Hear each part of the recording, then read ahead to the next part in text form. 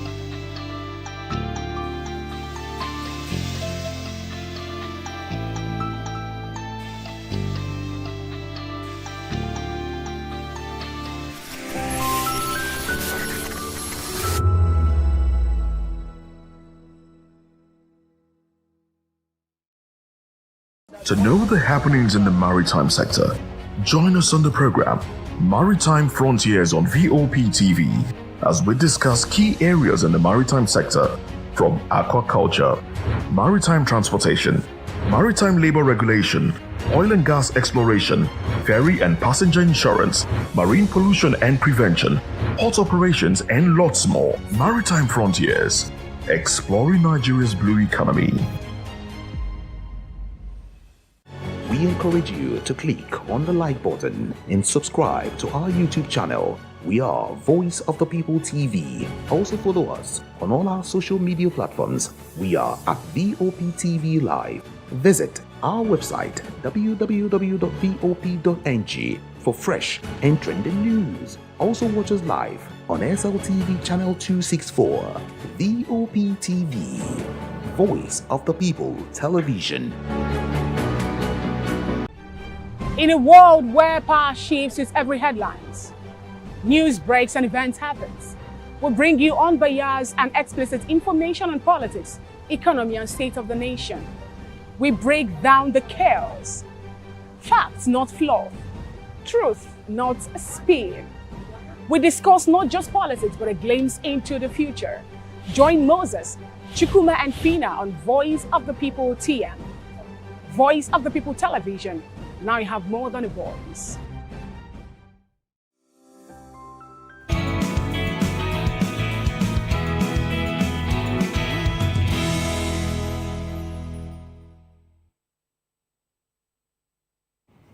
Compliments of the season to you. Welcome to VOP This Morning. I am Moses Humphrey. And of course, let's take you through our conversation for today before we get into some of the conversations that Nigerians are having.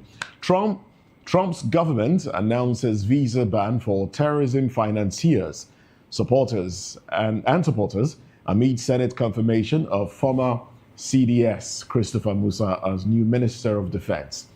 Senator Abdulaziz Yari claims Nigeria's presidency run from outside.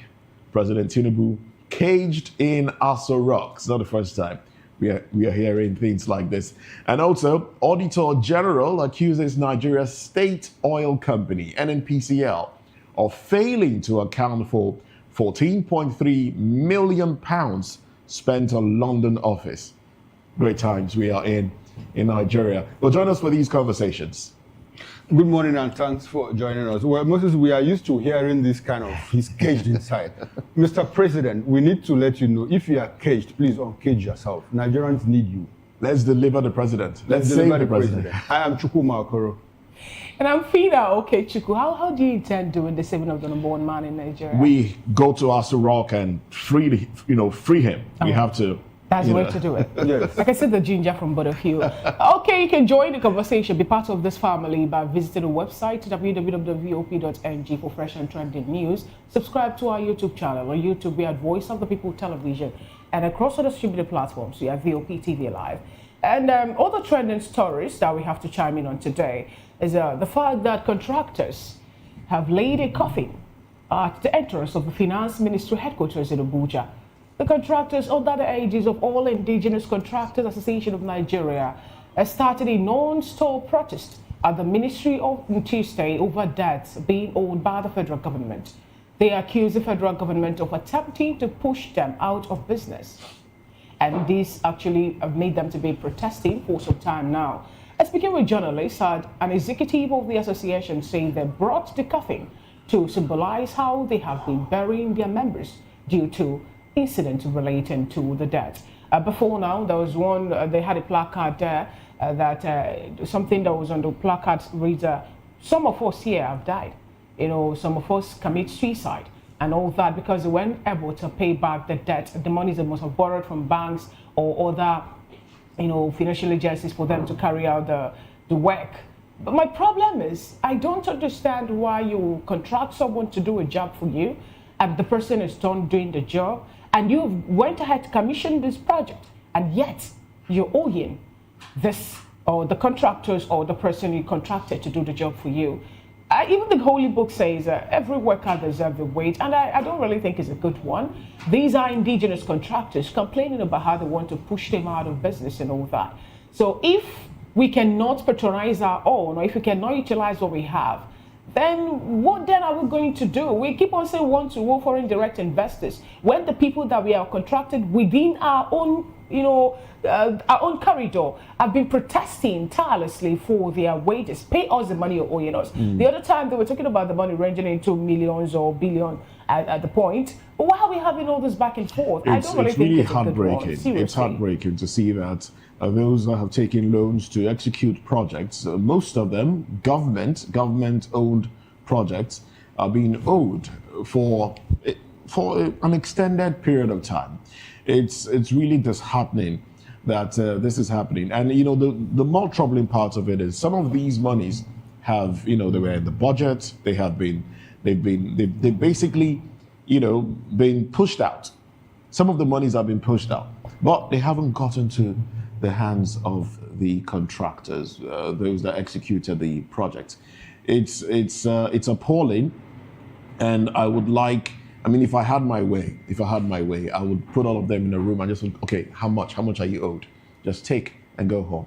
Because I mean, it's not funny that people get to lose their lives. I know an individual who took a loan from a bank and he almost died, not from illness, but from the thought that the bank was going to take everything he owned. In fact, they took almost everything he owned before. Some way, somehow, he was able to offset that loan. So you can imagine when you see people using roads that you borrowed money to fix, and then you're waiting for your balance, and it hasn't been paid. That alone can give one heart attack. You know the painful part more? Then the government officials will now use +2 of what these contractors are being owed to do the commissioning of the roads, putting the project on the cover page of the national dailies. More like calling all the media house to come and see this work were being done by me, and yet the contractors that executed the job are yet to receive their payment. You see, in all of this, I think what pains me most is that we have that picture, the video, the short clip that we saw. I saw a coffin there, white coffin, magnificent, placed in front of the Federal Ministry of Finance Incorporated of the Federal Republic of Nigeria. Because of what? Because contractors are owed. Now, that clip that you saw will go beyond Nigeria. It will go to Europe, it will go to the United States of America. Now, when somebody says Nigeria is a disgraced country, people say, oh, he has insulted Nigeria. Nigeria is a sovereign nation. Is that not disgrace? Is there anything worse than that we have done to ourselves? That we have done, you sign a contract with somebody. The person delivers on the job. You don't pay the person. Meanwhile, there was a report, an audit conducted by someone who was appointed a new managing director of NDDC at some point. And the forensic report showed that of 80% of the jobs awarded, 95% of them were awarded to members of the National Assembly, talking about senators and members of the House of Representatives. 85% of those jobs had been paid for upfront in full. Now, 95% of those jobs had not even started. What do you call that? Is that not disgrace? See, Moses said that if he had his way, he will assemble all of those people in one room and pay them off. Yes, we have individuals in Nigeria that can do that comfortably and they won't even know. But why should that person do it? Why should Moses do it, even if he has all the money? Government should take responsibility because they are the one that awarded those contracts. But I'm asking, why is it that these people can't go to court? Because if they go to court against the government, the case will be stalled for as long as the government stays on top of those funds. It's quite unfortunate. And honestly, I don't even know what else to say. There is no more disgrace than what we see. A coffin in front of the Federal Ministry of Finance Incorporated of the Federal Republic of Nigeria. The other time, it was policemen carrying placards. With placards. We have veterans in front of the Ministry of Finance, and after that, they go to the Ministry of Defense. Why? Because they are old. And we see our leaders live larger than life. And we keep quiet as a people. We have soldiers making videos online. There was one that made a video that trended yesterday talking about trying to tell new recruits that, look, let me inform you beforehand. This is what we are paid. Entry level, 104,000 naira. And then after 5 years, 112,000 naira. Can you imagine? And then after another 10 years, you now get 124,000. Even the feeding allowance and the fact that they will make it available. Grumbling allowance and the other things. I'm like, how will that even encourage anybody? And then you say, look, soldiers are abandoned, and you're saying, why would they do that? That they are not patriotic or what? We are not doing. Oh, goodness gracious. I mean, it's quite frustrating. I understand. It's quite frustrating. And see, we need a total overhaul. Yeah. In this country, and that should start from the leadership. That should start from the leadership. We need a total overhaul, because if we keep going like this, unfortunately, we keep getting worse. Instead of making improvements, we are going backwards. 1 step forward, like 10 steps backwards. It doesn't help us. It doesn't help anybody. Like I said, I have lived, by the grace of God, more than half of my life. I'm in my 50s, heading to 60, as a matter of fact. But I fear for my children. That is my concern. I fear for them, because I don't see any improvements. Anywhere you turn, there's a problem. You turn to the health sector, there's a problem. You turn to the education sector, there's a problem. Security is everywhere. Economy is in utter decline without any improvements and all of that. And we have people, we have judges, when they go on a conference, they sing on your mandate, you stand. You get into the National Assembly, the legislators are singing on your mandate. Which mandate are we talking about? Nigerians are dying in their numbers. I think we need to put that mandate off the rug. We need to tell ourselves the truth. We need to tell ourselves the truth on every level. You said something. You said when they say Nigeria is a disgraced country, we start to raise our noses and say, "Oh no, we are not. Don't say that. Nigeria is a sovereign nation." Blah blah blah blah blah blah blah. Somebody came out the other time and said, "Look, the mega city stinks." And they went hard on her. Why would you say that? Because you're go back outside to your state and. But truly, let's look around us. I was along the Egbeda road. That leads from Ikotun. The road that leads from Ikotun to Idimo over the weekend, and then there were heaps of refuse bags on the median. A lot of them on the median, long stretch. On the median. And then there was a group somewhere else trying to clear the drainage. But somewhere down the road, there was another individual pouring refuse into the drainage.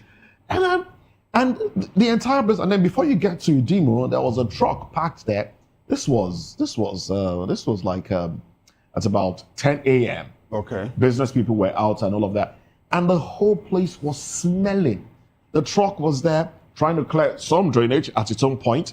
The entire place was smelling. And I just smiled to myself. I said, look, if somebody comes down and says, this place stinks, somebody else will get upset that you're telling the truth rather than try to fix it. The problem. And that's the problem we are having.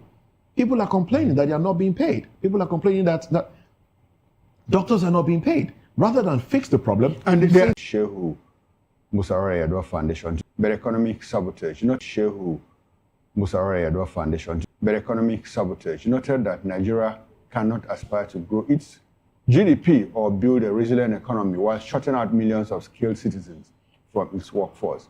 Well, he said that the House Committee on Disability Matters, chaired by Honorable Bashiru Dawudu, now has full legislative backing to demand recruitment records and ensure MDAs account for their compliance with the Discrimination Against Persons with Disabilities Prohibition Act enacted in 2018. Well, this is a good one. It's a policy statement. As usual, it's implementation that becomes the problem.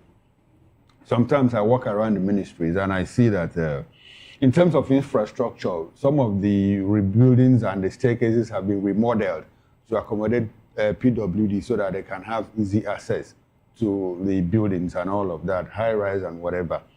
But the question remains, how many PWDs do we have in those ministries? 5%, good case. But like I said, the problem will be implementation. Are we able to see through or push through all of these legislations? The laws are there. Very fantastic laws. Nigerians have the best brains from in any aspect, of our national life. We have very intelligent people that can churn out the best of policies. But our problem has to do with implementations.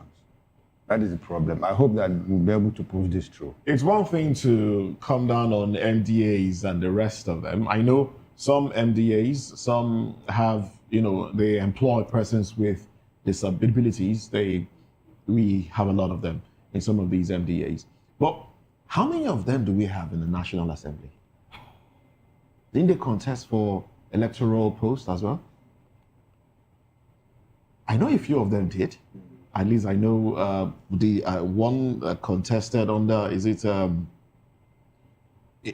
ADA, one of those parties? Well, how many of them? When you look at the National Assembly, how many persons with disabilities do we have right there? Charity, they say, begins from home. So we should start seeing some sort of preference. The same way we are clamoring for reserved seats for the women.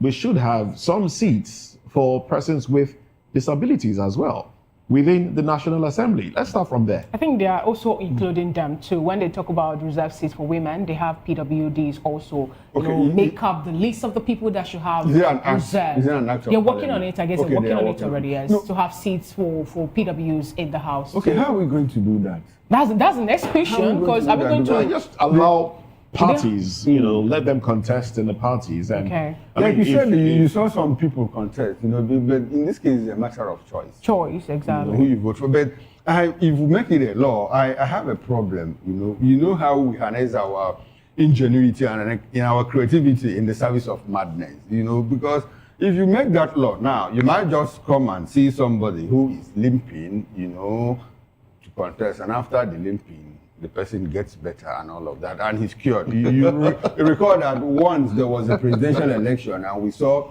He's not a person with disability. No, I'm not just saying the person is disabled, but we have a way of playing tricks on ourselves, and suddenly after the elections, and we don't see the stammering, the stuttering, and all of that. Nigerians, we harness our creativity, ingenuity in the service of madness. So are you sure that we won't get in that direction? I think the first thing the government needs to do... I'm not saying anything. The first thing the government needs to do first is to have a community.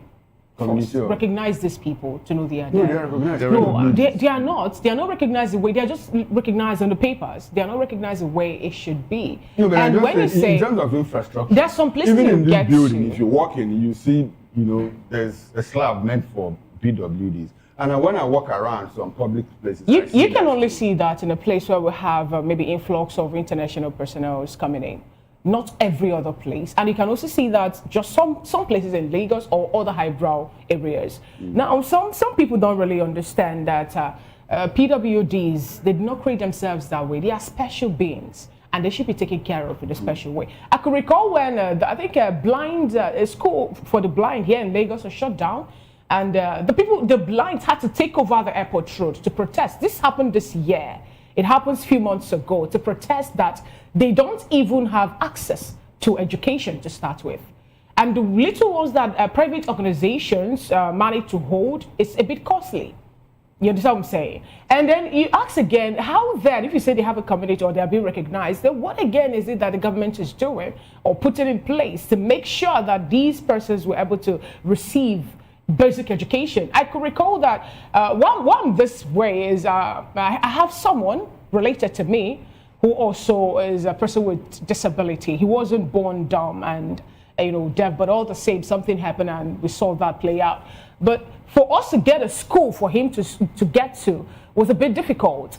Now, we had to move him, someone have not been separated from the family, we had to move him from where the family resides to another state entirely, because that's the only place we could get a school that he will be enrolled and get the basic education before we start looking at vocation and every other thing he can do. So the government, first of all, not just put it down in papers and say because you are invited to go talk to them when they are having the annual recognition of people with disability, to promise them and say we're going to make sure we have a policy where we have 5% of the people with disabilities being allowed to get their employment quota. This act have been there since 2018. Why is it that in 2025 is when you're still just giving the reassurance? We would have seen this play out all this while. not suddenly. 2018, I think how many years down the line, you're still making more like an appeal or trying to tell people that, okay, we're working on it to have to do it and this and that. It doesn't really speak well of the government. We should stop being reactionary. We should start doing things the way it's supposed to be. That is all I can tell you. Next year, another spokesperson will still go again to that forum and still tell them, we are already working on the National Assembly for the 5% quota to be delivered and all. It doesn't work that way. Nigeria is work in progress. We're always working on it. For how long? Just 65 years. Just like every other nation. 65 years. We are evolving as a people. Anyway, let's move away from that. Moses? Yes, let's move away from that. Let's go to Edo State, where the State House of Assembly has summoned the lawmaker representing Ego constituency, Senator Natasha Osawaru Idibia, to explain what members describe as behavior capable of embarrassing the House. Now, the summon was issued during plenary after videos of the legislator, who's married to musician Innocent Idibia, popularly known as Tubaba, went online, spread online actually. And according to the speaker, Blessing Agbebaku, the lawmaker must appear before the House Committee on Ethics and Privileges within 1 week to respond to the allegation of misconduct linked to her recent action. Agbebaku said the Assembly could not pretend that the issue had not affected the public perception of the House, stressing that lawmakers must carry themselves with dignity at all times. Yes, I think we had this conversation. It was an aside yesterday when we had this conversation around Natasha Idibia, as it is. I don't even know if they are officially married, because we are having. They did traditional marriage. Yeah, no, right. but she's answering Idibia. Yeah, they had their traditional marriage. No problem. We are having reports that they are not officially married. Which one is officially? A lot of things. I don't know. Is it a court wedding? Do they have It's not up to me to say. No, but they did a traditional wedding. I'm just saying too, Okay. that I hear that they're not officially married. But whatever the case may be, her actions in the UK, the shouting spree that led to the arrest. It's unfortunate. It's unfortunate that the young man, the music legend, Tuaba, was arrested in the UK in handcuffs for engaging in an argument with his wife. And, I said to myself, I mean, even if the fact that she allowed him to be taken away just does it for me. I mean, if I'm to give my opinion on this, which you are giving now, which I'm giving, yeah, it wasn't sought for, but it's that does it. I mean, you would arrest your husband for what? You guys had a disagreement, and in fact, the voice that could be heard there was hers in the video. The voice that could be heard was hers, and that. Is that how lawmakers act? A lot of people are saying, look, this points back to the House of Assembly, where she's a representative, and a lot more. She should be called to answer questions. But the young man has come out to say, look, ceasefire, in his own words, ceasefire. Don't go too hard on Natasha. I was hoping he would say, don't go too hard on my wife, but he said, I mean, I'm just being corny. You're just being mischievous. It's a good thing that the Edo House of Assembly, has someone had to come and offer explanations based on her behavior, not based on her relationship with her husband, on her behavior as a legislator. But away from that, I personally, I'm asking. This is family business to start with. No, it's not family business. She's a public figure. Who called Ned Nwoko to the National Assembly to talk about him and his wife and back and forth they've been having? I mean, it was up to the Senate to do that. So why didn't they call him if that is up to the Senate to do it? Edo State, that's what I'm saying. They choose not to. Now, the Edo House of Assembly has acted responsibly, by doing that. Because she put the image of the House as a legislator. She put the image of her, the people that she represents, in bad light. But my take on it is that, I mean, this is a red flag. This is a marriage that is not quite 2 years. It's up to 1 year. It's just about 1 year, and we are seeing all this kind of thing. In the UK, that goes to tell you what a lot of women, what a lot of our men pass through in places like UK, US, Canada, where it's more like a woman's world, you know. And when they're having problems in Nigeria here, and we didn't see all of that. So imagine if they were living in the UK. This is the kind of person that will send a husband out from the house at night. Yeah. But like I said, my concern is the fact that she acted irresponsibly as a legislator. And I like the fact that Edo House of Assembly has summoned her. If Edo House of Assembly, for me, when if Edo House of Assembly has when Elisha Abbo went into a toy store, Yeah. a pawn store, and slapped someone, didn't they call him to the assembly? They did. They set up an ethics, and you know, he was called to answer questions. So it's basically the same thing. Now, you say it is basically the same thing. And I ask again, and I will still repeat my question. Who called Senator Nwoko to order over the family of the... No, because that is what we're looking at here. We're looking at violence that happens between husband and wife. I'm not supporting anything about this. I'm very, very upset to see that among all the issues... Ned and Regina, all the issues we... Yes, there was. Was there violence? Did you see who that? posted the videos of destructed properties and everything? Did you see that? You don't say it's that violence. Okay, at what point... It's funny how we wake up and cherry pick what we call violence. No, it's not a matter of cherry picking. Who destroyed properties? Who posted videos of destruction of properties? Who posted videos of someone that was bleeding? Did you hear the man's voice? Did you hear the Who posted a video of someone that was being manhandled, that was being beaten? Who is coming out on national television to talk? That almost ended in a fist call. In this particular case, we saw the video. We saw the video also being made on the. I'm not going to talk about that right now, because I believe that National Assembly or Nigerian Assembly or lawmakers in this country will have pressing things bothering us. And then you're bringing someone's family matter to say, let's discuss it. If the marriage is not working, it's the state assembly. But now, it is not a family matter. It's a family matter. No, the woman there is a legislator representing people. Okay. So he's talking about the men who indirectly or directly are also maltreating or having things to do. Okay, because yes, I'm not coming up. Maybe just an example of a man who. Or is it because it was being suppressed? We have better things to talk about, please. I believe. I just gave you an example of Elisha Abbo and how the ethics and the committee called him. The only thing I can say here is when there's a fallout, people think of how to pick on the weaker person actually to work on. For me, so in this case, the weaker person? It's what you want for. A man is in handcuffs, so who's the weaker person? Now, the thing is, Chikuma, you must always say something. To say, before a video will come out, something must have transpired. Okay. Nobody is a mad person and to then there was another video where he came online, and we heard that she slapped the phone off his hand. You heard? We saw. Didn't you watch the video? You saw. The video was blood. Ladies and gentlemen, and at the end of the day, they continue with their because I'm not being anything, but I think we need to. I'm not a feminist. I don't like. No, I'm not. I'm not a feminist. I'm not a feminist. I don't like when things are not the way it's supposed to be. I never supported what's it called, Natasha Sawaru for her attitude or her actions. Okay. I never did.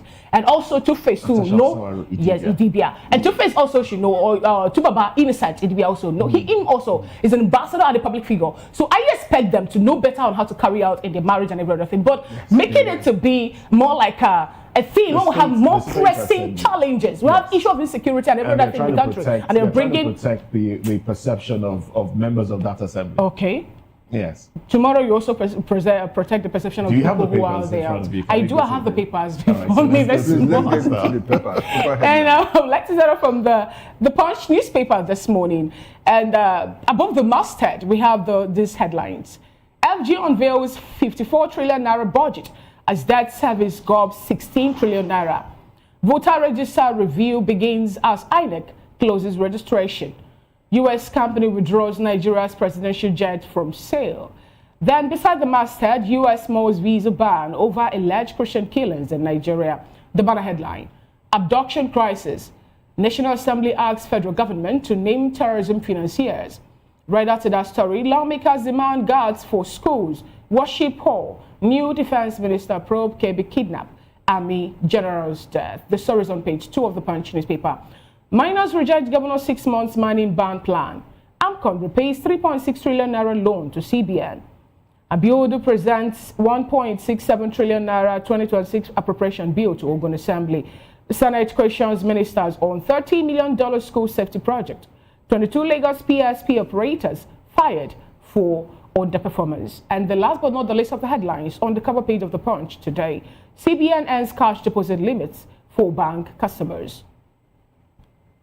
All right, those are the stories you find on the cover page of the Punch newspaper today. And I guess that's how far we can go on the newspaper review. But do well to join Chikum and Moses for the newspaper analysis proper on top of the hour, 10 a.m. here on Voice of the People television. We'll go on a quick break. And when we come back, we'll look into the first topic of conversation. Trump government announces visa ban for terrorism financiers, supporters amid Senate. Also, we have the Senate confirming the former CDS Christopher Musa as the new Minister of Defense. Do well to stay with us.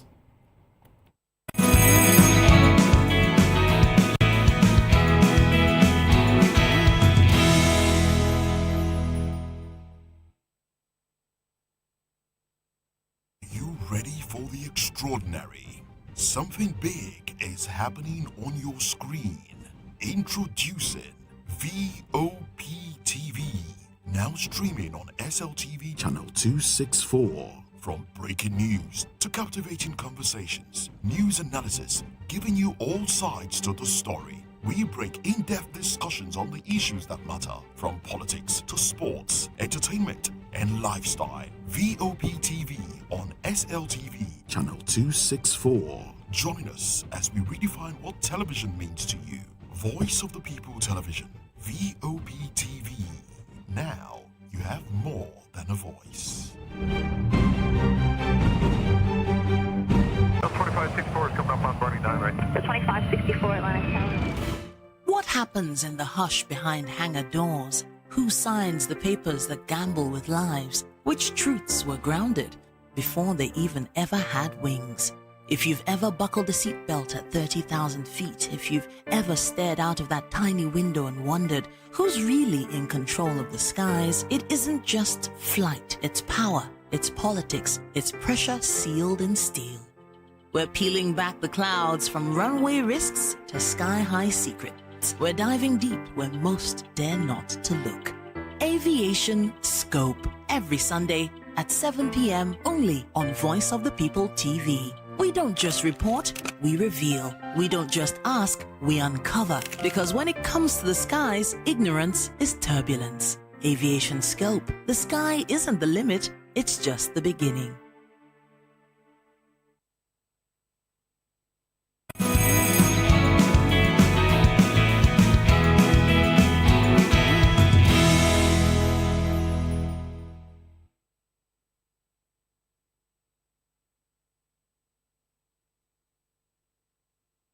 Well, thanks for joining us. Now, the administration of President Donald Trump has announced visa restrictions targeting Nigerians involved in funding or supporting genocide against Christians in Nigeria. United States Secretary of State Marco Rubio made the announcement in a post on his official X account on Wednesday. And according to the post, the visa policy applies to Nigeria, as well as other governments or individuals implicated in the alleged massacre of Nigerian Christians. Now, he wrote, the United States is taking decisive action in response to the atrocities and violence against Christians in Nigeria and around the world. The State Department will restrict U.S. visas for those who knowingly direct, authorize, fund, support, or carry out violations of religious freedom. This visa policy applies to Nigeria and other governments or individuals that persecute people for their religious beliefs. The Nigerian government has, however, denied that any genocide against Nigerian Christians is ongoing. Meanwhile, the Senate on Wednesday confirmed the nomination of General Christopher Gwabin Musa, the immediate past Chief of Defense Staff, as Minister of Defense, following a rigorous screening in which he presented what lawmakers described as one of the most comprehensive security reform plans seen in recent years. Nominated by President Bola Ahmed Tinubu, General Musa told senators that Nigeria has reached a critical juncture in its fight against terrorism, banditry, kidnapping, and violent crimes. He emphasized the need for a bold, intelligence-driven, and community-rooted security strategy, warning that piecemeal or reactive measures would no longer suffice. Oh well.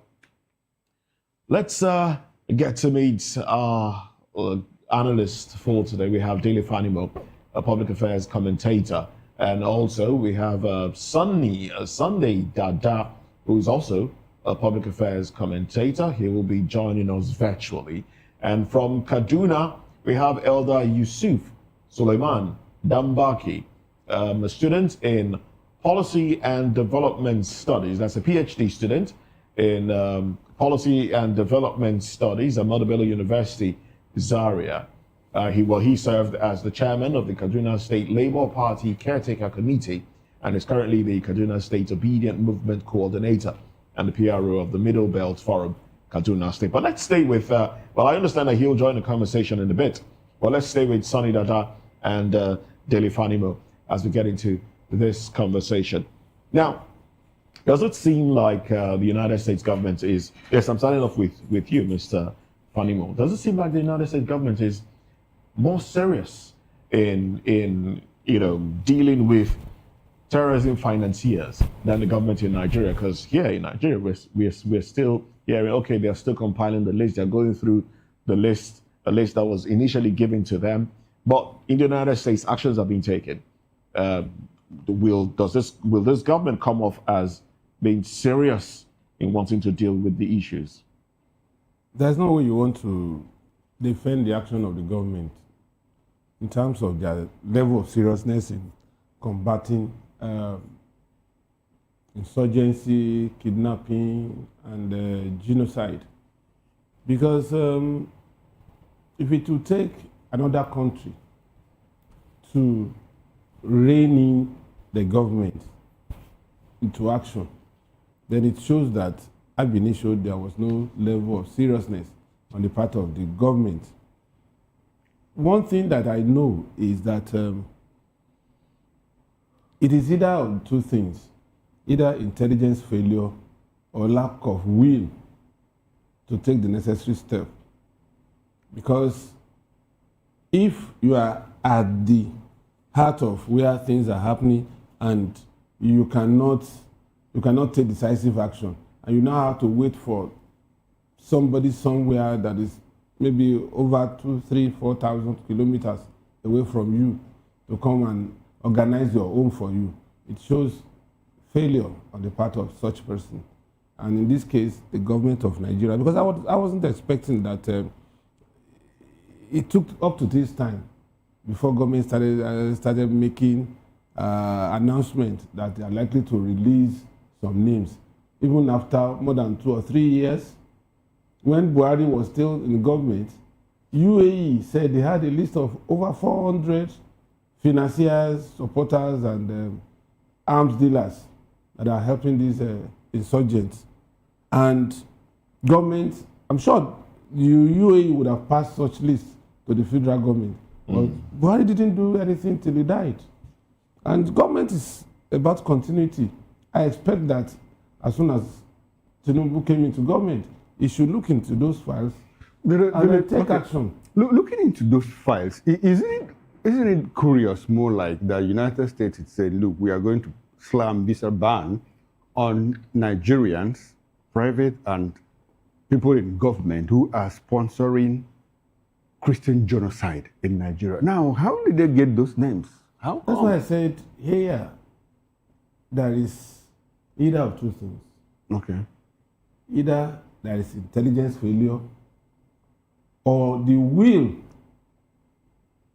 to act on intelligence failure that is there.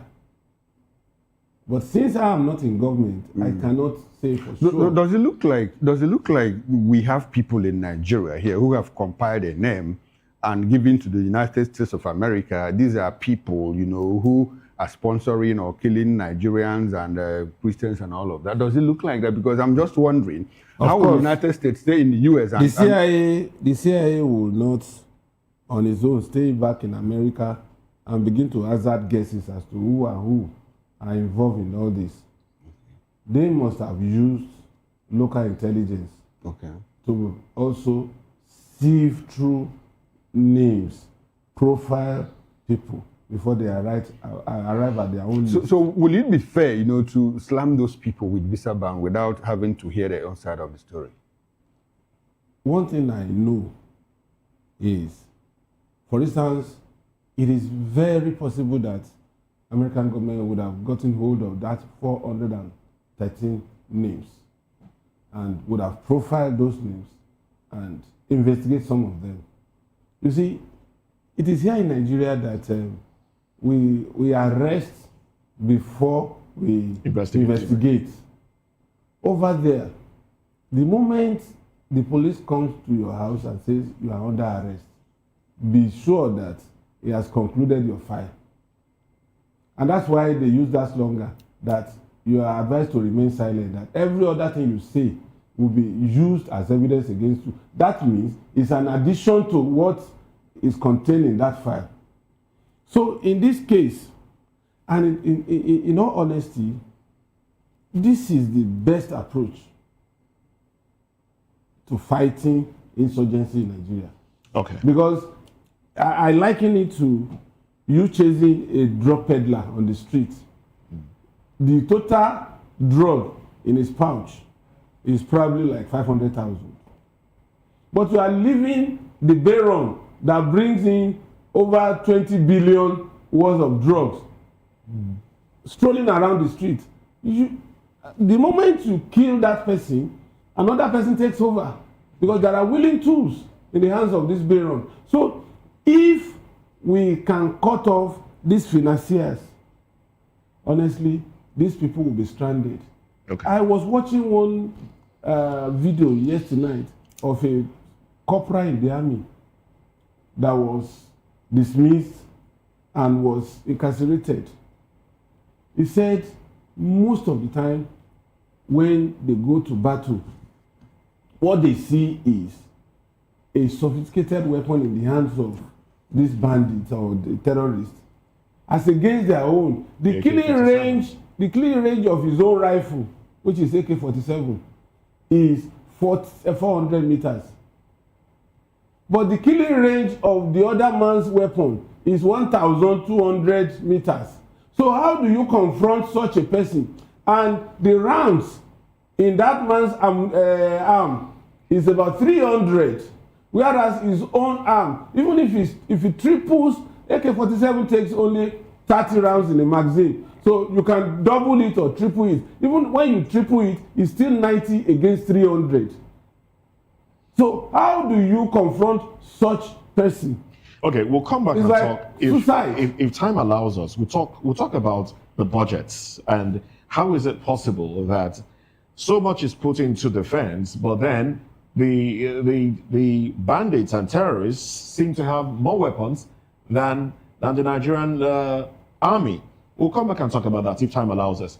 Let's go to Port Harcourt, where we're being joined by Sonny Dada. Good morning to you.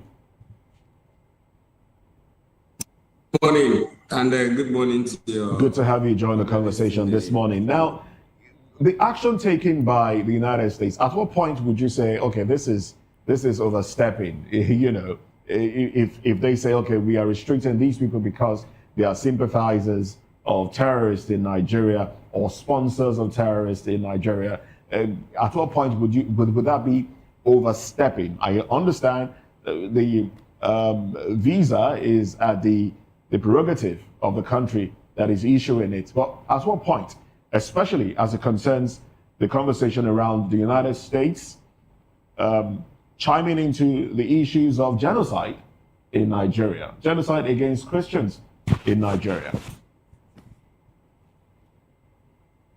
Well, I think we have gone beyond discussions around genocide against Christians in Nigeria. Now we're now at the level of discussing a global response to terrorism in the country. One thing you should know is that terrorism is a global issue, and so any country that is not a terrorism financier is obligated, to give the kind of response that we are seeing coming from the United States government. So we want to commend them. So it is not an overstep, or it is not overstepping their bounds or an interference with the affairs, of Nigeria, but rather their own global responsibility. The United States acts as the policeman of the world, so it is within, their responsibility to act, against terrorism financiers, because a terrorism financier in Nigeria today could potentially become a terrorism financier in the US or in any other part of the world. But I still see their response as a cosmetic response, just like, Nigeria. I don't think that a visa ban will do any serious damage or will deter these terrorism financiers.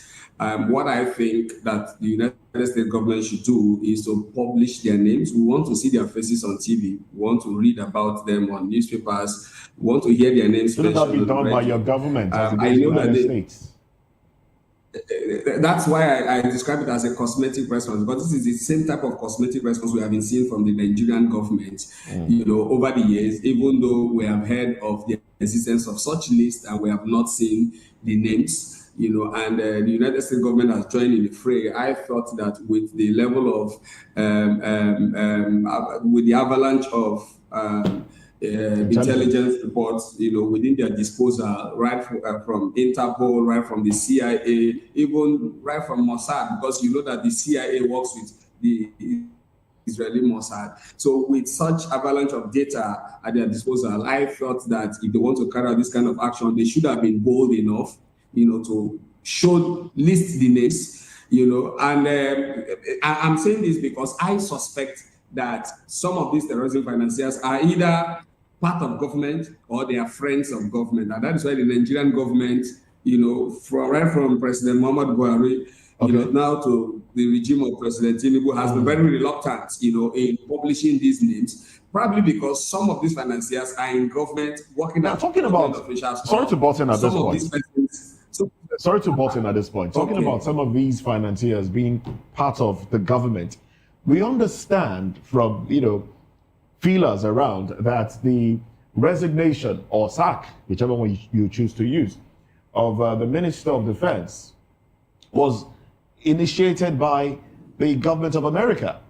We understand that there was pressure on the government in Nigeria here to lay him off and then appoint somebody else.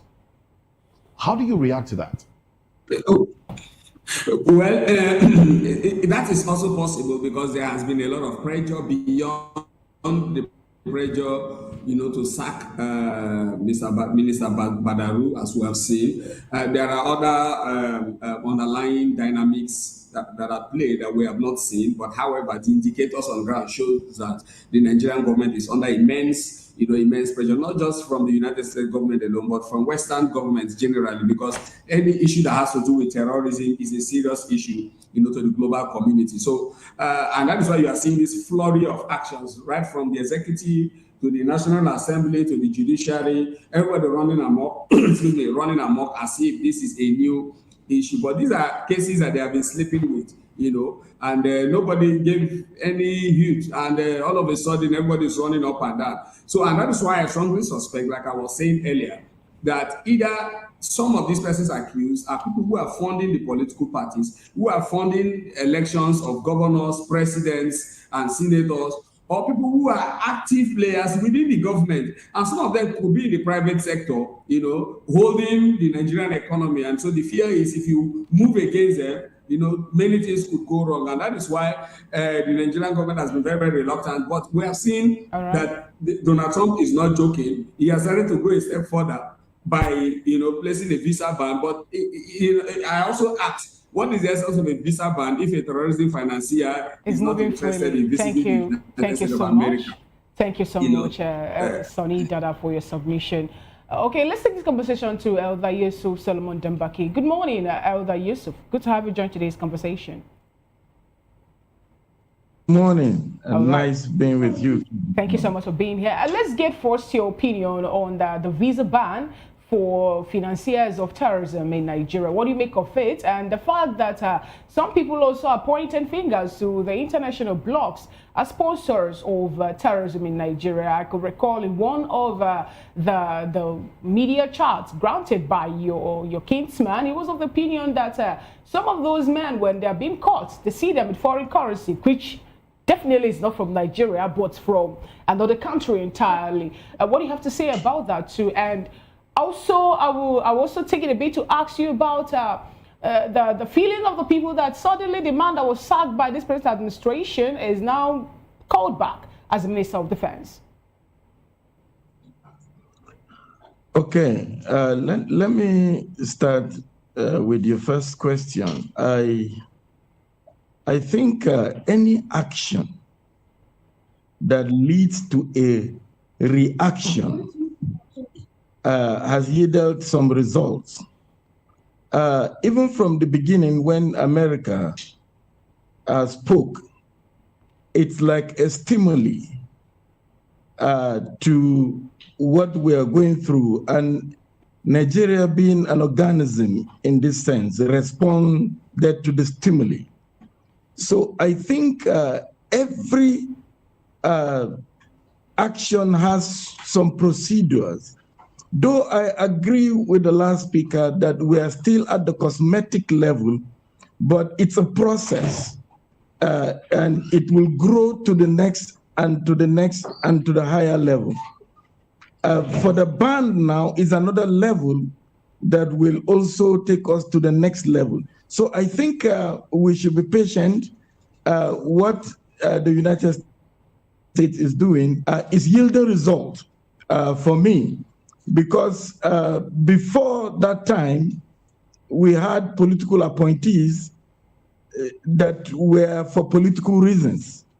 But we're beginning to see now, with the appointment of the former CDS as the chief of the Minister of Defense, as now everybody knows that this is not just for political compensation.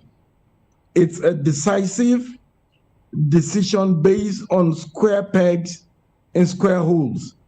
So I think this administration is responding to that. And then the ban sincerely is going to also take us to another level of action that will help put them to check. Yes, we are going to get to that level where their names will be published, but we have to enjoy the process of every stage and the results that comes with it. So I think we eventually get there.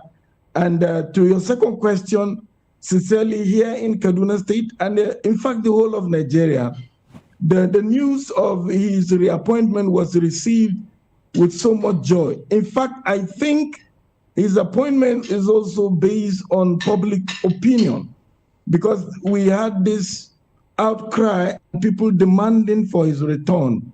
And like one of the senators will say, that even before their screening, Nigeria have screened him and found him fit for the job. When you say people are clamoring for his return, recall that General Christopher Musa retired was of the opinion that the non-kinetic approach and measure which Nigerian government, over the year have been using for the terrorists is a no-no for him. He is of the opinion that we should go all out and bombard them and kill them when necessary, that we shouldn't find a way to go for piecemeal and think of rehabilitating them and all of that. A call or a move, which some persons also, especially those in North, still frown at, saying, recall the statement made by even the former governor of your state and other persons in the, within that region about how attack on Boko Haram members or insurgent group happens to be attack on the North and all that. What do you make of it?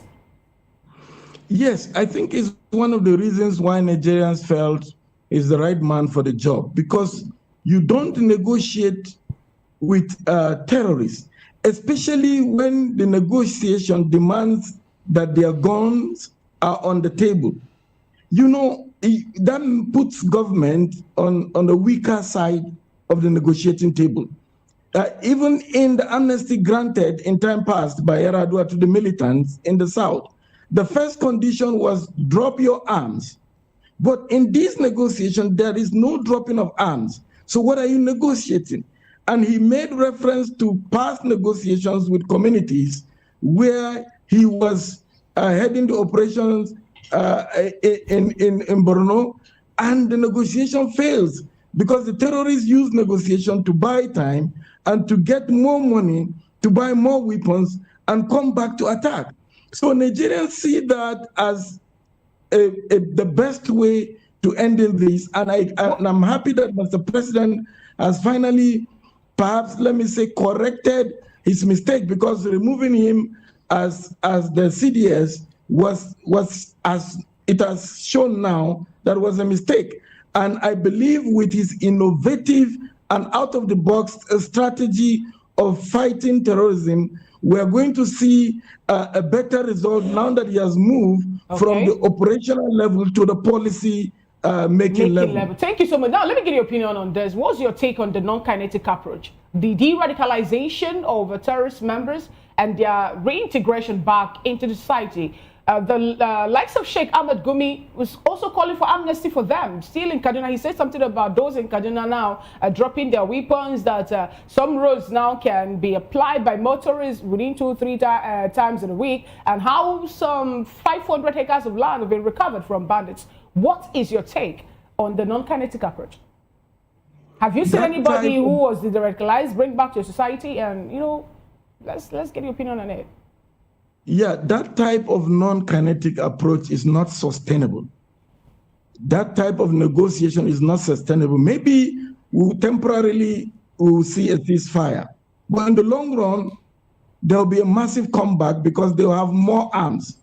And in addition to dealing with sponsors, I think we have to get to the level where we'll be dealing with sympathizers. Sympathizers do more harm, or rather of almost the same harm with the sponsors. Sheikh Gumi fall in the category of sympathizers. He is not looking at the fact that these people, though from the Islam as a religion, but the killing does not really represent Islam. Because when you keep identifying with them, people get confused as to who is who. Okay. Because they are not true Muslims. They don't even pray. All right. So you can't put them in the category of Muslims. We live with Muslims that are not like that. So it's a wrong impression. Sympathizers are not helping matters. Sympathizers are also a problem. Now, Mr. Dambaki, let me stay with you.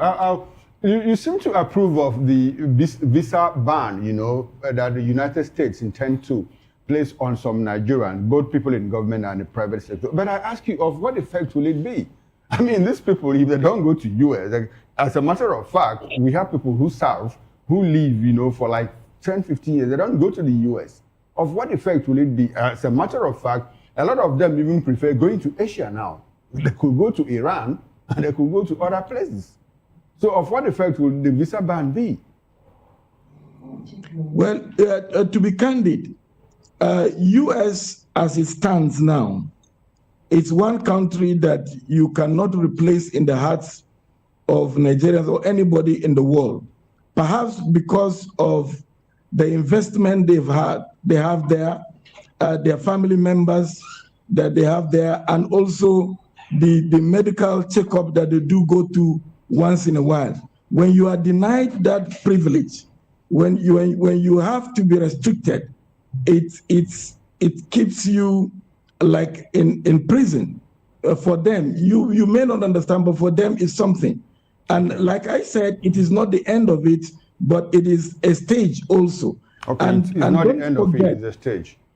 All right, thank you, Mr. Dambaki. We'll come back to it in the course of the conversation. I'd like to go back to Mr. Sonny Dada. Mr. Sonny Dada, you are saying that, look, the visa ban is not going to work anything because that we need to step forward and release the names of those people, you know, so that we'll see them in Nigeria. But let's come back to Nigeria.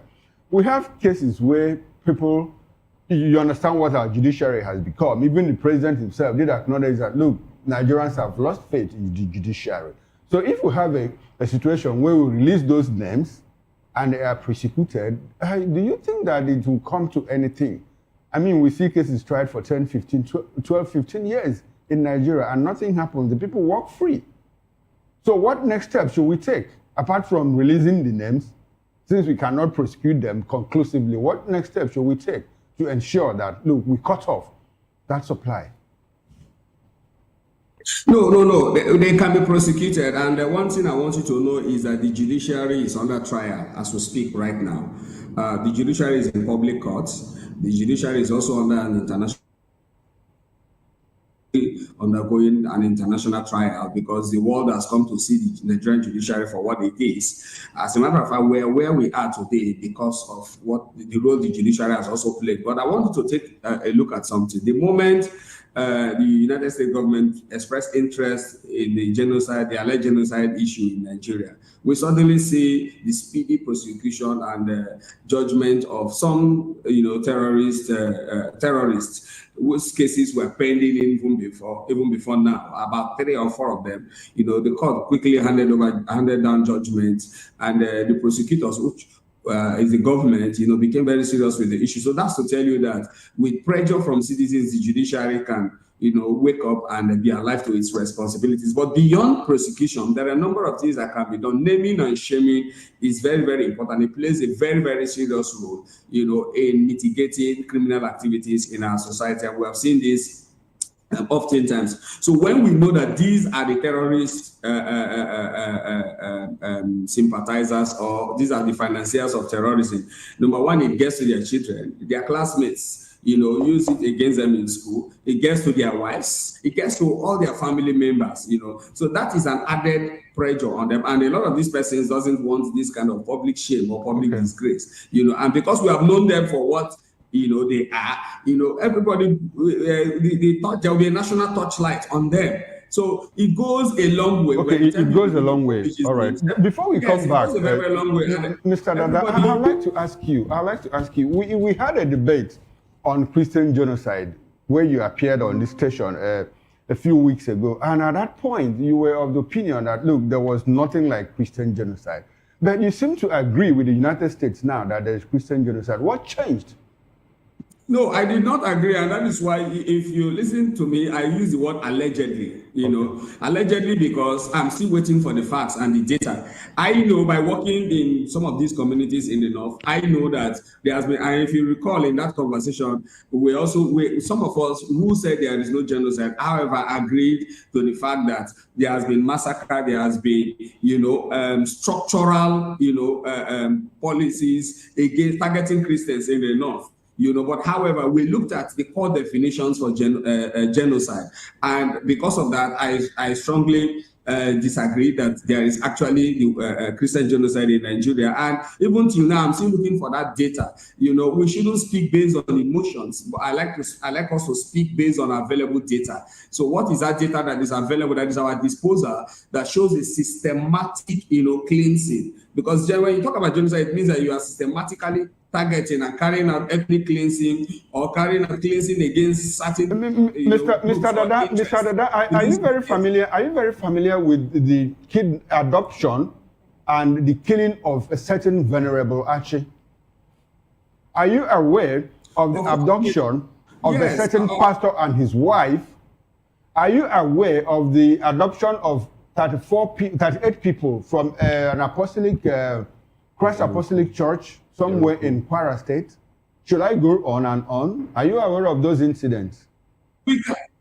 Yes, I'm aware, and we can go on. Okay, so doesn't that amount to genocide? No, I'm coming. What you also did not mention is also the kidnapping of 2 children in Kebbi State, who are all Muslims. When that incident happened, I was worried. I said, this may add fuel to Donald Trump, because I thought that those children may have come from Christian background, but only for us to realize that they are also Muslims. But this is not to hold brief for those who are perpetrating these killings. But what I'm saying is that as a country, we are all in this country. We know what happens even down southeast. Okay. We know what happens in other parts of the country. Mr. Dada, we are running out of time.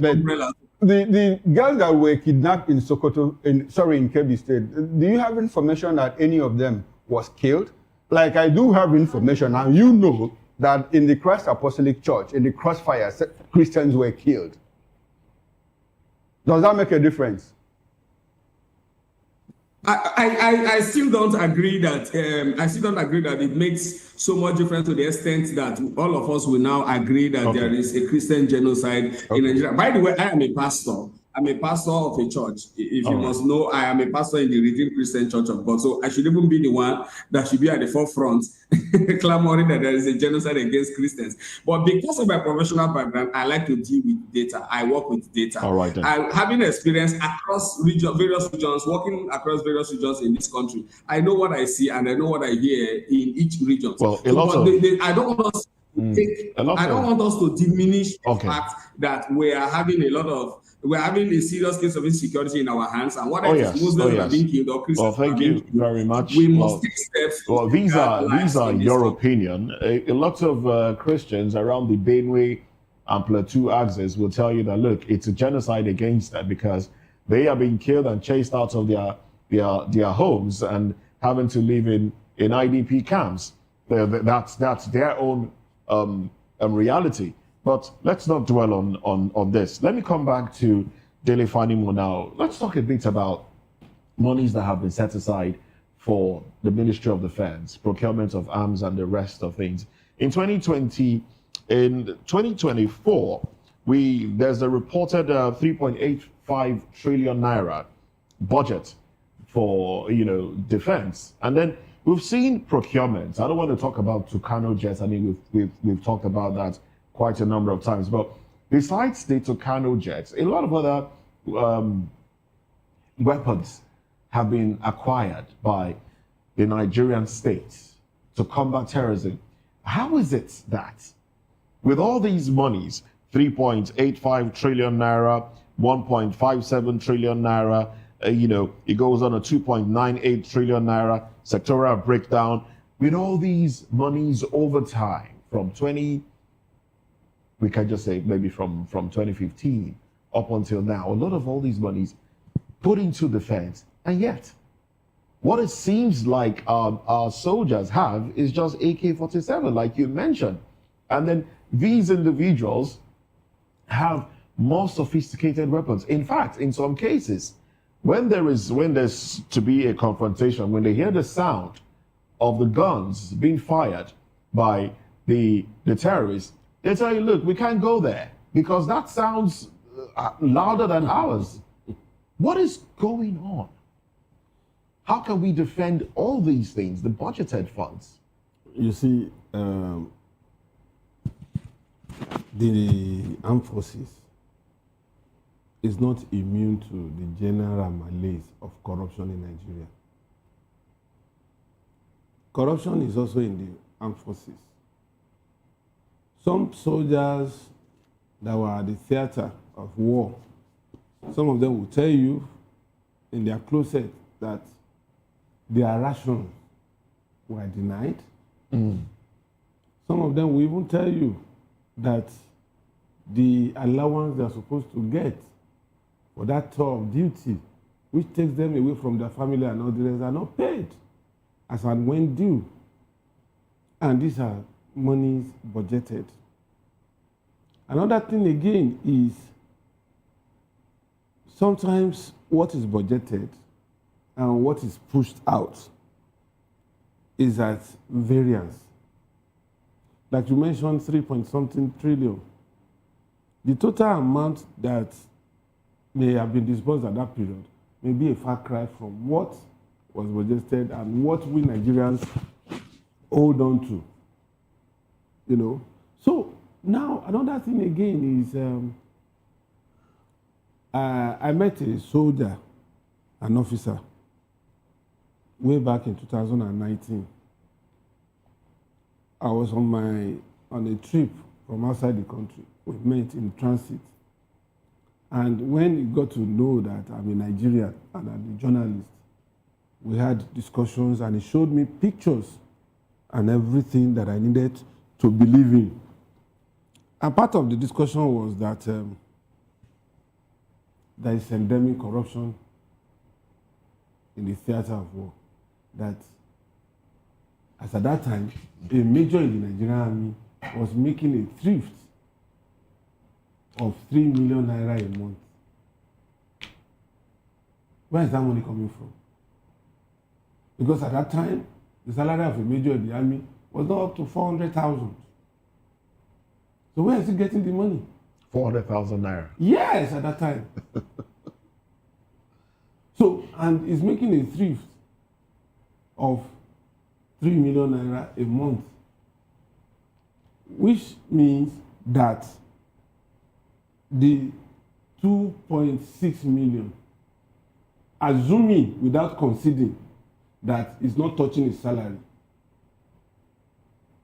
where is he getting the 2.6 million naira monthly to show up the balance of 2.6 to make it 3 million naira every month?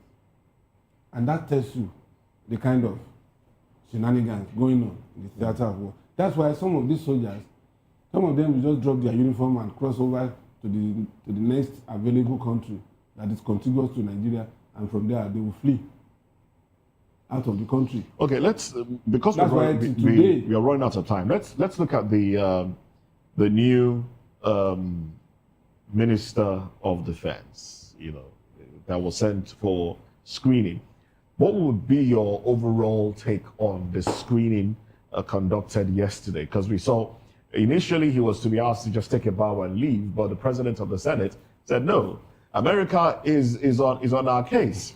we need to ask him questions. How does he intend to combat the current insecurity in Nigeria? And how would you react to Christopher Musa as a possible Minister of Defense? Christopher Musa was not, he was not allowed to tell us the full story of his. You see, that's why sometimes I look at the Senate. What is really the composition of this Senate? That they cannot ask critical questions. Somebody who was like a coordinating boss of the service chiefs, as CDS, Chief of Defense Staff, he superintends over the Chief of Army Staff, Chief of Naval Staff, and Chief of Air Staff. And we couldn't ask him critical questions as at the time he was CDS, what did he do differently from his predecessors, the Rabos of this world? And he's coming back as Minister of Defense, a notch higher. Now he's holding political reign, along with his experience as a soldier. We should ask him, what was he not able to do when he was CDS that is now coming as a political actor, as Minister of Defense, that he wants to do, that will also assist us in reducing this insurgency? Nobody asked that question. Must we wait until America begins to breathe down our neck before we take the decisive step we needed to take? Okay, what about those people that have died in this process in the last 15 years? Are they not supposed to account for them? It's a real shame. Somebody was asking me yesterday that shouldn't that be a badge on Akpabio? What badge? What badge? I don't see any badge in that, honestly. All right then. Okay, well, gentlemen, I would like for you to stay with us. I understand that Elder Yusuf Dambaki will leave this conversation. We appreciate you for your contribution to the program. Thank you very much for joining. And we'd like Delifani Mo and Sani Dada to stay with us as we get into another conversation. Senator Abdulaziz Yari has alleged that the presidency is being run from outside and that President Tinubu is caged, and I say that again, caged in Aso Rock. Well, let's x-ray this statement when we come back.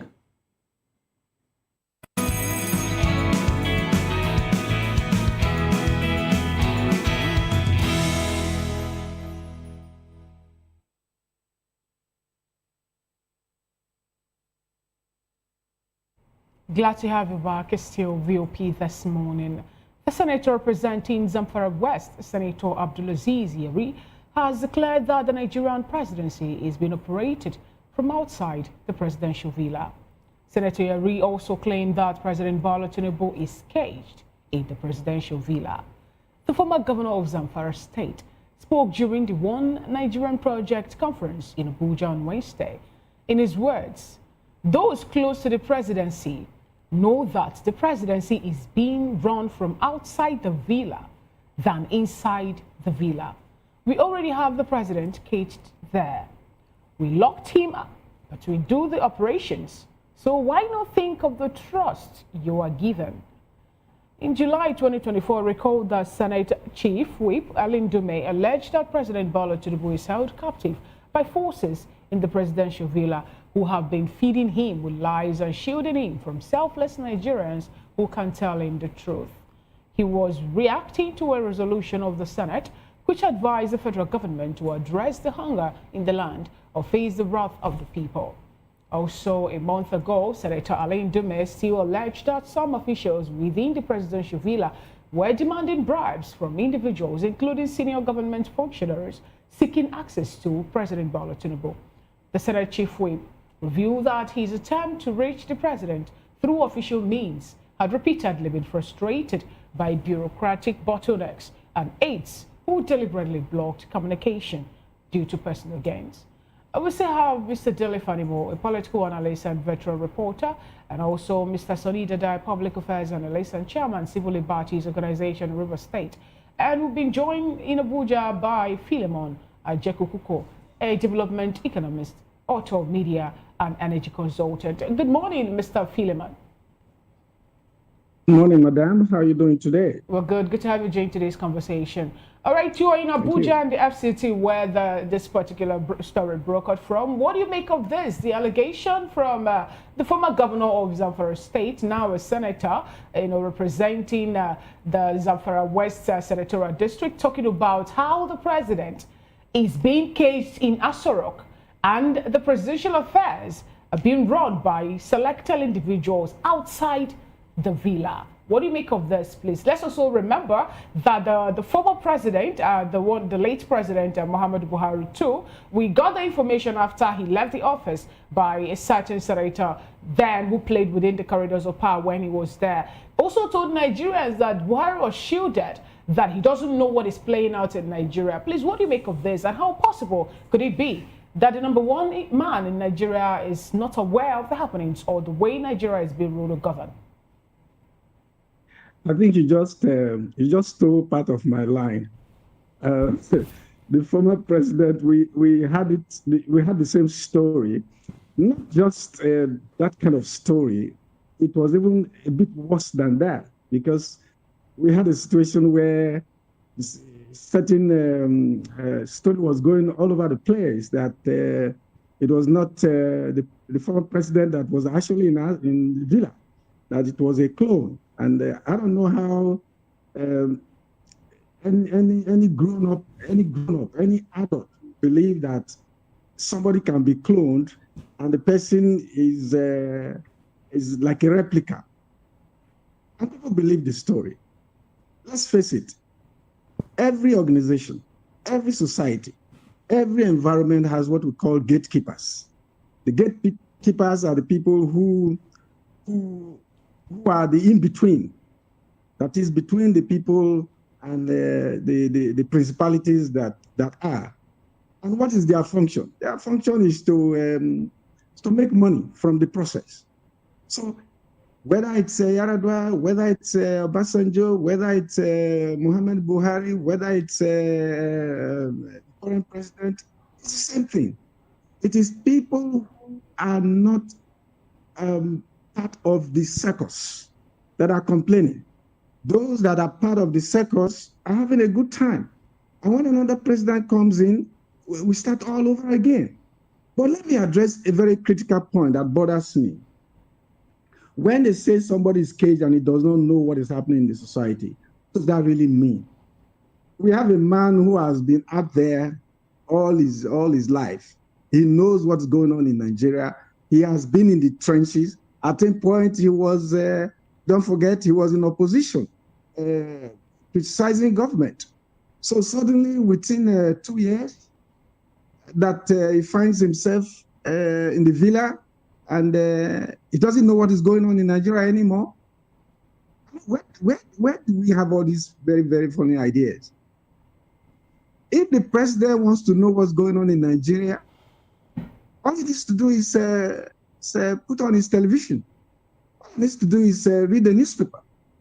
So I don't believe, and I have never ever believed, that there's anybody in the villa who does not know what is going on in society.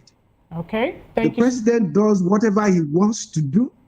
People in government do whatever pleases them.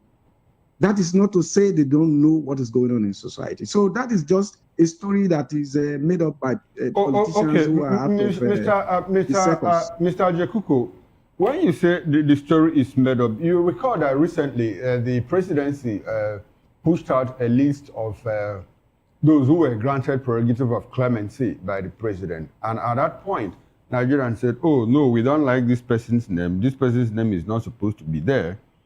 And Police Service Commission said, no, this is not the list that we pushed out. NDLEA said, no, some names were smuggled into that list because this is not the recommendations that we made. And at that point, we saw the presidency make a recant. They said, oh, sorry. And they came up with a fresh list. Does that lend credence to the fact that the president might be caged because he didn't see that list and signed off on it? What I'm saying is this, and I want you to get me very clear. It is not that we don't have, I'm not saying the story is false. I'm not saying that. I once, popular minister of petroleum resources, Minister of State for Petroleum Resources, who could not get access to President Muhammad Buhari because the then chief executive of NNPC wasn't in good terms with him, and that guy blocked the minister's access, and the minister was supposed to be his boss. So what I'm saying is that when you say that somebody is completely oblivious of what's going on outside, that is not correct. You can let me try to put it in a way that you must take responsibility as a chief executive of a company, as a chief executive of a country. It is your responsibility to know what it is going on, and it's a question of choice. So what is happening is a matter of choice. It is not a question of, oh, once you get in there, somebody brings a key, locks you in a room like you have been kidnapped, and so you can't have access to anything. No, that's not correct. Thank you so much, Mr. Philemon. But for instance, is fed, the president of this country is fed with intelligence report every day. In the words of the Senate Chief Whip, Alain Dube, he said that he's been blocked from getting the truth, the reality of what is happening in Nigeria. And some persons who block these people who have good intentions to tell the president the truth are feeding him with so much lies and any other thing, which most times or sometimes, like my colleague in the studio pointed out, we've seen played out. But let's take the conversation to Mr. Sonny Dada. Let's get your opinion on this, please. What do you make of this, will I say allegation or revelation made by two senators now? We're having Ali Ndume and Senator Yeri talking about how the president is being shielded from the reality of events playing out in Nigeria by some persons who think that they know better. And also, what do you make of the fact that people need to pay bribe, more like cash me to exchange hands before well-meaning Nigerians can see the president, even the senior functionaries here, or senior government functionaries in Nigeria? Well, I'm surprised that we're even giving attention to such statements. That's because it is not new within our political space. These are, even at state level, we hear these things, and sometimes we also see, but that does not necessarily mean that the president or the governor is aware that his handlers or his officials, are collecting bribe from certain persons, But what I want us to rather look at, focus on, is the outcomes of governance. Whether the president is caged or whether he's seen people or not, what are the outcomes from the governance he has offered to Nigeria. Now, we should understand that in democracy, the governor has network of advisors, cabinet members, certain individuals that he usually surround himself with, which has been described as gatekeepers. And most times he will rely on advice from these persons, and these people also serve as, very important, buffers to ensure that every Tom, Dick, and Harry doesn't just come into Aso Rock for every flimsy excuse and demand that you want to see the president. The president is a president for over 200 million Nigerians, and you must not, at every slightest excuse, carry your file and run to the Aso Rock that you want to go and see him, and all of that. And again, we must also separate talks like this, statements like this, from political rhetoric. Sometimes statements like this are usually informed by party tensions, maybe certain person falling out with the presidency and all of that, and you begin to hear all manner of statements like that. And that is why I would rather focus on the outcomes of governance. That is how I will be able to measure or gauge to know whether the president has been caged or not. Before now, when Ndume made this statement last year, I gave it a serious attention. I was worried because then there was so much lull in governance. Things were neither here nor there. But right now we are seeing steam in governance. Suddenly we are seeing the presidency biting, reacting to insecurity. We are seeing food prices dropping and many other things, even though there is still so much to be done. So with these things, it is difficult to believe what Senator Yari has said. Or maybe one or two persons may have, demanded for one or two things from him, but that does not mean that they should now use that as a blanket, statement over the presidency. And again, we should also understand that for you to see the president, you have to go through the chief of staff. And so if you don't get that clearance, most times it is difficult to see the president, no matter how connected you are. So I don't know the channels, that Senator Yari tried to, use to see the president, or Senator Ndume. Okay. As a matter of fact, if you listen to that statement, Yari himself said he was with the president the previous night. If you read that statement, he said he was with the president the previous night, and he told the president that if he had time, he should watch what they were going to do the following day. So how did he get to the president? I think the president is caged, and if there are so much buffer zones around the president to the extent that it is difficult for him. Some will also ask, where was the meeting? Some person will also still ask you, where was the meeting and all that. But now let's bring the conversation to the studio. We'll have Mr. Dele Fanimo. Mr. Dele Fanimo, we're looking at information being made by two senators. Ali Dume is not a one-time person in the Senate House. He's been there for some time now. And then he's coming up with this allegation that people are collecting bribe before we can see, or they can see, the president, or even top senior functionaries of the government can have access to the president. What do you have to say about that? And what does this really portend for Nigerian government? Well, collecting money to see the president is not a new thing. Is that morally justified? I said it's not a new thing. You have not allowed me to land on my thoughts. Because it's more like there was a particular president in this country that, if you are seeing him for business, is the first lady that will collect $50,000. The president himself. The first lady to the president will be the one to collect the money in this country. Alleged or confirmed? Allegedly. Okay.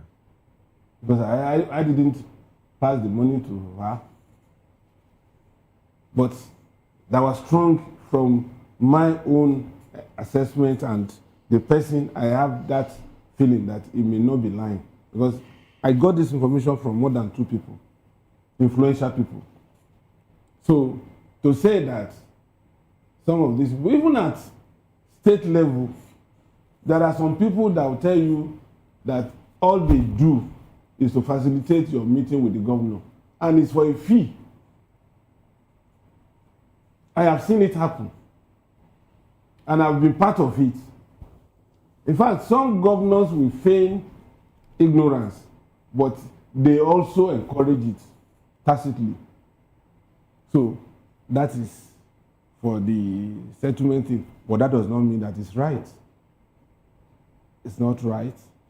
But when somebody places very difficult obstacles before you, and you know that your destiny lies in seeing this particular person, you find a way of reaching that person, and whatever means that you think will soften the ground and open the door for you, you may want to be tempted to do it. That's why these people, they deliberately create that wall. And that leads to this question of somebody being caged. The governor or the president is not somebody that will be in the open, that you can just walk into his office. Unlike in Ghana, if you knock on the door of a minister, the person that answers you is the minister himself. That's how open. Sorry, I'd like for you to take that again. Which Ghana? The Ghana? This Ghana, yes. I experienced it, our own Ghana, yes. There was a time I went for a conference in Ghana. And because of my experience in Nigeria, I was waiting for the minister to come. It was to deliver the opening address. I was waiting for the minister to come. And you know the razzmatazz of a minister coming to a venue here in Nigeria. But lo and behold, after 30 minutes, I just went in to pick something and the minister was rounding off his speech. How he came in, I didn't know. So apparently, he just walked in as a normal person. No welcome, sir, no drumming, nothing. And he came out. My friend, a colleague of mine in another media organization, we wanted to interview him the following day. When we got to his office, the man said, that's his office. We knocked and he said, yes, come in. And lo and behold, it was the minister. So this is first-hand experience. But here in Nigeria, is it the kind of protocol, big man syndrome? Yes, the kind of protocol weaved around you will be so massive. But one thing that I know, having worked as a reporter with Tinubu for 3 years, when he was governor of Lagos State, is that Tinubu is very smart in beating those protocols if he wants to get to something. Those days, when Tinubu was governor, he would go to a motor park. Tinubu will call for the name of the chairman. If he's not around, he will call for the secretary by their names. That's how streetwise he is. I don't know what is happening in Nassau Rock now. So, for me, I don't want to believe that a person of Tinubu's stature can be caged. He knows his way around and he knows when he wants to get information. And Tinubu has people around that he can call. All right, then. Well, let's move away from this conversation. Let's get into another conversation. This is involving the NNPCL. Now, the Auditor General has accused NNPCL of failing to account for £14.3 million spent on London office. Let's x-ray this conversation, gentlemen. Stay with us.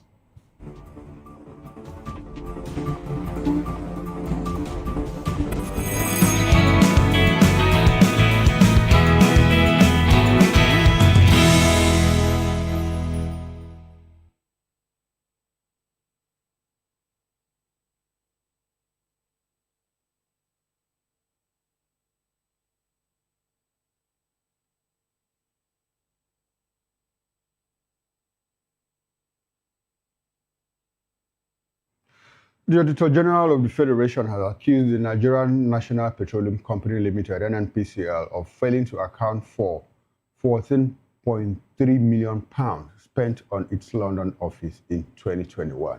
Well, the allegation is contained in the Auditor General's 2022 report, which includes interim audit observations requiring the NNPCL to provide clear explanations. Although the company responded, the Auditor General described part of its defense as untenable, citing regulatory violations, weak internal controls, and disregard for due process. According to the report, the total of £14.3 million was expended on the London office during the 2021 financial year. Audit officials reportedly said they were not provided with documents to verify how the funds were spent, nor allowed to confirm whether the expenditures complied with due process and economy as required under extant financial regulations. Well, the Auditor General warned that lack of transparency creates risks, including diversion and misappropriation of public funds, attributing the anomaly to weaknesses in the internal control system at NNPCL. In its response, the company management insisted the London office operates as a service unit with an approved annual budget. Well, we still have Mr. Delefani Moore here in our studio, and Sonny Dada from Port Harcourt, and Mr. Philemon Ajekuku. Gentlemen, thanks for staying with us. Now, let's run into it quickly. NNPCL again, London office, doing what? Drilling, exploring, importing or exporting, and 14.3 million pounds. Not naira, 14.3 million pounds. What have we become as a people? What does NNPCL represent? The moment you hear NNPCL, what strikes you? What comes into your mind instantly? The last question is, NNPC is a cesspit of corruption. Nothing more, nothing less. You see, why it beats my imagination is that in spite of media attention and everything, we keep unearthing terrible stories that borders on high-scale corruption, unbridled corruption. And unfortunately, the man at the center of it all was called Mr. Integrity.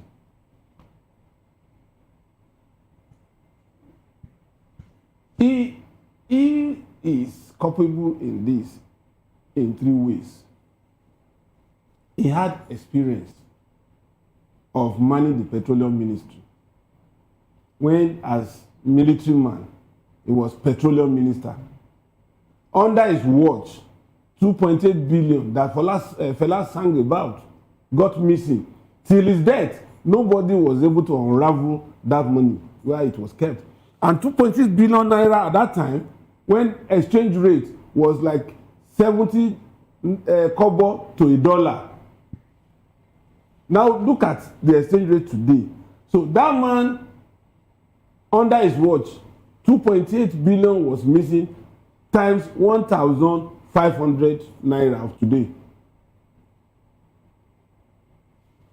2, as head of state,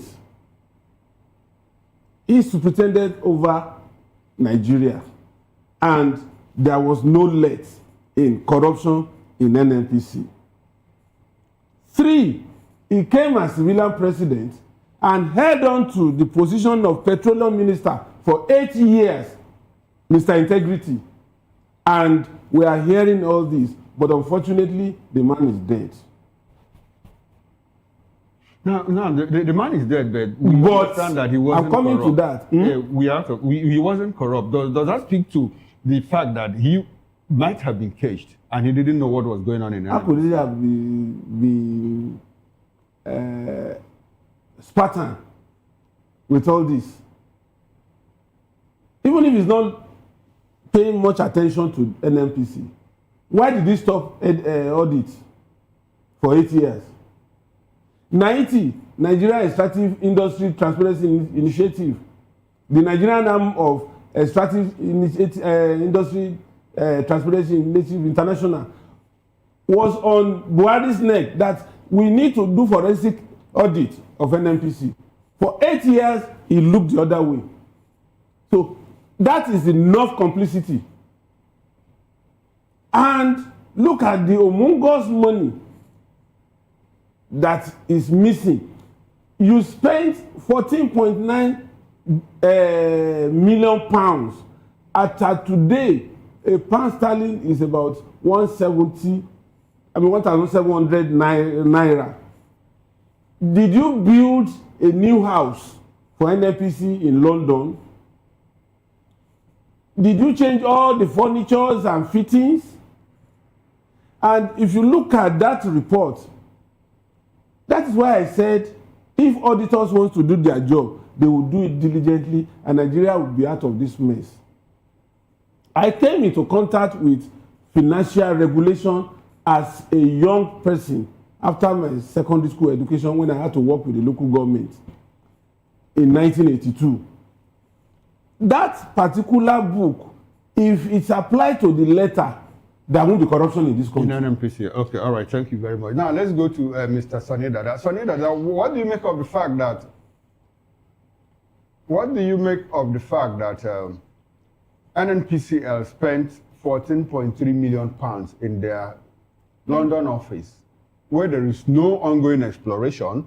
What actually do they do there? As somebody that you are the head of Civil Liberties Organization, CLO, I understand that you do deal a lot with transparency issues too. What should Nigeria do about this? Is it something that they should be telling us? And this happened in 2021. Up until this moment, they can't account for it. Yet we still have full officialdom. The person that supervised that 2021 is working free in and out of EFCC and all of that. What does that tell you about the intentionality of this government in fighting corruption?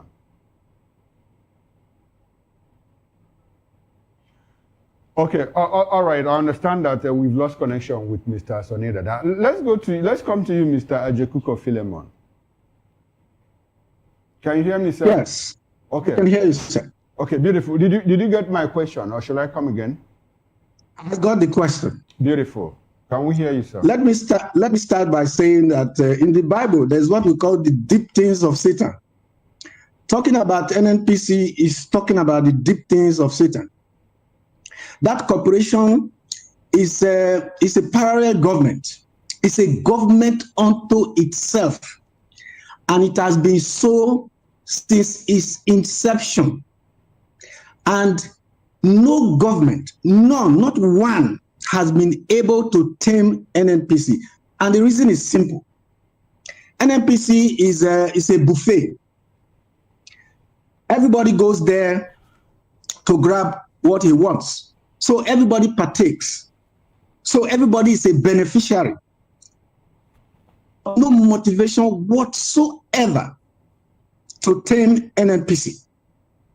Do you remember that a few months ago, I think it was Cable that broke the news that Ujulari was gone? Do you remember that?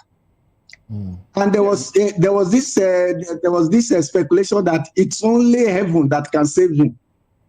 The man is still there. What is his name? The previous guy, Kiari. I followed Kiari's career. Throughout his career, he kept telling us the same thing again and again and again, that the refineries in Kaduna, the refineries in Warri and Port Harcourt, they're just around the corner to start producing. I'm sorry, Mr. Jekuko, I understand that you are an energy consultant. Should the NNPC maintain a London office, and for what reason? A big corporation like that will maintain offices in certain strategic locations. That is not a problem. Okay. The problem is, how do you spend that kind of money in that office? What is the purpose? Can we see the books? If the Auditor General, who is the field marshal of scrutinizing all our financial books, all our financial papers, whether at the federal government level or MDAs or any agency at all under government, they are the ones that will tell you how money has been spent, what the problem is. And they have repeatedly said that something is wrong with NNPC. Okay, I'm sorry to butt in. Are you aware, please help educate us, Petrobras, Petroleum Corporation of Brazil, do they have a London office? I don't know whether they do. Okay. But you know, in Nigeria, we have a way of scheming. Do you understand what I mean? We always scheme in such a way that the possibility of leakage will be there. So even when you don't necessarily need I want to say this. Any serious government that is open for business, investors will come from all over the world to come and do their business. Okay. You don't have to have any office anywhere. They will come. What is leading them to come? It is because when they come, they will make money. But in our case, we take certain things up there in the name of shopping for investors. We go to different countries to sign MOUs and all kinds of whatnot. over the years. And I've always asked myself, what has resulted from these things? So why would NNPC, what is the major business of NNPC, for God's sake? I would also like to is ask to you, run the I would also refineries like to and ask sell you, our sir. crude. Okay, sir. I would also like to ask you, because we are coasting home now. Are you aware if Aramco has a London office? We don't know. You are an energy expert, so I would like for you to educate us and the viewer at home. I don't know. Okay. I don't know. But what I'm saying is this, that you have an office somewhere is not an issue. If there are certain businesses that you would do and you will need presence in certain countries for ease of doing business, that is not a problem. But when that office becomes a sinkhole, when it becomes an abyss, that is where we have a problem. And that is where there is nothing NNPC is doing that doesn't have a question mark. True or false? Nothing. And nobody, no government has stood up to an NNPC. And as I said before, the reason that happens is because people in government are beneficiaries. Okay. So they see an NPC as a big pot of soup where everybody goes and takes a portion. So there is no incentive to do anything. Laughable? Isn't it laughable that NNPCL has been unable to run refineries in Nigeria, but is spending so much on office space in London? And the question Nigerians are asking is, well, what exactly? To further move crude, or what exactly? We're trying to understand the essence of a London office, and then the fact that such humongous amount of money was put into that office. And this is coming at a time when there are questions around monies missing, that have monies that have not been explained from NNPCL. So that's the question that Nigerians are asking, really. And that's why my colleague has repeatedly asked you if Petrobras or Aramco have offices in London, because these are, refineries. These are companies that operate their country's refineries, and they seem to be doing relatively well without any office in London or any other part of the world, as against offices within their own shores alone. But they seem to be doing well. So that's basically why we're asking. And then we're posing these questions to you because you are an energy expert, and we expect that you can help us make sense of it. What I said, and I've said repeatedly, having an office anywhere in the world by a company as big as NNPC is not a problem. It's not a problem. It's not a problem. Let us get that straight. It's not a problem. But let us look at the flip side. What is NNPC selling to the world? It is crude, is it not? As of today, NNPC cannot meet its OPEC quota. It cannot meet its OPEC quota. So what are you, if you say that you are having an office there and using that office to market crude, what are you marketing? Besides that, have you seen lately in the last 2 years that NNPC has been declaring profit of 1.something trillion? Okay. Have you seen that? Because we are, yes, we've seen all of that. Because we are out of time. Where is that money coming from? Same question that we are asking. But because we are out of time, let's just use the next 1 minute to wrap up this conversation. NNPC is the deep things of Satan. Until we have a president who has the willpower to stop NNPC from doing what it is doing, we will continue to be in this hole, no matter how much prayer we offer to God. That's my last word. Deep things of Satan, you say. Well, the president is the minister, but even when the president was not the minister, when Giazani was there, we still saw NNPC doing some deep things done in the name of NNPC. Elifanimo, please, your concluding thoughts on this. My worry is in Igbo land, maybe Chukuma will corroborate this. When a woman goes to do Omugo and the child dies in the process, It never finished. It's supposed to return home. The refinery is that these people to pretend is not functioning. Why are they still keeping them? This is part of the corruption we are talking about. And the salary of a gateman in NNPC is almost the equivalent of salary of a director in the ministry. And you are keeping them. Professor. And the baby is already dead. Why are you keeping the woman that came from Mugo? I don't know. Oh, wow. Chukuma, you have to help me. Oh, well. He will not offer any help at this time. Because I don't have any. I don't have that. At this time. Well, thank you very much, gentlemen. Philemon Ajekuko, development economist, author, media and energy consultant. Thank you very much for your contribution to the program. Thank you so much, too. All right, then. And also, Dele Fanimo, a veteran reporter and also a public affairs commentator. Thank you for your contribution. I would like you gentlemen to stay with us into paper review, if you will allow us. Paper review comes up in a bit. Well, that's it on the show. I am Moses Humphrey. And I'm Fina. Okay, Chico, bye for now. I'm Chuku Mokoro. See you again at 10 o'clock. Bye for now.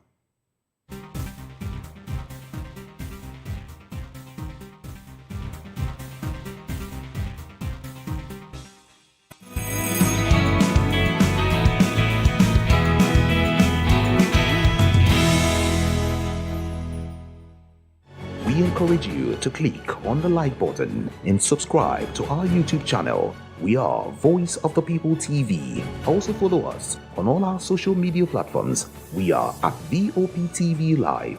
Visit our website www.vop.ng for fresh and trending news. Also watch us live on SLTV channel 264.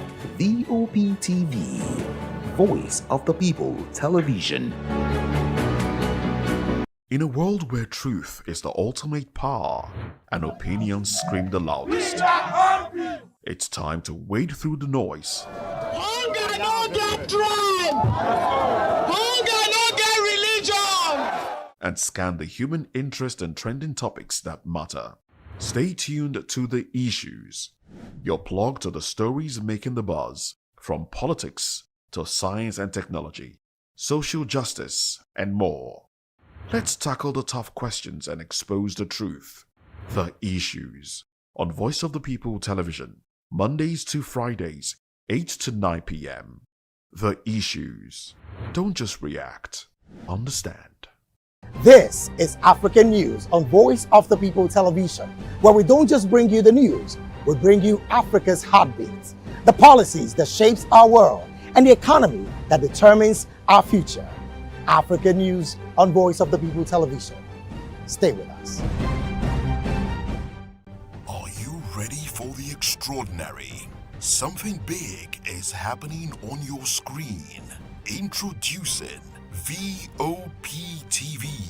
Now streaming on SLTV channel 264. From breaking news to captivating conversations, news analysis, giving you all sides to the story. We break in-depth discussions on the issues that matter, from politics to sports, entertainment, and lifestyle. VOPTV on SLTV channel 264. Join us as we redefine what television means to you.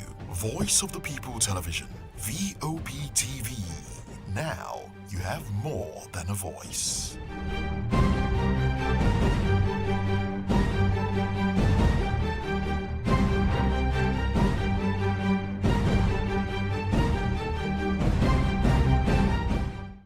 The red carpets, awards, the razzmatazz, music, fashion, interviews, and more. Spotlight on Voice of the People Television. Let's feed you with all the juicy stories in the global entertainment space, bringing you the glitz and glamour as it is hot. Stay tuned to Spotlight, 1 p.m. Monday to Friday. Spotlight on VOP TV. Entertainment like never before.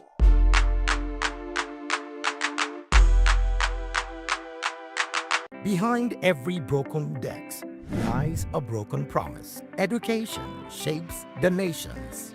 But who is asking the right questions? Introducing Edu Dialogue, the show that goes beyond the surface, exposes the cracks, the corruption, and the silence in Nigeria's education system. Edu Dialogue, Saturdays, 3 p.m., only on VOP TV. We break the biggest stories, from missing funds to policy failures. We ask the tough questions and demand real answers. Edu Dialogue, this Saturday, 3 p.m. on Voice of the People Television.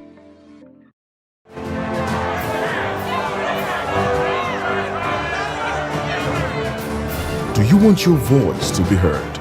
Do you know that you matter in the scheme of things? The People's Voice, the show where ordinary citizens take center stage as we discuss the biggest stories that affect you and I. With you in mind, we facilitate lively discussions, debates, and interviews on the topics that matter most to you and I, from social justice to economic empowerment, education to healthcare, governance, and more, tackling tough topics and amplifying your voice. Join the conversation and make your voice count. The People's Voice. Make your voice count. To know the happenings in the maritime sector, join us on the program Maritime Frontiers on VOP TV as we discuss key areas in the maritime sector, from aquaculture, maritime transportation, maritime labor regulation, oil and gas exploration, ferry and passenger insurance, marine pollution and prevention, port operations, and lots more. Maritime Frontiers, exploring Nigeria's blue economy.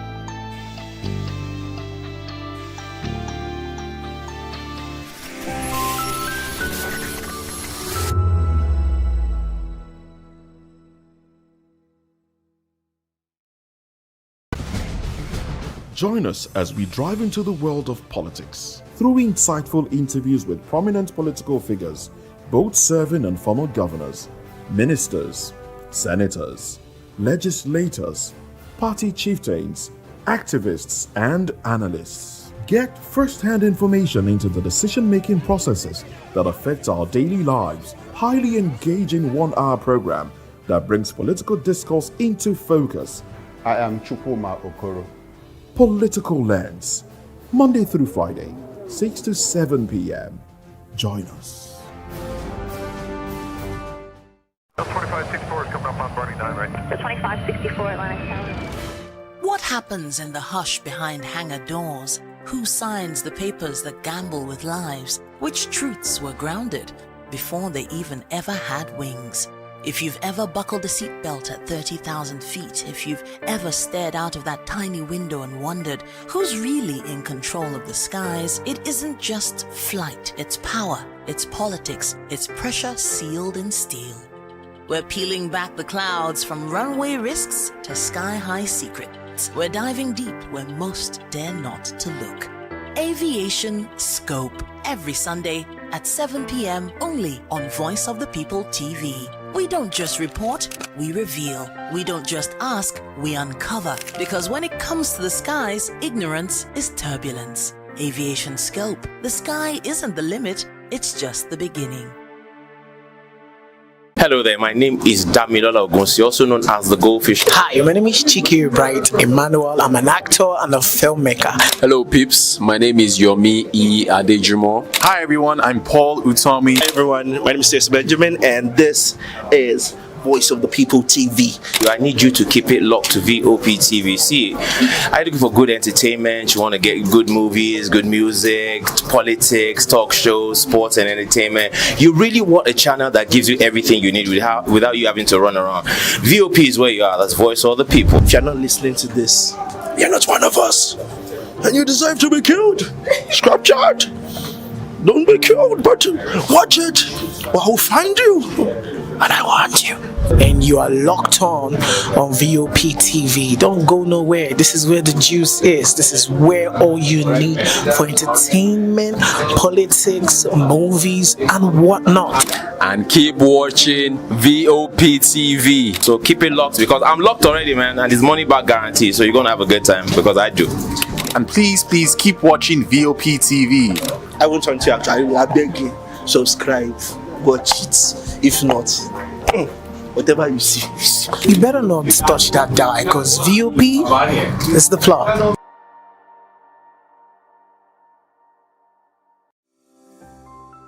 VOP TV.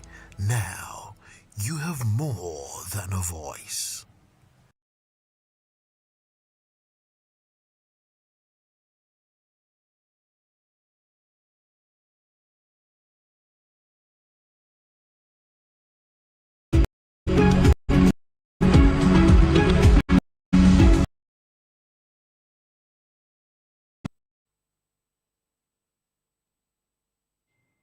Well, thank you very much for joining us. This news review comfort. And I am Marco, thanks for joining again. It's of course team for review. He joins us again. Thank you very much. Stay.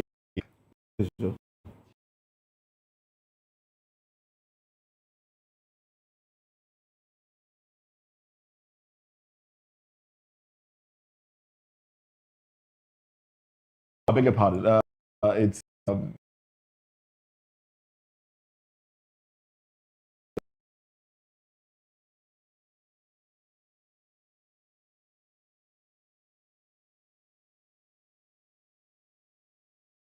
open conversation. Interest us, but let's.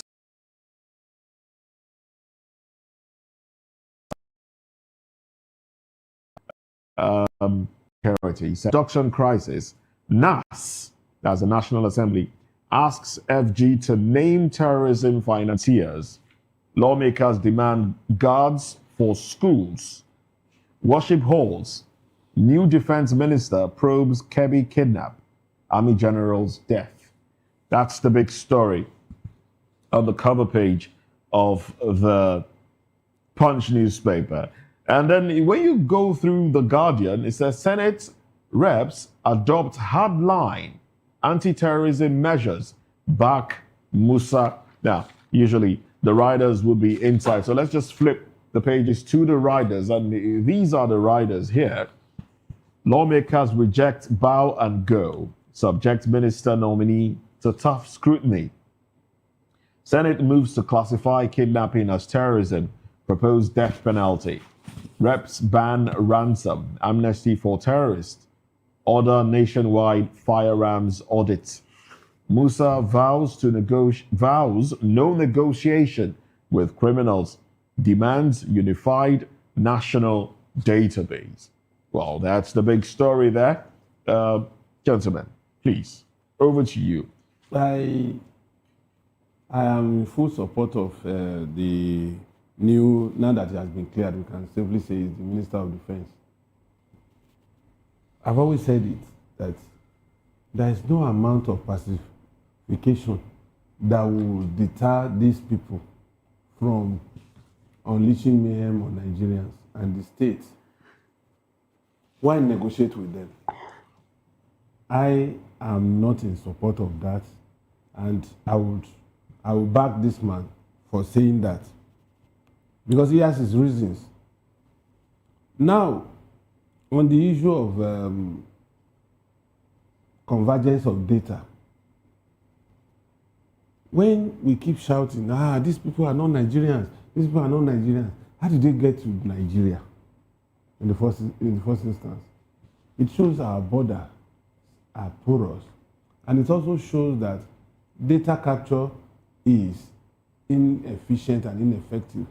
There was a time Pantami said, once we have the national identification scheme, that no foreigner would have a space in Nigeria. Billions of naira was deployed to that. Today, you see foreigners with national identity cards, particularly in a place where terrorism, banditry are prevalent. How do they get this card? What are the measures put in place? Then, if there is a sort of convergence of data, the burden will be on those people managing those data and putting them into use. For instance, the day they announced 24 new intake recruits into the Nigerian police force, I was alarmed. 24,000. 24,000. I was alarmed. Why? Because I can tell you that majority of these people that are going to be recruited, they have not even started the recruitment that they were saying that those shortlisted, we have Boko Haram members, we have bandits that are infiltrating that rank. Now, a Boko Haram member that is trained, part of these people will go to the signal unit after graduation. And a sensitive part of the force that gives out information per time, you now have a Boko Haram sitting in the situation room, collating data, sending signals, receiving signals. What do you expect? They would intercept information, and that will be useful to them to denigrate Nigeria. That's why we are not even sure that some of them are not in the signal unit as we speak, especially the ones that they said have been de-radicalized and integrated. Now, it's very easy for such a person to pass information to the enemy. How did you screen these people? Some people went to jail, came out of prison. Up till now, there is no biometric on them. But in other climes, the moment you enter the jail, if anybody punches your name, once you are trying to enter that country or anything, the first thing that will come red is ex-convict. Then you now go further to find out what was the nature of his offense. But here in Nigeria, hoodlums that we know in our neighborhood will just disappear for 6 months. Then he comes back with a uniform, either an army uniform or a police uniform, Air Force or Navy. And he's now licensed to carry gun. That gun is been hiding under his roof. He's now free to carry that gun around, and he perpetrates. The last death warrant signed by any governor in this country was signed by Oshiomhole. And what was the offense of those guys? They were policemen in uniform who accosted traders and discovered they had huge sums of money on them and killed all of them except one that they mistook for dead and left with that money. These are policemen. Those ones were criminals before they joined the force. And because there is no adequate data, there is no convergence of data, they were able to enter the force to perpetrate that act.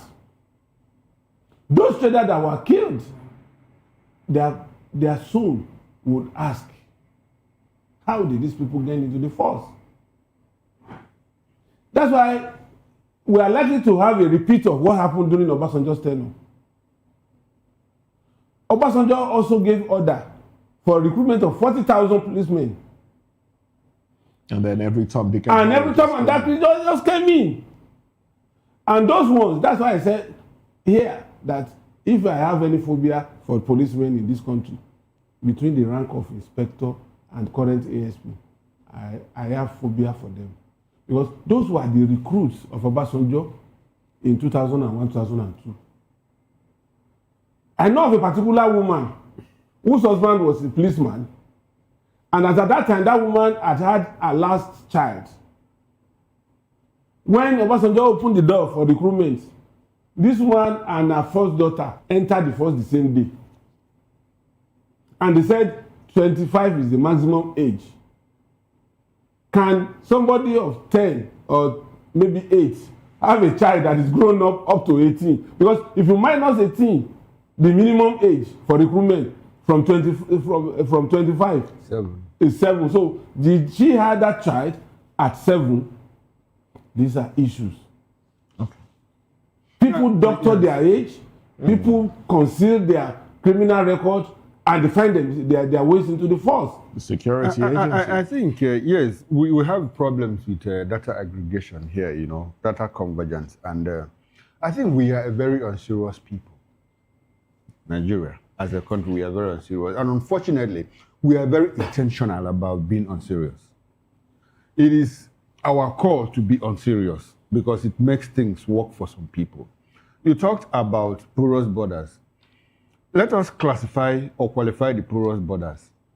Last count, we have 1,978 identified unmanned borders. The word there is unmanned. So it's very easy for people to troop in, unchecked and all of that. And when they come, they go to National Identification, NIMC. Yes. And do what? To register NIN. as Nigerians. As Nigerians. Because when you get to NIN, you are asked your local government. You tell your local government. But there is nothing from your traditional ruler that identifies you from that community with which you go to the local government headquarters to collect certificate of origin of that local government, which you submit to NIN. We don't have at all. We don't have that. So you just walk into a NIN center. I'm from Abia State, but if I tell you that I'm from Anambra State, and you ask me, look, how will you know? And you register me, my thumbprint and all of that. And you say you are from Newi North. Newi North, because the local government areas are there. Yes. So we can't fact check. So it has become a pattern. And we hear people say, look, these are our brothers from other parts of West Africa. And you let them into Nigeria, they come here, they're settled. Another thing is the ECOWAS protocol. The ECOWAS protocol. But we have some countries that are, people that are coming in, they are not members. Chad is Chad ECOWAS? No, it's not part of ECOWAS. It's not part of ECOWAS. We even have Northern Cameroonians coming to this place. That's not part of ECOWAS. Yes. So the protocol is precisely not to be blamed, not to blame, and a matter of fact. Like I said, we are intentional. These things are, we just keep regurgitating. Every day we talk about this thing, and it looks at, this thing is not rocket science now. It's not rocket science. You can make these things happen. The person that killed Charlie Kirk, Tyler Robinson, or what, in Utah, he moved away from Utah. It didn't take 8 hours for the next state police to capture him. Of course. And you know why he ran into that state? He ran into that state because they had different laws about arm bearing and all of that, punishment, penalty, and all of that. But they were able to track him in less than 24 hours. They got him. But we can't do that here. And when you capture people here, you take them to police station, the next minute, they are out on bail. They're out, and people are protesting because they see these people come back into the community. Into the community, and they wreck with bravado. They come with uniform. Somebody you knew killed your daughter or raped your daughter as a bandit, as a terrorist. Suddenly he appears in uniform, Nigerian uniform. So what can you do? What can you do? You can't do anything. So, like I said, we are very intentional in being unserious. And when somebody says Nigeria is a disgraced country, some people begin to kick against it and all of that. We are utterly disgraced, and the more we tell ourselves the truth, I think the more it calls us to action to do better for ourselves. All right, Ajakuka, Mr. Ajakuka, please, let's get your contribution to that.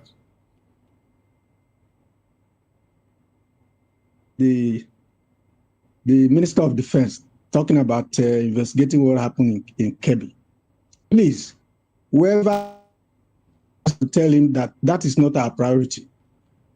Our priority is those kids that are out there in custody of bandits. You should go after those people. Forget about investigating what happened in Kebbi. Bring those kids back and bring those men and women back. Don't you think that in investigating what happened, we might make headway because we need to know who recalled the officers that were in front of the school? That can I ask you? Can I ask you a question? Can I ask you a question? Insecurity. Go ahead, please. We have been investigating a lot of things in the life of this country. I have not seen where it has. Do you know today we're still talking about Oransaye papers? After how many years? Why do we like doing the same thing again and again and again? But that's by the way. Another thing I want to address is this. If you kidnap one person for ransom, my brothers, do you know what it is? It is a nightmare for the kidnapper. So may I pose the question, how do we kidnap 100, 200 people in the middle of a city, lead those people out of the city into the bush? How does that happen? I've been asking myself this question in the past couple of days. I am going to research it. Where else in the world do you have kidnappers pick as many as 100, 200 people? And now, Mr. Jekuko, you are getting back to the investigation. You are saying you say you are going to research. That's exactly what the chief of the Minister of Defense wants to do. What I'm saying now is this: when you come into an office, you should have a list of priorities. What I'm saying, I'm not saying you should not investigate. Okay. But he should have his list of priorities. If I were in his shoes, investigating what happened in Kebbi will not be on top of that list. We are in an emergency. Don't forget, we are in an emergency situation. And that calls for an action. We want to see that man deploy people into the field. We want to see those terrorists, those bandits, whatever name they are called, being chased out of the place. Let me add this, my brothers. We are learning something very bad. You made mention of intention. Today, people are talking about state police. The governors are coming together to say they want to form a security outfit. That will not stop the problem. I say without fear, it will not stop the problem. You know why? We are learning something bad. If you go to Afghanistan today, the reason why that country is totally lawless and has broken down is because they learned something bad and it became part of their DNA. The reason today America is one of the worst countries when it comes to crime is because they learned something bad many years ago and they couldn't address it. Today, they have police, they have college police, they have state police, they have municipal police, they have all kind of police. That does not stop Americans from committing crime because it is part of their DNA. When they got to America, the place was lawless, and so everybody had a gun. But when the state came in as to enforce law and order, the people refused to let their guns go. So today, if you go to contemporary countries like UK or Japan or whatever, some of those developed countries, you don't have that level of crime. So that is and today, what I'm saying is this. If we let this thing continue the way it is going now, it will come to a point where it will become routine. Sometimes when you guys report it, nobody will be listening because it has become part of our life, part and parcel of our life. And that is where we are going. Life already, when we see numbers. That is where we are going. People killed, 150 here, 35 here. We just flip through, but then. So and let me also add this quickly, please. Death penalty will not save us. We had death penalty for armed robbers many years ago. It hasn't changed anything. Well, has it? Well, that's your opinion. I disagree with you on that one. If it is upheld, I think it will deter a few people. Personally speaking, a few people said, do we have a few people that we are contending with right now? It starts with a few. It will not deter. It will deter a lot of people. It will deter a lot of people. No, it will not. It will. It will not. Okay. It will not. What we deter them is firepower. That's what we deter them, driving them out of their hideout. putting the pressure on them continuously. That is what we deter. That We're what talking drive them out of their minds. Kidnapping. And kidnapping happens at different levels. It happens at different levels. I want to talk a bit about, the new Minister of Defense not prioritizing. I think, according to Ajekuko, I think it's proper that he starts with the investigations. You know why? If he doesn't investigate and you say he should unleash firepower, what if he ends up taking the same people that recalled the soldiers from the military checkpoint that allowed the kidnappers to go in, and you now deploy the same set of people, to go and fight the kidnappers, bandits, and terrorists? That's what the same results. That's when we hear sabotage. That's when we see sabotage and all of that. So I think the best take off point is investigate. Let's even know who asked those people to be withdrawn. That's a good starting point for me. Okay. All right. Can I say something? Go ahead. If you will. Now I want you to listen to this. When a man comes to town and he has made up his mind, he is determined to achieve result, and he has the power, whether body language or otherwise, of the president, I can tell you that man will achieve something very quickly. We had Ribadu. See what happened. We had what's the name of this lady that was heading NAFDAC? See what happened. There were existing structures before these people came in, but because they came with a determination and they had the backing of the president, they were able to make monumental achievements within a short period of time. That's what I'm saying. Okay. All right, let's look at a few other headlines. NEC OK's 100 billion naira for revamp of security training institutions. US to impose visa ban on Nigerians linked to anti-Christian violence. This is from the Daily Independent. Increased debt reliance as FG misses 2025 fiscal projections. All right. Senate proposes 2-year pupillage for new lawyers, insist on death penalty for banditry, kidnapping. AMCON defends relevance. AMCON defends relevance. Repays 3.6 trillion naira loan to CBN. Recovers 215 billion YTD in 2025. And then we have General Musa confirmed as defense minister after Senate's rowdy session.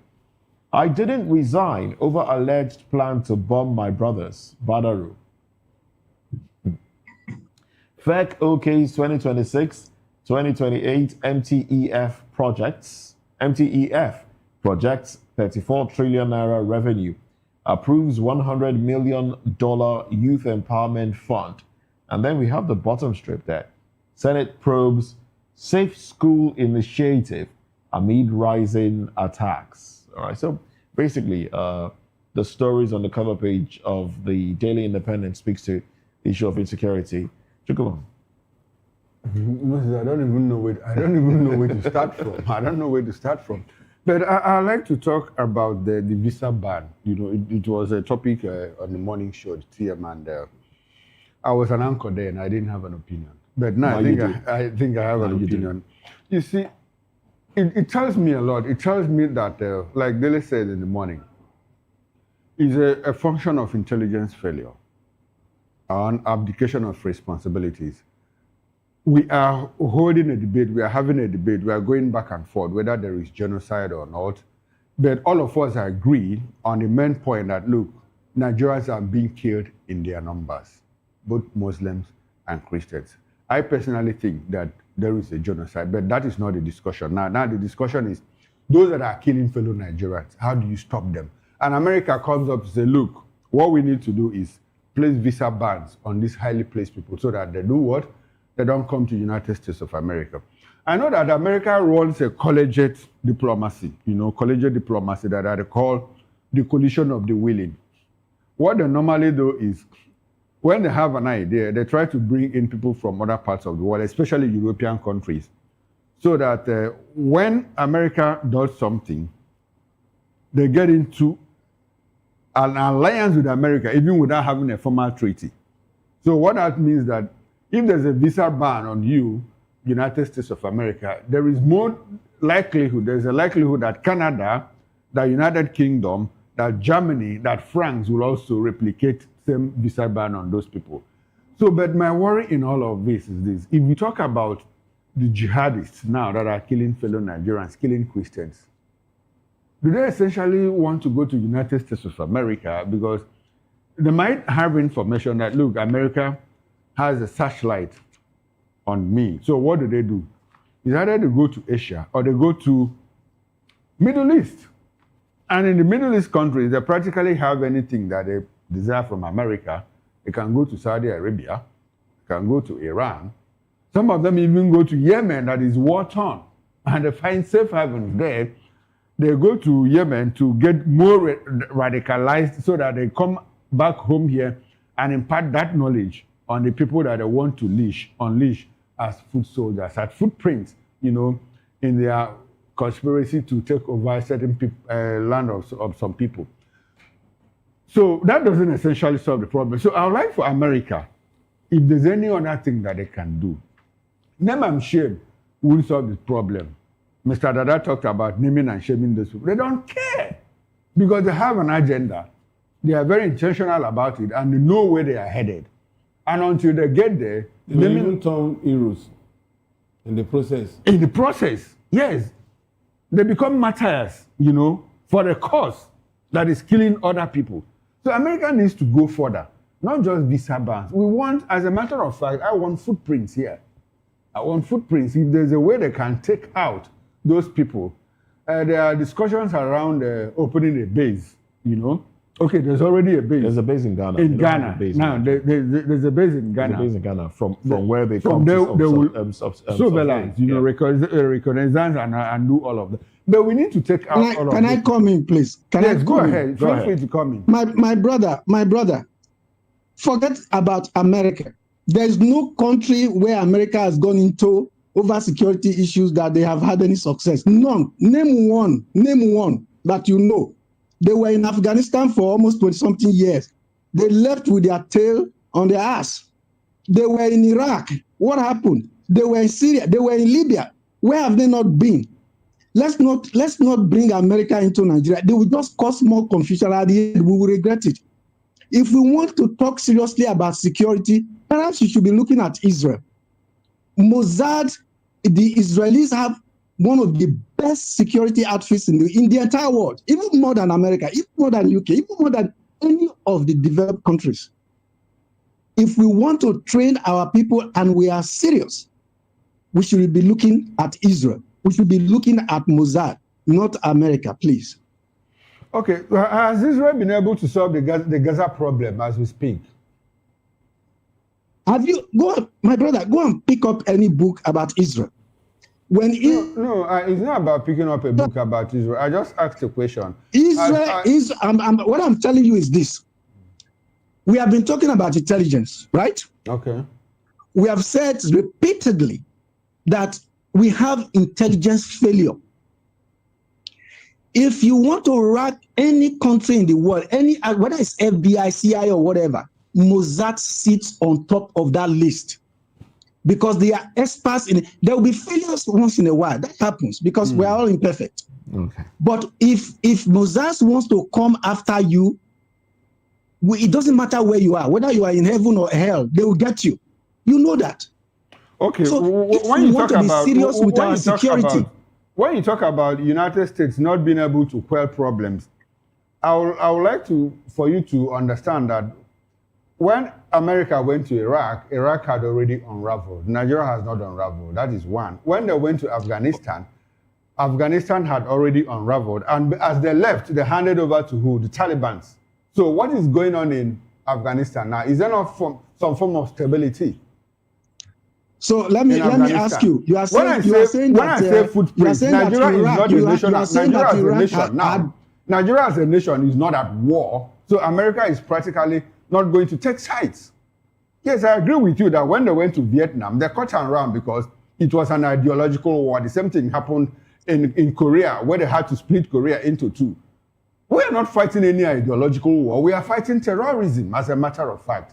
So they need let to me come let me here. tell let me tell you something. Let me tell you something. When people were saying, like some of you had said in the morning, that there was a genocide in Nigeria, the question I've always asked myself, okay, so if America comes now and they want to get rid of genocide, what exactly are they going to be doing? They are coming to kill the terrorists. Oh, the terrorists that they are coming to kill the terrorists, right? Yes. Okay, so the people, the terrorists are where? Where are they? Come again. The terrorists, where are they? They are out there killing people. They are out there killing people. Only in the north. Where else? We have terrorists in the north. We have in the southeast. We have in Delta State, where I come from. Okay. Anywhere they are, America will go and smoke them out and take them out. Then you are living in denial. I'm sorry. Which is how is that so? Let me tell you this. There's what we call combat, war situation. It's quite different when you have terrorism or banditry at play. It's a different thing altogether. The American soldiers are trained for combat. Even in that, they failed. When they went to the Vietnam, they failed. When they went to Iraq, they failed. That's what I'm saying. There's nowhere they have intervened. For God's sake, we are talking about a world power with all the weaponry in the world, with the so-called best training in combat. Yet they failed. Aren't we learning something? Mr. Philemon, are you very familiar with the Bush II administration? Are you very familiar with the Patriot Act providing appropriate tools? I think he's misinformed, and he's misinformed the public. Let me also tell you this. When America had problem with Nicaragua, right? What happened? You are aware that they were secretly giving arms to the same people they were accusing of one thing or the other. You remember what happened, the scandal that came out of that? It's the same thing we are talking about. Just a few minutes ago, you were talking about visa denial. That's outright nonsense. It doesn't affect anything, and it will not do anything. These guys you yourself said they're going to America for anything. Why do they need to go to America? So when you deny them visa, what is that? It amounts to nothing. It's the same thing that will happen if they have a base here. It will amount to nothing. At the end, Nigeria will be worse off. It will amount to something. It will amount to something. The ultimate end is to take out the terrorists wherever they are in any part of the country, because we need some kind of peace in this country. When Bush II rolled out the Patriot Act, providing appropriate tools, to obstruct terrorism in America, they did very well with that act, and they pursued terrorists to the deepest part of the world. A lot of them were taken to Guantanamo Bay, where they are still jailed up until today, tried and imprisoned. So, and in the whole of America, after the 9/11, have you seen any other serious terror act in the United States of America? What you have is lone wolves, people that act alone. But that coordination, that cell coordination, America was able to take it out from their roots. But you are comparing apples to oranges. How? The issue of terrorism in America is about containment. Don't forget that those 9/11 guys that came to America, America was aware that they were coming. They were under the list of suspicious people, but America let them in. Okay. So it is easy when you are dealing with a contained environment, you are keeping people off. But when the people are already, it's just like what is going on in America today now, mass shooting. Has America been able to stop that, for God's sake? Mass shooting in America, killing of students in schools. Have they been able to stop that? Because that is an internal thing. So it is different when you are dealing with people who are coming in to harm you. You can easily place them on a no-fly list and whatever. And that's the end. Let's agree to disagree, and let's move on to other conversations. We have other conversations in the papers. I mean, this conversation about genocide, America coming, will continue, and we'll have opposing views and opposing thoughts as long as terrorism continues in Nigeria. But now, let's look at a few headlines here. CBN raises weekly cash withdrawal Withdrawal limit to 500,000 naira. Scraps cash deposit cap. FEC approves 2026-2028 MTEF projects 34.33 trillion naira revenue. Oil projection ceiling at 1.8 million. Bid proposes $64 per barrel benchmark. All right. I think that headline ties into another headline here. Yes, the Punch reports, it says CBN ends cash deposit limits for bank customers. All right. Well, those are the headlines there. You want to take a shot? No, you go. No, he's a business reporter. Yes. So. We are business reporters. World Bank's I was a political reporter. World Bank's $750 million support yields $2.2 billion state-level investment under NG Cares. FG Bank commits to expanding social protection, economic opportunities. These are the world of finance. You see, the expansion of cash transaction limits, deposit and all that. Deposits. It's a response any amount. to the level of inflation that has brought down the value of the naira. It used to be, I think, 150 or 200, but now it's taken to 500. Withdrawal limit, that's 500. Withdrawal limit. That's what I'm saying. It used to be 150. Deposit is... Then after 150, you pay 3% for withdrawal in the bank. But now it's 500. But funny enough, even the laws, do they apply? Because you see tons of cash being brought out of the bank on a daily basis by traders, by businessmen, and the deterrent of 3% has not really stopped them from taking this money out of the bank. I think it's just a way of trying to mop up excess liquidity in the economy. But trust Nigerians, they would always circumvent some of these laws. Is it actually mop up? Yes, now. Before, you were able to withdraw only 150,000. I said the essence of the law had been issued. Now you can withdraw up to 500. Yes. That is pushing more money into No, what I'm saying, I said the whole essence of it when that law was made was to mop up cash circulation and to reduce inflation. But our maybe we are going back to this no because sense of inflation it. has dropped drastically. So we need more money in the system. Apparently. That's the logic. Can I now. comment? Yeah, go ahead. Can I comment? Go ahead. I think we are very funny people. Let us start from Sanusi. When this cashless thing came up and all kinds of stuff. And he said, okay, transactions at ATM, whatever, should be, I think, 5 naira per transaction or something like that, or per every 3 transactions. Emefiele came with his own, I don't know what was going in his head, and started escalating the cost of transaction. You are saying people should go cashless. Suddenly, you started escalating the cost of going cashless. At some point, we said, and we have repeatedly said, that there's too much money in circulation, fueled by politicians and all manners of people, right? And that was driving inflation. And so you said, okay, to soak that in, let us put some restrictions. Then suddenly you are turning back again. What exactly is the motive of this new limits? It's not very clear to me. But what I see from years of experience in Nigeria is that we just wake up, we don't think through processes. In economics, there's what they call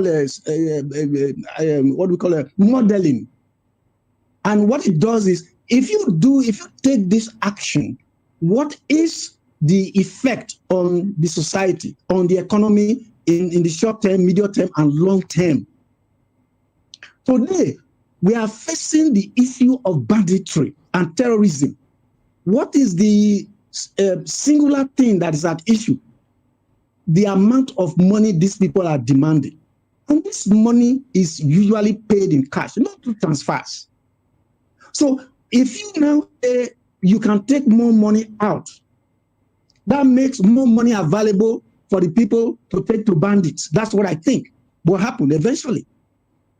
I think we should be going the opposite direction. Make cash transactions more difficult. Put a peg on cash transactions. That way, it will be difficult for you to go and raise 10 million, 20 million, or even 500 million that these criminals are talking about. So I don't think, and sincerely, I don't think CBN is thinking through some of these policies, and it's not good for our economy or for the people. All right.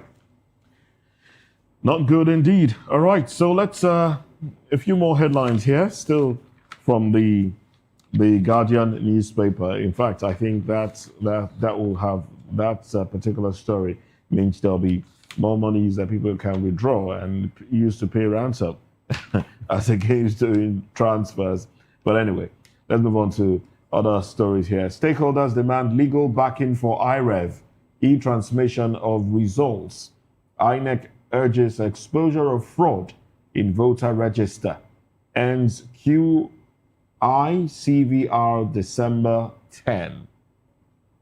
That's quarter one, CVR December 10. So, as the National Assembly prepares to vote on the Constitution Amendment bills, stakeholders in the electoral space have urged the lawmakers to prioritize constitutional and legislative amendments that will give legal backing to the electronic transmission of election results and strengthen independent National Electoral Commission INEC technological tools, including the INEC Results Viewing Portal, IREV. All right, so that's the headline. Stakeholders demand legal backing for IREV, e-transmission of results. You want to take the first shot? What do they mean by legal backing? Usage of it. The usage of it. Is it not part of the electoral? Is it part of the rules and regulations?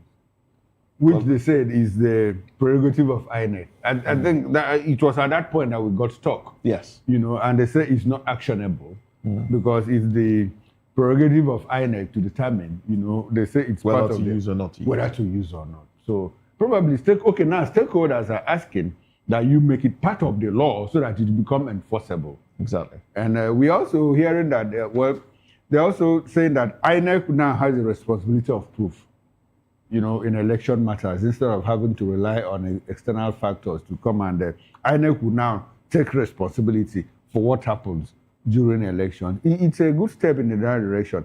But now the question is, are we able to amend it before the 2027 elections? Given the fact that, look, it's a matter of interest. People, like I said the other day, if he doesn't pay them, he doesn't pay them because a certain professor came back and said there are people in Nigeria. He discovered one more set: people who make things happen, people who watch what is happening, people who watch what the hell is happening, and he discovered the fourth set: people who make sure that nothing happens. And we have a lexicon now. We have a culture of particular concern. I hear that we have judges of particular concern. I even hear that we have politicians of particular concern.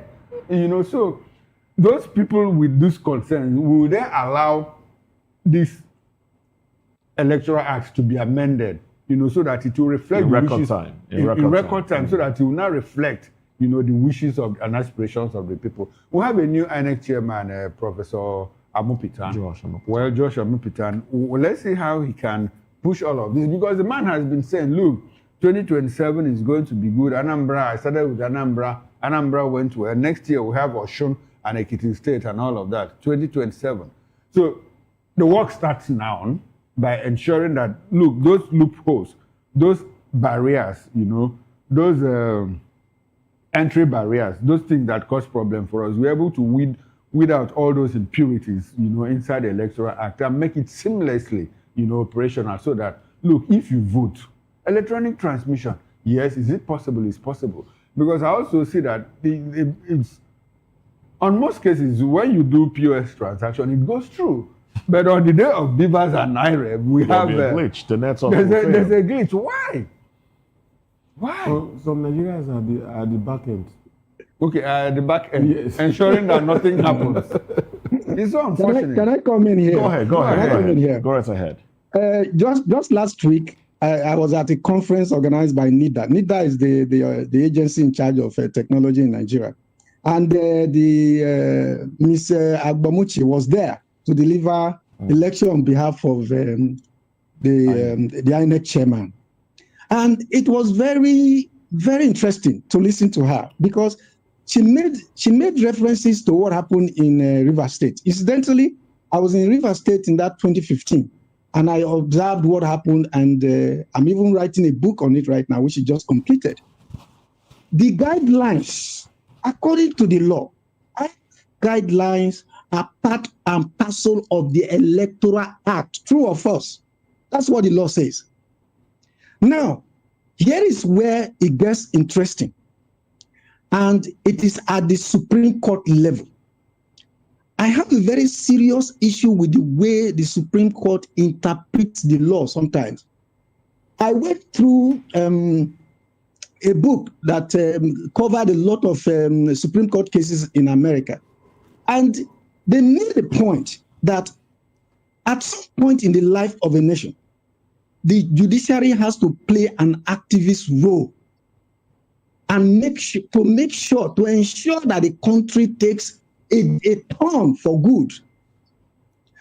Now, when the case of Dakuku Peterside and Wike got to the Supreme Court, here is what the Supreme Court said. That beavers cannot have the final word when it comes to the number of people who were registered and voted at a polling unit. That is the electoral register that plays that role. But you and I know that the beavers checkmated a lot of rigging during that election. Now, what the politicians did was to make sure that they destroyed what we call that. They manipulated what we call it now the roll that sheet that you feel I think it's E01 or something like that, right? Okay. So when that was manipulated and it was presented in court, the judgment at the Supreme Court said, you see, yes, we know that there's discrepancy in what is presented in this form. I guess because what the lawyers to Dakuku, what they argue was that look at the numbers in the beavers, and then look at the numbers in the sheet. Where you have 300 in the beavers, you have 3,000 or more in the election sheet.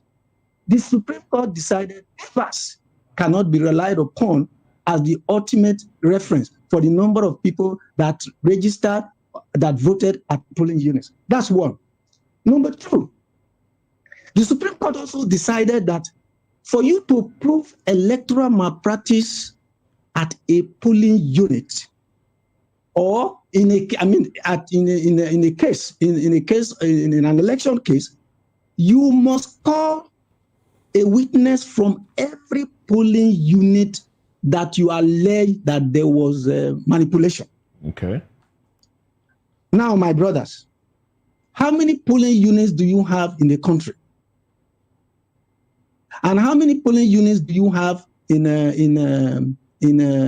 state? Now, put that aside.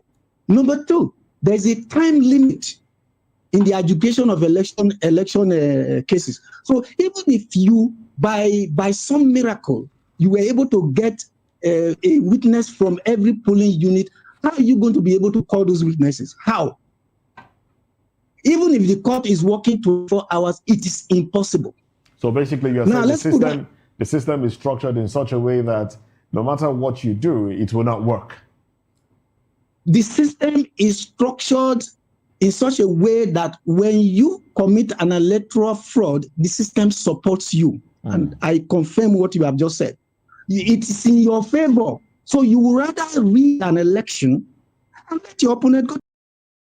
But that aside, when it comes to election rigging too, you also know that INEC has no control over its staff.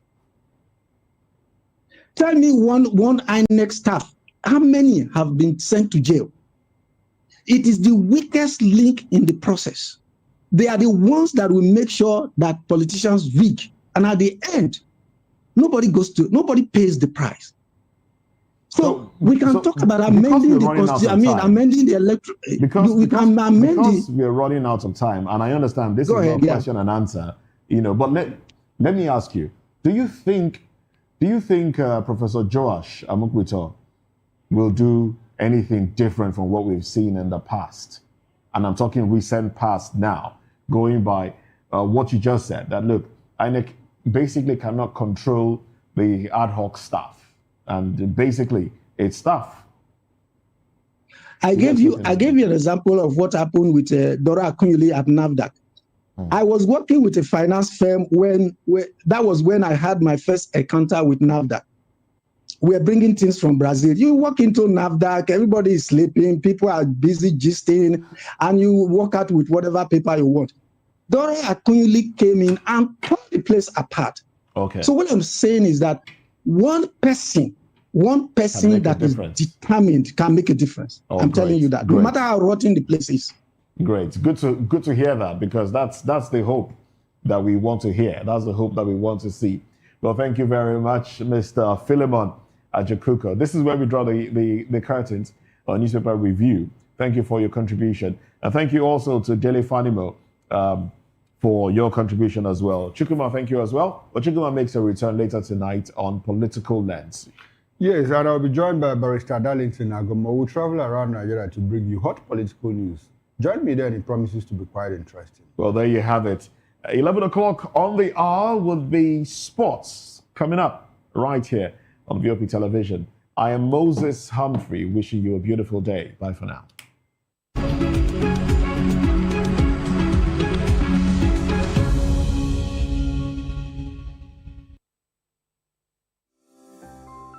VOP TV. Now, you have more than a voice.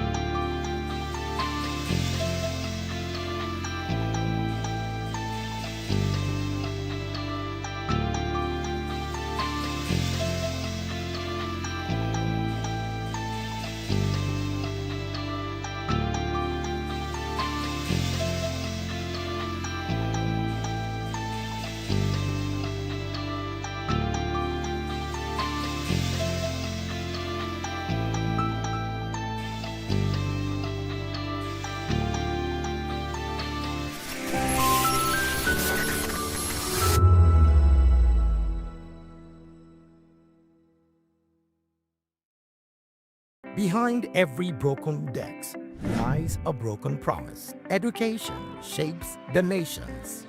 But who is asking the right questions?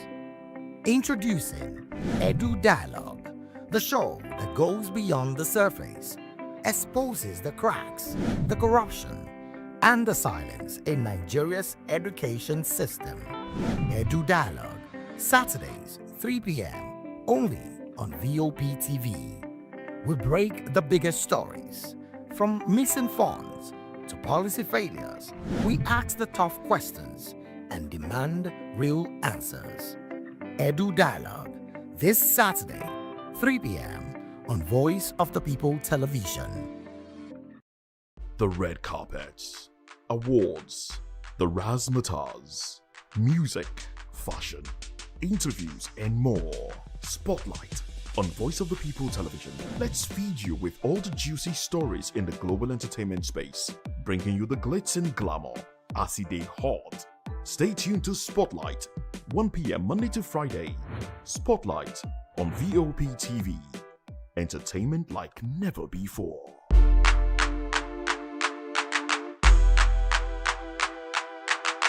Are you ready for the extraordinary? Something big is happening on your screen. Introducing VOPTV.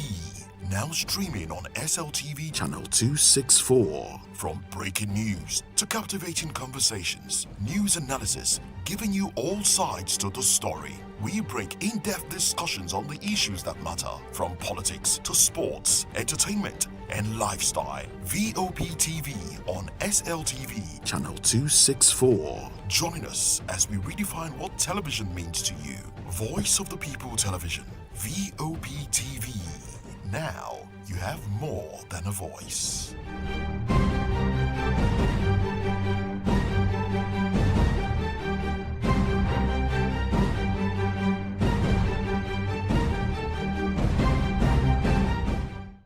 This is African News on Voice of the People Television, where we don't just bring you the news, we bring you Africa's heartbeats, the policies that shapes our world, and the economy that determines our future. African News on Voice of the People Television. Stay with us.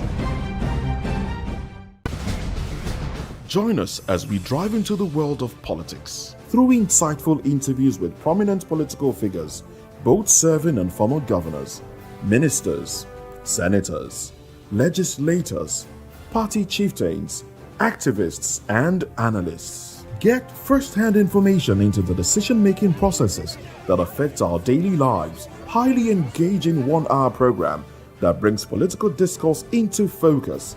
I am Chukwuma Okoro. Political Lens, Monday through Friday, 6 to 7 p.m. Join us.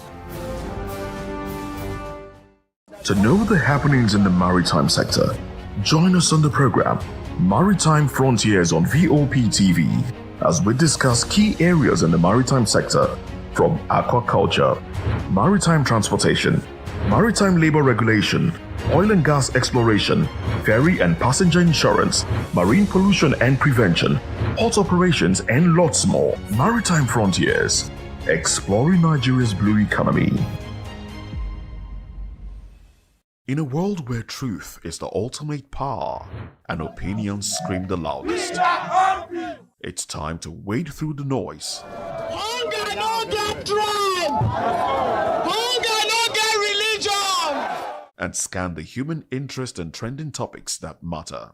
Stay tuned to The Issues, your plug to the stories making the buzz, from politics to science and technology, social justice, and more.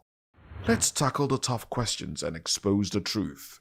The Issues on Voice of the People Television, Mondays to Fridays, 8 to 9 p.m. The Issues. Don't just react, understand. 2564 is coming up on Bunny 9 right. The 2564 Atlantic Tower. What happens in the hush behind hangar doors? Who signs the papers that gamble with lives? Which truths were grounded before they even ever had wings? If you've ever buckled a seatbelt at 30,000 feet, if you've ever stared out of that tiny window and wondered who's really in control of the skies, it isn't just flight, it's power, it's politics, it's pressure sealed in steel. We're peeling back the clouds from runway risks to sky-high secrets. We're diving deep where most dare not to look. Aviation Scope, every Sunday at 7 p.m. only on Voice of the People TV. We don't just report, we reveal. We don't just ask, we uncover. Because when it comes to the skies, ignorance is turbulence. Aviation Scope, the sky isn't the limit, it's just the beginning.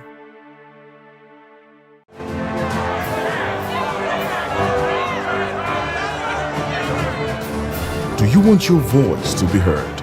Do you know that you matter in the scheme of things? The People's Voice, the show where ordinary citizens take center stage as we discuss the biggest stories that affect you and I. With you in mind, we facilitate lively discussions, debates, and interviews on the topics that matter most to you and I, from social justice to economic empowerment, education to healthcare, governance, and more, tackling tough topics and amplifying your voice. Join the conversation and make your voice count. The People's Voice. Make your voice count. We encourage you to click on the like button and subscribe to our YouTube channel. We are Voice of the People TV. Also follow us on all our social media platforms. We are at voptvlive. Visit our website www.vop.ng for fresh and trending news. Also watch us live on SLTV channel 264. VOP TV, Voice of the People Television. Hello there, my name is Damilola Ogunsi, also known as the Goldfish. Hi, my name is Chiki Bright Emmanuel. I'm an actor and a filmmaker. Hello, peeps. My name is Yomi E. Adejimo. Hi everyone, I'm Paul Utomi. Hi everyone, my name is Stacey Benjamin, and this is Voice of the People TV. I need you to keep it locked to VOP TV. See, are you looking for good entertainment? You want to get good movies, good music, politics, talk shows, sports and entertainment. You really want a channel that gives you everything you need without you having to run around. VOP is where you are. That's Voice of the People. If you're not listening to this, you're not one of us, and you deserve to be killed. Scrap chat.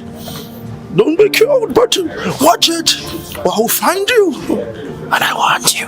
And you are locked on VOP TV. Don't go nowhere. This is where the juice is. This is where all you need for entertainment, politics, movies, and whatnot. And keep watching VOP TV. So keep it locked, because I'm locked already, man, and it's money back guarantee. So you're gonna have a good time, because I do. And please keep watching VOP TV. I won't turn to you actually. I beg you, subscribe, watch it. If not, whatever you see. You better not touch that dial, because VOP is the plot.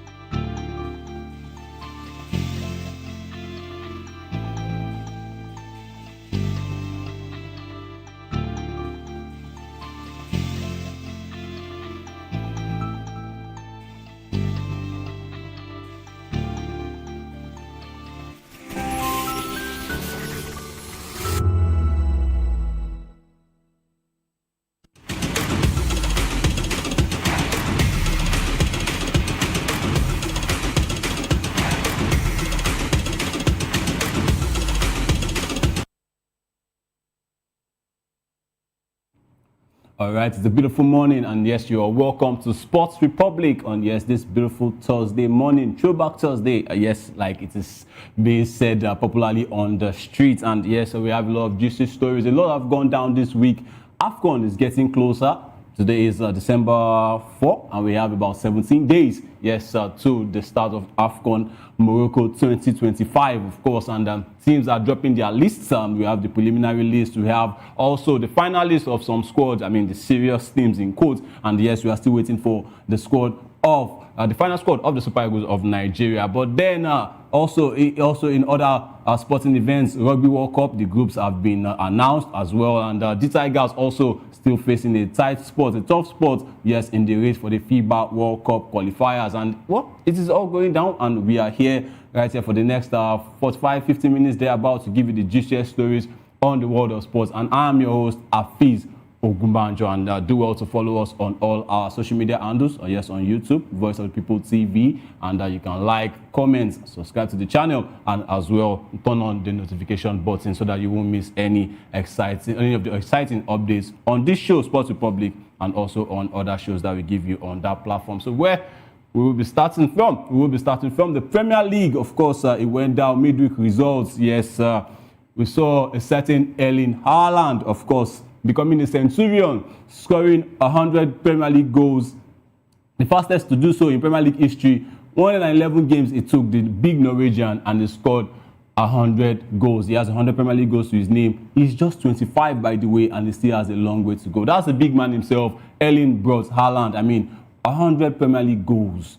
It took some players 200 games. It took some players 300 games. But yes, it's glad to see Erling Haaland. Very good to see him join a list of big names, the likes of Thierry Henry, Andy Cole, Matt Letizia. I mean, look at the 100 club. Let's take you quickly to some names there. The highest goal scorer in Premier League history is still Alan Shearer. It's going to take a lot to get to where the big Englishman is. Alan Shearer, 260 Premier League goals. Harry Kane, yes, in second, 213. Wayne Rooney, Manchester United legend, of course, with 206 goals. Mohamed Salah with 190. He still has, he's still playing in the Premier League, but he has a long way to go, to be very, very honest. 190 for the big Egyptian.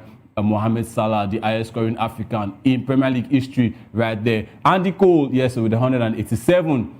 This man, I think he scored no penalties, of course. No penalties, 187 Premier League goals with no penalties. I mean, that is a big one right there for Andy Cole. Sergio Aguero, Frank Lampard, highest scoring midfielder as well, 177 Premier League goals. Thierry Henry, who people are saying is the best player in Premier League history, Arsenal legend, 175. Robbie Fowler, Jermaine Defoe. Well, we are seeing the likes of, let's come down to the likes of Paul Scholes, Darren Bent, Didier Drogba, Cristiano Ronaldo, of course, a Premier League legend himself, Matt Letizia, of course, Southampton legend, and there you have that man, the big Norwegian, Erling Braut Haaland. It was a fantastic game as well. He scored in that game against Fulham. It ended 5-4, but we also saw the likes of Alex Iwobi and Samuel Chukwueze also getting a fantastic performance in that game.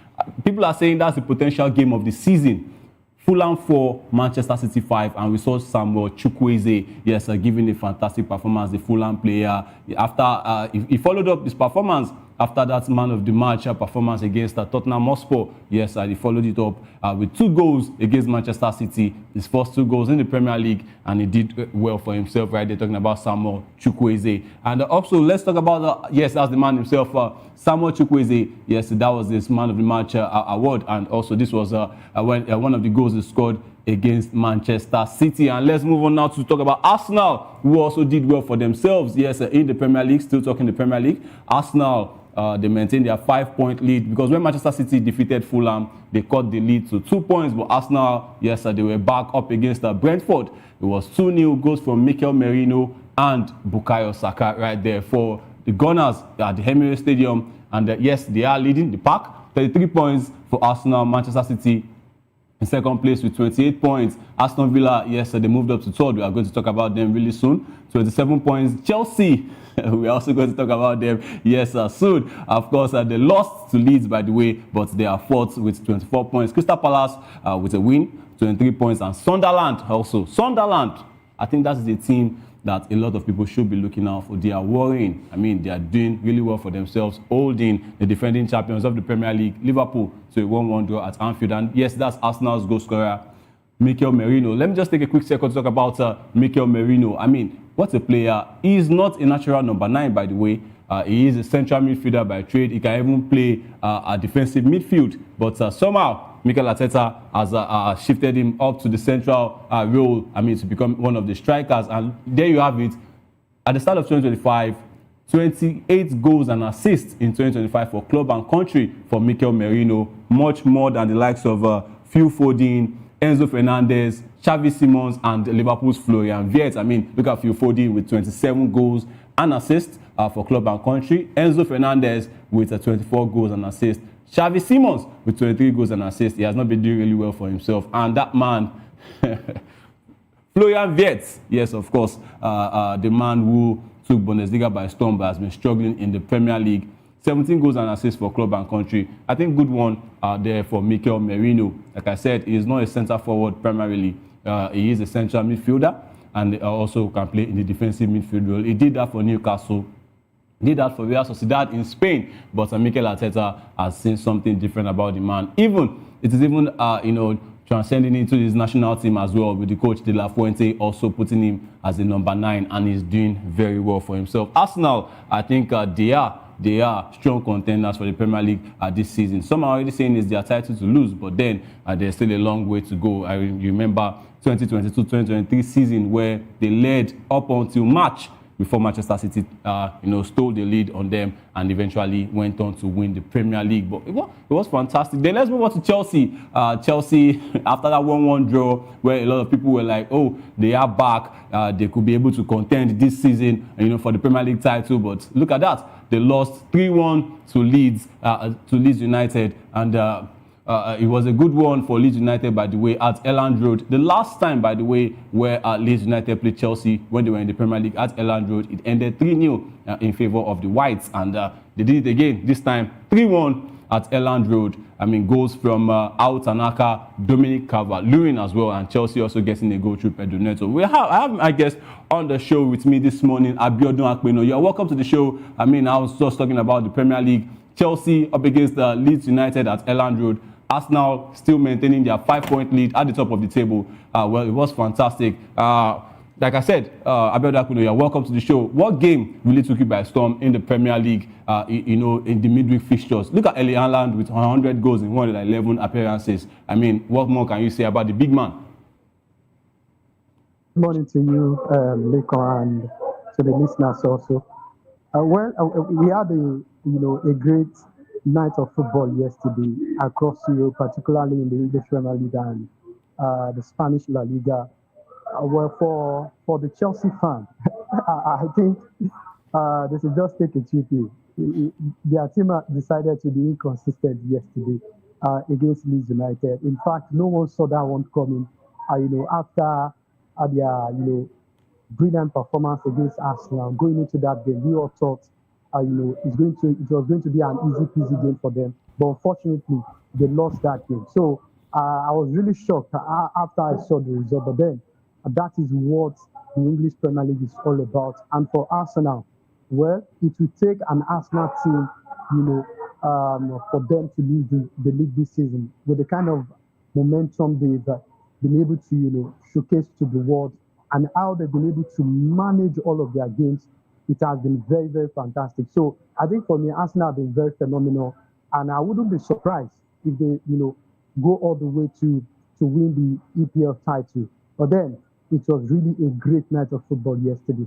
It was a great night. Yes, we saw goals, unexpected goals. We saw maybe not the red cards, the VAR drama and all of that, but we saw goals, and that's Aston Villa.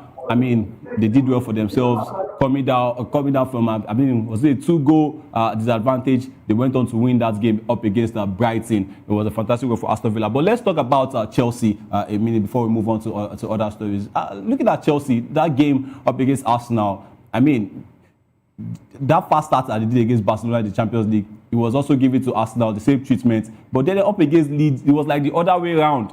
Can we say Chelsea, they are somehow consistently inconsistent? Because when they face big teams, they just have this certain ginger about them. But when they face, I don't want to say their mates, but lesser sides, much respect to Leeds United, they just seem to crumble. What's going on with Chelsea and Maresca's tactics?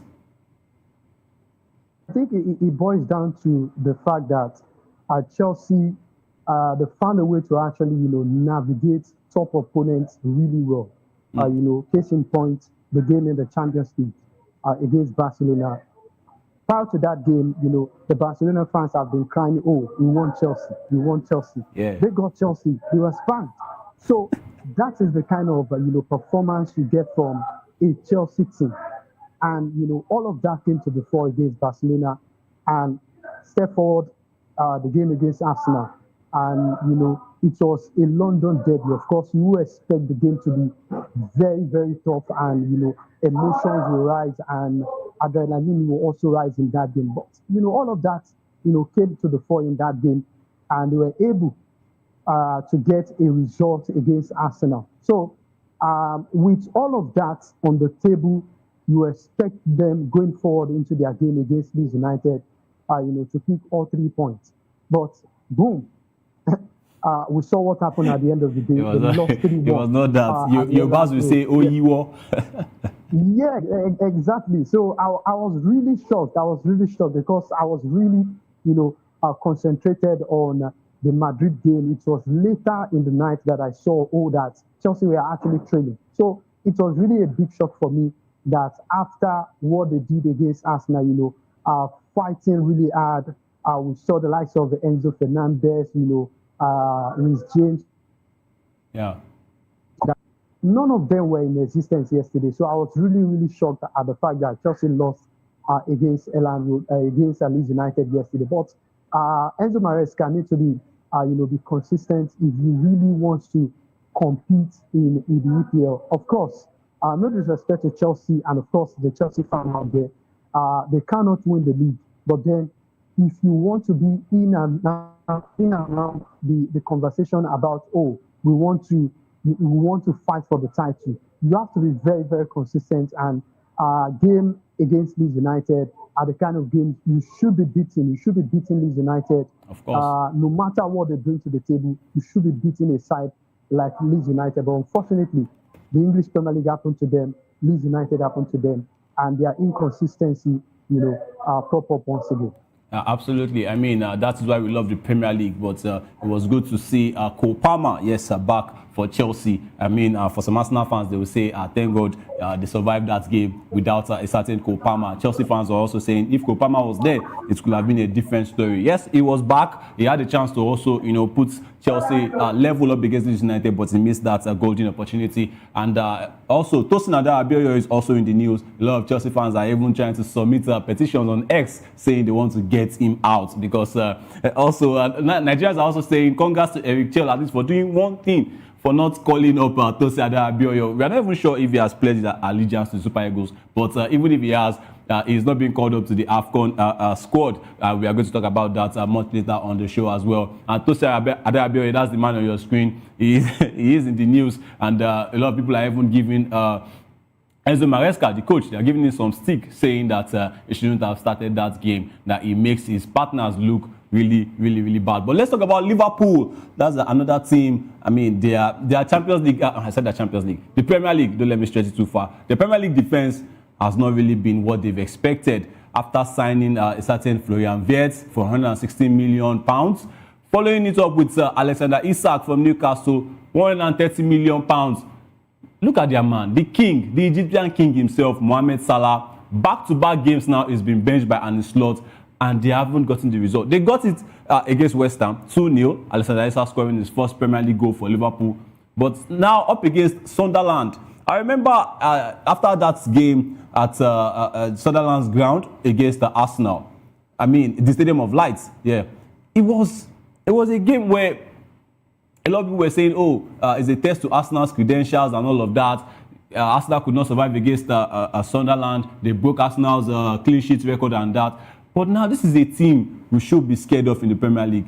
They defeated Chelsea at Stamford Bridge 2-1 with the goal scorer, the winning goal scored by the man who got their first goal up against Liverpool. That's talking about Moroccan James Dean Talbi. This is a team we should be looking at properly. I know they lost to Manchester United. They drew Arsenal 2-2, and now they got a 1-1 draw against the defending champions Liverpool. What is going on with Liverpool? Is it time, that call again for Arne Slot to leave the club? Because that win against West Ham looks like paper over cracks. Or am I just, being too apprehensive about the situation right here for Liverpool?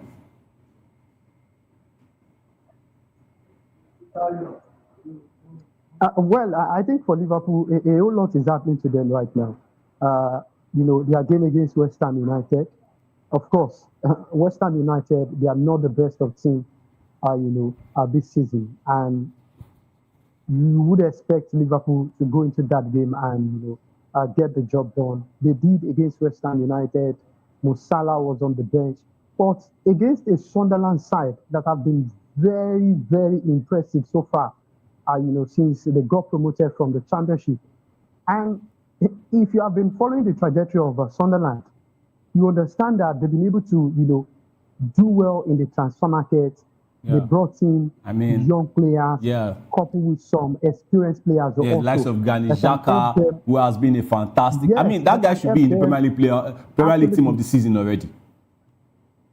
I agree with you, and that will help them navigate, the muddy water of the English Premier League. So they've been able to, do well in terms of recruitment and, of course, setting the pace for what to expect in the English Premier League. Not every team that that goes that route or because if you look at the likes of, QPR in years past, you look at the likes of even Nottingham Forest also. Yeah, They struggle at it's some not. point when It's they were, not. they It's were not a guarantee signing for sort of players. positive results, even when you spend a lot. Exactly.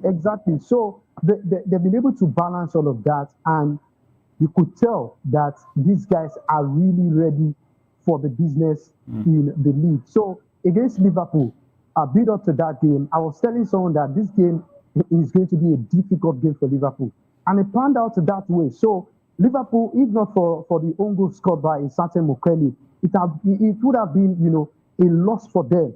So I think for Liverpool right now, it is not about Mo Salah alone, because we saw that he was benched against West Ham United. They picked all 3 points.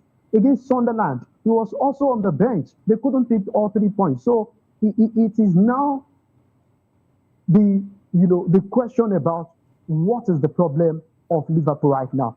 Some people were of the opinion that, maybe because Mo Salah is not playing well and all of that. But then you could tell now that it is not about Mo Salah anymore. It's about the team problem. So let me ask you a question, Abiodun Akuna. I mean, look at the likes of Virgil van Dijk. What is going on? I mean, it's been a meme now, on social media. The way he just turns his back when the player is about to, take a shot. I mean, he did that against the Federico Valverde in 2022 in the Champions League final. We saw that Moses Caicedo goal. Also yesterday, just last night, that Champions League goal, the shot was coming through, and Virgil van Dijk just turned his back. I mean, what is going on? There's this talk about him doing this aura defending. He doesn't put his body. And when we know the greatest of defenders, I mean, the likes of John Terry, Rio Ferdinand, Nemanja Vidic, Vincent Kompany, they put their heads where people fear to put their boots. What is going on with Van Dijk? And Liverpool could have lost that game if not for that last-minute clearance from Federico Chiesa. The team is looking in shambles right now, and I think it's beyond Mohamed Salah, don't you think? I agree with you. And, like I said earlier, it is not about Mo Salah anymore. It's about the team as a collective. And if you really want to, achieve success, you have to also play as a team. And for me, Virgil van Dijk, I'm not a fan of Virgil van Dijk. Of course, some people will tell you he's one of the greatest defender in world football. I don't agree. In my opinion, I don't agree, because if you are a defender, your job is to go for the jugular, go for the ball, not playing how do I put it right now, a Rolls Royce kind of football as a defender.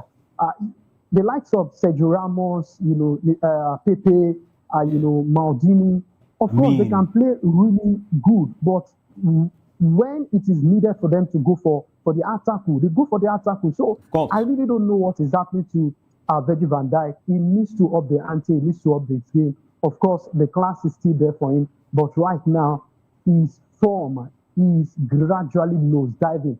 And I think Liverpool made a mistake in actually renewing his contract. Maybe at the end of the day, it's going to turn out really well for them. But as I speak right now, as it stands right now, it is not looking good on his part, and of course, the team as a whole.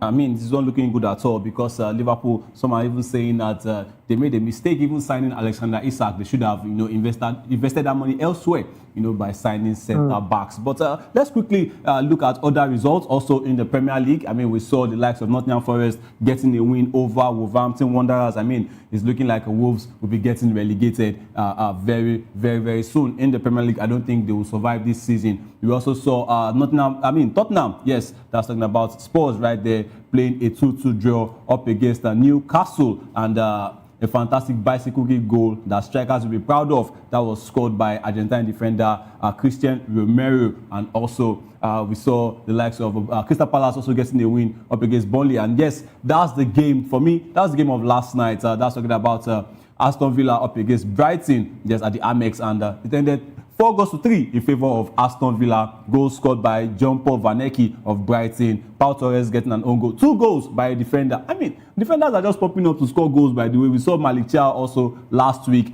Christian Romero also with a brace. And now John-Paul Van Ecke of Brighton scoring 2 goals also for himself. Oli Watkins scoring 2 goals for Aston Villa as well. And also with goals from Andre Onana and Donny Malen. And now they are third on the Premier League table.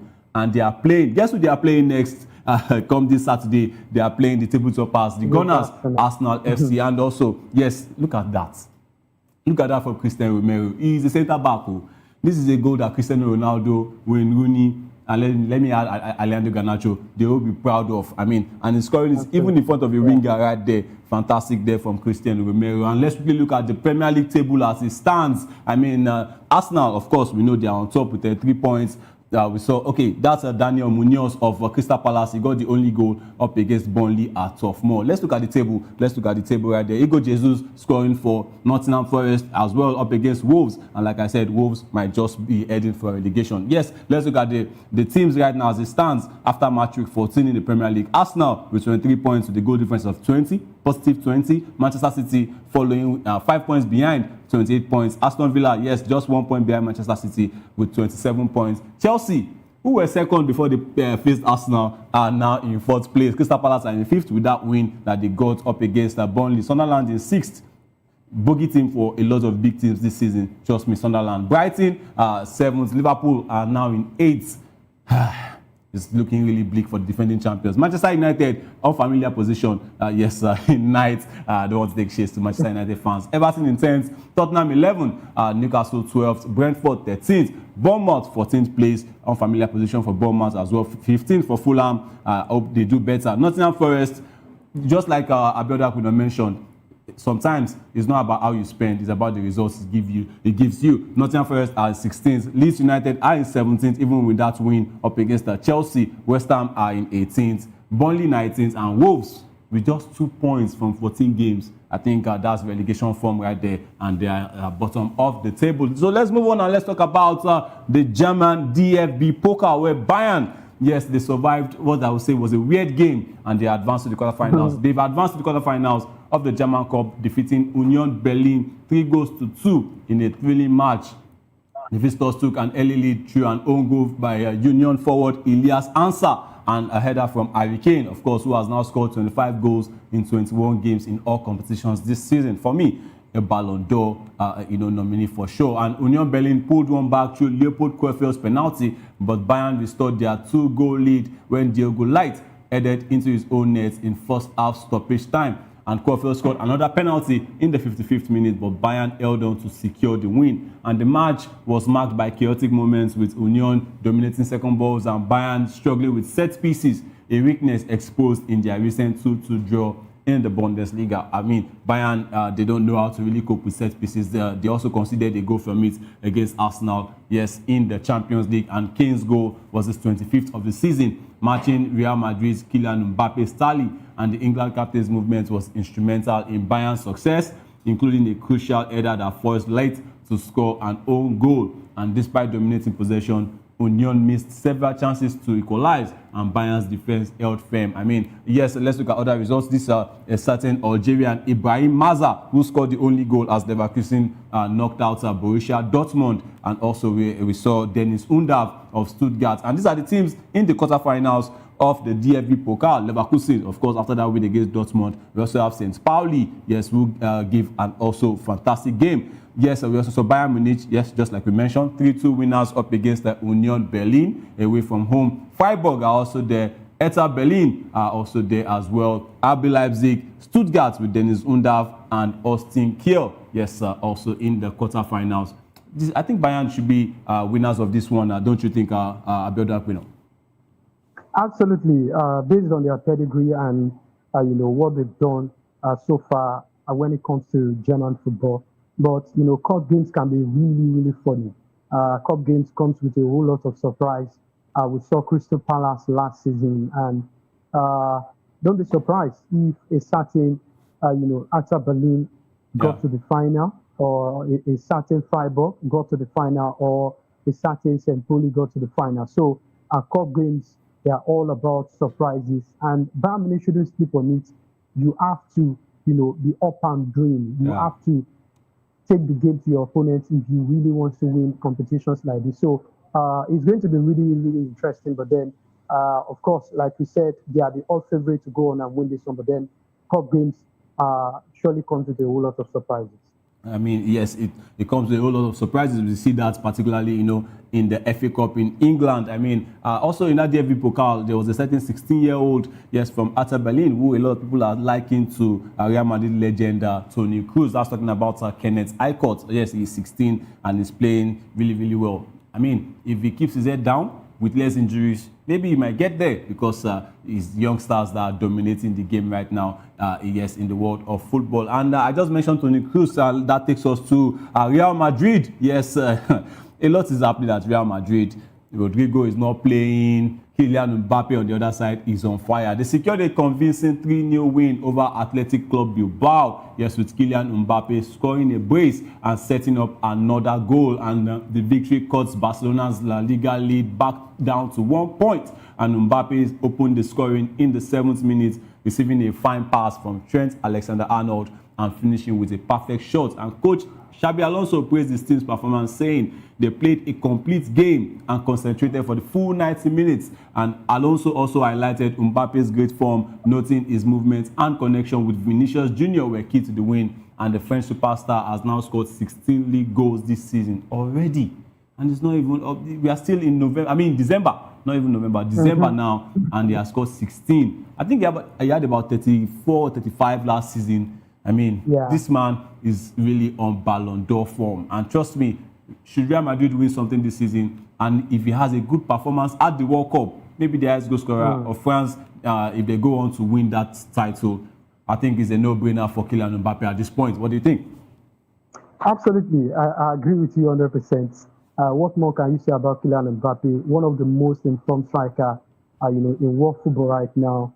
Harry Kane is doing his own in the German Bundesliga, Erling Braut Haaland in the English Premier League, and the Spanish La Liga also, Kylian Mbappe. So once again, he came to the party. I'm not surprised that Kylian Mbappe is doing all of the things he's doing currently, because when he was at Paris Saint-Germain, he always opined that he's a Real Madrid fan and he would love to play, at the Santiago Bernabeu to play for Real Madrid. So all of his dream has come to reality right now, and he's living that dream. So for me, I just want the other guys also to be on the same level with whatever Kylian Mbappe is bringing to the table. He's not been able to see much from Vini Jr. Of course, he's been trying, but if you are playing for a club as huge as Real Madrid, you have to be up and doing. You have to keep on delivering that top-notch performance so we can beat out. So let me hold you on Vinicius Abiodun for a second. I think Vinicius has accepted that role that, look, there's no way I can outscore this certain Kylian Mbappe. Maybe I'll just be happy, with assisting him. But I want to see that combination, Vinicius Jr. For me, on his day, Rodrigo is Real Madrid's best right winger. Mastantuono or not, Valverde invited to that position or not, for me, I think it still has to be Rodrigo. Why can't Xabi Alonso just play them and put a certain Jude Bellingham behind them, just the way Don Carlo Ancelotti did it? Is there a problem that Xabi Alonso is really having with Rodrigo Goes at this point? And what do you think Vinicius Jr. can do to improve his form? Because I don't think he's going to get anywhere close to Kylian Mbappe in terms of scoring. For me, I think it's about, the collective of the team.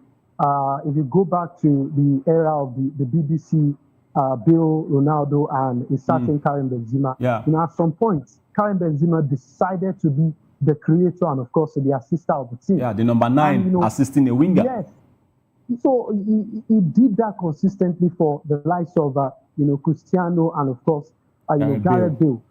If a certain Vini Jr. can come to the conclusion of that reality also, I think it's going to be a win-win situation for both parties. Of course, Kylian Mbappe is scoring the goal, but then I can also adopt the role or the role of being an assister, a provider for the team. And, it puts us in good light. But, it's a game of ego. Let me put it that way. I think currently going on in the team right now, if all of that can be put behind them, and of course, if they fight for the badge, fight for the club, they can actually deliver. But speaking of Rodrigo, for me, I think I'm going to say it on this platform again that, fine, Rodrigo is one of my favorite players in the Madrid team. But it seems the young man is not in tune with the club anymore. He's looking, I don't want to use, on an unpalatable word for him. He's looking like a player that is not ready to play for the team anymore. So I think it is really good for him to move on. And I think Madrid hierarchy should make a decision. If they want to sell him, they should make that call. If they want him to remain in the club, I think the manager needs to come to the understanding that, see, this guy is an important player in this team. In the history of our last, our 3 Champions League, you need to start, using him in the team frequently. So if they can actually iron out all of that in this Madrid team, I think it's going to be really good. But if all of that is not, being ironed out, I think Rodrigo should just move on. There are lots of clubs really willing to have him in their club right now. A whole lot. So I think Madrid hierarchy should just make that decision, let Rodrigo go. And of course, Mascatonu is there, a young player signed from River Plate. It could be the next big thing for this Madrid team. But right now, I think the face of that Madrid team is a certain Kylian Mbappe. Of course, it is Kylian Mbappe. And yes, talking about moving on, Real Madrid looking to build on this momentum in their next match up against the Celta Vigo. And yes, if it's happening at Santiago Bernabeu, you can't take anything away from Real Madrid. Quickly, let's move on to the Coppa Italia and let's give you the results. Yes, Coppa Italia out there, the cup competition in Italy. And yes, we saw Inter Milan. 5-1 winners against Venezia. Look at that man, the number 94 right there. Young man, Francesco Pio Esposito. Fantastic goal he scored right there for Inter Milan. We also saw goals from Andy Diouf, goals from Marcus Thuram. He scored 2. Also we saw an assist from Jan Bisek as well. Good performance for Inter Milan. Also a fantastic goal from Angio Amboni. And this was also a fantastic game. 1-1 it ended between Napoli and Cagliari in regulation time, even after extra time. And it went up to penalties. 10-9 is ended in favor of Napoli. 20 penalties played. And Napoli went on to edge that one. They won by 10-9 in the penalty. And of course, we saw their goalkeeper, Vanja Milinkovic-Savic. That penalty, I think, is one of the most powerful shots in history. It even beats Chloe Kelly's shot against Nigeria for the English women in the World Cup. Yes, the last World Cup that was played. Good job for Napoli sealing also their passage to the next round. Atalanta also 4 new winners. And I'm calling on the NFF, please let us look at Atalanta's young defender, Ernest Ahano. Yes, he's Nigerian born. Yes, Italy are claiming him right now. These are players we need, for our squad going into the future. That's the man right there, number 69, Ernest Ahano. Yes, NFF, please let's go and talk to him. He is fantastic. And just the way we saw a certain Benjamin Frederick. Why not? Why can't you see a certain Ernest Ahano as well, playing for the Super Eagles one day? And speaking of the Super Eagles, yes, AFCON is coming up. We know our opponents. We know we have Tunisia, the Carthage Eagles. We have Uganda, and we also have the Taifa Stars of Tanzania. And speaking of Tanzania, they've announced that 53-man provisional squad for the 2025 Africa Cup of Nations, led by coach Miguel Gamondi. And the squad features a mix of local and foreign-based players, with top clubs, Young Africans, Simba FC, Azam FC, and Singida Black Stars, contributing the majority of the players. Some notable foreign-based players include Sabri Kondo from Aachen of Sweden, Novatus Miroshi, yes, who used to play for Shakhtar Donetsk, but is now with Göztepe in Turkey, and also Kevin John from Aalborg BK of Denmark. I think their biggest player, the biggest name in the Tanzanian squad will be former Aston Villa striker and their captain, Mbwana Samata. Yes, that's the squad, 53-man list at this time when we have 17 days to go to AFCON. So people are just bringing their 53-man preliminary list. I want to ask you quickly, Abiodun Akpino, is it a Group C thing? Because the Super Eagles of Nigeria too are releasing 55-man preliminary lists with how many days to go? And the release date for the final squad is supposed to be December 11, which means we have just in a week's time, we should be dropping the final squad. What is really going on? Why the late timing? I want to talk about the Super Eagles now. Why the late timing, dropping the 55-man preliminary list? We've been asking for this list a long time. In fact, at this time, we should be knowing the final squad. What is going on? For me, I think it's this is this usual thing that goes on with the NFF. Let's submit that list is going to go through a lot of hands. Put this one there, my slots. I want this player to play, because when the list came out, I saw names. Fine, there are 4 players from the NPFL. Looking at this Tanzania squad, a lot of their players are from their leagues, from their current league, the likes of Simba and Young Africans. Why are we not seeing the bulk of players from the NPFL? And it's not even sure that these 4 players of the NPFL will make the final squad. What is wrong with the timing? What do you think is going on through the mind of Eric Chell and also NFF? What are the roles they are playing? Well, I think a lot will be going through the mind of, Eric Chell, who happens to be the manager of the team. And at the end of the day, the bulk of the blame, comes back to his table. So for Eric Chell, I think what the Nigerian Football Federation are doing in terms of, the 55 professional man squad is about to open the pool for other players also to come into the team and fight for a spot. But I want to believe Eric Chell already picked his own players that are going to prosecute the AFCON. The core of the team is already known to Eric Chell. Him, yes. Yes, he's already known to the manager. Maybe the NFF, will want to try and, convince him to actually put 1 or 2 players from their own spot. But then, looking back at that, provisional squad once again, I think Eric Chell already made a decision about the guys that are going to be in the national team. But I think it's really good that we are having this conversation. Of course, there's been a whole lot of, cries about, they shouldn't invite this particular player anymore. They shouldn't invite this particular player anymore. So with all of this pool, the manager can actually assess the player in camp and, of course, make his own judgment about, okay, I think I can work with this particular player. And the AFCON is already, you don't have that luxury of, time anymore to want to assess everybody. You don't because have these that players are not luxury. even training together. You can't even pick the final squad from them because there's no international break up until March, so you can't see these players. Funnily enough, you only have, few days before the guys will resume to camp. So it's really going to be very tasking for the manager. But like I said earlier, I think the manager already knows the squad.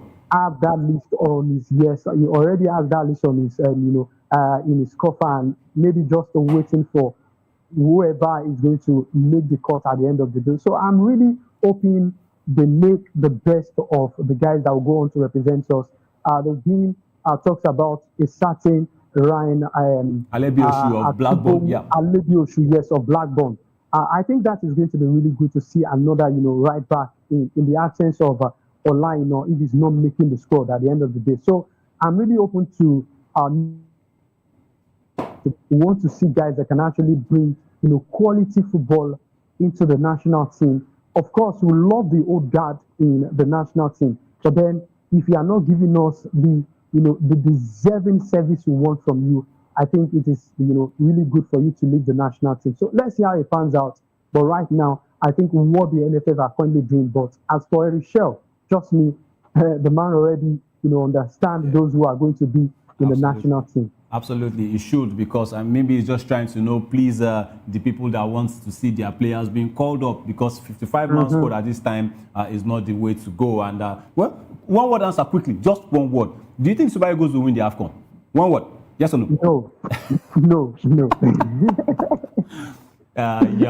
not patriotic. You are not patriotic, but then we have to be real. I mean, you have to see the way other teams are also preparing. There are teams that they've already submitted their final squads, and we are still releasing 55-man list at this point in time. Is not the way to go. Yeah. And yes, this is still Sports Republic, and I still have my man with me, Abiodun Akpino. Yes, sir. Well, let me say time is fast spent. Of course it is, but then time runs when you are having fun. Let's quickly take news from the boxing world, and let's talk about Terence Bud Crawford. Yes, his historic win over Saul Canelo Alvarez has been overshadowed by a major setback. The American boxer has been stripped of his WBC super middleweight title due to unpaid sanctioning fees for his last 2 fights, including that one over Alvarez and his 2024 bout against Israel Madrimov. And the WBC confirmed that Crawford has been stripped of the belt.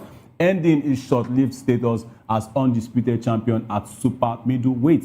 And the decision was made after Crawford failed to pay the required sanctioning fees, despite repeated warnings and communications from the WBC. And the WBC, yes, they announced that interim champion Christian Mbili will face Hamza Shiraz, yes, the Briton, for the now vacant title. And Mbili, who fought Lester Martinez to a draw on the Crawford-Alvarez undercard, enters the fight with a record of 29-0-1, while Shiraz holds a 22-0-1 record. I mean, it's not looking good for the man they call Terence Bud Crawford. I mean, well, he has to get back.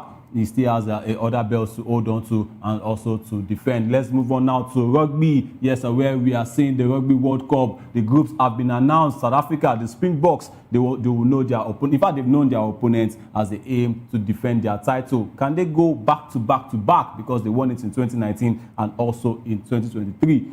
2027, yes, the draw has been announced, it's been confirmed with 24 teams placed into 6 pools, yes, for the tournament in Australia. And of course, one of the standout matches is host Australia up against the 2015 champions New Zealand, yes, who actually defeated Australia to lift that title. And they will meet for the first time in the Rugby World Cup pool stage. And the Trans-Tasman rivals, who boast 5 men's Rugby World Cup titles between them, are joined in Pool A by Chile and debutants Hong Kong, China, and defending champions South Africa are in Pool B with Italy, Georgia, and Romania, while Argentina will face Fiji, Spain, and Canada in Pool C. And for me, I think in this one, I think Pool E is the one to look out for the most because of France, Japan, and USA and Samoa will be facing up. In Pool F, we have England, Wales, Tonga, and Zimbabwe. Yes, South Africa and Zimbabwe are the ones that will be representing Africa. South Africa, yes, like I said, they are the defending champions. They also won it in 2019. They will be looking to also win in 2027. Which year, which month, which year, which decade, which century are we going to see Nigeria performing at the Rugby World Cup? I mean, that's a very, very, very, very, very big question. Yes, still on sports stories. Let's move on to basketball, where Nigeria's D Tigers, yes, after promising that they will restore national pride after Super Eagles failed to qualify for the World Cup, they want to restore national pride by qualifying for FIBA World Cup, but they are facing it really, really, really hard right there in the FIBA World Cup qualifiers in Tunisia. And the guard, Ikechukwu Nwamu, is pointing to a lack of preparation and team cohesion as key factors, and the team has won just 1 game out of 3. And Nwamu says a limited preparation time has led to rushed decisions and poor spacing on the court. And he said we didn't really have enough time, and there were a lot of changes from AfroBasket and the qualifiers. I mean, and the D Tigers' struggles have resulted in frequent turnovers and lack of organization. But Nwamu is optimistic that they can turn things around. And the team's campaign has been marked by an 88-78 overtime defeat to Tunisia, and also a first-time ever loss 69-55 to Guinea, and a 75-69 overtime win over Rwanda, thanks to Maurice Udeze's 30-point performance. For me, I think, well, all these are excuses. A lot of teams are playing, for this World Cup qualifiers, and also they have the way they also prepared. But then it's down to the way we do right here. It's becoming synonymous with Nigeria, that lack of preparation and cohesion. I still have Abiodun Akuno with me, and this time let's quickly go to the last story. Let's go to the NBA, where Giannis Antetokounmpo suffered a right calf strain just 3 minutes into the Milwaukee Bucks game up against the Detroit Pistons, forcing him to exit the court. And the 2-time NBA MVP fell to the floor without contact, clutching his right leg, and was helped off by teammates. And the Bucks announced he won't return, citing a right calf strain, and are awaiting MRI scan results for confirmation. Before we go on the show, I mean, Antetokounmpo, it's been a rocky week for him and the Milwaukee Bucks, because silently he's looking to leave the NBA club right now. He's looking to leave. He's looking to leave Milwaukee Bucks, and he wants to move. He's been discussing with his agent. Bucks have come out to deny such rumors, and now he's injured. Do you think they should move on from Giannis? Because, I mean, I think it's looking like it's time to go. They also have a certain Damian Lillard. What do you think is going on with Giannis and Milwaukee Bucks quickly? Well, I think I wouldn't advise the Bucks to actually treat, Giannis in such manner, because he has been a loyal fan a loyal player to the club. And looking back, you really want to say, okay, this guy has been very, very consistent over the year for them, and you want to have him in the team. But with all of the handwriting on the wall, it shows he really wants to leave the club. I remember I was discussing with, someone that I think it's time for Giannis to actually leave this club. But he's saying this guy has been the best player for them. If they can actually, help the team in terms of making some couple of signings also. But it is not easy that way, to bring top players into the team and you want to go on to compete against the big boys. So for me, if he's making that decision that he wants to leave, fine. But then it boils down to the Bucks, management to also to make that decision if they want to retain him or they want to let him go. But now that he's injured, he's still your player. You have to back him. You have to support him. Absolutely. Yes, all through, the injury, and of course, when he comes back into the team, then thereafter, you can go back to the table, make a few talks, and of course, if the decision is for him to leave, why not? He's done his part for the club. He's been a loyal player to the club. So, and I see no reason why, they shouldn't back him that is injured right now. Yeah, one player who has certainly left his club is talking about legend, 40-year-old Chris Paul, who has actually left Los Angeles Clippers. They won their game over the night, but then they've said it is time to go. But one thing that just struck me was the statement they released. They said that Chris Paul is trying to win, but that doesn't align with their ideas. I don't understand that coming from LA Clippers. But I want to say a big thank you to Abiodun Aquino for joining me on the show today. This is where we will be calling it a day. We'll be wrapping it up on the show Sports Republic this morning. Media news is coming up next on the Voice of the People TV. And I am Afiz Ogubanja, and I'm saying, please do have a wonderful rest of the day. Bye for now.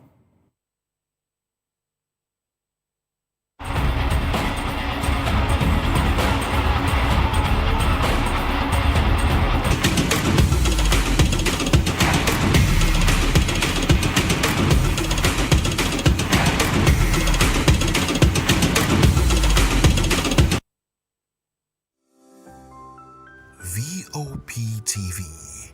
Now, you have more than a voice. In a world where power shifts with every headlines, news breaks and events happens, we bring you unbiased and explicit information on politics, economy and state of the nation. We break down the chaos. Facts, not fluff. Truth, not spin. We discuss not just politics, but a glimpse into the future. Join Moses, Chukuma, and Fina on Voice of the People TM. Voice of the People Television. Now you have more than a voice. The red carpets, awards, the razzmatazz, music, fashion, interviews, and more. Spotlight on Voice of the People Television. Let's feed you with all the juicy stories in the global entertainment space, bringing you the glitz and glamour as they hot. Stay tuned to Spotlight, 1 p.m. Monday to Friday. Spotlight on VOP TV. Entertainment like never before.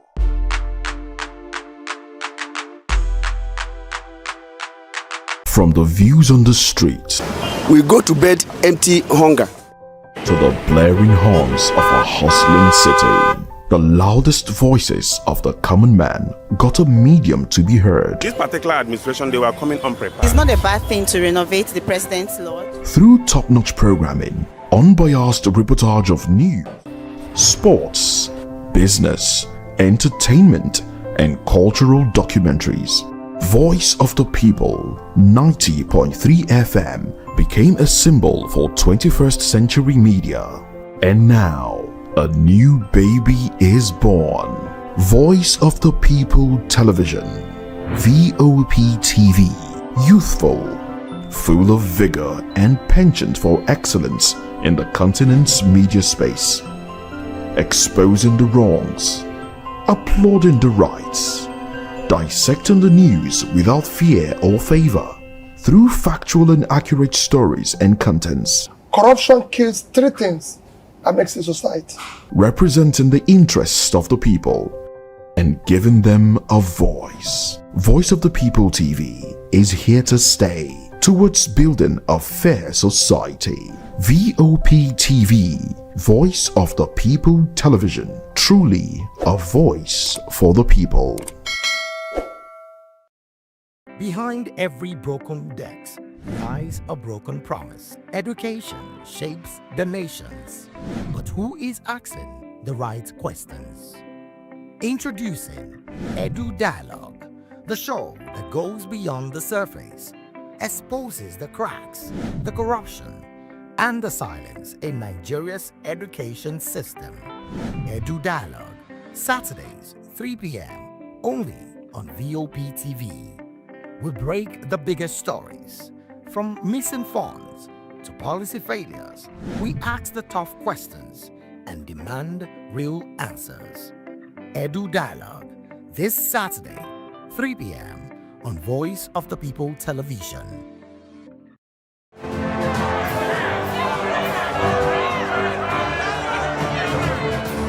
Do you want your voice to be heard?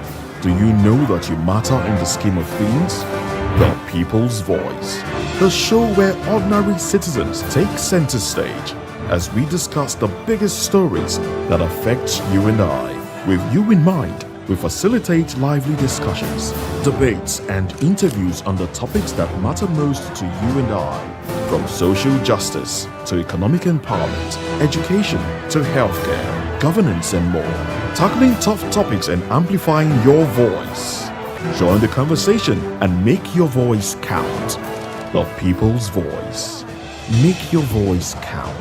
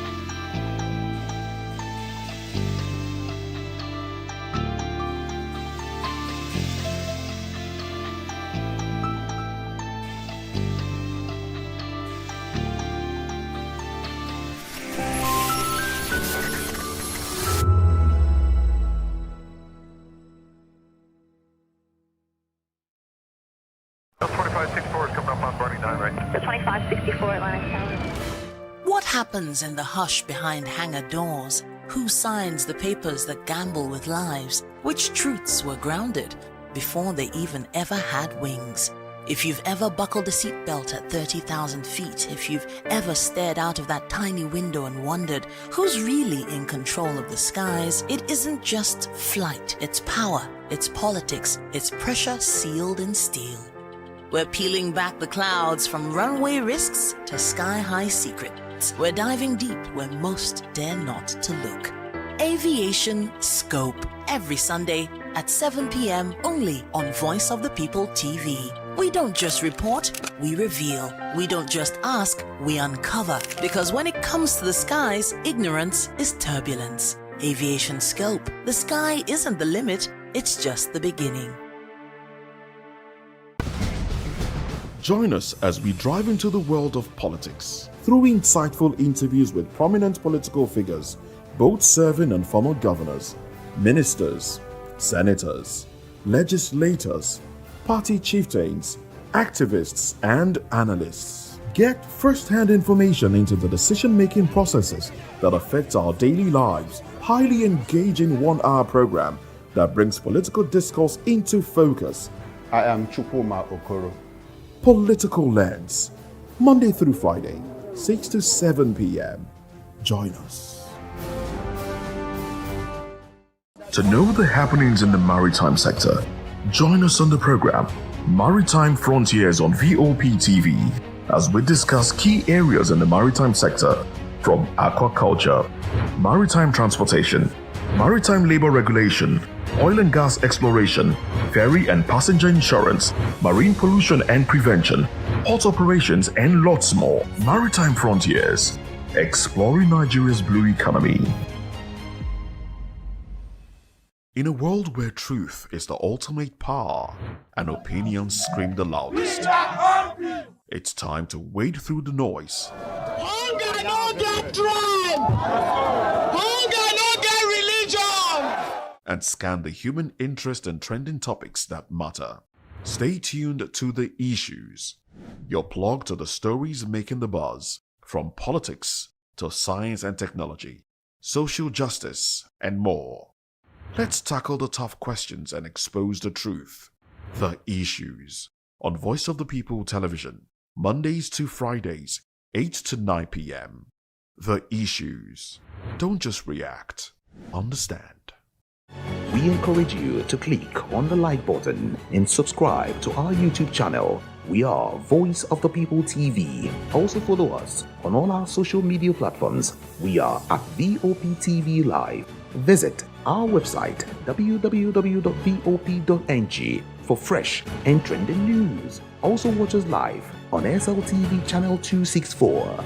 VOP TV, Voice of the People Television.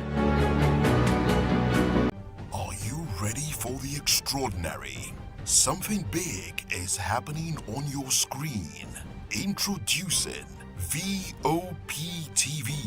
Now streaming on SLTV channel 264. From breaking news to captivating conversations, news analysis, giving you all sides to the story. We break in-depth discussions on the issues that matter, from politics to sports, entertainment, and lifestyle. VOP TV on SLTV channel 264. Join us as we redefine what television means to you.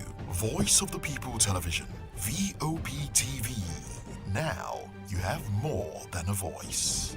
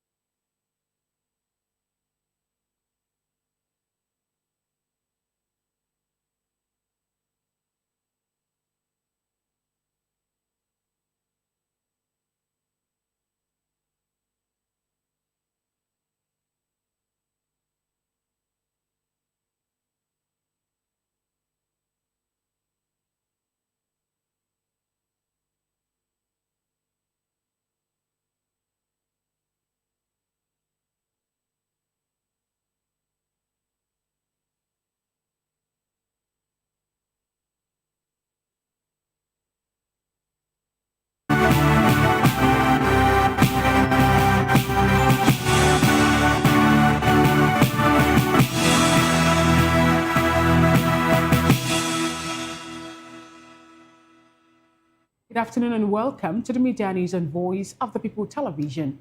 I am Fina Okechukwu. And I am David Edwin. For headlines, Tinubu commends Senate for confirming Musa as defense minister. UN warns returning Nigerians face landmine risk. 5 kidnapped Rivers Varsity students regain freedom. Alex Otis' aide says meeting with Tinubu focused on Kanu, not defection. Expenditure framework, FEC approves 2026-2028 budget framework. 10 persons confirmed dead in local jail Kenne Road crash. In business, fund directs airlines to review flight schedules. And in the world of sports, Nigeria Football Federation set semi-final targets for coach Eric Chow. In entertainment, Sabinus announces end of marriage. Now the news and details. President Bola Tinubu has praised the Senate for swiftly confirming Christopher Musa as the new Minister of Defense, calling the appointment timely and crucial. In a post on his official X handle, the president noted that he forwarded Musa's name for screening just 2 days earlier. Tinubu described the former Chief of Defense Staff as a fine gentleman whose leadership will be key to tackling the nation's security challenges. Do recall that the Senate yesterday confirmed former Chief of Defense Staff General Christopher Musa as Nigeria's new Minister of Defense. The process began after Senator Akpabio Godswill, who is the Senate President, read the President's request seeking approval for Musa to replace Mohamed Badaru, who resigned on Monday for health reasons. Confirmation of aid, request for confirmation of aid, a nominee, a ministerial nominee. In compliance with the provisions of Section 1472 of the Constitution of the Federal Republic of Nigeria 1999 as amended, I am pleased to forward for confirmation by the Senate the nomination of Christopher Kwabin Musa as Minister of the Federal Republic of Nigeria. It's actually General Christopher Musa. Maybe now that he's going to wear khaki, they just put Christopher, they didn't put General. While I hope that this request will receive the usual expeditious consideration of the Senate, please accept, distinguished Senate President, distinguished senators, the assurances of my highest regards. Yours sincerely, Bola Ahmed Tinubu, President, Commander-in-Chief, Armed Forces of the Federal Republic of Nigeria. This is immediately stood down for consideration by a committee of the whole. The session briefly turned heated when Senator Sani Musa proposed that the nominee take a bow and go, as several lawmakers opposed the idea, insisting on a full screening. Akpabio intervened, stressing that both Nigerians and the international community were watching and directed that the questioning continues.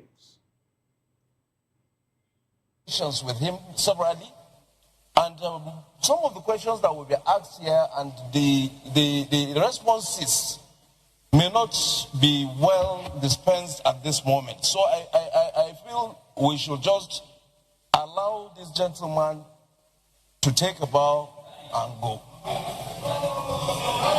Not carry. There's not. This is it.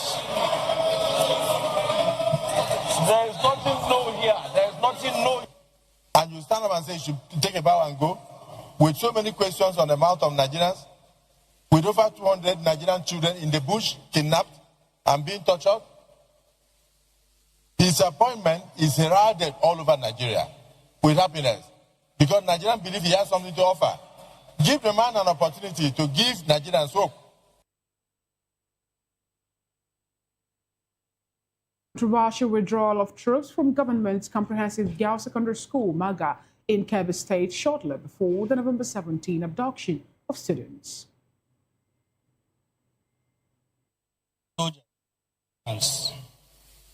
Trying to confront the situation as it is, as it confronts them.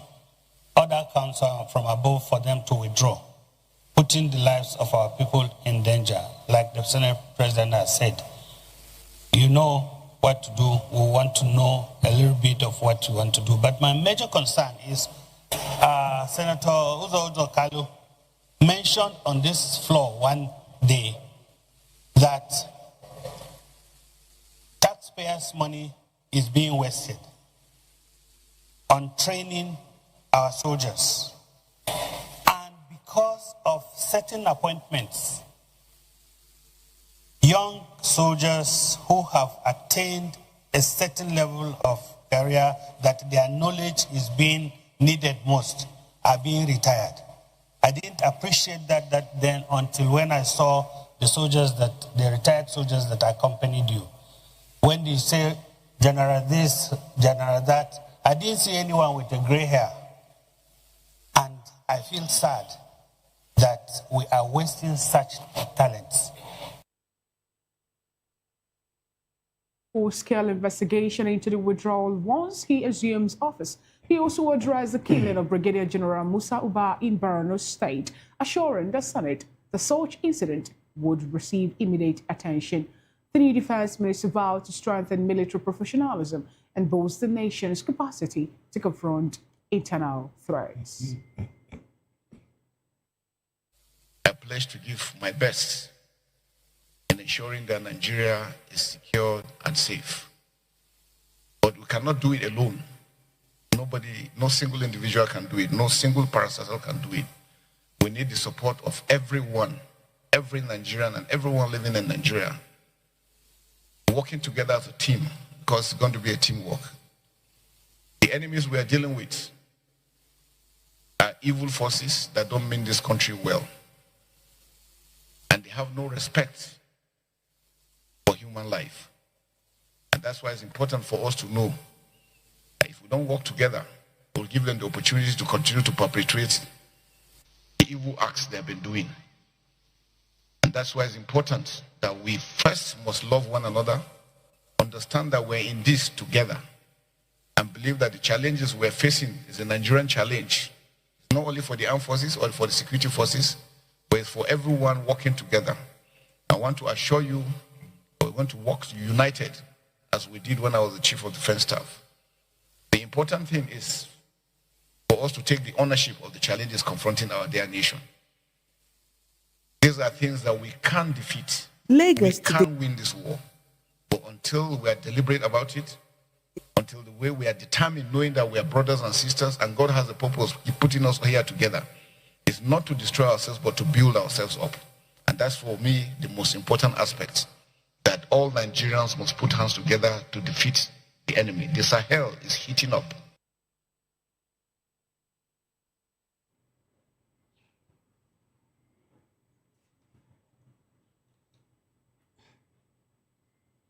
Well, moving on, the Senate has taken a major step towards a tightness in Nigeria's anti-kidnapping laws, proposing the death penalty for kidnappers as well as anyone who finances, enables, or provides information to them. Lawmakers debated amendments to the 2022 Terrorism Prevention and Prohibition Act during plenary. The bill, sponsored by Senate Leader Payemi Bamidele, seeks to classify kidnapping, hostage taking, and related offenses as acts of terrorism, giving security agencies broader powers to track and dismantle criminal networks.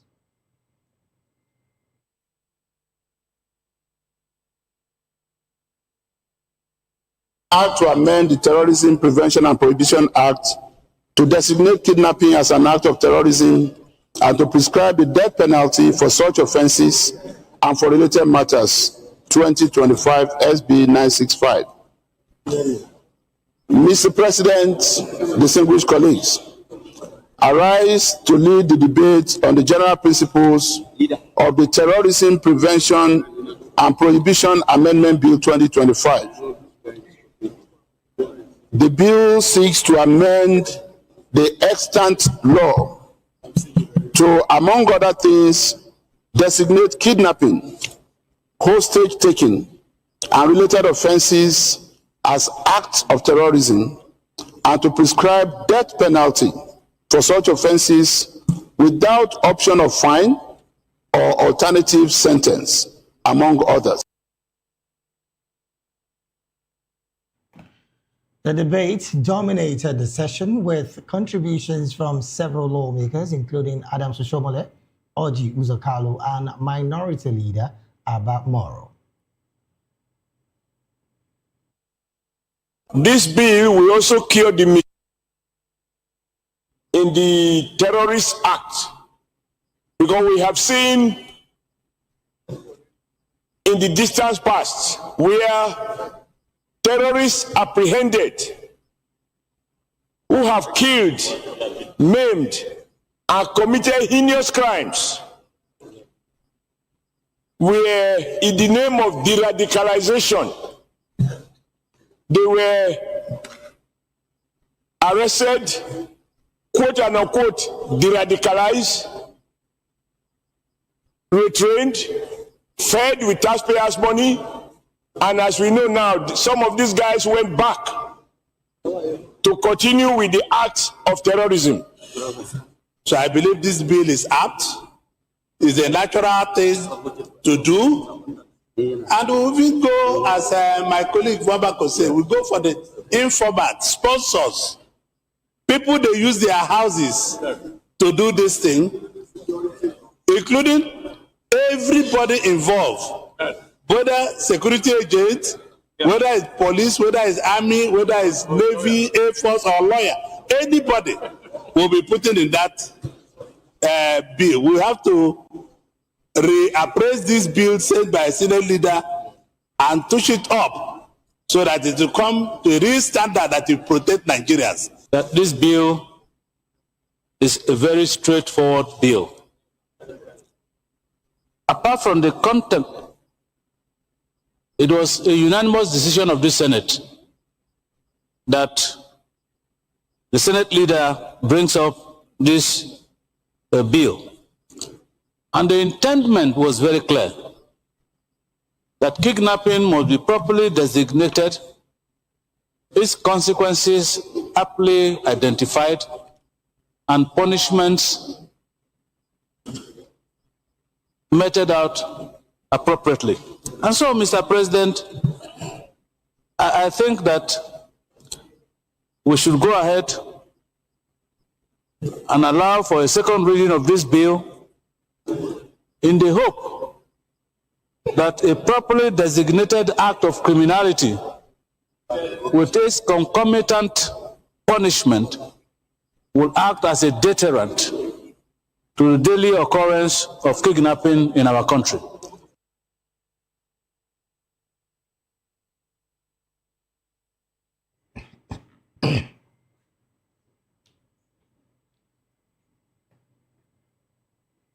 Moving on, mixed reactions are trailing the proposed increase in excise duties on non-alcoholic beverages. In Oka, the Anambra State capital, the proposed has drawn support as well as cautious optimism from residents. Voice of the People's Television, Shoshima Promise, brings us up on the development. Ejiofor Umebogo said nothing stops the nation from making more money from the non-alcoholic drinks under excise duty. According to him, same reason that informed government's imposition of excise duty on alcoholic drinks also applies to the non-alcoholic, especially as its health hazards are on the increase. Already, the nation is making so much money from taxes and excise on alcoholic drinks. Nothing stops us from also raking money into our federation account from taxes and excise on non-alcoholic drinks. They are both taxable commodities. So I don't see the reason for the dichotomy. And moreover, who says we can't tax, we can increase the taxes or excise duty on non-alcoholic drinks? After all, they are all drinks. There should not be any dichotomy. The so-called non-alcoholic drinks are mostly carbonated drinks that also poses health risk. An economy policy analyst and lecturer at Chukwuemeka Odumego Ojukwu University, Bwariam campus, Dr. Chukwunonso Ekesiobi, said government could upscale excise duty to regulate the activities in the market or bringing in penalty for the health challenge, especially for obesity and diabetes, or a way of increasing government revenue. He, however, said it could lead to harsh business operating environment in assessing foreign exchange, power supply, security, and other aspects of the ease of doing business. For Dr. Ekesiobi, an increased taxation would add an extra burden to producers because it will cut on their profits and productivity for a country that is struggling to increase output. That news is a news that comes with different feelings. It depends on where you are. On the government side, you may see it as a way to maybe regulate the activities in that market or in that space. You can see it as a way of, bringing in a penalty for health challenges these drinks may be causing, especially in terms of obesity and diabetes. Or you can look at it in terms of a way of increasing government revenue, because these duties will add some level of increment to the government revenue. But on the other hand, for the economy, you have different perspectives to also look at. For instance, the already harsh business operating environment, with what is going on with accessing foreign exchange, what is happening with electricity, there's power, there's security, there's other logistics, things that aid the ease of doing business. So when people struggle with all these things again, they now add an extra burden, which is what is going to look like to them. So it will cut on their profits and also their productivity for a country that is struggling to increase food.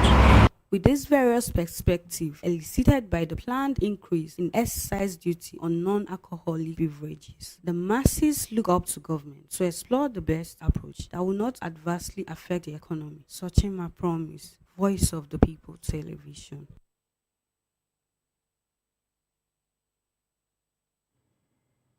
Still in the news, the United Nations has warned that displaced communities in Nigeria with camps closing and no alternative shelters may be forced to return to areas contaminated with deadly explosive remnants. At a UN meeting in Geneva on support for global landmine actions, experts say dwindling resources in countries like Afghanistan and Nigeria are increasingly civilian exposure to unexploded ordnance. They emphasize that mine action programs, often seen as long-term recovery projects, are in fact emergency humanitarian interventions that save lives. Edwin Faigamne, chief of the Mine Action Program representing UNMAS in Nigeria, said returnees in the country face a high risk of landmine-related deaths. Still in the news, 5 students of River State University's Molu Oluoruko, Port Harcourt, who were abducted from the Emoha satellite campus on Tuesday, have regained their freedom. Confirming that this today, Police Command spokesperson Grace Irenge-Koko said all 5 students were freed unhurt during an operation at Romodogo 2 involving police tactical teams and other security agencies. She added that the students, including 1 female, have been taken to the hospital for medical evaluation, while efforts to track down the fleeing kidnappers are ongoing. Elsewhere in Anambra State, the Anambra State Police Command has arrested a suspected member of a kidnap, robbery, and car snatching syndicate in Opoko Ogbaru local government area. Police spokesperson SP Tochukwu Ikenga disclosed in a statement from Moka that the 43-year-old suspect is also alleged to belong to a proscribed indigenous people of Biafra. Ikenga said the arrest followed the confession of another gang member already in police custody. Abia State Governor Alex Ortiz visit to President Bola Tinubu focused on issues concerning the leader of the indigenous people of Biafra, Mazi Nnamdi Kanu.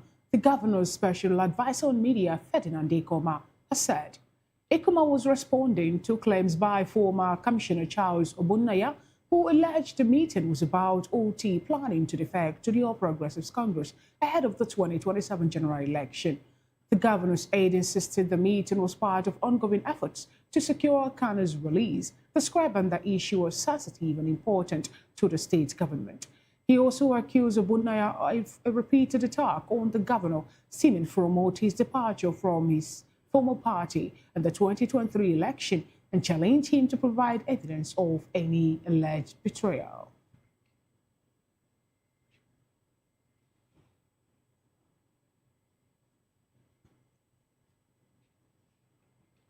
You're still watching the midday news right here on Voice of the People Television. We'll go on a very short break now. When we return, we'll be heading straight to the analysis segment of the news. Please stay with us.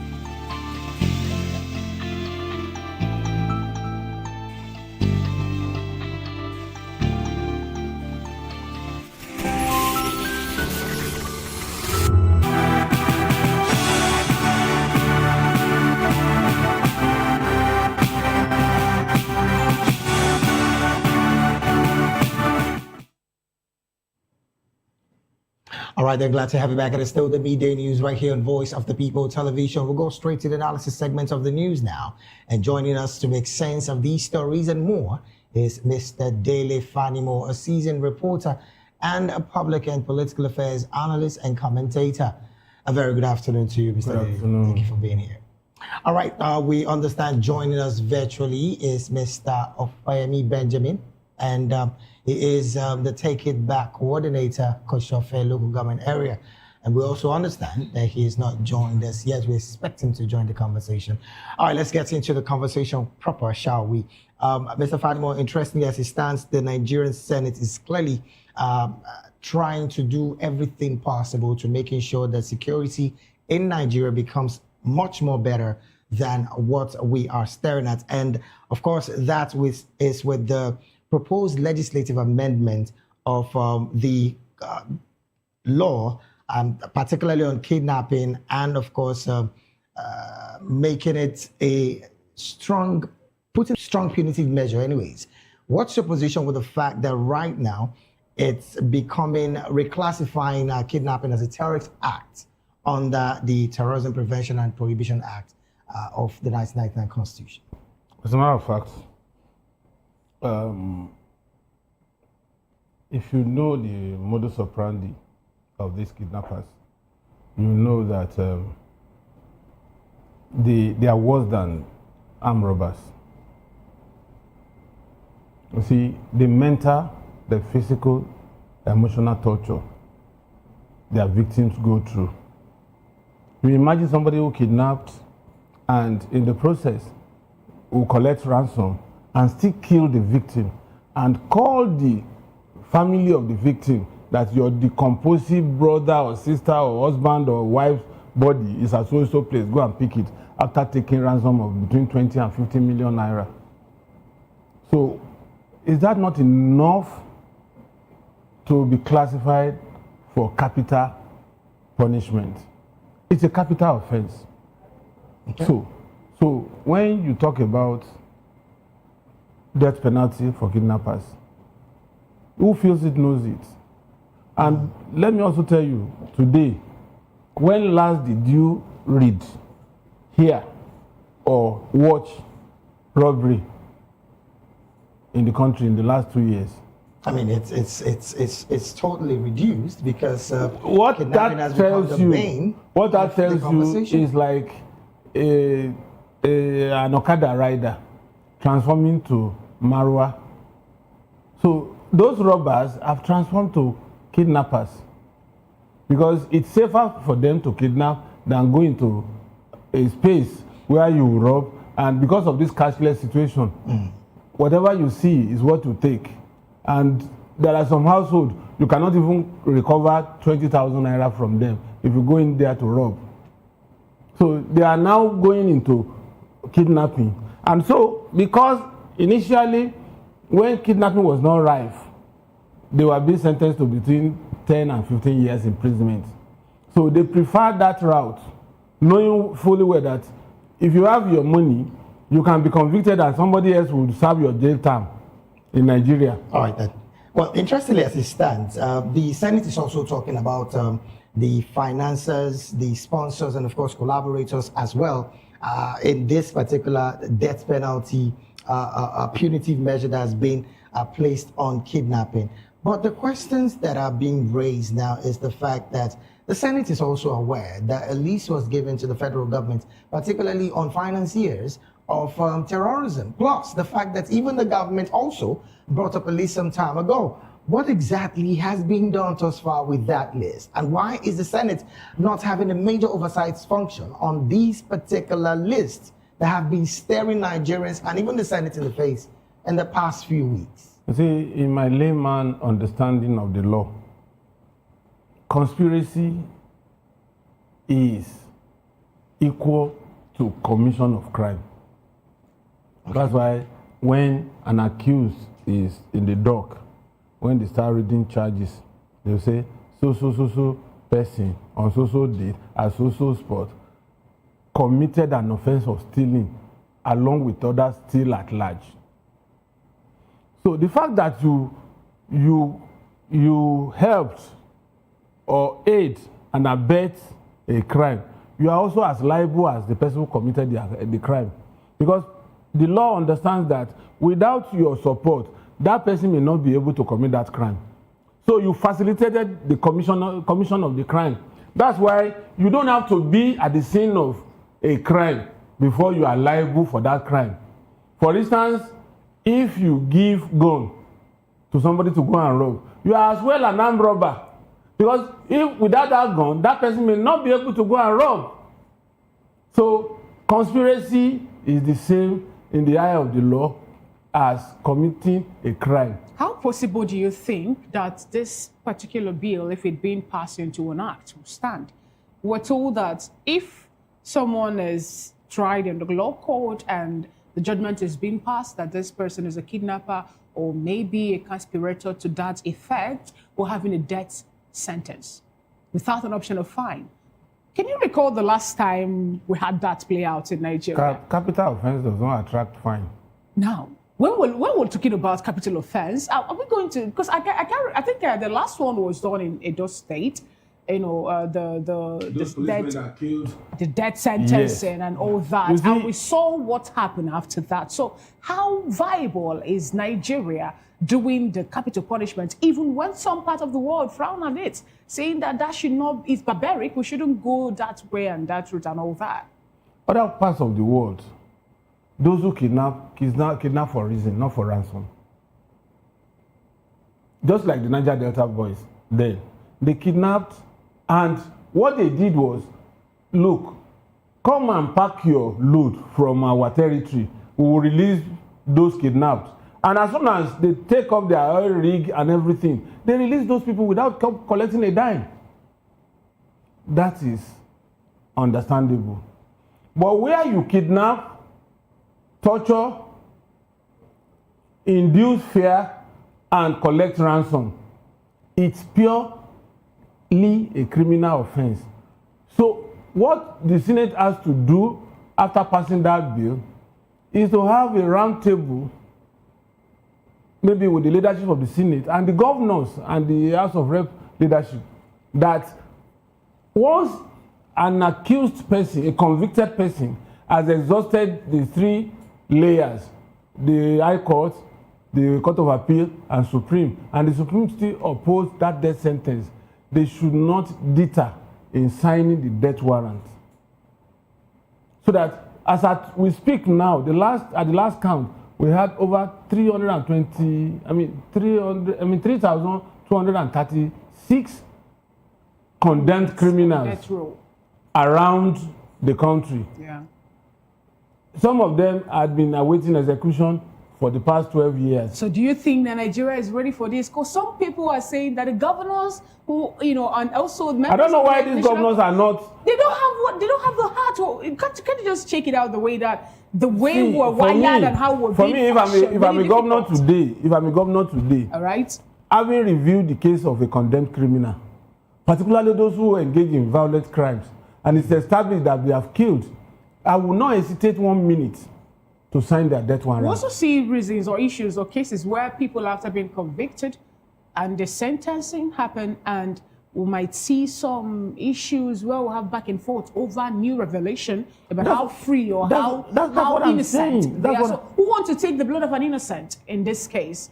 You see, it's not in all cases. For instance, look at what happened in that Edo episode. Yes. It was clear that uniformed men who were supposed to protect those traders killed them and took possession of their property.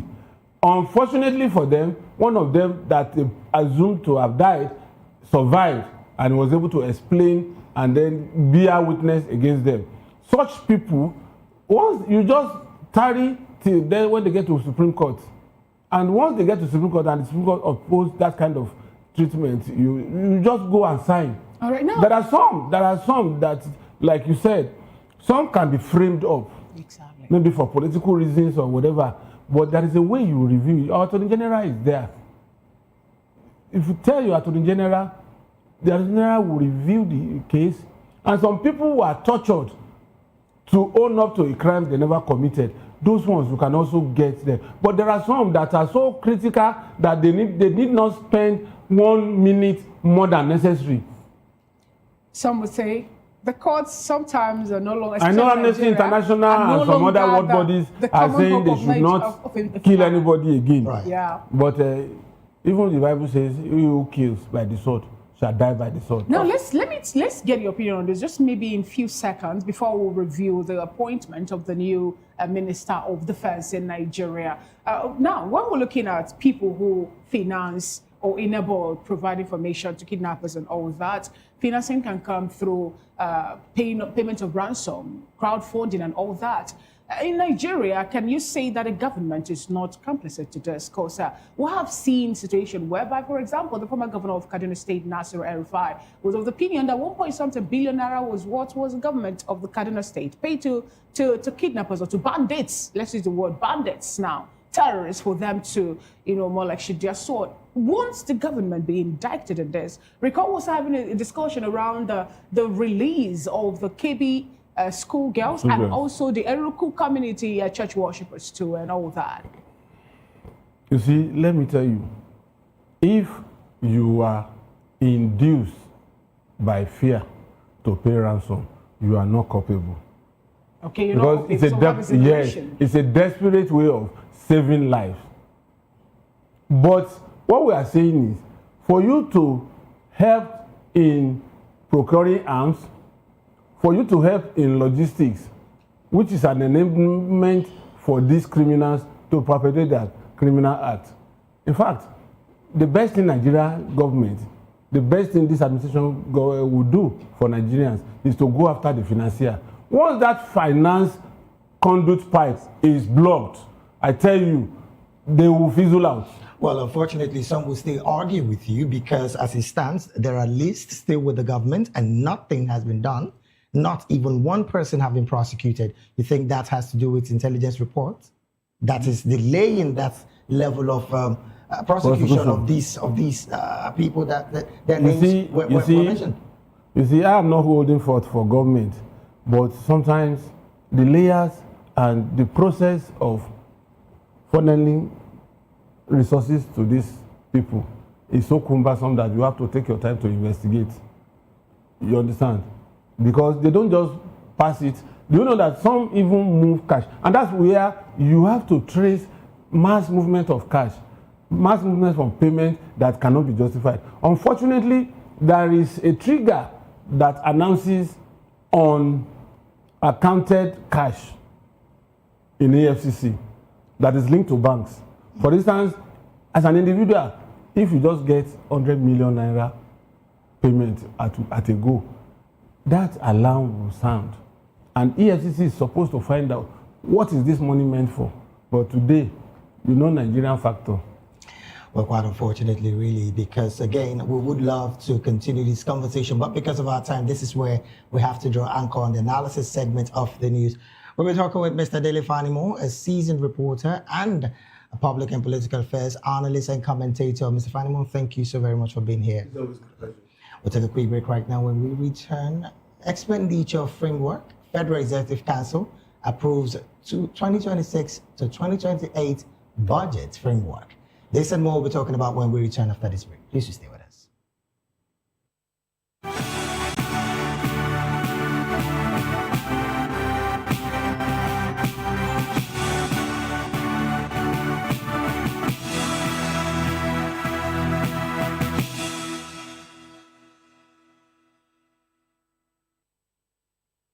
Welcome back to the Media News and Voice of the People television. The Federal Executive Council has approved the 2026-2028 medium-term expenditure framework, the fiscal blueprint outlining Nigeria's revenue projection, macroeconomic assumptions, and spending priorities for the next 3 years. The approval followed Wednesday's FEC meeting chaired by President Bola Tinubu at the State House, Abuja.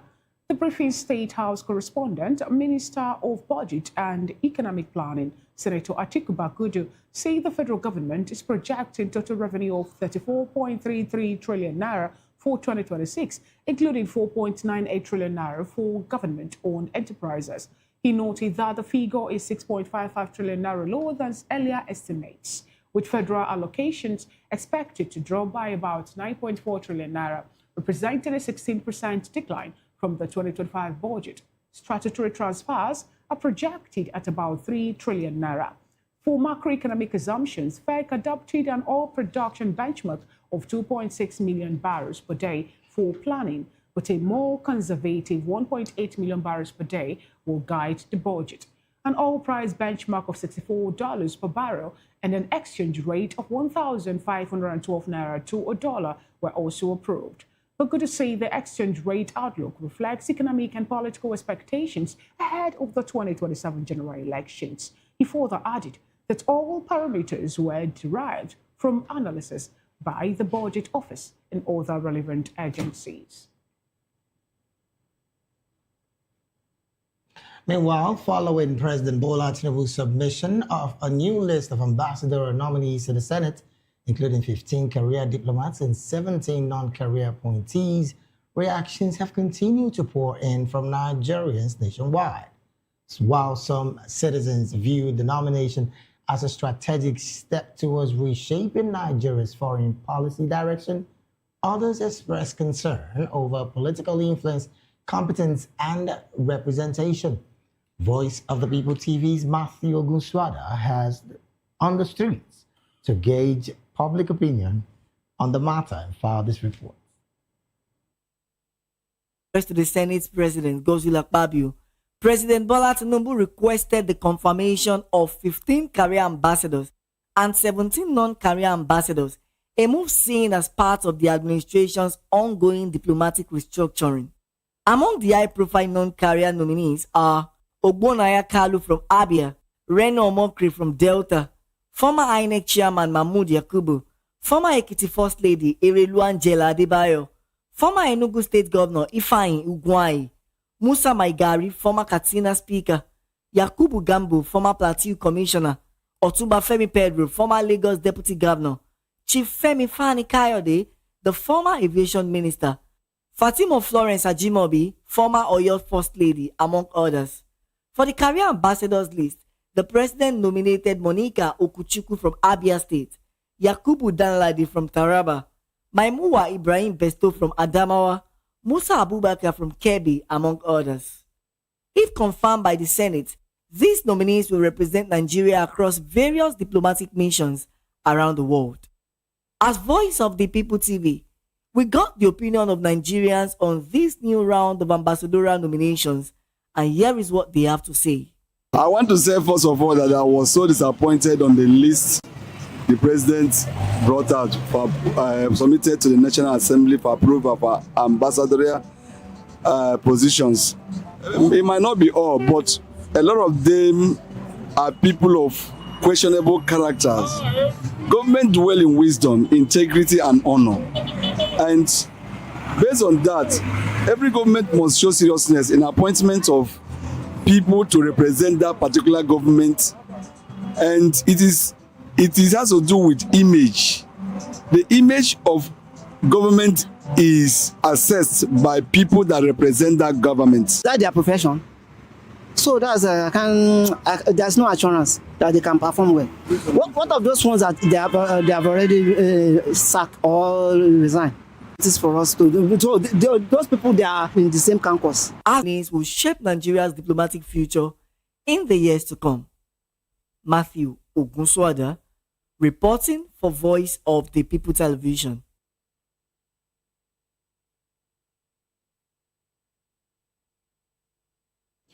As the world marked the International Day of Persons with Disabilities, the Lagos State government used the occasion to renew its commitment to a more inclusive society.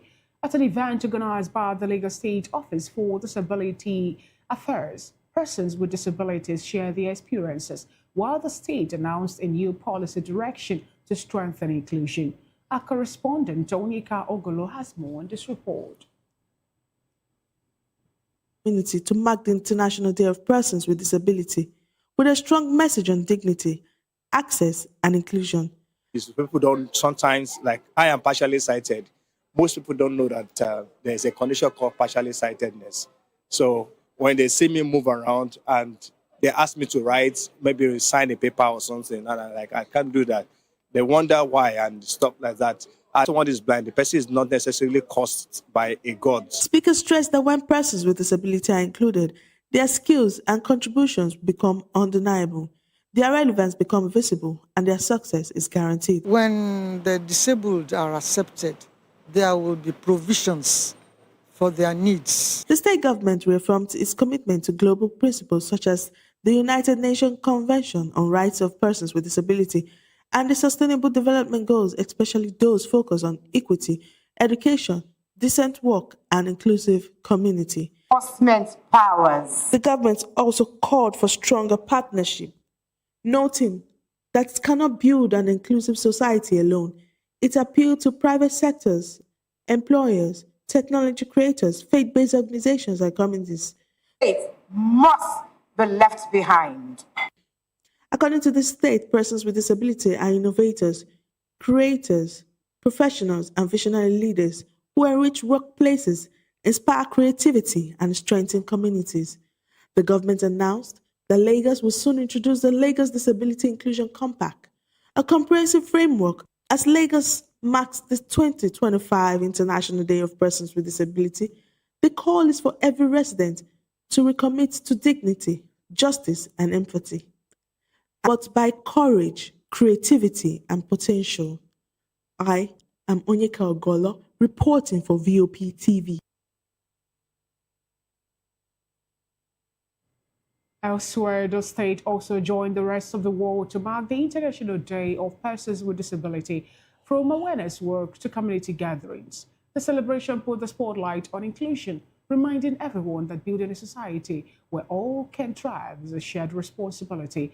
Voice of the People's Television correspondent Rudy Johnny has more in this report. The city hosted awareness walks and community activities aimed at promoting accessibility and supporting persons with disabilities. Persons with disabilities actively took part in the celebrations, joined by residents who showed solidarity and support throughout the events. Some participants shared with Disability Edo State. So I'm very happy to celebrate with them today.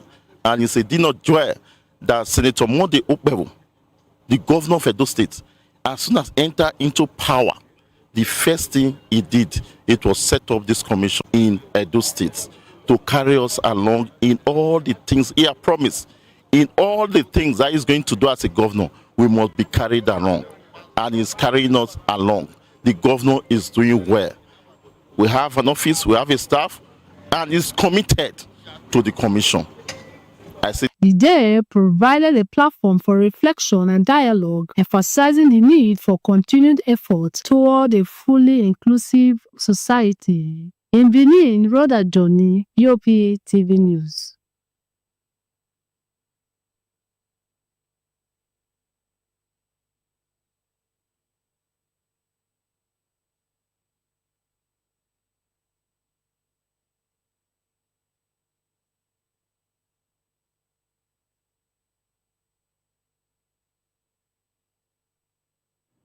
And yeah, from that particular story, I want to say thank you, Rhoda, for that report. We'll go straight to talking sports. The Nigerian Football Federation has reportedly set a semi-final target for Super Eagles head coach Eric Chell ahead of the 2025 African Cup of Nations in Morocco. The 35th edition of the tournament will hold from December 2025 to January 2026, with 24 teams competing for the continental title. After a crucial meeting, the NFF and Chell agreed on what they described as a realistic performance benchmark for the team. The Malian coach has also been directed to inject fresh talent into the squad following Nigeria's failure to qualify for the 2026 FIFA World Cup. Has asked Edo State to host the 2026 Niger Delta Sports Festival. A delegation led by the NDDC Managing Director, Chief Samuel Ogboko, visited Governor Monday Okpebholo at Government House in Benin City to formally present the request. Because we, the 7th Governing Board of the NDDC, we look at the Niger Delta, and we realize that in order to build conviviality amongst us and regional integration, we needed to use sports as a tool to strengthen. We have the athletes. We have what it takes to win every sport. I'm sure the one you hosted last year, we brought you our third 11, but we are going to release our first.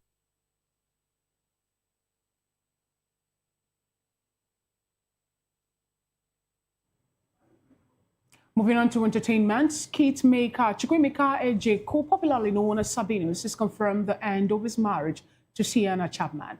The 30-year-old content creator revealed during a recent TikTok live stream that the union formalized in 2023 has concluded. Sabinus emphasized the split was amicable, saying he and his former wife remain on good terms and a focus on co-parenting their daughter. The confirmation ends months of public speculation about his marital status, despite previous denial from both parties.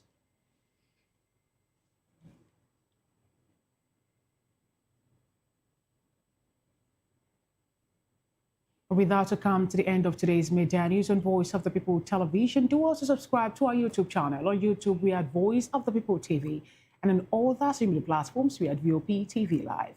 Up next on the schedule of Voice of the People's TV is the Spotlight Show with Precious Agumanu. I am Fina Okechukwu. And I am David Edwin. Good afternoon.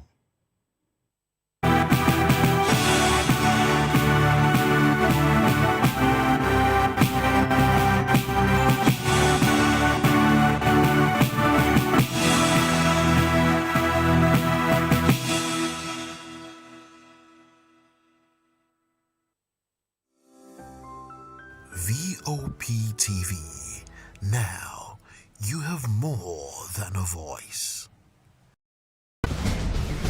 Join us as we drive into the world of politics through insightful interviews with prominent political figures, both serving and former governors, ministers, senators, legislators, party chieftains, activists, and analysts. Get first-hand information into the decision-making processes that affect our daily lives. Highly engaging one-hour program that brings political discourse into focus. I am Chukwuma Okoro. Political Lens, Monday through Friday, 6 to 7 p.m. Join us.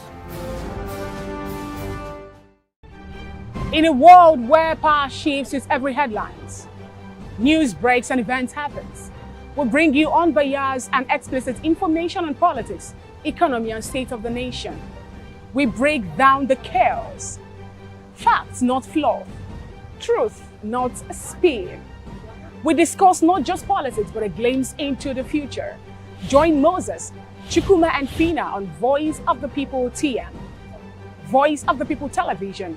Now you have more than a voice. Welcome to the locker room, the home of football talk that matters.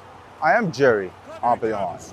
Join us every weekday, Monday to Friday at 5 p.m. Nigerian time, as we share the hot takes and hot debates in the exciting world of football. And joining me are the usual suspects, Ikechukwu and Mayowa, as we break down all the hot takes and everything that's happening in the football. Don't just watch football, live it with us. Catch us on the locker room and Voice of the People Television at 5 p.m. Nigerian time. And like I always say, if not 20 minutes off, please the sport. In a world where truth is the ultimate power and opinions scream the loudest, it's time to wade through the noise. Hunger no get tribe! Hunger no get religion! And scan the human interest and trending topics that matter. Stay tuned to The Issues, your plug to the stories making the buzz, from politics to science and technology, social justice, and more. Let's tackle the tough questions and expose the truth. The Issues, on Voice of the People Television, Mondays to Fridays, 8 to 9 p.m. The Issues. Don't just react, understand.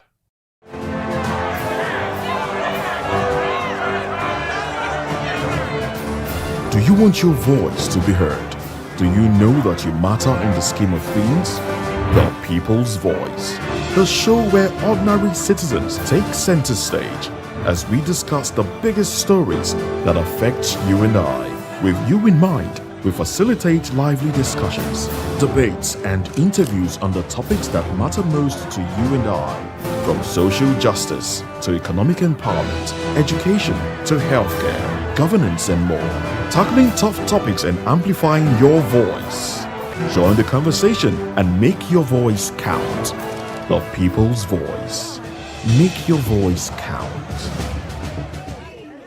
From the views on the street, we go to bed empty hunger, to the blaring horns of a hustling city, the loudest voices of the common man got a medium to be heard. This particular administration, they were coming unprepared. It's not a bad thing to renovate the president's lodge. Through top-notch programming, unbiased reportage of news, sports, business, entertainment, and cultural documentaries, Voice of the People 90.3 FM became a symbol for 21st century media.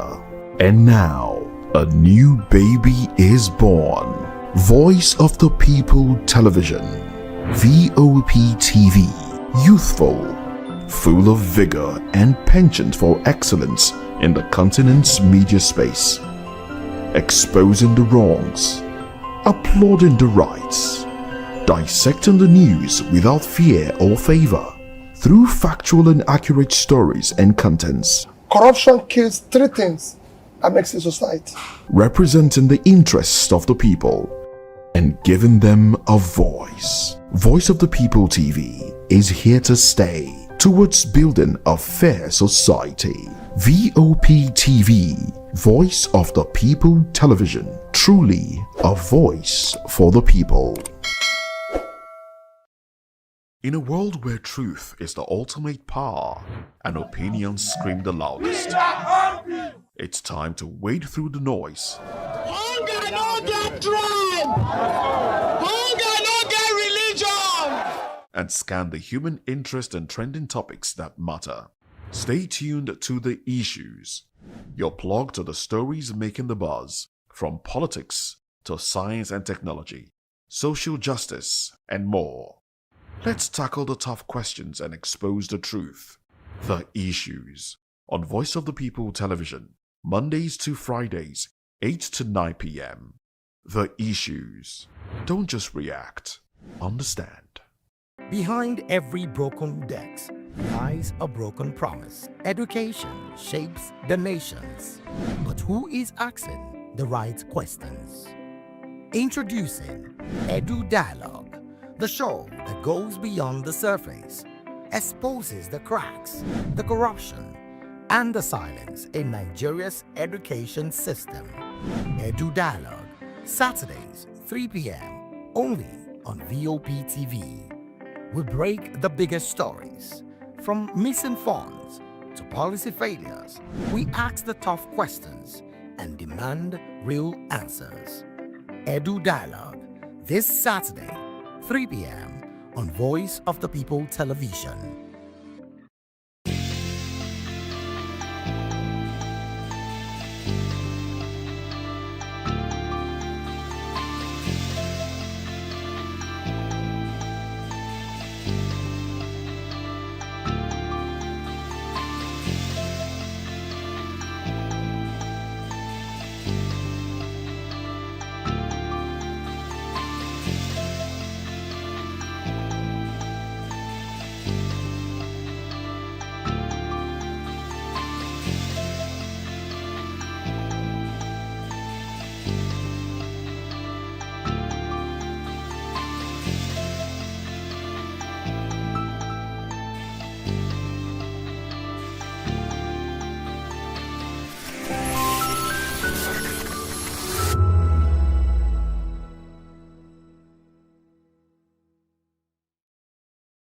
The red carpets, awards, the razzmatazz, music, fashion, interviews, and more. Spotlight on Voice of the People Television. Let's feed you with all the juicy stories in the global entertainment space, bringing you the glitz and glamour as it is hot.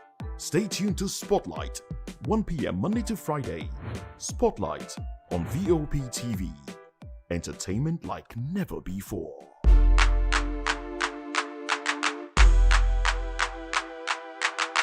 We encourage you to click on the like button and subscribe to our YouTube channel. We are Voice of the People TV. Also follow us on all our social media platforms. We are at VOP TV Live. Visit our website www.vop.ng for fresh and trending news. Also watch us live on SLTV channel 264. VOP TV, Voice of the People Television.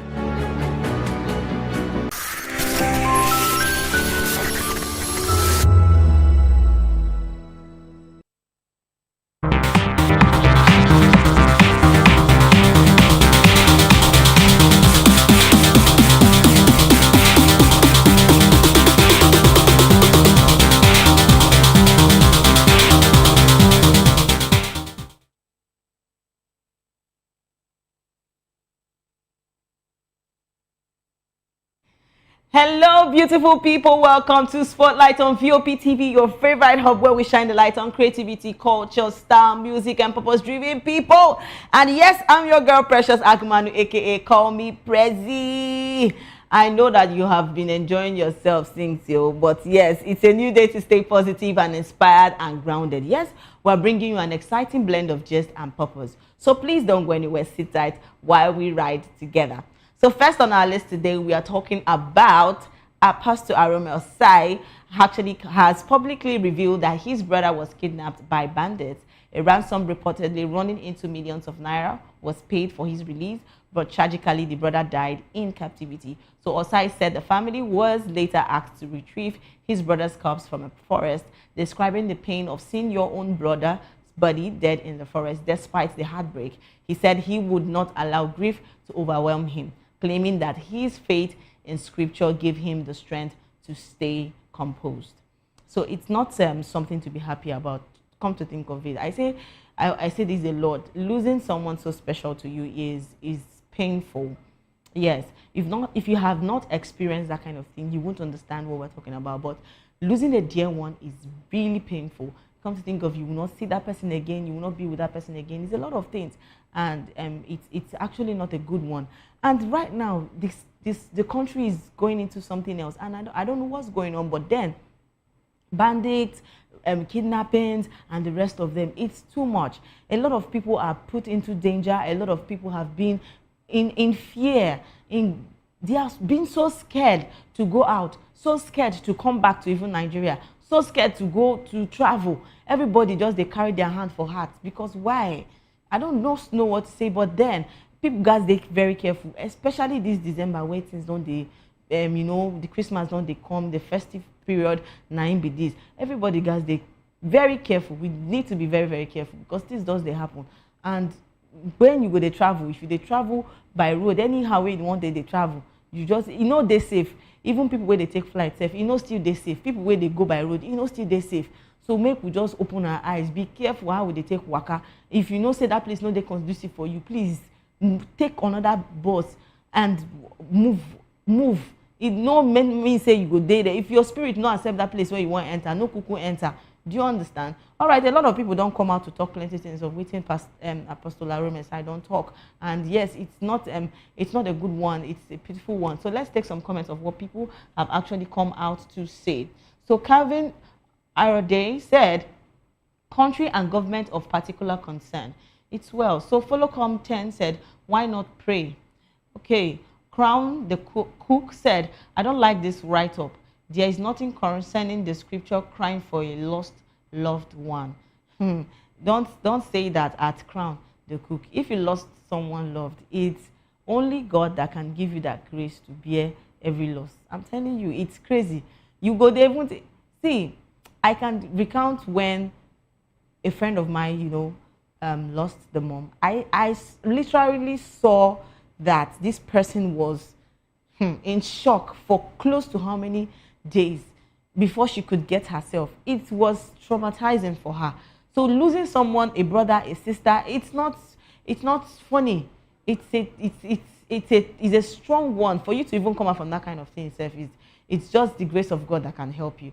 So let's take more comments. A lot of people have come out to say things concerning what Apostle Aaron Messiah has said. But yes, Rich King said, even you pay them, then go stick by you. Avoid being kidnapped regardless. And somebody else said, why did your God not save your brother? Okay, that question you are asking right now, it's not necessary at Holmes. What's that his name? Okay. At Ayode, it's a wrong question. Praying that, like, why didn't your God not save you? You don't question God. Yes, you don't question his being. All right. Four Wheel said, condolences, Apostle. And Prince Sam said, with 12 hours of speaking in tongues, all the raw power, RIP to his brother, 12. And Official Teddy said, then we have Gumi, who advocates for them as well. So HRM Re said, so sad. It's so sad, actually. So Bell Nash Holmes said, this is bad story to read. May Almighty save and protect us all. Amen to that, because a lot of people are traveling this period. A lot of people are going, traveling to their places and the rest of them. So this period is for everybody to be watchful. It's just my advice. You have to be watchful wherever you're going to. If it's not necessary for you to travel, please don't travel. Just stay. Because it's better you're safe than traveling and they can't carry you. I'm telling you the gospel truth, because everybody's, right now, money, everybody's looking for money. Some people say they can't pay for you, pay ransom for you, maybe they can't release you. People say no one even they release money these days. I'm telling you the gospel truth. That's just the truth. Let's take more comments. We have a lot of people coming out to say things concerning this. And yes, somebody said it's okay to cry. Emotions can fall in for Christians. Even Jesus wept when he heard about the death of his friend. Christianity no be called. And yes, that's true. So Bad Rudy said, your life flows in the direction of your predominant thought. That last line there. All right, Vic J's Mike said, hand don't touch this one too. Okay, let's take more comments. Ibe said, why? All right, Black Mayor said, too much cho-cho-cho. Or gonna make them legalize gun otherwise. Bumola 777 said, I didn't want to give Satan an opportunity to preach to me. Very deep and insightful. A lot of people have been scared for life by the issues of terrorism and banditry. Many who have not even bothered to come outside. And it's scary. All right, somebody else said, no one deserves that. So G.I. Joshi said, sadly, nobody is safe in this world. We all suffer fate. Sorry for your loss. Sorry. And Baddest said, share them no go kill us finish for Niger like this. Now God hand we did. All right. Yes, that takes us to our next gist. I just pray that God gives the family the strength and the grace to bear the laws. And yes, that takes us to our next gist, and that happens to be, so a US-based Nigerian lady once, after she received her bags at the airport with her padlocks broken and her jewelry is gone. So see, we are talking about the bandits, we're talking about people that are traveling this period. Now see, someone has actually gone to the airport. That's why I said no place is safe again. I'm serious. Even the airport is not safe. The road is not safe. You know, traveling and you get robbers, get bandits, get kidnapping. It's a lot of things. I think this thing needs to be put in check. Now someone is traveling at the airport, your bags has already the padlock has been destroyed. Like, how do you get a broken padlock when you already know that you locked the padlock and you know you are at the airport and it's broken when you are receiving your bags? It's scary.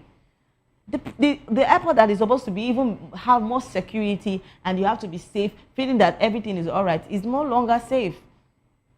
That's just the truth. This period where people does they travel, I see they talk maybe we dey careful because people go steal plenty things. And only her jewelry they take. Funny enough, it's something to be scared about. Even everywhere people don't thief things. I'm serious. You get to go to the airport, they are stealing your phone, they are stealing. That means if people where they road, they travel by road safe. If they motor, they check their phones, and people where still they travel by safe go still they check their luggage, check if everything they intact. Is the fear that we have right now, because it's a lot. Now I don't know, but a lot of people don't come out, you know, talk their own experiences of how they take travel, how they take collect their own money, how they take break their boxes and the rest of them. A lot of people don't come with their own experiences. So let's see what people have actually come out to say. And Muraya said, thankfully perfumes were not taken. Jewelries must be panjuku as well. So Ajibola of Olaf said, perfume more than jewelry. Olafao. So Rich King said, be careful with bandits and kidnappers as well. So Mo Code 9 said, who are dirty December soldiers? Sorry for your loss of items as well. So High K said, always wrap your bags. I have learned the hard ways. Yes, you where they travel, try package your things well that you know that you'll be comfortable with, and you watch over. You'll be able to get them close to you, because some things where you're going to do now, it's scary. All right, enough of that. That takes us to, we're going to take a short break, and when we come back, we have a guest joining us, and I'm sure you don't want to miss that. Please don't go anywhere. Stay put.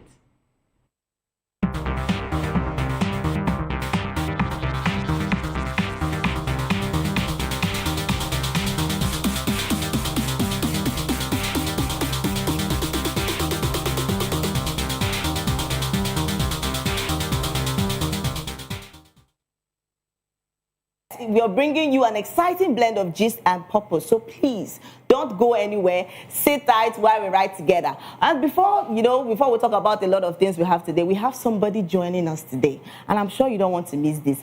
Joining us today is an international saxophonist, someone that has been grounded into the music industry, that has been in this, business for a long time. And he's no other person. Please, I'm sure you want to hear this name, so clean your ears very well. He's no other person than King Man. Welcome to the show. This is the vibe I'm talking about. And I'm sure. See now. Welcome to the show, sir. No, thank you, Precious. So how you feeling? Tell me. Very well, very good. It's good to be back at home. Always great energy. And when I meet people like you who spark the energy. So since you've been back to Nigeria, how has it been for you? It's been great, too. Just before I came out, my friend, we used to go to all these joints. So you miss Amala? I don't miss it. So yeah, it's been great. Of course, apart from the traffic, to be honest, I'll be honest with you. But home is home. There's no place like home. No matter what. He said home is home. So doesn't when they go, they just leave us for here. Home is home, but you still come back to Nigeria, you meet us. Yes. So for some of us, that's some people that actually don't know you. Who is Mike Aremu, please? Mike Aremu is a God-fearing saxophone player, who started his music in 1999. My first album was released in 1999. Who is a jazz artist, gospel artist. My music is Afro Gold Jazz, so African gospel jazz music. Somebody who keeps evolving, from one point to the other. I am someone who loves other people. I like to see other people grow. I like to help other people. I think that's pretty much a summary of who I am. Oh my God, you hear what he said? He said he started music since 1999. So you were just start yesterday, don't they give up already? Take and play first. All right, we'll take a short break, and when we come back, we still have him here with us. Please don't go anywhere because we get plenty just to talk about. So please stay put.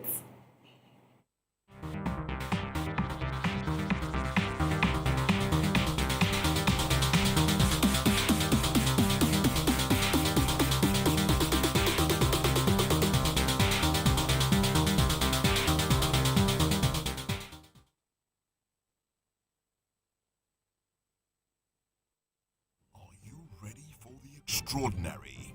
Something big is happening on your screen. Introducing VOPTV. Now streaming on SLTV channel 264. From breaking news to captivating.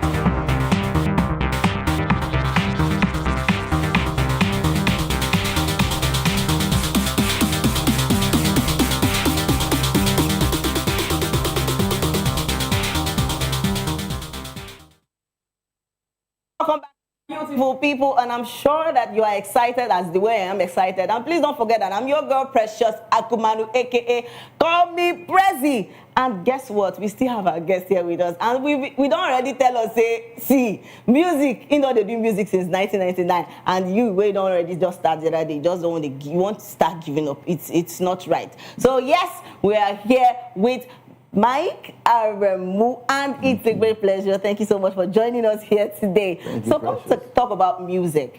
Did you always have that mind that you were going to do music from that time you started music?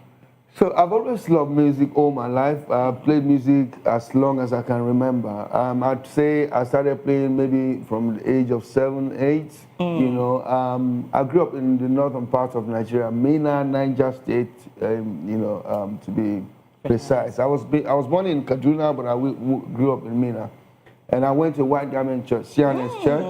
And the tradition is to have every child play some form of instrument on, But some kids will always take it further. So I was just one of those very, very stubborn and curious kids. So music. So that way, I thought music would define me. I studied electrical electronics engineering. You can't find yourself on music.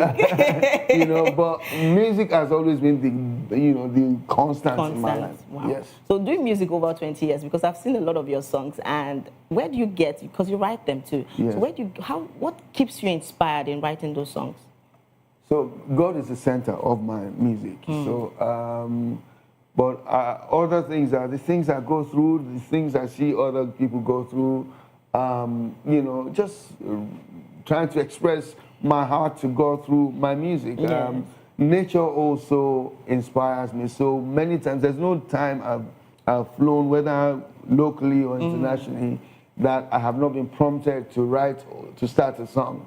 So just looking out the sky, the way skies have been arranged and all of that, that just inspires me to write. Or, when I'm by the sea, you're just by nature, literally, you just reflects the beauty of God Himself, and then I'm inspired to write songs. So I come to think of the genre of song you do, that's the jazz. So how do you blend this with your, music and the rest? Because it's really inspiring. People that listen and are like, how do you do this? Do you just come up, writing all the songs and it's just done? Because how do you blend this jazz with your normal? Because it's something, thrilling. So it always starts with a melody, something you hear, a song in your head, and just, escalates from there, just, develop. If you find my voice notes now, you got so many, some unwritten, uncompleted songs. But, thank God for devices now where you can record first sound is coming as the angels they download them, they download them, they speak them, you know, they record them. That's how it starts, and you just, you know, I've always believed that you don't limit yourself. You don't really, with any music rules, just allow it to flow from inside. So I'm not restricted. I remember my very first, my second album, there's a song called Fuji Jazz. Now, when I was writing that, I was practicing with my band, my first band, and most of them are not in Nigeria now, but then, and they're like, oh, which one be this, which one is Fuji? And I said, no, this is what I can hear. So, you know, they would reluctantly played it with me. And that song was one of the songs that gave me most, my very first album was the most popular, you know, where I did this tune. Everyone who knows my Karamu knows this one.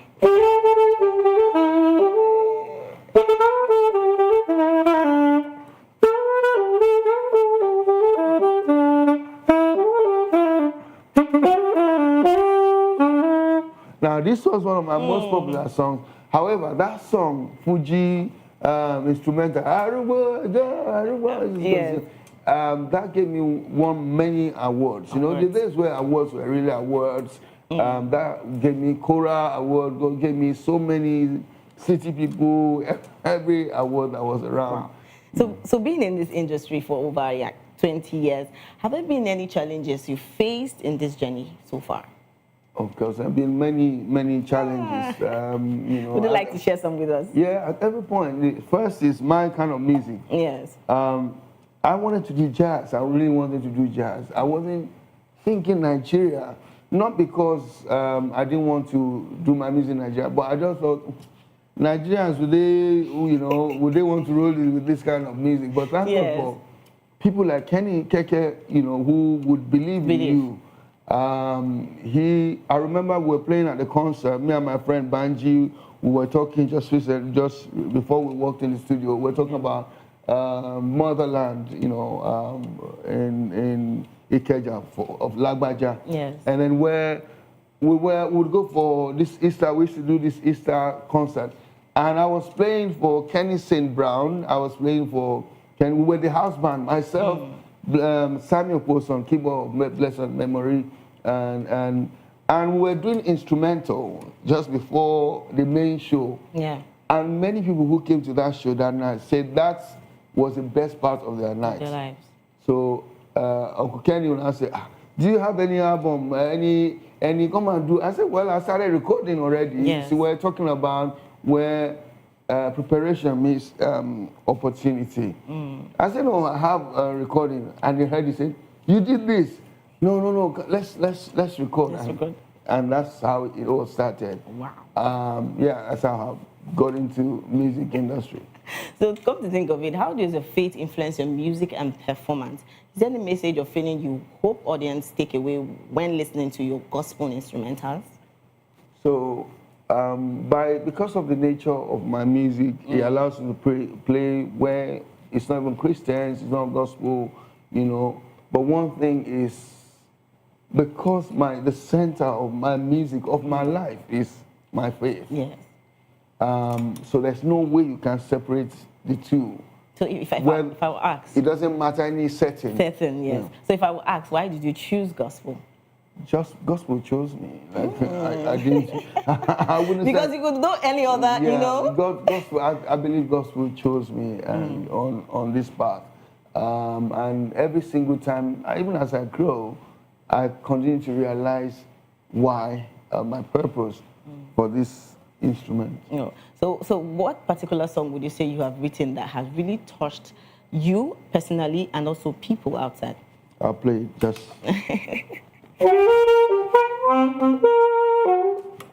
Sorry.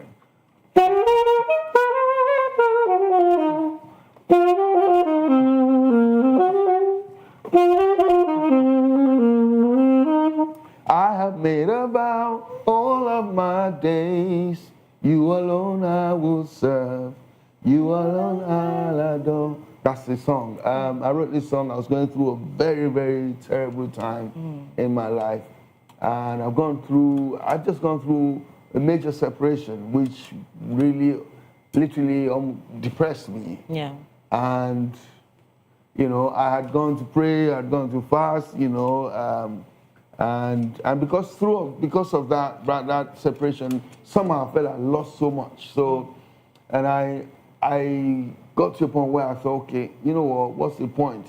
But then I felt God asking me that, okay, even if things don't go right, would you stop you from serving me? Would you stop me from being God?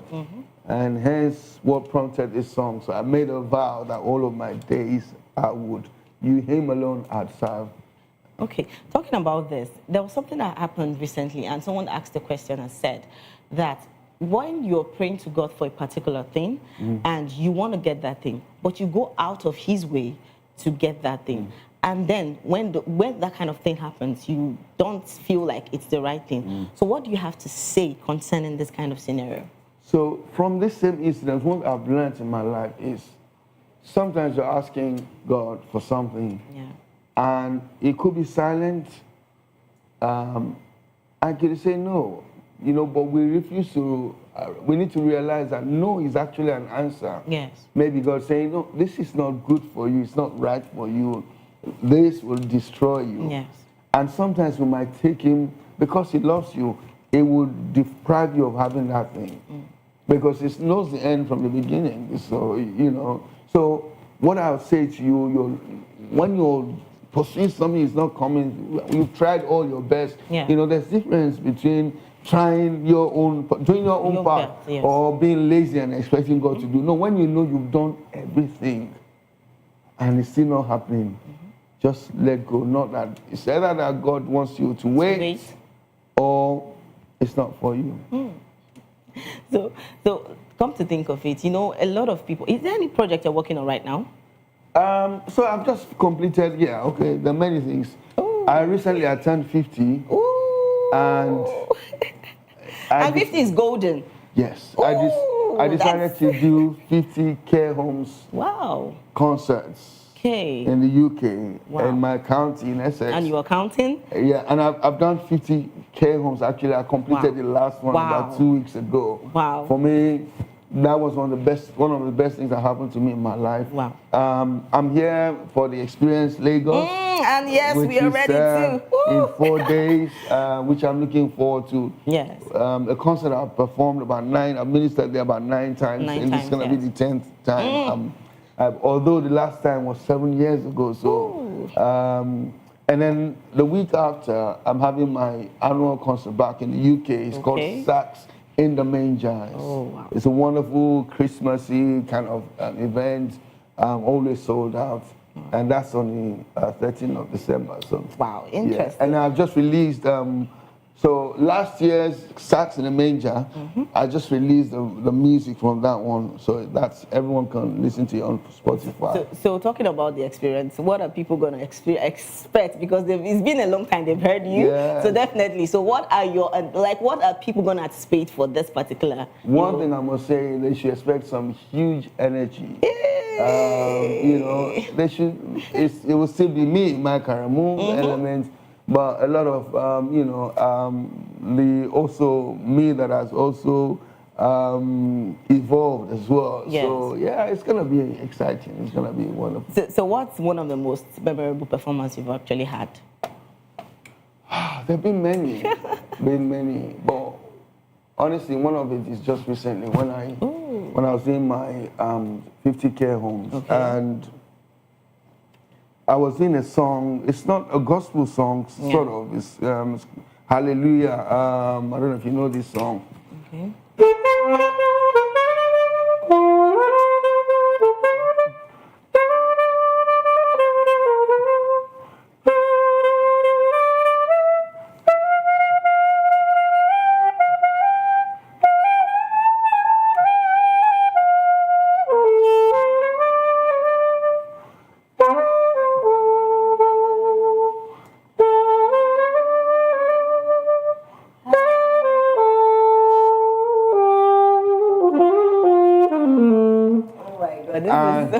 I was doing this song, and the whole atmosphere was filled with emotions, and a woman, an old woman. So care homes for most of them old people.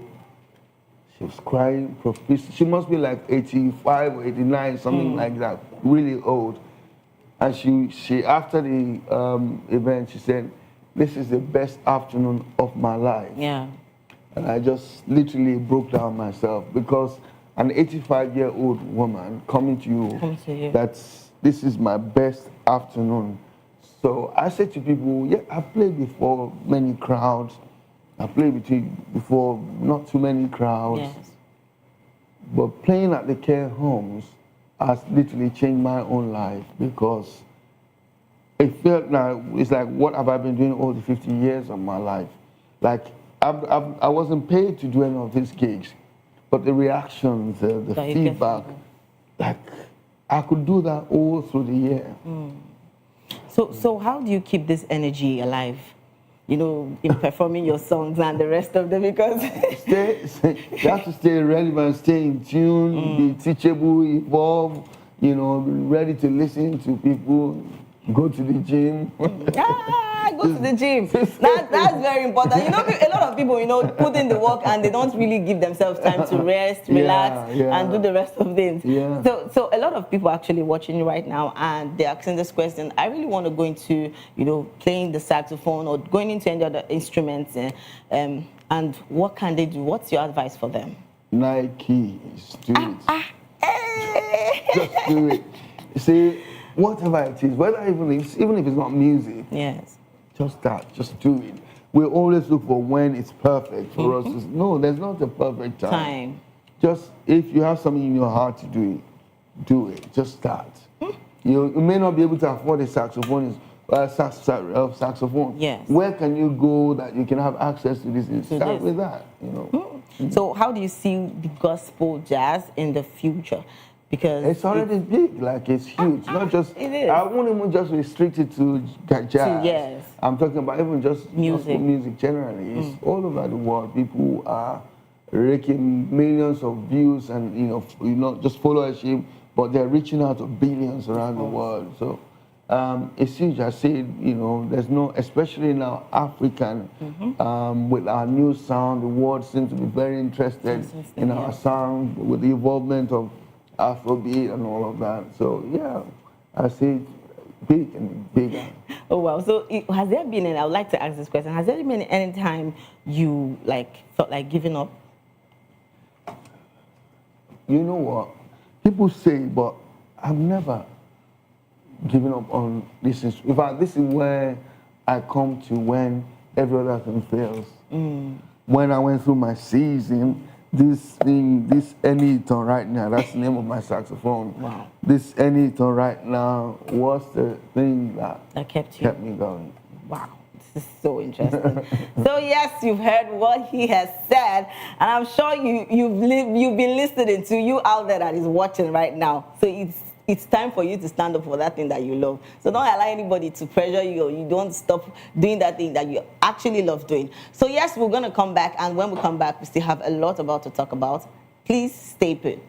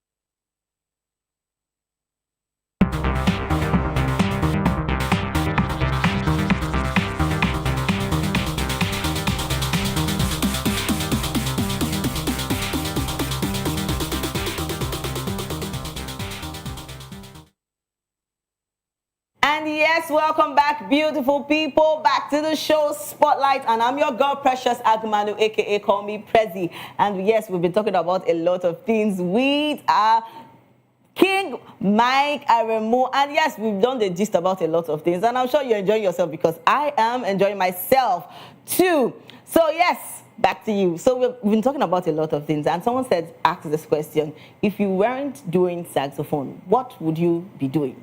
The saxophone.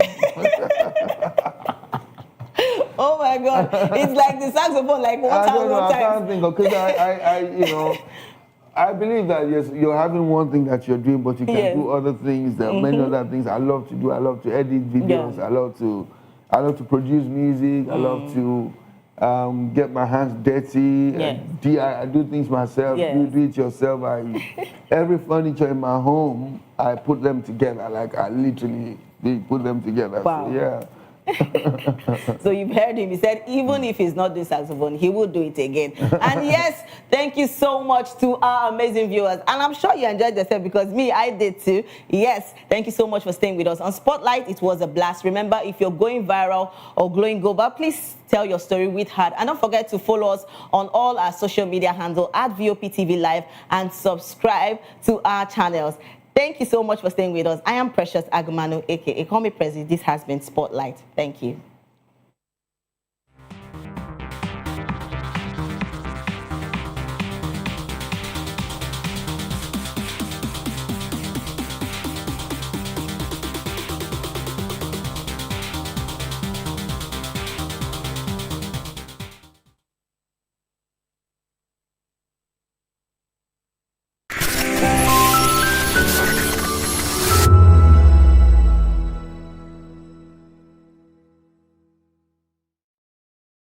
The red carpets, awards, the razzmatazz, music, fashion, interviews, and more. Spotlight on Voice of the People Television. Let's feed you with all the juicy stories in the global entertainment space, bringing you the glitz and glamour as it is hot. Stay tuned to Spotlight, 1 p.m. Monday to Friday. Spotlight on VOP TV. Entertainment like never before.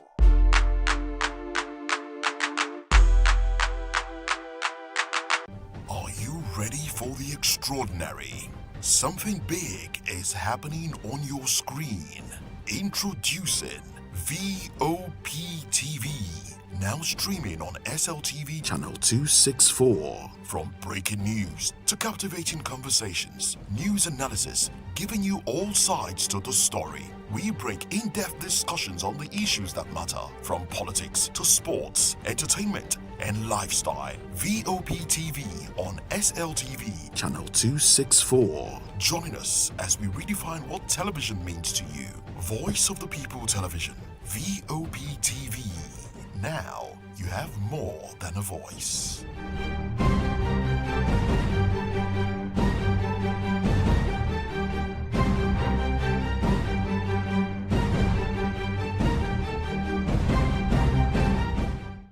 Behind every broken debt lies a broken promise. Education shapes the nations.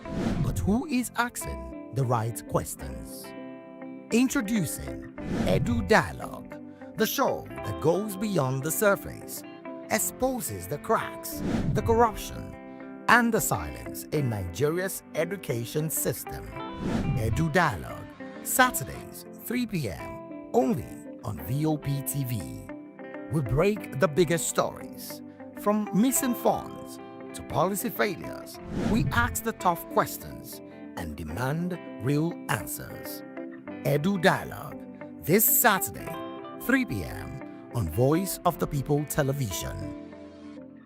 Hello there, my name is Damilola Ogunsi, also known as the Goldfish. Hi, my name is Chiki Bright Emmanuel. I'm an actor and a filmmaker. Hello peeps, my name is Yomi E. Adejumo. Hi everyone, I'm Paul Utomi. Hi everyone, my name is Stacey Benjamin and this is Voice of the People TV. I need you to keep it locked to VOP TV. See, are you looking for good entertainment? You want to get good movies, good music, politics, talk shows, sports and entertainment. You really want a channel that gives you everything you need without you having to run around. VOP is where you are. That's Voice of the People. If you're not listening to this, you're not one of us. And you deserve to be killed. Scrap chat. Don't be killed, but watch it. Or I'll find you. And I want you. and you are locked on VOP TV. Don't go nowhere. This is where the juice is. This is where all you need for entertainment, politics, movies, and whatnot. And keep watching VOP TV. So keep it locked because I'm locked already, man, and it's money back guarantee. So you're gonna have a good time because I do. And please keep watching VOP TV. I want something actually. I beg you, subscribe, watch it. If not, whatever you see. You better not touch that dial because VOP is the plot. Are you ready for the extraordinary? Something big is happening on your screen. Introducing VOP TV. Now streaming on SLTV channel 264. From breaking news to captivating conversations, news analysis, giving you all sides to the story. We break in-depth discussions on the issues that matter, from politics to sports, entertainment, and lifestyle. VOP TV on SLTV channel 264. Join us as we redefine what television means to you. Voice of the People Television, VOP TV. Now you have more than a voice.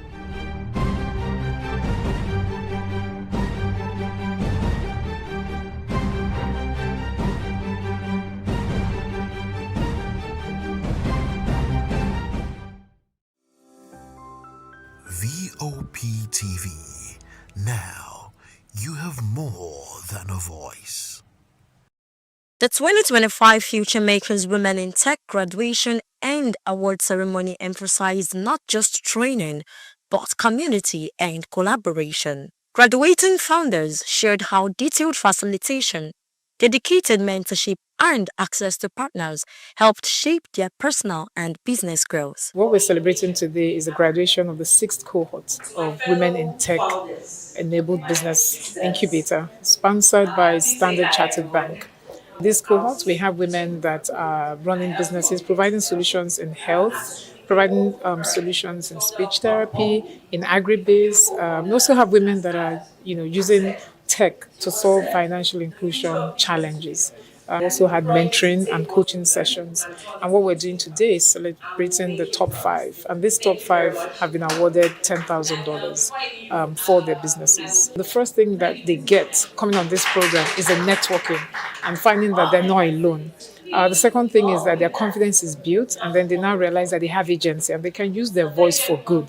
And lastly, what happens is that when they're empowered, what we see is that these women, having been empowered, they go ahead to empower others and hold the hand. So as they're rising with other women. During the fireside chats, speakers highlighted the need for stronger female networks, urging women in tech to seek clarity of purpose, be visible, share their stories, and collaborate intentionally. They summarized this mindset in the acronym CROSS: contribute to the ecosystem, rise with others, remain open-minded, embrace storytelling, and build strong bridges. The ceremony concluded with the announcement of the top 5 outstanding participants recognized for their innovation and resilience. I would say the women are getting their voices heard. Over the years, over the last 8 to 10 years, we've seen a growing number of female techpreneurs, as we like to call them, who are making not just their mark, but they're a name for themselves in the industry. And we're seeing that it's not just tech, but they're focusing on different aspects of tech. There's agri-tech, there's health tech. And we're so excited about this, which is why as a bank, it made sense to us to support this, but not just support it for the sake of it, but sustainably so. Since 2019, we've successfully supported well over 55 women directly, but thousands through the sessions we've had in partnership with the Enterprise Development Center. Personally, I believe this is one very detailed accelerator program I've been on. They're focused on you as an individual, they're focused on your business. It's been very enlightening from the first day to the last session. It's been an inspiring moment here as the 2025 Women in Tech graduation and awards ceremony, a space where ideas, innovation, and impact continues to unfold. As these women take a step forward to make a solution today and tomorrow, we are rest assured that the future ecosystem of Nigeria in tech is going to make a big difference and certainly become brighter. I'm Praise Peters, reporting for Voice of the People Television.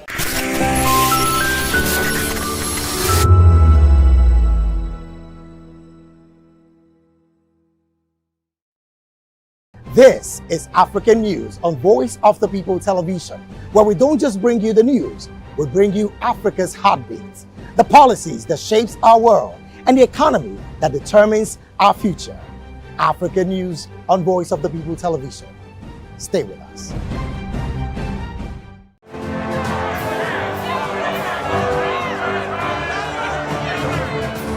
Do you want your voice to be heard? Do you know that you matter in the scheme of things? The People's Voice, the show where ordinary citizens take center stage as we discuss the biggest stories that affect you and I. With you in mind, we facilitate lively discussions, debates, and interviews on the topics that matter most to you and I, from social justice to economic empowerment, education to healthcare, governance, and more, tackling tough topics and amplifying your voice. Join the conversation and make your voice count. The People's Voice. Make your voice count. Hey guys, what's up? How you all doing? They call me Lovisha Nelson One, your number one celebrity host, and you are watching Voice of the People Television, VOP. Stay tuned. Uyi Osarate is my name. I am a friend of the microphone, Voice of the People TV.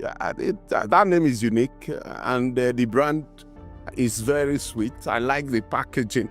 Picture qualities, camera qualities, and then of course, the quality of human beings that I see sometimes on your channel. I talk and get paid, and I look forward to being in your studios. Oh yes, you are on to Voice of the People TV, live here in Benin City, the cradle of black civilization.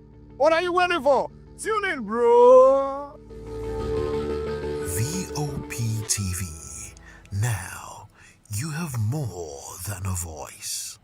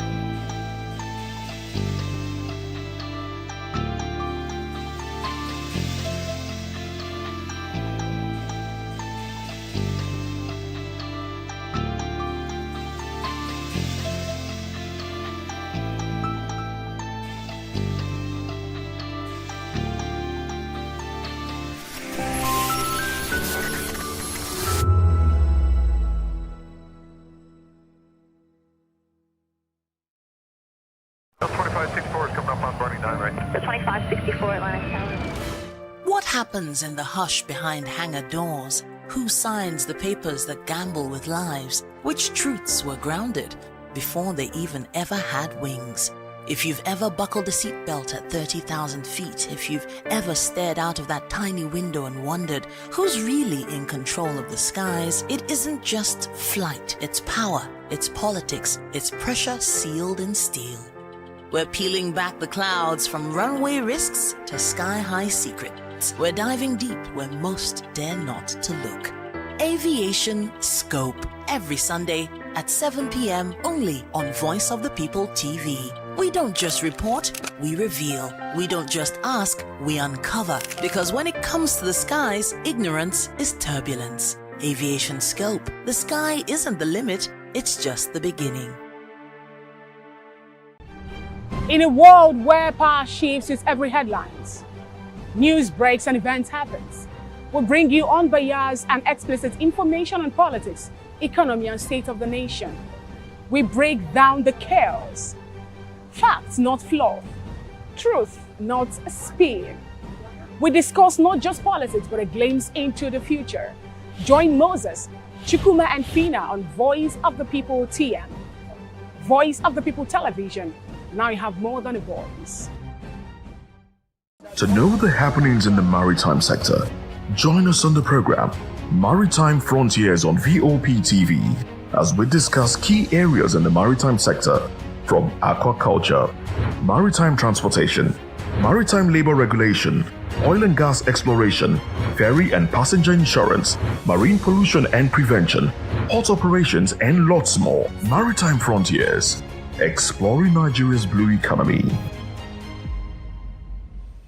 My name is Tao Familoni, and here is to VOP TV. Keep watching, stay tuned, do not touch that dial. Arararara, my name is Made Kuti, and you're watching VOP TV. Keep watching. Welcome, my name is Zika Davis. Distinguished ladies and gentlemen, boys, viewers, everybody, boys and girls. This is VOP TV. Do you know what that means? Voice of the People TV. You don't have a voice, don't come here. You better make sure your voice is heard. Welcome to the locker room, the home of football talk that matters. I am Jerry Ampelon. Join us every weekday, Monday to Friday at 5 p.m. Nigerian time, as we share the hot takes and hot debates in the exciting world of football. And joining me are the usual suspects, Ikechukwu and Mayowa, as we break down all the hot takes and everything that's happening in the football. Don't just watch football, live it with us. Catch us on the locker room and Voice of the People television at 5 p.m. Nigerian time. And like I always say, if not 20 minutes off, please discuss. And it's Hakim Ziyech who puts the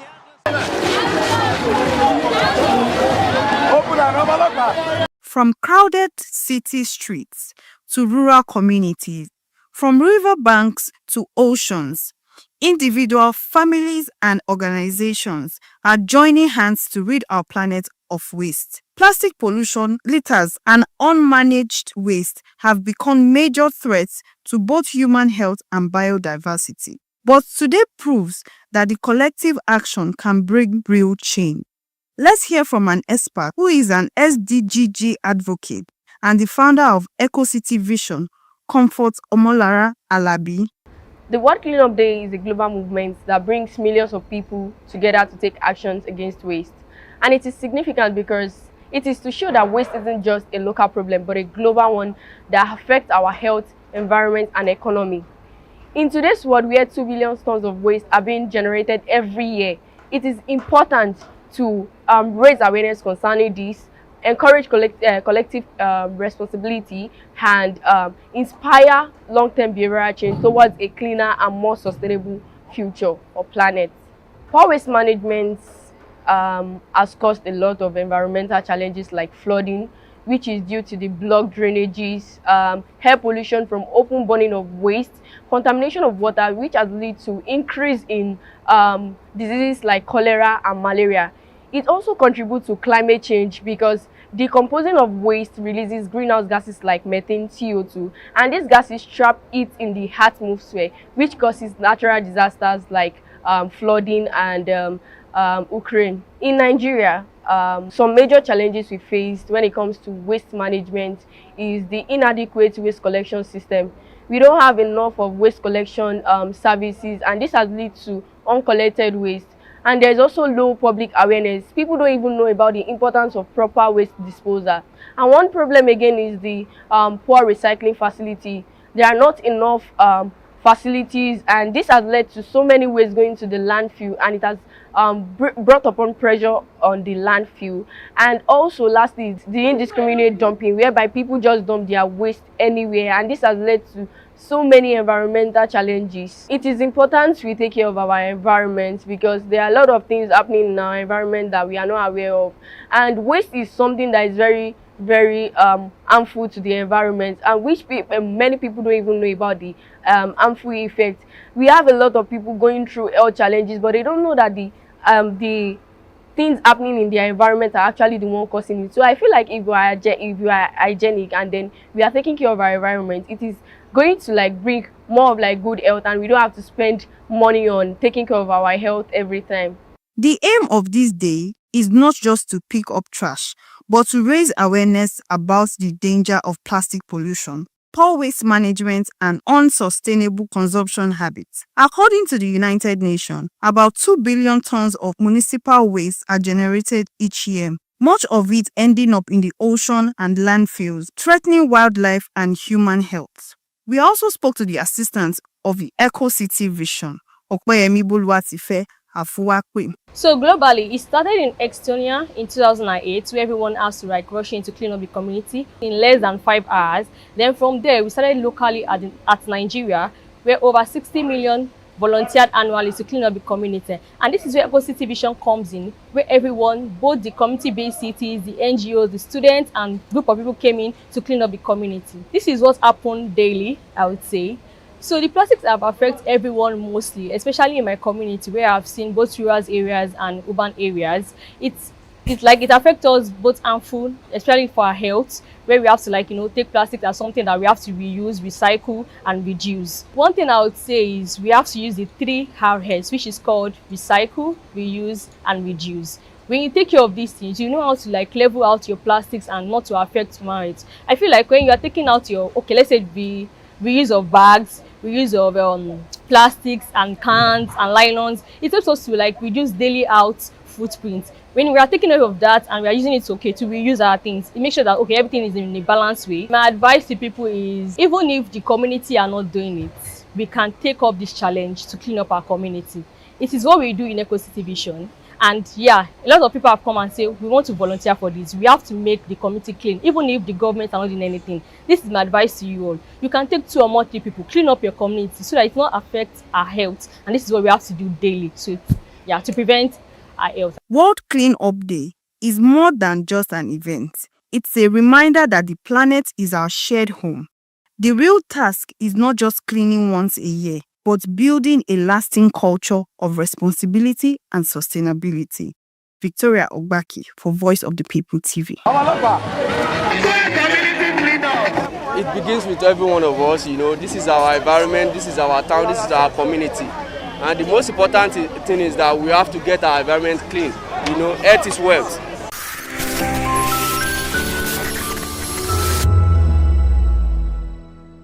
My name is Esther. They call me the Oga of them, the general overseer of them all. Every man, every woman has got a voice where integrity is the volume. So this is Voice of the People's TV. Voice of the People's TV. So this is the people's voice. And the people's voice is the voice of God. That's the voice populi in Latin. The people's voice is the voice of God. So keep watching Voice of the People. In fact, my name is Voice of the People. Keep watching MC Adobe King. Hi guys, my name is Kagan. I am Nigeria's biggest tech content creator, and I just wanted to give a quick shout out to Voice of the People TV. Keep watching, enjoy, and you're welcome. My name is MC Alamano. They call me Enjoyment Landlord. It's VOP TV. Keep watching VOP TV. Don't touch it down. Even if you want to touch it down, increase the volume. If you don't increase the volume, I told me. My name is Collins Agawabe, popularly known as No Maiden, but last, more than No Maiden. Or more. Not be all so the cook right at the fry plantain. We keep on watching VOP TV. Hey. The voice of the people, the voice of Edo. If you now want to get the authentic news for Edo, the way it be, that's why they show and they want to cut anything come on. At VOP TV.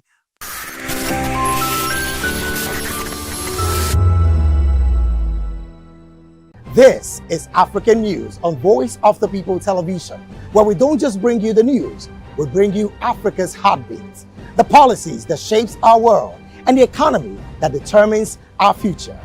African News on Voice of the People Television. Stay with us. Welcome to the locker room, the home of football talk that matters. I am Jerry Arpillon. Join us every weekday, Monday to Friday at 5 p.m. Nigerian time, as we share the hot takes and hot debates in the exciting world of football. And joining me are the usual suspects, Ikechukwu and Mayowa, as we break down all the hot takes and everything that's happening in the football. Don't just watch football, live it with us. Catch us on the locker room and Voice of the People Television at 5 p.m. Nigerian time. And like I always say, if not 20 minutes off, please discuss. Behind every broken desk lies a broken promise. Education shapes the nations. But who is asking the right questions? Introducing Edu Dialogue, the show that goes beyond the surface, exposes the cracks, the corruption, and the silence in Nigeria's education system. Edu Dialogue, Saturdays, 3 p.m., only on VOP TV. We break the biggest stories, from missing funds to policy failures. We ask the tough questions and demand real answers. Edu Dialogue, this Saturday, 3 p.m. on Voice of the People Television. In a world where power shifts its every headlines, news breaks and events happens, we bring you unbiased and explicit information on politics, economy, and state of the nation. We break down the chaos. Facts, not fluff. Truth, not spin. We discuss not just politics, but a glimpse into the future. Join Moses, Chukuma, and Fina on Voice of the People TM. Voice of the People Television. Now you have more than a voice. In a world where truth is the ultimate power and opinions scream the loudest, it's time to wade through the noise. Hunger no get tribe! Hunger no get religion! And scan the human interest and trending topics that matter. Stay tuned to The Issues, your plug to the stories making the buzz, from politics to science and technology, social justice, and more. Let's tackle the tough questions and expose the truth. The Issues, on Voice of the People Television, Mondays to Fridays, 8 to 9 p.m. The Issues. Don't just react, understand. This is Health Check, your weekly guide to better living, smarter choices, and trusted answers. From everyday wellness to urgent health issues, we've got you covered. Health Check, only on Voice of the People Television, where your health has a voice.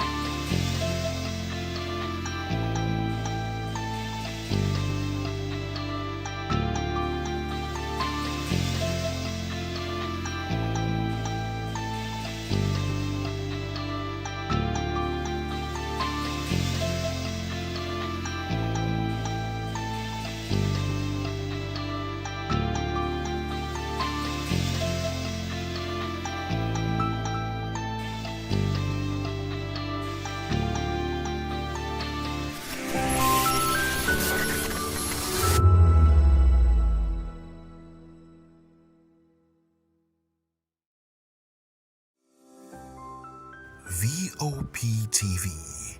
Now you have more than a voice.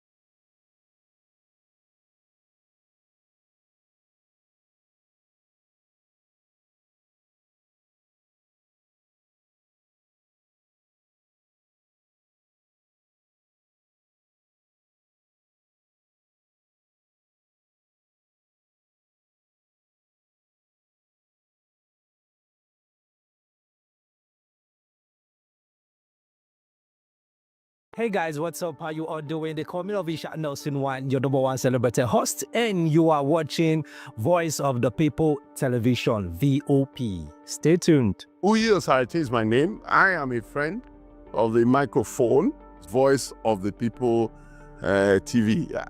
That name is unique, and the brand is very sweet. I like the packaging, picture qualities, camera qualities, and then of course, the quality of human beings that I see sometimes on your channel. I talk and get paid, and I look.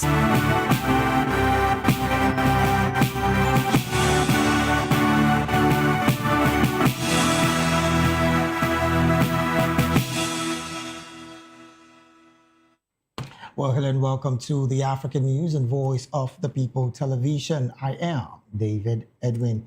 Before we begin the news, we would urge you to kindly visit our website, www.vop.ng, for fresh and trending news stories. We begin the African news from South Africa, where the government of South Africa joked on Thursday that the country would take a commercial break from the G20 while U.S. President Donald Trump leads the forum, after Trump's administration confirmed it will not invite South Africa to participate. The U.S. took over the rotating presidency of the Group of 20 last week after boycotting the summit that President Cyril Ramaphosa hosted in Johannesburg.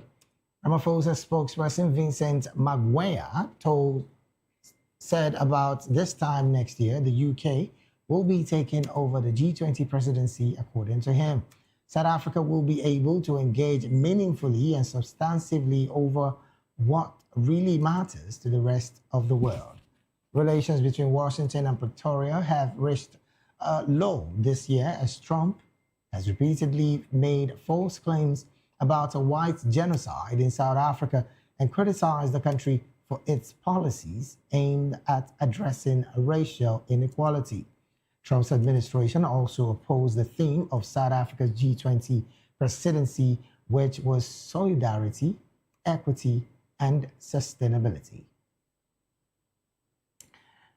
And from South Africa, we'll move straight to Rwanda, where in another development, the leaders of the Democratic Republic of Congo and Rwanda are set to sign a peace deal aimed at ending the long-running conflict in the region at a summit hosted by U.S. President Donald Trump in Washington.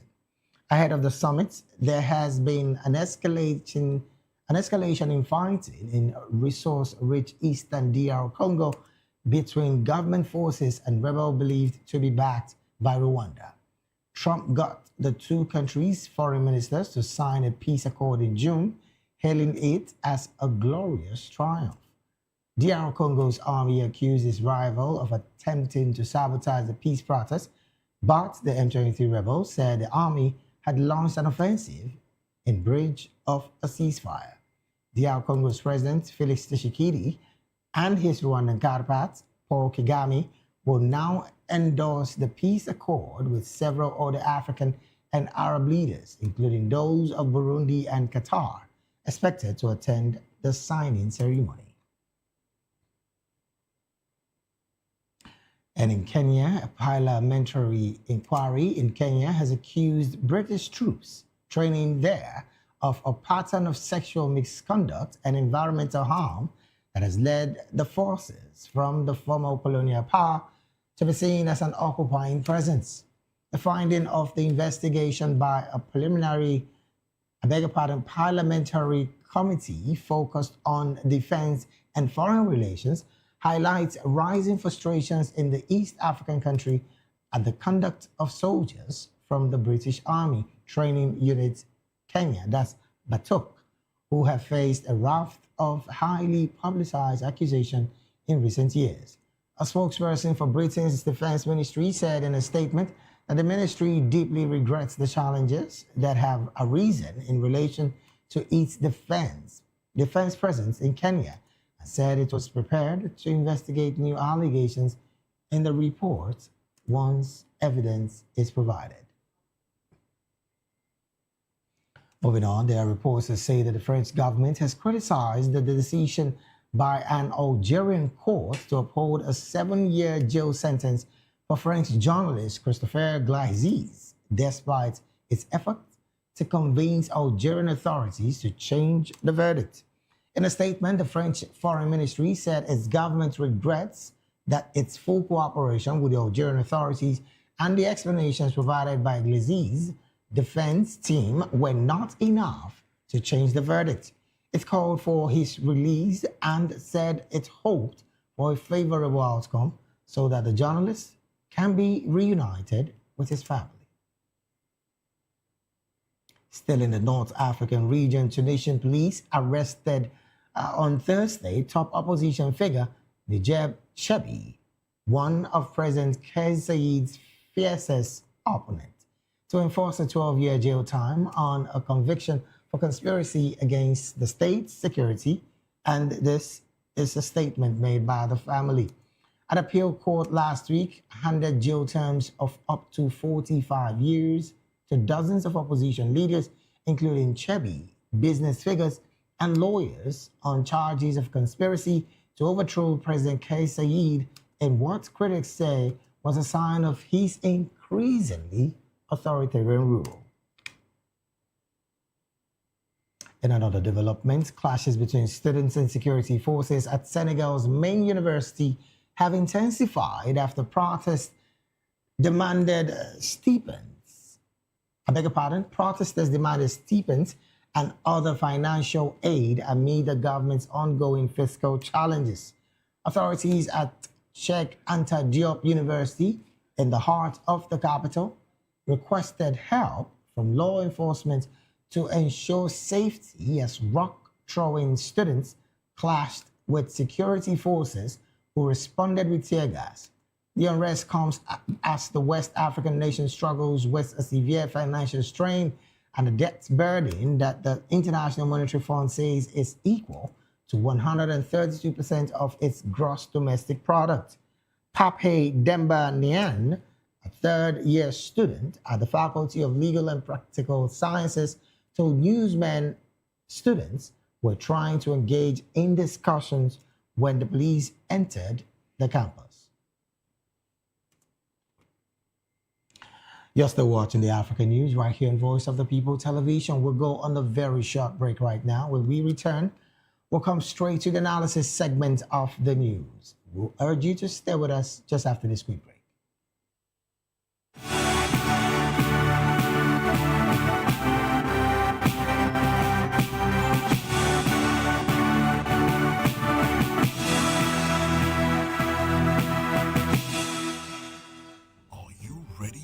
Extraordinary. Something big is happening on your screen. Introducing VOPTV, now streaming on SLTV channel 264. From breaking news to captivating conversations, news analysis, giving you all sides to the story. We break in-depth discussions on the issues that matter, from politics to sports, entertainment, and lifestyle. VOPTV on SLTV channel 264. Join us as we redefine what television means to you. Voice of the People Television, VOPTV. Now you have more than a voice.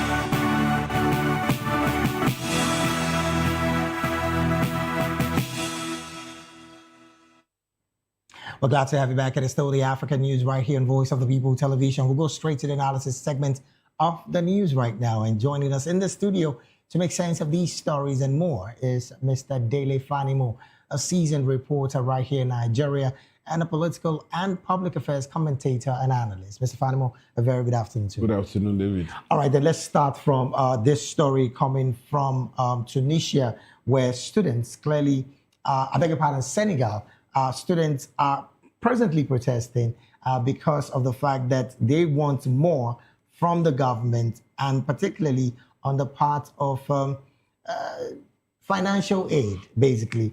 What do you make of this kind of story, owing to the fact that in some part of Africa, let's use Nigeria as a case study, there is the NEL Fund that the government is trying to help with, of course, students still in school to paying up their fees and all of that.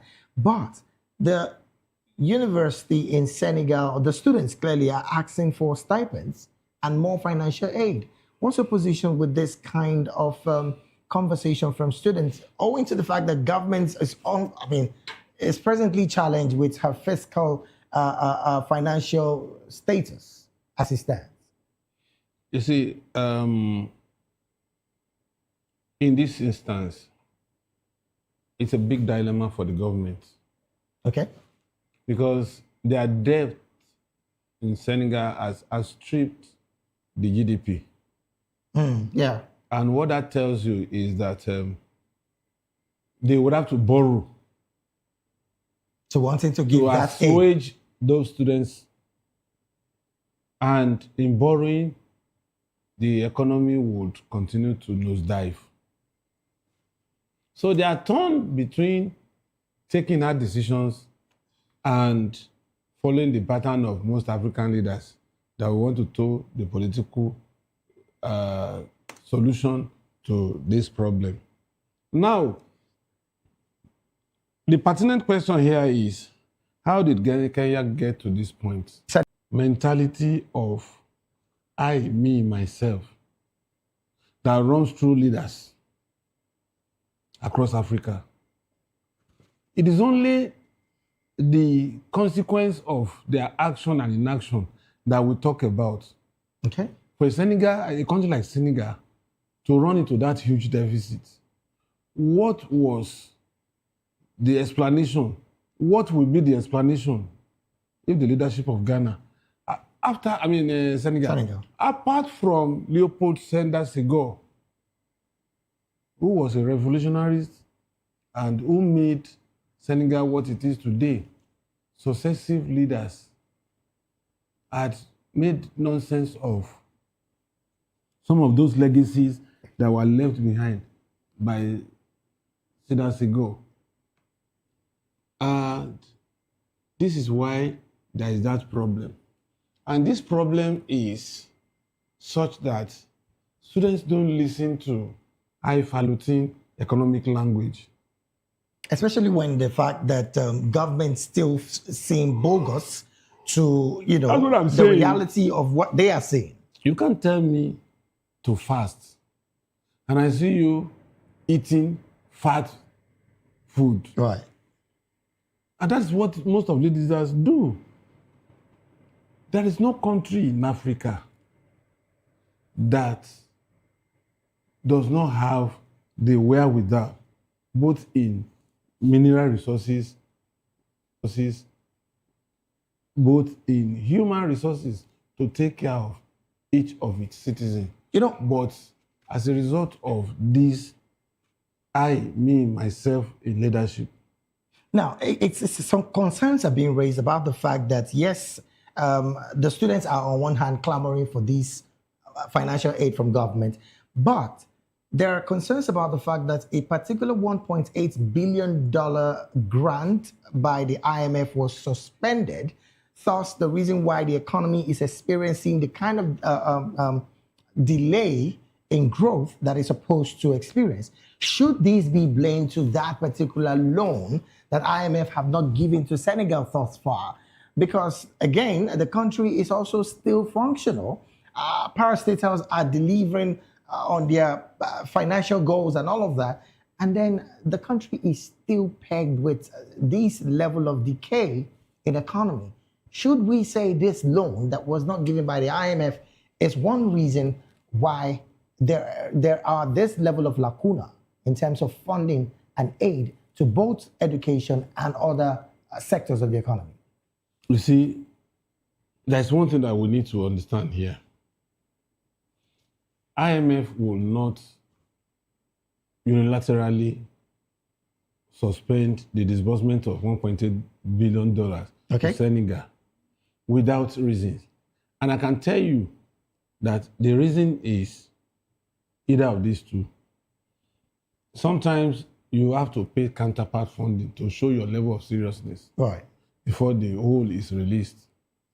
Two, questions can be raised on previous grants to the extent that if, for instance, if you tell a bank that you want loan for agriculture or real sector, and they find out that you went ahead to marry another wife or wives, and then buy fleets of cars. That site, you show them nothing on ground. There is the tendency for the bank to refuse you further access to their funds because they know that ultimately it will go as bad debt. Okay. And the fact that 2025, they did declare and why amount of fixing your economy and they're using it to pay debt. Should that be a parameter that the IMF also did see to have suspended this debt? That's why I said for every loan or grant you get from these multilateral institutions, right, there are certain things that are tied to it. I'll give you an example back home here. Do you know that more than half of the states in this country have not been able to access UBEC funds? I mean, some students are even complaining. Do you know why? Access now fund as well. You understand? Do you know why? Why so? Before you access new one, there must be a clear audit of the previous one. And most states can't come up with a clean bill on previous spending. So they shy away from applying for the current one. You read it in the newspaper. And they still go back to the public to say they can't access UBEC funds.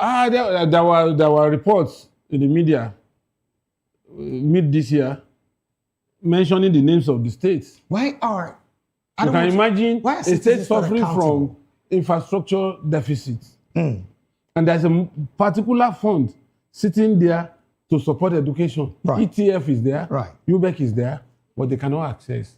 That shows the level of corruption. So it's the same thing that applies in some of these loans that we're talking about. I like the fact that you said that shows the level of corruption. There's been this indication that clearly in the service, there's a word I'm trying to use. In the service, corruption is embedded hugely. How true is this statement? In the service? Yes. Which of the service? Government service agencies. In Nigeria or across Africa? Both Nigeria and across other agencies. You see, I said, when you have that primordial instinct of unbridled and rapacious inclination to acquisition of wealth, there is no way you will see beyond your nose. Leaders and followers alike? No, who urges the leaders? It is the followers. Because they don't question the source of their wealth. If somebody is going into government and is giving you anticipatory declaration of assets, you and I from the neighborhood, for instance, if you live around this Mafoluku and somebody wants to become councillor, that you know very well, that occasionally you meet him, you play sets on weekends and all that, you know his worth. And then suddenly, because he wants to become councillor in your area, he's now claiming to have 3.5 billion assets. If you keep quiet, you have aided him to corruptly enrich himself, because he will steal that 2.8 billion assets before he leaves office. And if you want to go back to Code of Conduct Bureau, they will show you this is what he declared.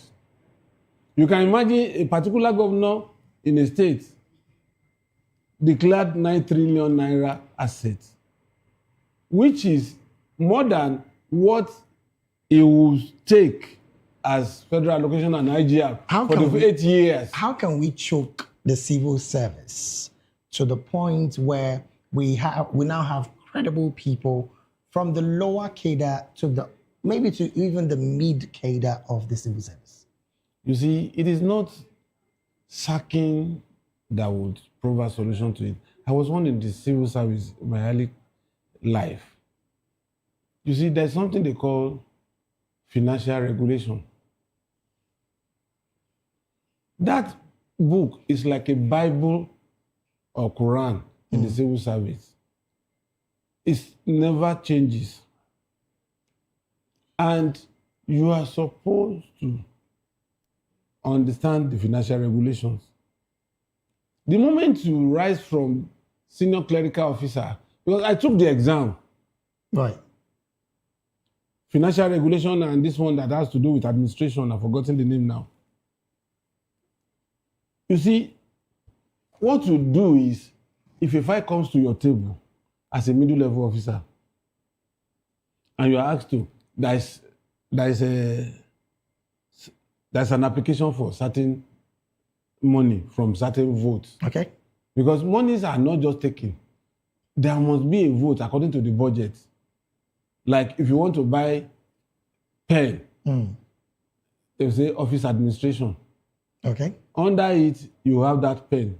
That's where you draw money from. You can't draw money for pen from overhead, which is salaries and emoluments. Right. The financial regulation, you go and look at that vote and look at how much is left for purchase of biro.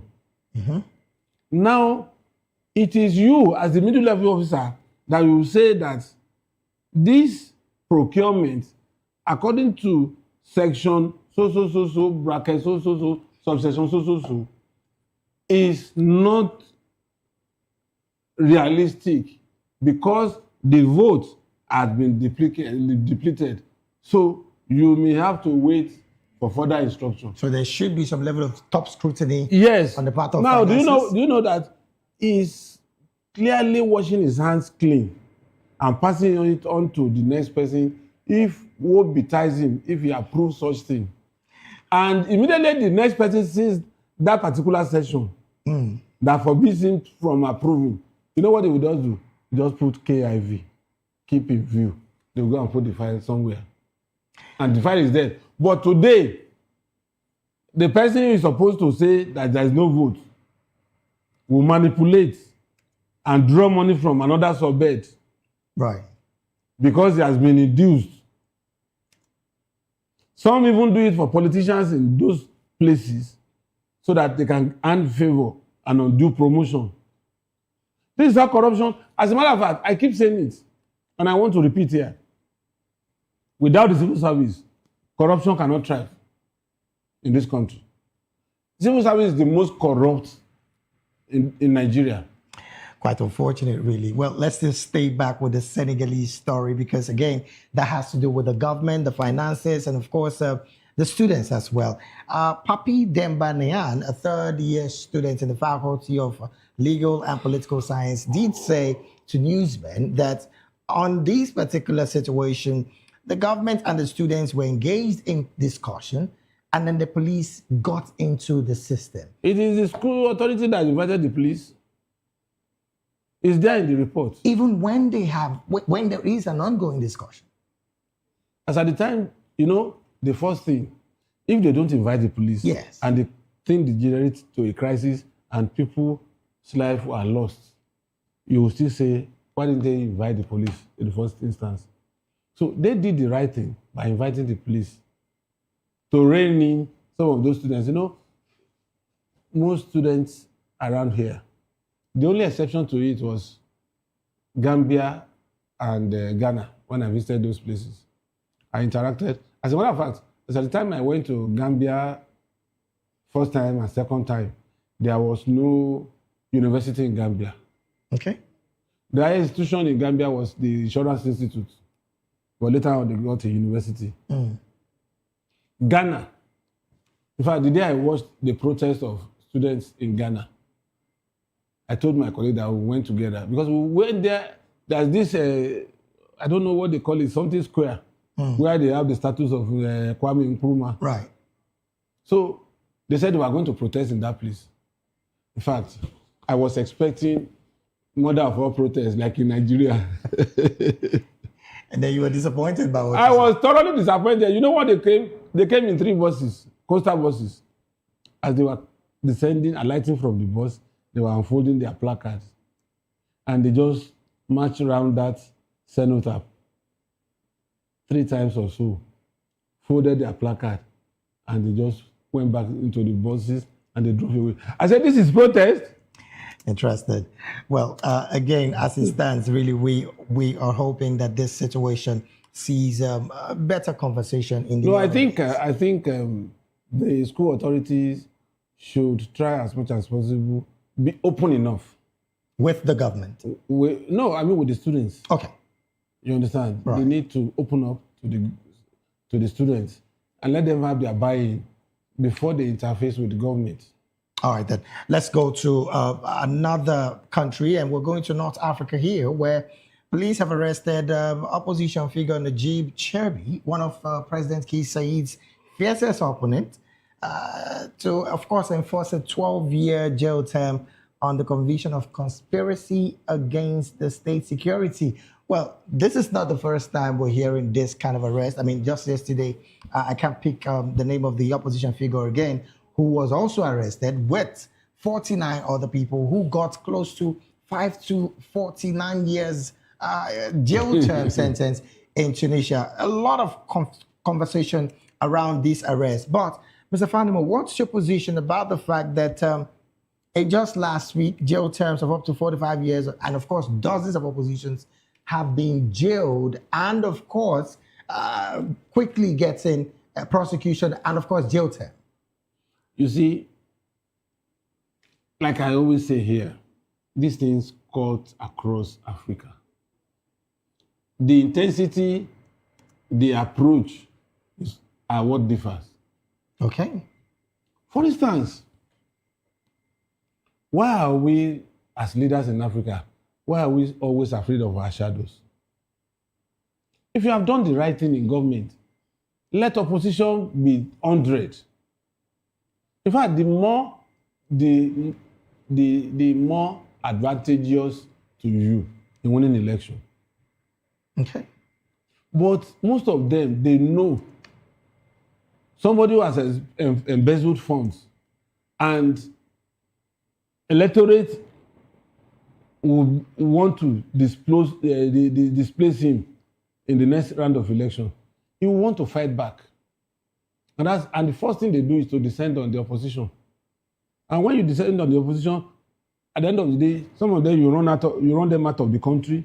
Some of them that are inside the country, you put them on their toes by taking them to court, jailing them. Then at the end of the day, when the election comes, you are going to be the only person on the ballot. Now, with this kind of move, sorry to butt in, with this kind of move, is there a possibility that Tunisia as a nation would still gain investor confidence when it comes to FDI, particularly in the part of the fact that they consistently are seeking for growth, and with this level of political risk, like some quarters have called it, would there be any level of investor confidence in the country? You see, the unfortunate thing that will amaze you is that most of these international investors, they thrive more in a crisis-prone country. How? Because they have the resources to protect their interests.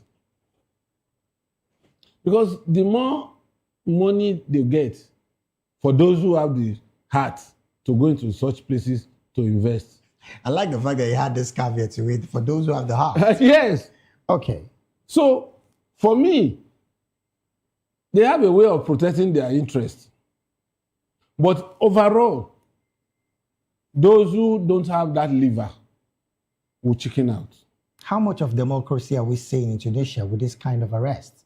Opposition figures, over a dozen of them in just 1 week. How could we expect democracy to thrive in a place where you gag opposition, not only gagging them, you raid them into prison?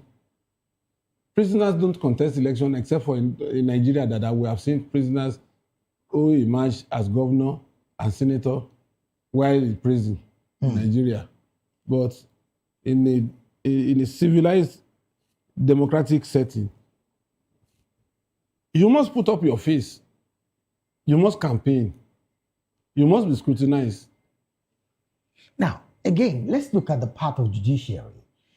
This has been a conversation that is ongoing even across Africa, not just Tunisia now, where the sitting leadership uses the judiciary to not only gag the opposition, but have pronouncements and quick prosecution and sentences quickly given to opposition, like we're seeing in Tunisia. How much of an institutional decay are we seeing in Tunisia as we speak? You know, I have a feeling, and this feeling is, to some extent, right. Okay. Most of these African leaders, they do peer review. If I have this scenario, what do I do? They say, I go and understudy what happened in Morocco the other time. Go and understudy what happened in Democratic Republic of Congo, you know. And so they have this peer review thing. And if you follow the pattern over the years, you will realize that what worked in Côte d'Ivoire will be replicated in Cameroon.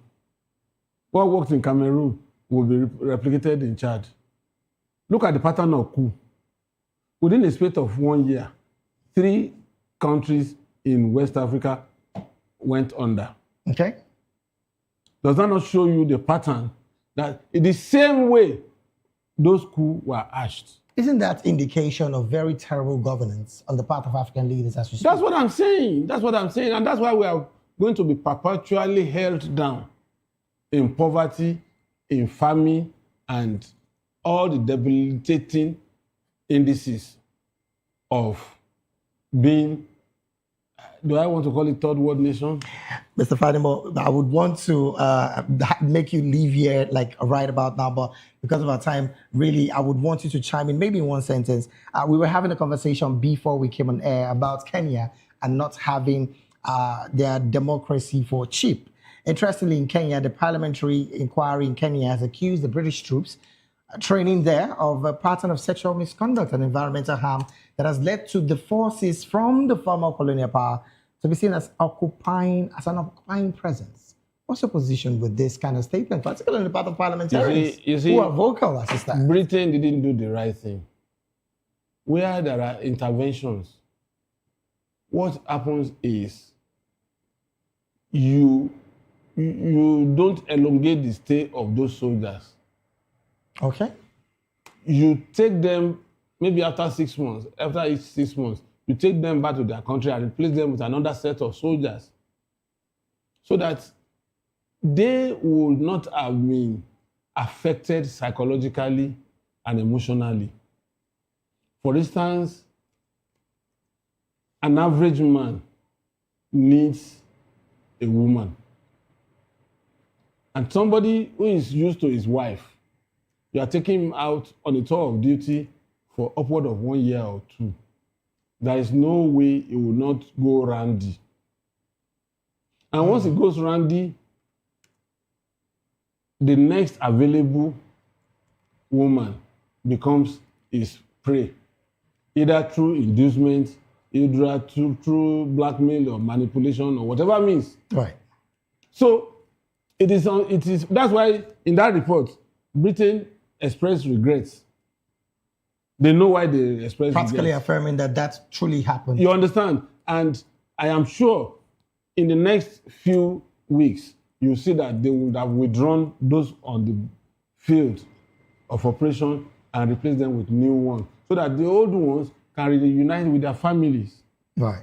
That's the way it is done. That's why during the Ecomog years, you see that soldiers will be taken out of Nigeria for 6 months and they will be returned back. Another set would also be joining the group, the troop on ground. All right then. Well, because of our time, really, this is where we have to draw anchor on the analysis segment of the African News. We've been talking with Mr. Dele Fanimo, a seasoned reporter right here in Nigeria, and a public affairs and political affairs commentator and analyst. Once again, thank you so very much. It's always my for being pleasure. here. We'll take a very short break now. When we return, Morocco to secure 60% of water needs from desalination. This and more we'll be talking about when we return after this break. Please stay with us. But they not be firewood. Yeah.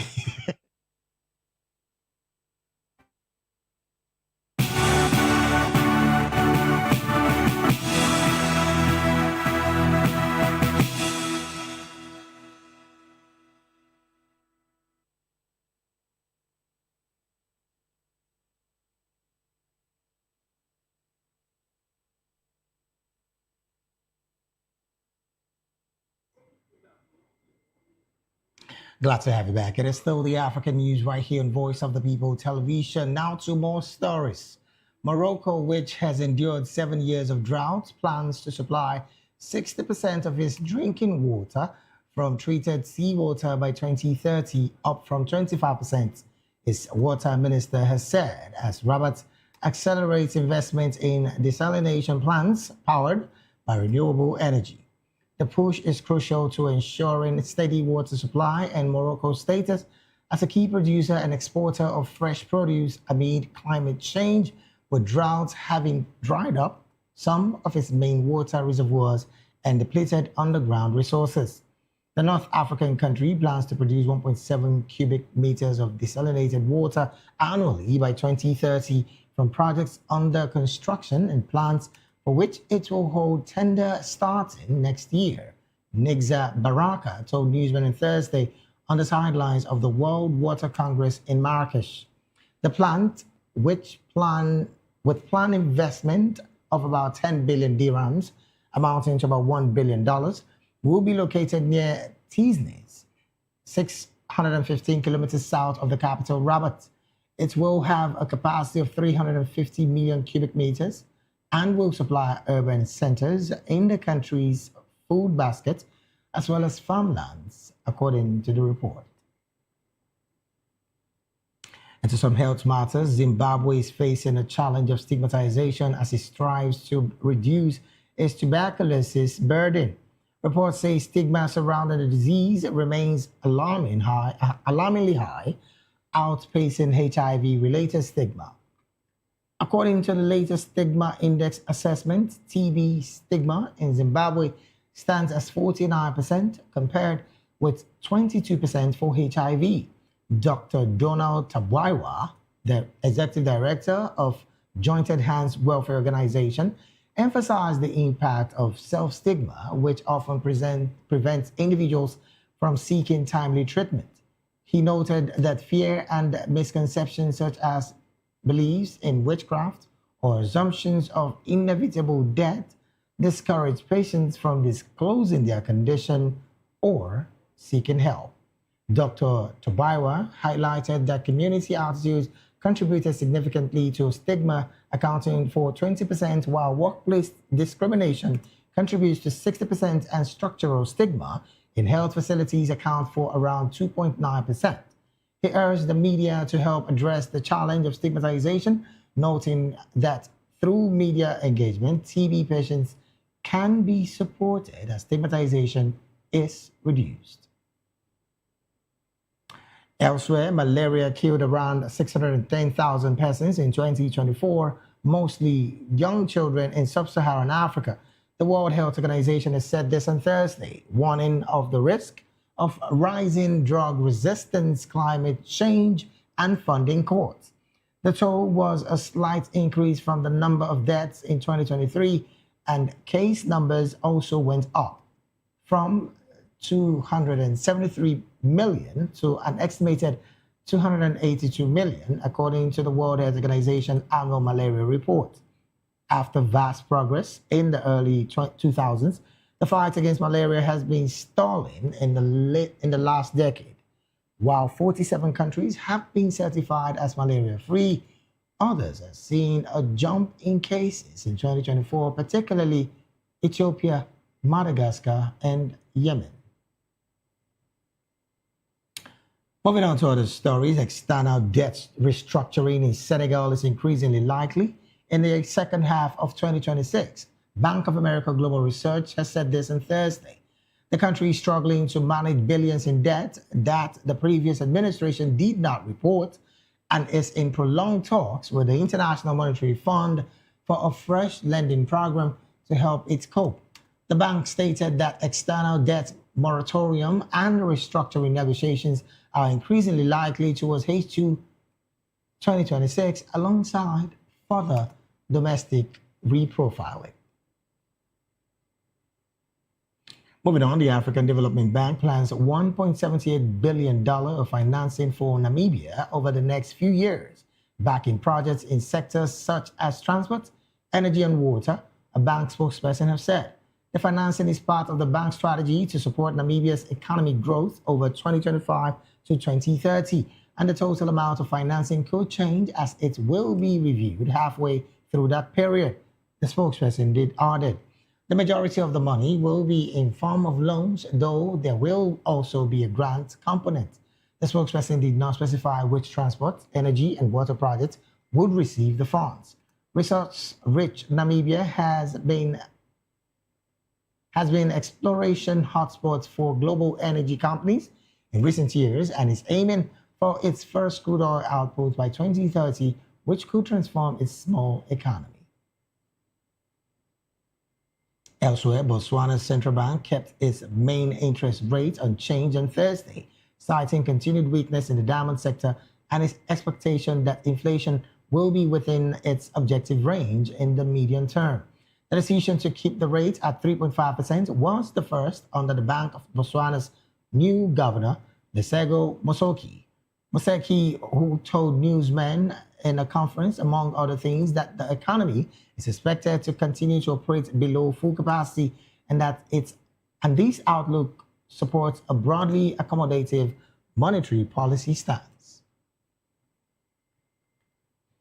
And from that particular story, we'll go straight talking some African business. The Nigerian, Ghanaian, and Kenyan currency are expected to be steady against the dollar in the next week and Thursday, while Uganda may gain and Zambia could slip from that sport. Nigeria's naira should be stable, supported by central bank's intervention in the face of steady dollar demand. The naira was quoted at 1,445 naira to the US dollar on the official market on Thursday, compared with 1,447 naira a week earlier. Ghana's cedis is staying around current levels, with dollar demand slowing down as most companies wrap up their activities for the year. LSEG data showed the cities trading at 11.33 cedis to the dollar compared to a close of 11.20 last Thursday. Kenyan shilling is forecasted to be little change as it has been for more than a year. Commercial banks quoted the shilling at 129 to 30 shilling to 129 to 50 Kenyan shilling to the dollar compared to last Thursday's close of 129.60 to 129.90. Uganda's shilling may strengthen, boosted by weak appetite for hard currency and inflows from remittance. Bank quoted the shilling at 3,540 to 3,550 Ugandan shillings to the dollar compared to last Thursday's close of 3,620 or 3,630 to the Ugandan shilling. Zambia's kwacha may come under mild pressure due to rising demand for hard currency, driven by festive season's imports. The kwacha was quoted at 23.60 per dollar from 23.12 a week ago. And to wrap up the African news, we'll go straight talking some sports. The CAF African Schools Football Championship COSAFA qualifier will kick off in Stellenbosch, South Africa on Friday, when the 10 teams will battle it out for a place in the Continental's final this year. The qualifiers are now in their fourth year, with South Africa having been victorious in both the boys and girls competitions in the previous 3 editions. And with that sports story, we've come to the end of African news right here on Voice of the People Television. Do well to subscribe to our YouTube channel. On YouTube, we are at Voice of the People TV, and on all other social media platforms, we are at VOP TV Live. Thank you so very much for being a part of this broadcast. I am David Edwin. Do have a good afternoon.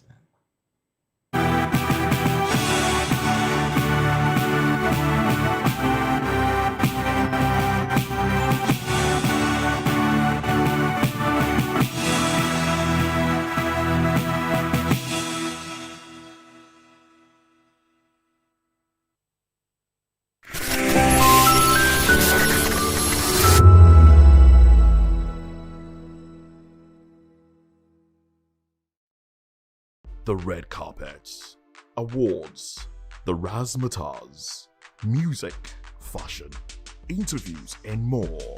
Spotlight on Voice of the People Television. Let's feed you with all the juicy stories in the global entertainment space, bringing you the glitz and glamour as it is hot.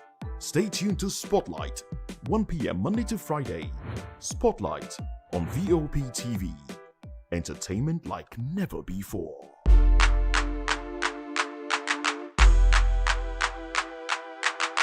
Welcome to the locker room, the home of football talk that matters. I am Jerry Arpillon. Join us every weekday, Monday to Friday at 5 p.m. Nigerian time, as we share the hot takes and hot debates in the exciting world of football. And joining me are the usual suspects, Ikechukwu and Mayowa, as we break down all the hot takes and everything that's happening in the football. Don't just watch football, live it with us. Catch us on the locker room and Voice of the People Television at 5 p.m. Nigerian time. And like I always say, if not 20 minutes off, please discuss.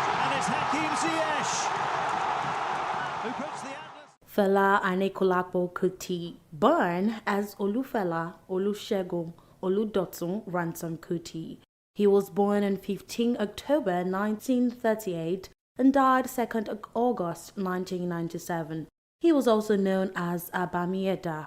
He's a Nigerian musician, band leader, composer, political activist, and a Pan-Africanist. He is regarded as the king of Afrobeat, a Nigerian music genre that combines West African music with African funk and jazz. Fela Kuti was an incredible Nigerian musician and activist. All of us to the first election, and the second election all in Nigeria, and the second election like it was a pass. Fela Kuti is often referred to as the pioneer of Afrobeat, a genre that combines traditional African rhythms with jazz, funk, and high-life music.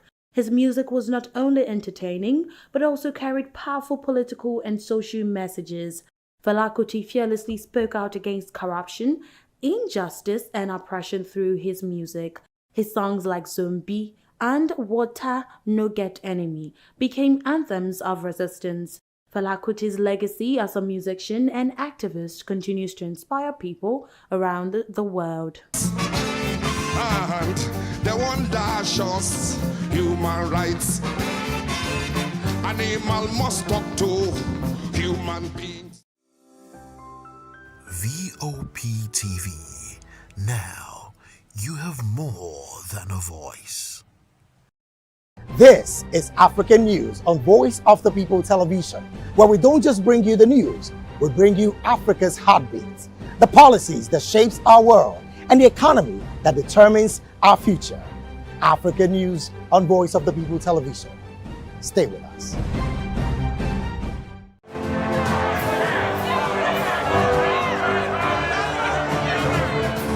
Do you want your voice to be heard? Do you know that you matter in the scheme of things? The People's Voice, the show where ordinary citizens take center stage as we discuss the biggest stories that affect you and I. With you in mind, we facilitate lively discussions, debates, and interviews on the topics that matter most to you and I, from social justice to economic empowerment, education to healthcare, governance, and more. Tackling tough topics and amplifying your voice. Join the conversation and make your voice count. The People's Voice. Make your voice count. To know the happenings in the maritime sector, join us on the program Maritime Frontiers on VOP TV as we discuss key areas in the maritime sector, from aquaculture, maritime transportation, maritime labor regulation, oil and gas exploration, ferry and passenger insurance, marine pollution and prevention, port operations, and lots more. Maritime Frontiers, exploring Nigeria's blue economy. Welcome to the locker room, the home of football talk that matters. I am Jerry Arpillon. Join us every weekday, Monday to Friday at 5 p.m. Nigerian time, as we share the hot takes and hot debates in the exciting world of football. And joining me are the usual suspects, Ikechukwu and Mayowa, as we break down all the hot takes and everything that's happening in the football. Don't just watch football, Live it with us. Catch us on the Locker Room and Voice of the People Television at 5 p.m. Nigerian time. And like I always say, if not 20 minutes off, please discuss. And it's Hakim Ziyech who puts the Atlas. Are you ready for the extraordinary?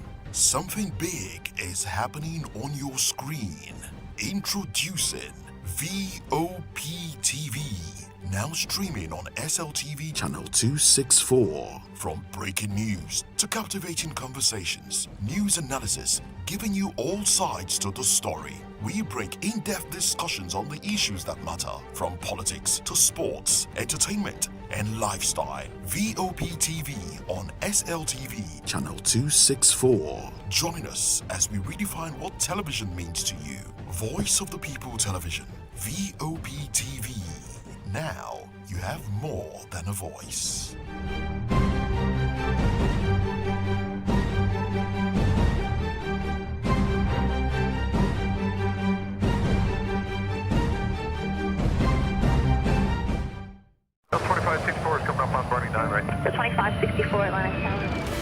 What happens in the hush behind hangar doors? Who signs the papers that gamble with lives? Which truths were grounded before they even ever had wings?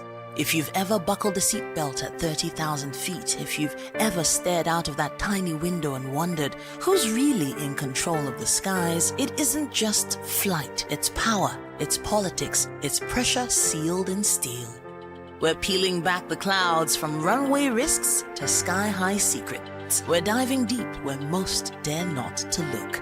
Aviation Scope, every Sunday at 7 p.m. only on Voice of the People TV. We don't just report, we reveal. We don't just ask, we uncover. Because when it comes to the skies, ignorance is turbulence. Aviation Scope, the sky isn't the limit, it's just the beginning.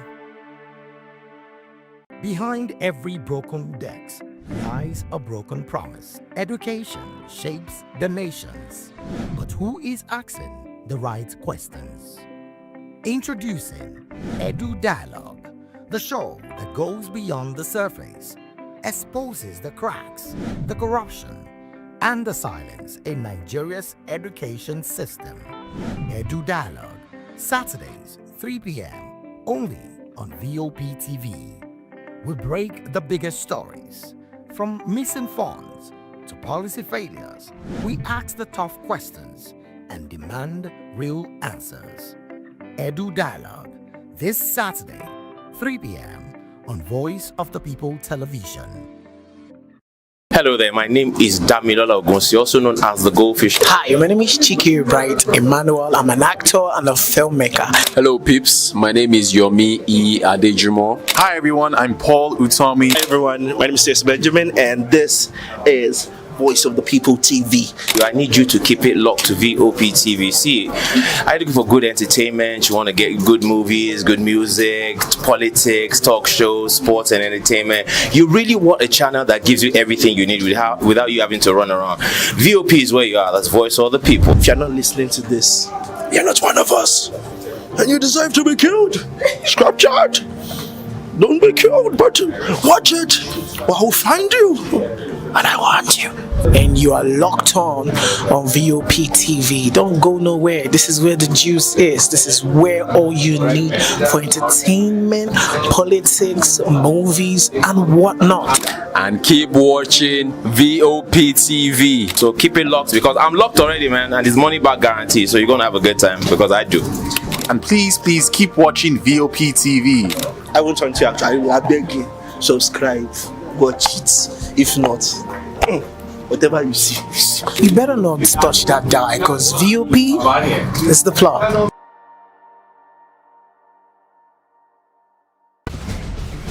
Join us as we drive into the world of politics through insightful interviews with prominent political figures, both serving and former governors, ministers, senators, legislators, party chieftains, activists, and analysts. Get first-hand information into the decision-making processes that affect our daily lives. Highly engaging 1-hour program that brings political discourse into focus. I am Chukwuma Okoro. Political Lens, Monday through Friday, 6 to 7 p.m. Join us. My name is Esther. They call me the Oga of them are the general overseer of them all. Every man, every woman has got a voice where integrity is the volume. So this is Voice of the People's TV. Voice of the People's TV. So this is the people's voice. And the people's voice is the voice of God. That's the voice populi in Latin. The people's voice is the voice of God. So keep watching Voice of the People. In fact, my name is Voice of the People. Keep watching MC Adobe King. Hi guys, my name is Kagan. I am Nigeria's biggest tech content creator, and I just wanted to give a quick shout out to Voice of the People TV. Keep watching, enjoy, and you're welcome. My name is MC Alamano. They call me Enjoyment Landlord. It's VOP TV. Keep watching VOP TV. Don't touch it down. Even if you want to touch it down, increase the volume. If you don't increase the volume, I told me. My name is Collins Agawabe, popularly known as No Maiden, but last, more than No Maiden, or more. Not be all so the cook right at the fry plantain. We keep on watching VOP TV. The voice of the people, the voice of Edo. If you don't want to get the authentic news for Edo the way it be, that's why they show and they want to cut anything come on. At VOP TV.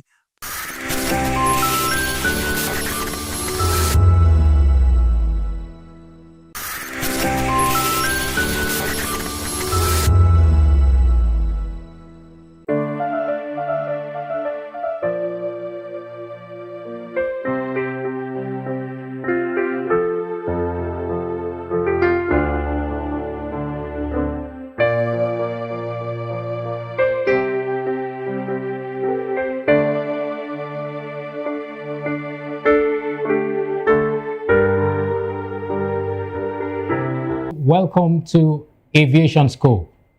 I am Chukwemeka Obioma. This edition seeks to ascertain the benefits of setting up an aircraft leasing company in Nigeria. And with me to examine this issue here on the program is an aviation expert, Abiodun Adewuni.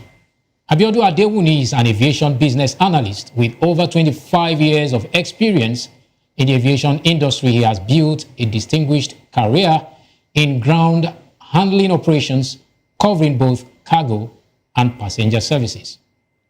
Abiodun, you're welcome. Thank you for having me. All right, we're looking at benefits of aircraft leasing in Nigeria. You would recall that the Minister of Aviation and Aerospace Development, Festus Keyamo, actually hinted at the federal government's plan to establish an aircraft leasing company in Nigeria. Now, Keyamo disclosed this during the arrival ceremony of the first dry-leased aircraft by Air Peace at the Muritala Muhammed International Airport here in Lagos. Now, when fully operational, the firm will serve as a middle company between Nigerian operators and international lessors, as well as aircraft manufacturers. Now, the initiative, according to the minister, is expected to boost the Nigerian aviation industry through the availability of dry-leased aircraft, as well as enable local operators to compete more effectively with international airlines. Now, under the dry-lease arrangement, Air Peace received a Boeing 737-700 aircraft, or 700 if you will. So, break it down. Our viewers could actually make a sense of what the topic is about today. What is a leasing company supposed to do in an aviation industry? What are the benefits of having a leasing company in place within the industry? All right. Oh, thank you very much. The benefits are enormous. All right. First and foremost, I'll need to congratulate the Honorable Minister, Festus Keyamo. He has practically brought in his legal expertise into the industry. It's a gap that has been there for a very long time, and for him to come and is able to identify that, I think we need to commend him for that. Is the right direction. Let me just take it one after the other. The leasing company that the government is establishing for the operators in the industry is long overdue.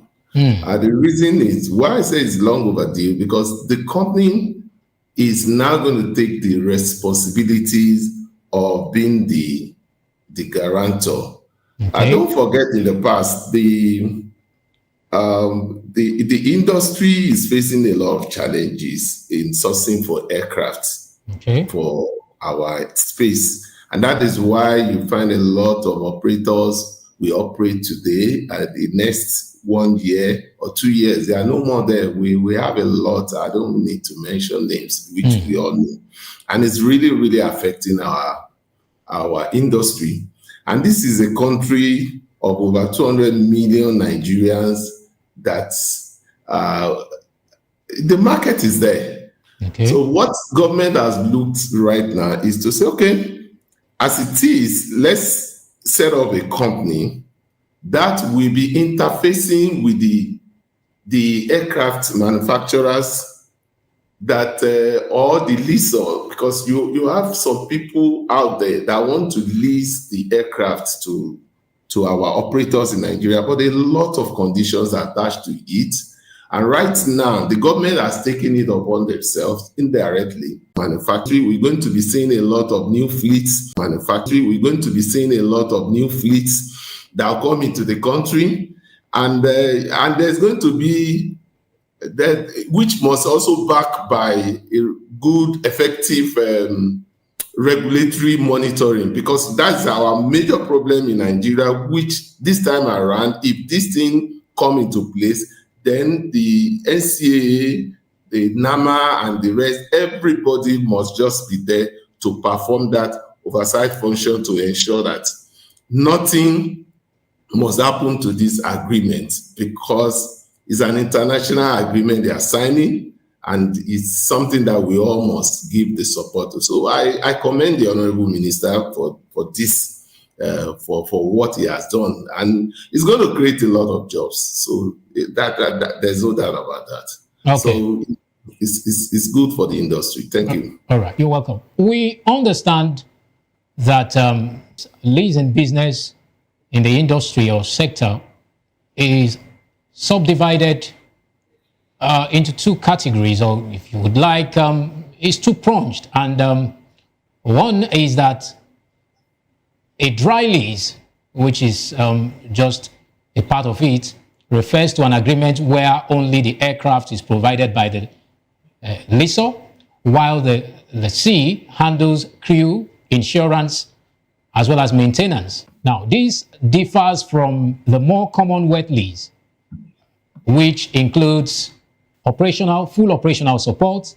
I'm asking, which would you recommend? Which do you think that airline operators would be capable enough to actually manage? Yeah, it's good. Like I said, the whole arrangement is well thought of, and the dry lease is the best for today in Nigeria, because it will give the airlines operational control, good operational control. What they need is the aircraft. They will be the one to provide the maintenance. They will provide the crew and the insurance. That's just what they need. Okay. And it will, because so we're talking about dry lease in this instance. Yeah, a dry lease, yes. Because if you look at the wet lease, a lot of things are attached, and which does not really favor the industry, even the operators. Don't forget, our exchange, the transaction is in Naira. Naira's value is not as strong as like we had it before in the past. So if you have to go for a wet lease that you have to pay for the MRO in dollars, that is a maintenance and overhauling that they're going to do, it's going to cost them a lot. Even because presently everybody is talking about air ticket going up, but the cost of running the airline business is not cheap, and it is calculated in dollars. If they have to take the aircraft for D-check, they know how much they are paying in dollars, not in Naira. And we have a lot of issues to that. So right now, like I said, the dry lease is the best because a lot of things are attached. They don't need to look for foreign crew. The crew are here. And it's also going to open up other eco businesses for us because you're going to have the training schools that are going to be there, and the market will be attractive for investors. Banks can finance with ease. A lot of things will go with. In fact, the logistics business is going to really jump up. I tell you today, to bring in an aircraft to Nigeria to ferry out exports in Nigeria today, not even the passengers alone, it costs a lot. And that is why most of our export-driven businesses are not competitive abroad, because you will have spent larger part of it in the air freight. But when you have this type of arrangement, the aircraft is located in Nigeria, obviously we will be able to compete with other export that we're doing. That is for the cargo alone. You are not talking of the passengers as well. You have the aircraft, you have a lot of fleets here. Obviously, it's going to really help us. So for now, the dry lease is the best option because gradually it will help the operator to have to increase their fleets and make sure that they have the well-competitive aircraft that can really match the market. Because as it is, what is the likes of the Emirates and the Turkish Airlines are doing? It's because of the aircraft that they are bringing. If we have the same opportunity, it will okay. Thank God for the airpiece. The airpiece is really making us proud. But I know that we have other airlines too that can make us proud in Nigeria. So the dry lease is good because it comes with a lot of opportunities. We are not outsourcing our jobs. The jobs is in Nigeria, and it will also increase more opportunities. And it's a catalyst for our economy, because you are looking at how the economy will be driven. It goes beyond just the aircraft. A lot of things. You're going to look at the job that is going to create.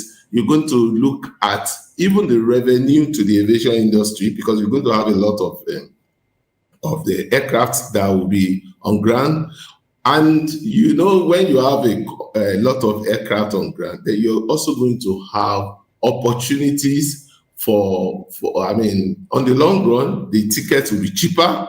I know in the past. Yeah, I was coming to that. I was going to ask how this would translate to airfare for air travelers. Yeah, when you have many aircraft on ground, it becomes a competition. And the airlines will use everything to attract the travelers. Right now, there are a lot of connectivities in Nigeria in Africa that are difficult, which Nigeria, as a hub of this particular business, it will enable us to have aircraft on ground to do that. I recall there was a time I was going to Malabo. It was not easy. I flew Camp Air to Douala, from Douala to this, and I even missed the presentation I went for because there are a lot of things, there are a lot of challenges there. So it's going to really help connectivity with ease. It's going to drop our ticket. Domestic tickets, especially because it's not that easy to fly with the current rate if you compare it to the outside world. So I believe it's going to really help the industry. It will help the passenger, it will help the operators, and it will help the economy. All right. Okay. And with that line, we'll go on a short break now.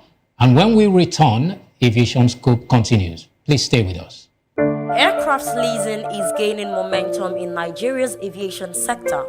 offering a way for local airlines to access modern jets without huge upfront investment. In fact, Nigeria was recently removed from the global aviation leasing blacklist, opening up better access for international leasers. The Nigerian government is also planning to launch a domestic aviation leasing company, which would act as an intermediary between local airlines and global lessors, helping reduce capital flight and making leasing more affordable. Insurance rules for leased aircraft have been relaxed too. Recent changes by NICOM and the Ministry of Aviation ease foreign insurance restrictions, making leasing safer and cheaper for Nigerian carriers. A key milestone is that Air Peace recently became the first Nigerian airline to receive a dry-leased Boeing 737-700 from Aircar, the first such lease into the country in over a decade. But there's still a gap. Nigeria currently lacks its own leasing company, costing the aviation sector an estimated $2 billion a year in lost revenue. As the global aircraft leasing market is projected to hit $315 billion by 2033, this shift could be transformational for Nigeria's airline growth and fleet modernization.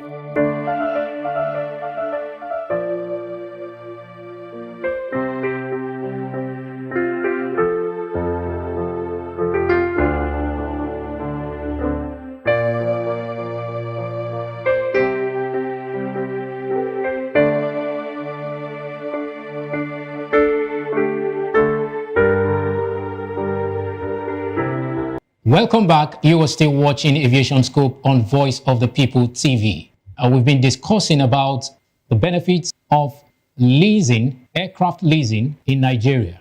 And our guest has been Abiodun Adewuni, an aviation expert with over 25 years experience in the industry. Right, Abiodun, let's continue from where we left off. Now, how will the leasing company enable local operators to compete more effectively with international airlines? What are the key factors in achieving this goal? Let's just break it down for our common viewers to actually comprehend what we are talking about further. Yeah, thank you very much. The benefits to helping the local operators, they are many, because one of the challenges our local operators are having is because they don't have the right fleets. The aircraft that they are using, most of the aircraft, there are no flying zone to some areas because of the capacity, or should I say, even the passengers themselves feel somehow, flying some aircraft, because we all know, I don't want to look as if I'm bringing our operators down, but you and I know the difference when we go out there to fly in even domestic flight, and we know what we have. But it's something that they've been struggling with. The major problem has to do with having the aircraft. And the moment the aircraft is provided, obviously, it will open more markets for them. Because they will be looking at having a regional operations and intercontinental operations as well. Don't forget, Nigeria is big. Everything in Nigeria is everything in Africa. So if we are able to have that institution that is really, really working to ensuring that our operators are getting what is needed for them in terms of the aircraft. The key success area that they need to put there into place. One, we must ensure that there is need to avoid political interferences, because that is one of our major problems in Nigeria. That's a valid point you just raised. Yeah, because a company or operator, the international airline, the aircraft manufacturers or the lessors giving you such much aircraft, the aircraft is not cheap. So they want a situation whereby everything that you have agreed is taken on. It's a business that is lucrative, but sometimes we try to apply some Nigeria lackadaisical attitude towards that. But if that is not part of our culture for this particular arrangement, I can assure you that it's going to really help us. And if the political interferences is not there, that we enable some cabal to now take control of the industry, because we need to make sure that we have a level playing ground. There has to be a checklist for the operators. We don't want a situation whereby a particular operator is seeking an approval from the same company and is not getting it because it's not backed by a kind of a political influence. This is something that can really have a negative effect. But I trust that the Honorable Minister is a process person. But you know, in every industry there is also cabal. But I just want him to watch out on that. Once that is sorted out, it's okay. We also need to make sure that the regulator, especially the NCA, make sure that they perform their oversight function.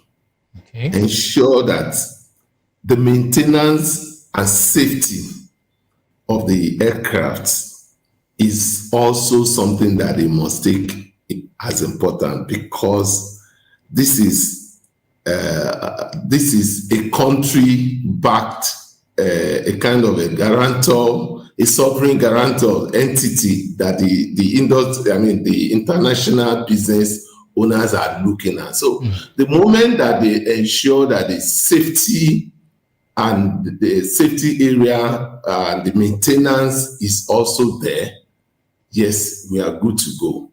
And finally, we also need to make sure that the needed funding, the needed support from the CBN and possibly Exim Bank is also available. Talking about funding, there has been this, the government has actually proposed aviation development banks. I don't know how feasible you consider that. There's been this talk about government proposing aviation development bank, ADB as we know it. It is considered somewhat a potential solution to these hurdles posed by maintenance and competitiveness. You know, for you to be competitive in the industry, that means you must be on your A game financially.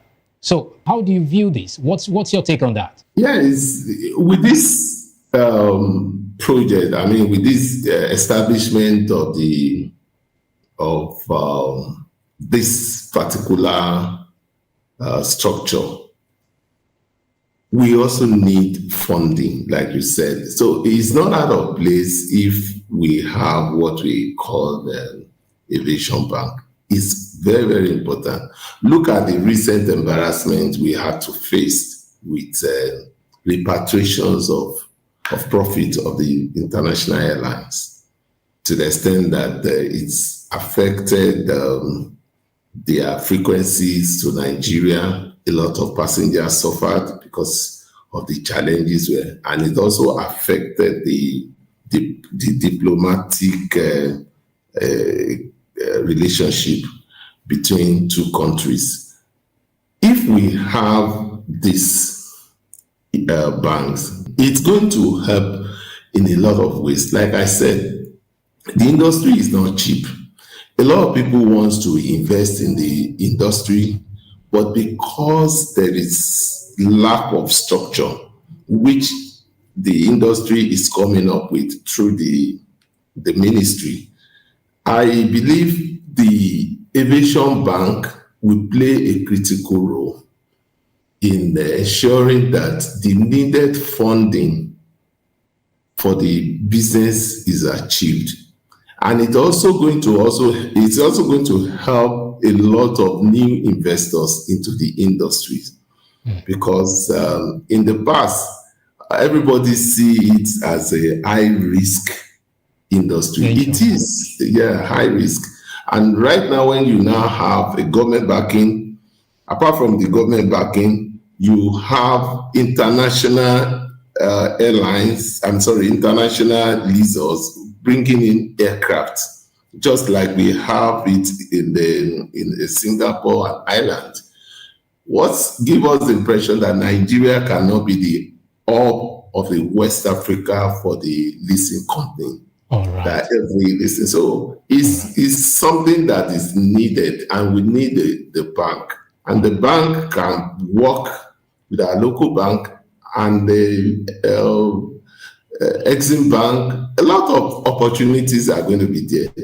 So, like I said, what the industry, the new company is going to achieve is beyond just the aircraft leasing. It is going to enable the economy in a lot of areas. Is it tourism? You're going to you will begin to see a lot of promos on the long run, because a lot of people will come into the business, and a lot of things that they used to, the airline used to compete. All right. They use the service to compete. Thank you also very much, sir. Price. Thank you, Abiodun. I know you have so much to say on this particular topic, on this edition of the program, but my producer has just signaled me that we have run out of time. So it's been wonderful discussing this with you, Abiodun Adewuni. Thank you very much for your insightful contribution. Thank you very much. I look forward to having other conversations in the industry with you. All right. All right. Thank you. You're welcome. Yeah. We have come to the end of this week's edition of Aviation Scope. Keep a date with us again, same time next week. I am Chukwuemeka Obioma. Thank you for watching.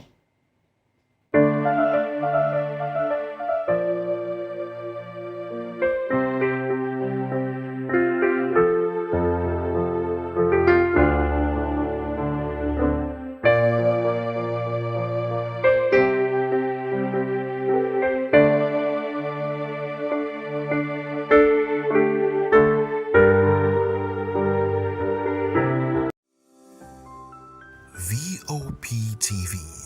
Now, you have more than a voice. This is African News on Voice of the People Television, where we don't just bring you the news, we bring you Africa's heartbeat, the policies that shapes our world, and the economy that determines our future. African News on Voice of the People Television. Stay with us. Welcome to the locker room, the home of football talk that matters. I am Jerry Arpillon. Join us every weekday, Monday to Friday at 5 p.m. Nigerian time, as we share the hot takes and hot debates in the exciting world of football. And joining me are the usual suspects, Ikechukwu and Mayowa, as we break down all the hot takes and everything that's happening in the football. Don't just watch football, live it with us. Catch us on the locker room and Voice of the People Television at 5 p.m. Nigerian time. And like I always say, if not 20 minutes off, please the sport. And it's Hakim Ziyech who puts the Atlas. In a world where power shifts with every headlines, news breaks and events happens, we bring you unbiased and explicit information on politics, economy and state of the nation. We break down the chaos. Facts, not fluff. Truth, not spin. We discuss not just politics, but a glimpse into the future. Join Moses, Chukuma and Fina on Voice of the People TM. Voice of the People Television. Now you have more than a voice.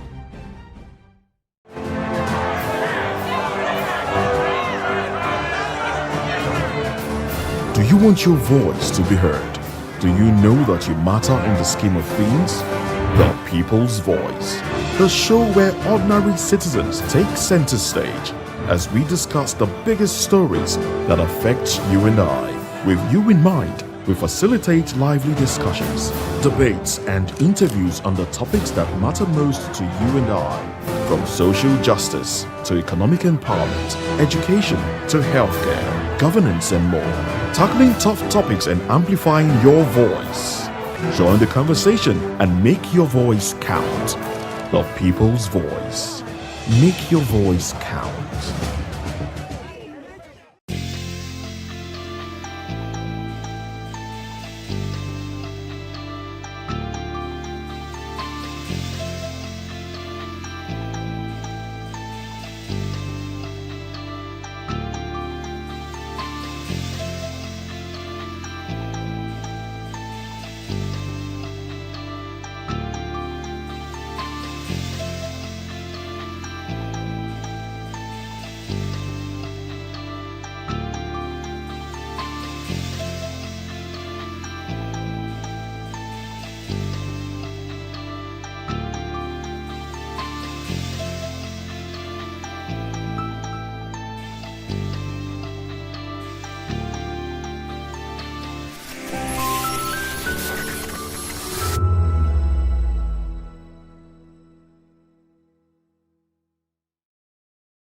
In a world where truth is the ultimate power and opinions scream the loudest, it's time to wade through the noise. Hunger no get tribe! Hunger no get religion! And scan the human interest and trending topics that matter. Stay tuned to The Issues, your plug to the stories making the buzz, from politics to science and technology, social justice, and more. Let's tackle the tough questions and expose the truth. The Issues, on Voice of the People Television, Mondays to Fridays, 8 to 9 p.m. The Issues. Don't just react, understand. Voice of the people, you can hear me now. My name is Patrick Doyle, and I wish that you continue to echo the voices of the people. Big up VOP TV. My name is Suibifa Dokubo. Please keep watching VOP TV. Hi, my name is Kwekumali Ikena Onyekwena, and I am with the Voice of the People TV. Now, if you're looking for the veritable channel for information, politics, robust discussions, you don't need to go far. VOP has you. VOP will always have you. Thank you. Hi, my name is Patrick Diabwa, aka Ibani Chuka, Amayanabo the Eagle King, and you are watching VOP TV. Stay with us.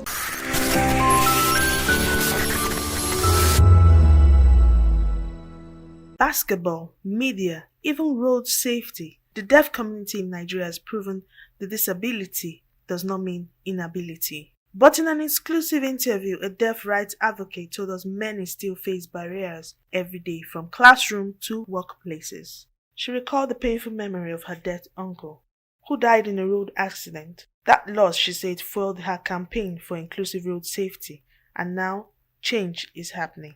She says awareness is growing, but much more must be done.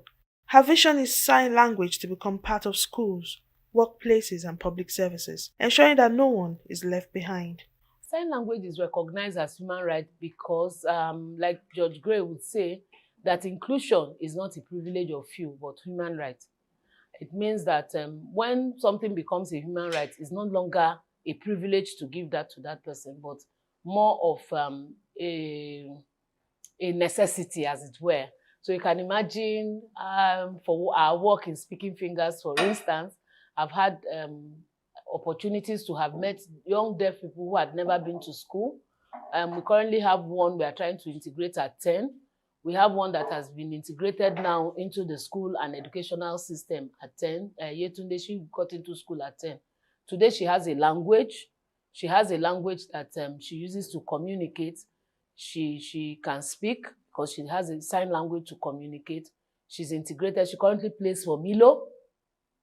So, but back dates when we met her, Yetunde will just be there looking at you. She actually has a physical disability alongside her speech and hearing impairment.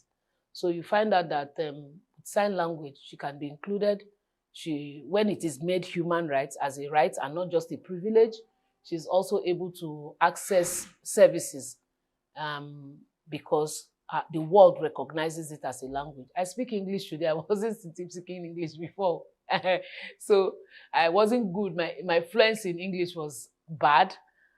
But today I could communicate and people can hear me. Likewise, I can also hear people. So sign language has become a human right because it's not a privilege, but it is a necessity. It is work in progress. Today, we're having this conversation because sign language has been recognized as a language far back 2018. Does it mean that the deaf community existed at 2018? No. It just means that the world has awakened to it because media professionals like you are giving platforms for us to they have this conversation, this dialogue, and by so doing, we are also changing the dialogue. So how aware, really, I don't have instances to say this is it, but I kid you not, we are not where we used to be, even though we are not where we want to be in terms of creating that awareness. By integrating sign language into such training, he or she can be empowered. Their voice can be heard, they can be valued, they can be appreciated, and they can have a seat on the table because I have an awareness. Government have policies. And one of the conversations we had today during the commemoration proper in terms of the celebration we had, As a result, someone said the new competition is collaboration. So if you are not collaborating, if we don't see it from the perspective of multi-sectoral approach and just leaving it to government will always turn out. They sit in meetings, they sit in symposium, they sit in consortium and all those big names and come up with policies. Implementation is still far. So what's happening is that we are the government. It takes a village. So you are that village. I am that village. So government is us. And then for government, in terms of positioning, should please, we advocate for the implementation of policies, enforcement of those implementation, providing access for sign language to be given at all forums, for schools to be accessible, is to, like somebody said today, and we all agree, to make sign language a language that can be learned. It was actually the GM of Lasoda that left to her that sign language should be a must in every curriculum, and we quite agree. So as we make awareness available to all, accessible to all, because this interview, without captioning or subtitling it or providing a sign language interpreter, a young deaf person, which is our population, will not be able to hear it in a way that he or she is passionate enough to drive that conversation in his own sphere of influence. I kid you not, today, I serve in an all-deaf church as part of my commitment to this work. I serve in an all-deaf church, choir, usher, pastor, everybody, songs, everything is done in sign language, ensuring that sign language is signed everywhere. Deaf people are free to use their language. You and I learn how to sign and communicate with them and ensure that videos, things are accessible, communication is provided in an accessible manner. Truly just leave no one behind. So that's what this year is talking about. Seeing it from the perspective of, we are not doing them a favor. We are providing access.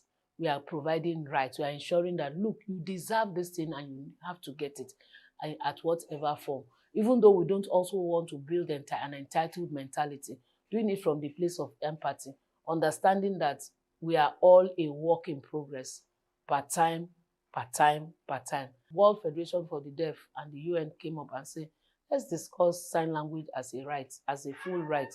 For her, inclusion is not a privilege, but a right, and she believes society must give the deaf community a seat at the table. I'm Onyeka Ogolo, reporting for VOP TV.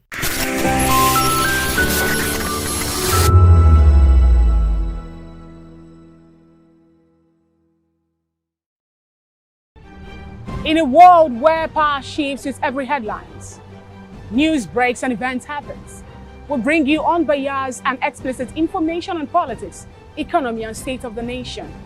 We break down the chaos. Facts, not fluff. Truth, not spin. We discuss not just politics, but a glimpse into the future.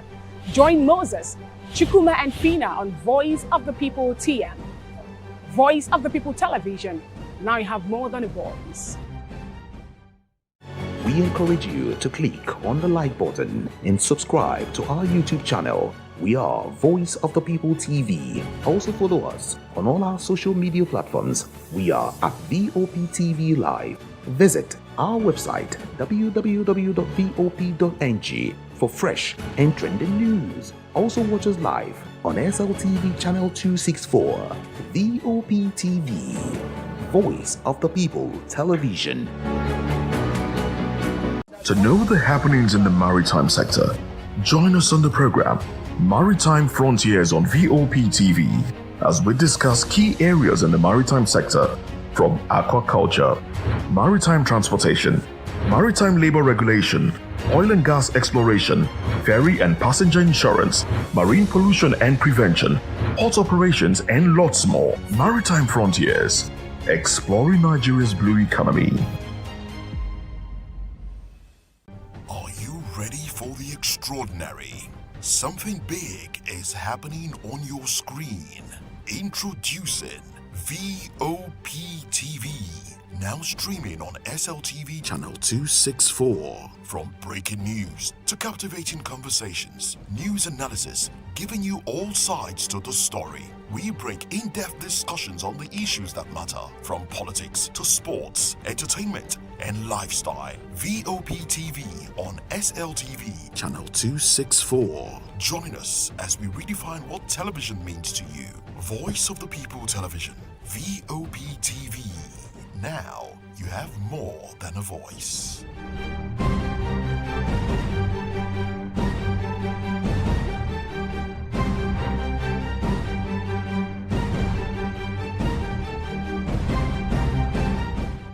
From the views on the street, We go to bed empty hunger. to the blaring horns of a hustling city, the loudest voices of the common man got a medium to be heard. This particular administration, they were coming unprepared. It's not a bad thing to renovate the president's lodge. Through top-notch programming, unbiased reportage of news, sports, business, entertainment, and cultural documentaries, Voice of the People 90.3 FM became a symbol for 21st century media. And now, a new baby is born. Voice of the People Television, VOP TV, youthful, full of vigor and penchant for excellence in the continent's media space, exposing the wrongs, applauding the rights, dissecting the news without fear or favor, through factual and accurate stories and contents, Corruption kills three things that makes a society.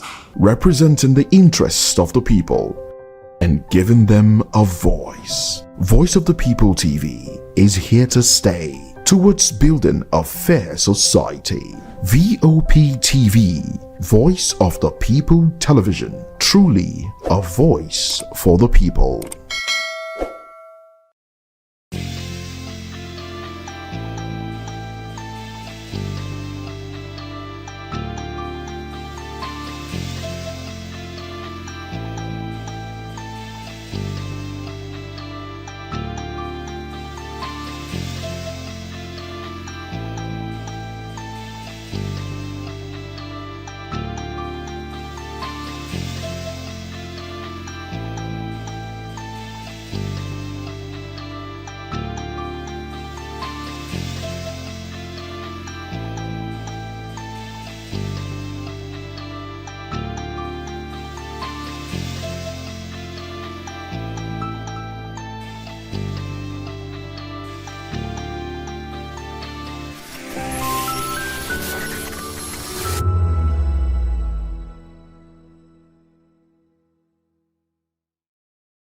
Hey guys, what's up? How you all doing? They call me Ovisha Nelson One, your number one celebrity host, and you are watching Voice of the People Television, VOP. Stay tuned. Uyi Osarite is my name. I am a friend of the microphone, Voice of the People TV.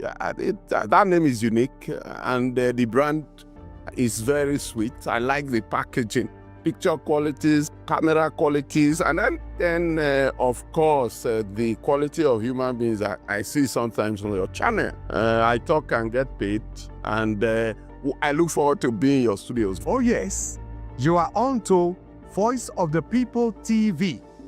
Live here in Benin City, the cradle of black civilization. What are you waiting for? Tune in, bro. VOP TV. Now you have more than a voice.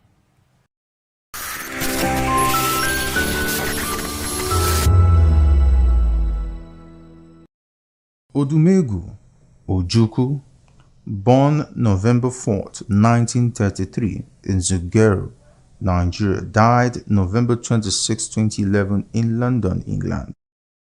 The Nigerian military leader and politician who was head of the secessionist state of Biafra during the Nigerian Civil War. Ojukwu was the son of a successful Igbo businessman.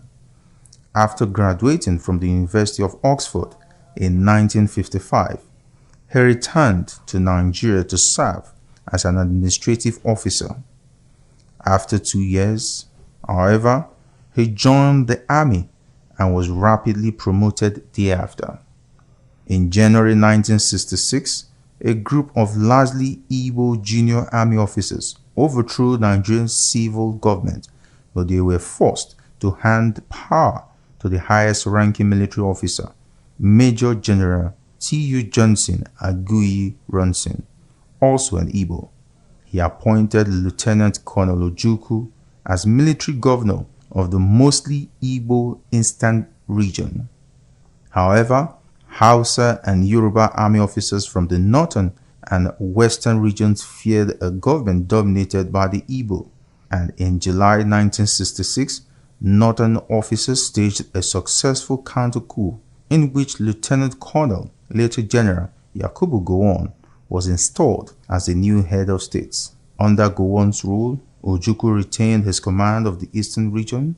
Meanwhile, the rising tide of feeling against the Igbo and the northern region led to a large-scale massacre of Igbos by Northerners in May to September 1966.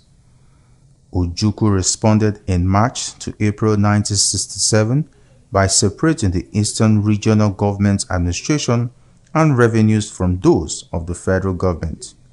Mounting secessionist pressures from his fellow Igbo finally compelled Ojukwu on May 30th, 1967 to declare the Eastern Region an independent sovereign state as the Republic of Biafra. Federal troops soon afterward invaded Biafra. The Civil War broke out in July 1967. Ojukwu led Biafra's unsuccessful struggle to survive as an independent state throughout the Civil War, and on the eve of Biafra's surrender in 1970, he fled to Côte d'Ivoire, where he was granted asylum. Ojukwu remained in exile until 1982, when he was pardoned and returned to Nigeria. He joined the National Party of Nigeria (NPN) in January 1983 and subsequently attempted to re-enter politics. His bid for the Senate representing the state of Anambra was unsuccessful. He was detained for 10 months following a coup that brought Muhammadu Buhari to power at the end of 1983.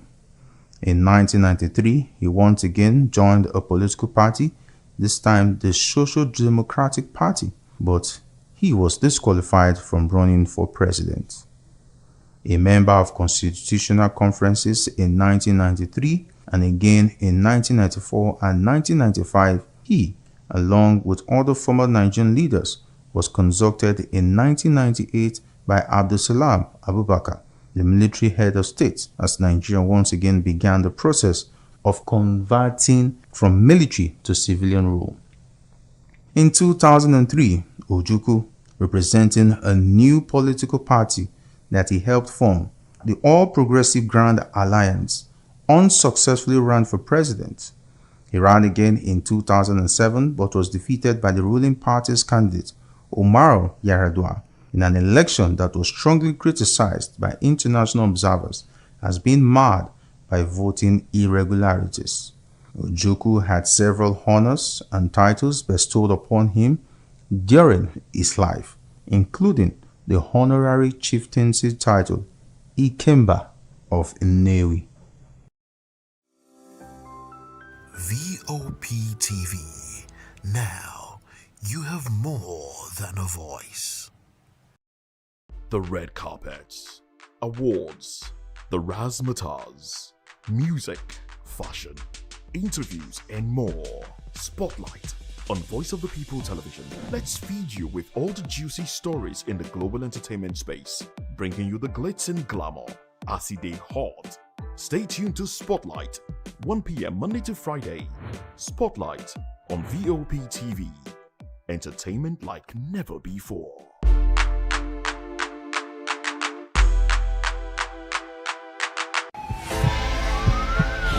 This is Health Check, your weekly guide to better living, smarter choices, and trusted answers. From everyday wellness to urgent health issues, we've got you covered. Health Check, only on Voice of the People Television, where your health has a voice.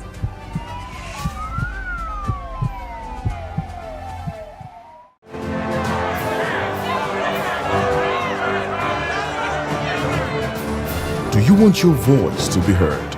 Do you know that you matter in the scheme of things? The People's Voice, the show where ordinary citizens take center stage as we discuss the biggest stories that affect you and I. With you in mind, we facilitate lively discussions, debates, and interviews on the topics that matter most to you and I, from social justice to economic empowerment, education to healthcare, governance, and more, tackling tough topics and amplifying your voice. Join the conversation and make your voice count. The People's Voice. Make your voice count. Hey guys, what's up? How you all doing? They call me Ovisha Nelson One, your number one celebrity host, and you are watching Voice of the People Television, VOP. Stay tuned. Uyi Osarite is my name. I am a friend of the microphone, Voice of the People TV. That name is unique, and the brand is very sweet. I like the packaging, picture qualities, camera qualities, and then of course, the quality of human beings that I see sometimes on your channel. I talk and get paid, and I look forward to being in your studios. Oh yes, you are on to Voice of the People TV. Live here in Benin City, the cradle of black civilization. What are you waiting for? Tune in, bro. VOP TV. Now, you have more than a voice. In a world where truth is the ultimate power and opinions scream the loudest, it's time to wade through the noise. Hunger no get tribe! Hunger no get religion! And scan the human interest and trending topics that matter. Stay tuned to The Issues, your plug to the stories making the buzz, from politics to science and technology, social justice, and more. Let's tackle the tough questions and expose the truth. The Issues, on Voice of the People Television, Mondays to Fridays, 8 to 9 p.m. The Issues. Don't just react, understand. VOP TV. Now, you have more than a voice. From the bustling streets of Lagos to the quiet corners of rented apartments, the relationship between landlords and tenants has always been a delicate balance. But that could soon change. I'm Maureen Ogolo, reporting from the Lagos State House of Assembly, where today's public hearing could reshape how rent, eviction, and property rights are handled in the state. It was landlord versus tenant inside the Lagos House of Assembly today. But landlord should give tenant at least 5 years before any increment of apartment fee. Government is to provide housing for all. Unfortunately, when government build houses, people now buy these houses, invest in them. Some buy 2, 3, 4 flats, now sell. And government is concerned about high rents. You cannot control rents outside. I will want a situation where when you build houses, Honorable Commissioner for Housing, ensure that people do not sell them and people who are going to live in there are owner-occupier. But when they do now want to rent, control the rent in your own houses before controlling those people outside. There are several areas in which the House of Assembly has looked into that they deem as fitting. However, it is not commendable in the fact that they did not make use of the legal and the enacted professionals who should guide them. The purpose of public hearing is for professional bodies to come around and guide us and tell us and the public to come and tell us what we need to know and what you want. Laws are made for the people, and that is the purpose of the public hearing. As the Tenancy and Recovery Premises Bill 2025 came under public scrutiny, the one-day hearing at the Latif Jakonde Auditorium in Elausa brought together landlords, tenants, legal experts, property developers, and house advocates. So we are here to support the bill, but we have concerns. And our lens, the lens at which we are looking at this is the social justice lens.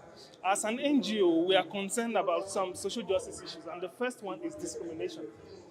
We have noted a concerning trend in Lagos where houses are reserved for certain category of persons. The vacancy that is advertised, you will see that it's usually said that the houses are not for single persons, single women, single mothers, not for Igbos, only for Igbos, not for Yorubas, only for Yorubas. We think this is concerning. Firstly, the Constitution, Section 42, outlaws that kind of behavior. It calls it discriminatory. It outlaws it. So to allow that to persist is not good for the sector. So we are recommending that the bill should take on this particular challenge and include a provision in the bill where anybody who discriminates by virtue of sex, religion, or where they come from, or economic status should be penalized by the bill. The memorandum has been submitted, the public hearing has been heard, and of course, we had a lot of contributions from the public. We will go back, look into the bill, properly get their memoranda, check them properly, and sieve and add and subtract what are necessary to be in the bill for it to become a law. As debates wrap up inside House of Assembly, the one thing is clear: the bill could change the face of renting in Lagos, for better or for worse. For tenants, is a hope of stronger protection. For landlords, is a call for clearer rights. But until the final law is passed, the tug of war over rent and eviction continues. From Alausa, I am Maureen Okolo, reporting for VOP TV.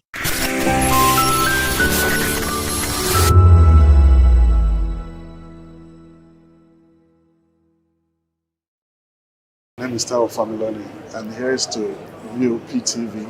Keep watching, stay tuned, do not touch that dial. Arararara, my name is Made Kuti, and you're watching VOP TV.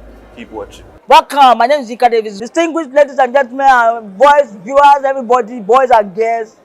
This is VOP TV. Do you know what that means?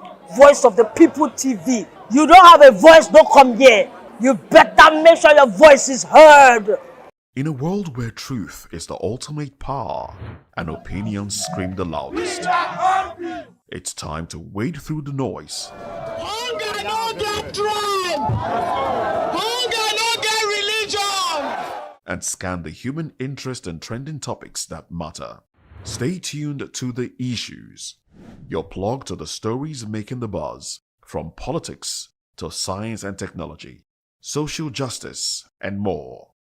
Let's tackle the tough questions and expose the truth.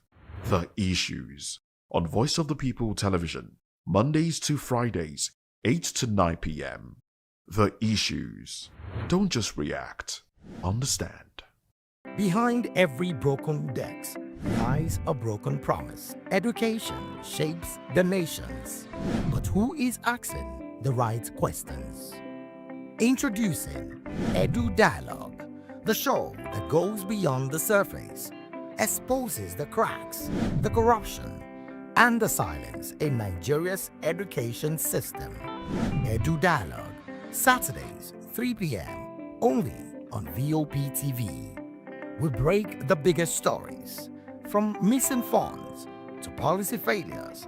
We ask the tough questions and demand real answers. Edu Dialogue, this Saturday, 3 p.m. on Voice of the People Television. VOP TV. Now you have more than a voice.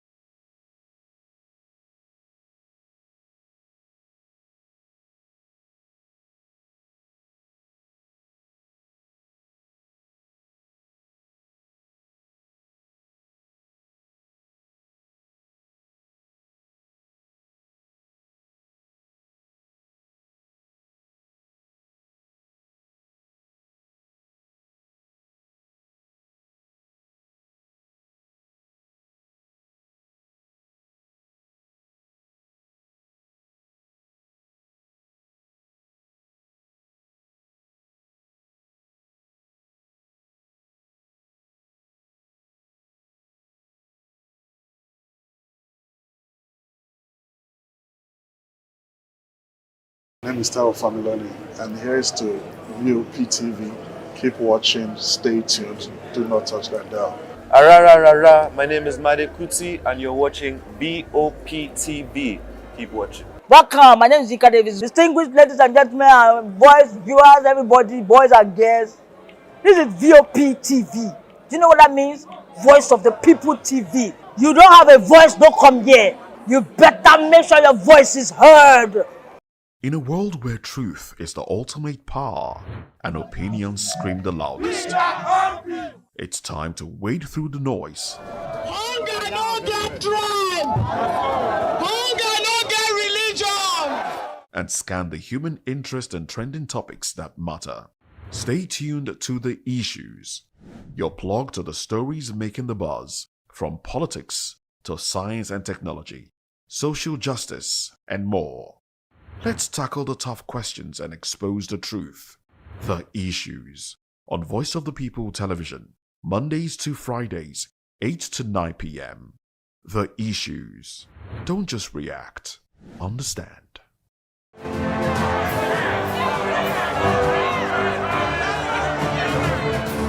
Do you want your voice to be heard? Do you know that you matter in the scheme of things? The People's Voice, the show where ordinary citizens take center stage as we discuss the biggest stories that affect you and I. With you in mind, we facilitate lively discussions, debates, and interviews on the topics that matter most to you and I, from social justice to economic empowerment, education to healthcare, governance, and more, tackling tough topics and amplifying your voice. Join the conversation and make your voice count. The People's Voice. Make your voice count. This is Health Check, your weekly guide to better living, smarter choices, and trusted answers. From everyday wellness to urgent health issues, we've got you covered. Health Check, only on Voice of the People Television, where your health has a voice.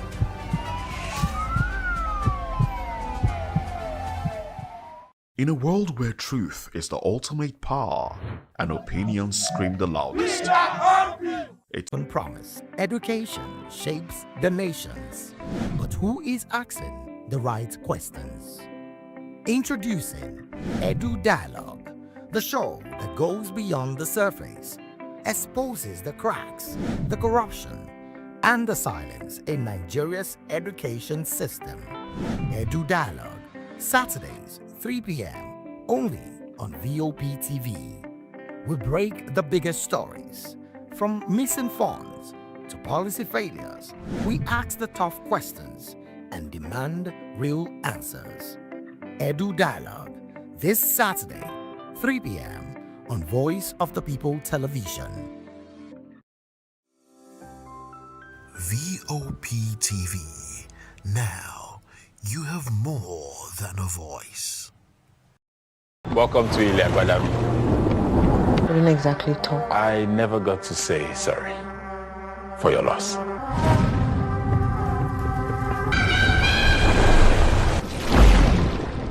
You're where? My sister's apartment. Hello everyone, yes, we are live at the movie premiere of Thicker Than Water. Here in Iliagbadami, we practice our own religion. This movie and story tells of the deep things that binds us together. And yes, the movie is directed by Yomi E. Adejumo and is produced by Joshua Enakahere. And trust me, it's a beautiful evening. And we have a lot of cast like Bimbo and Demoye and the rest of them. I'm sure you don't want to miss this. Stay tuned.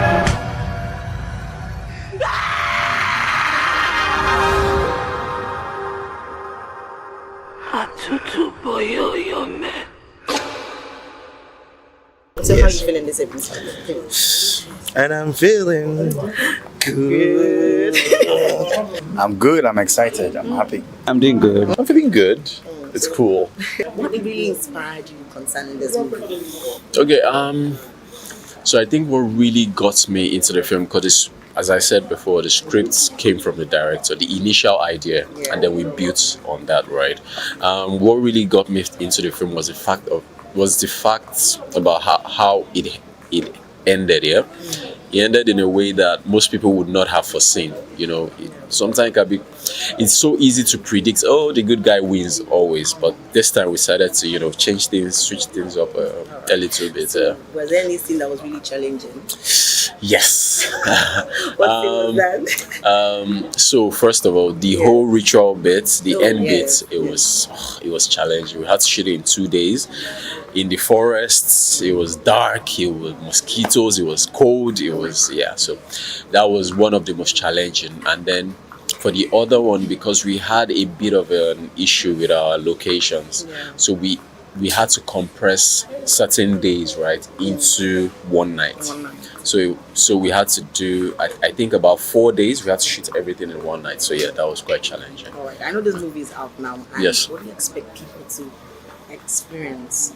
What should they experience? What should they expect? I want them to be surprised. I want them to be surprised. I want them to not expect the end coming, basically, Though there are clues here and there, for you to follow, to say, oh yeah, but for the most part, I just want them to be surprised. State, to be precise.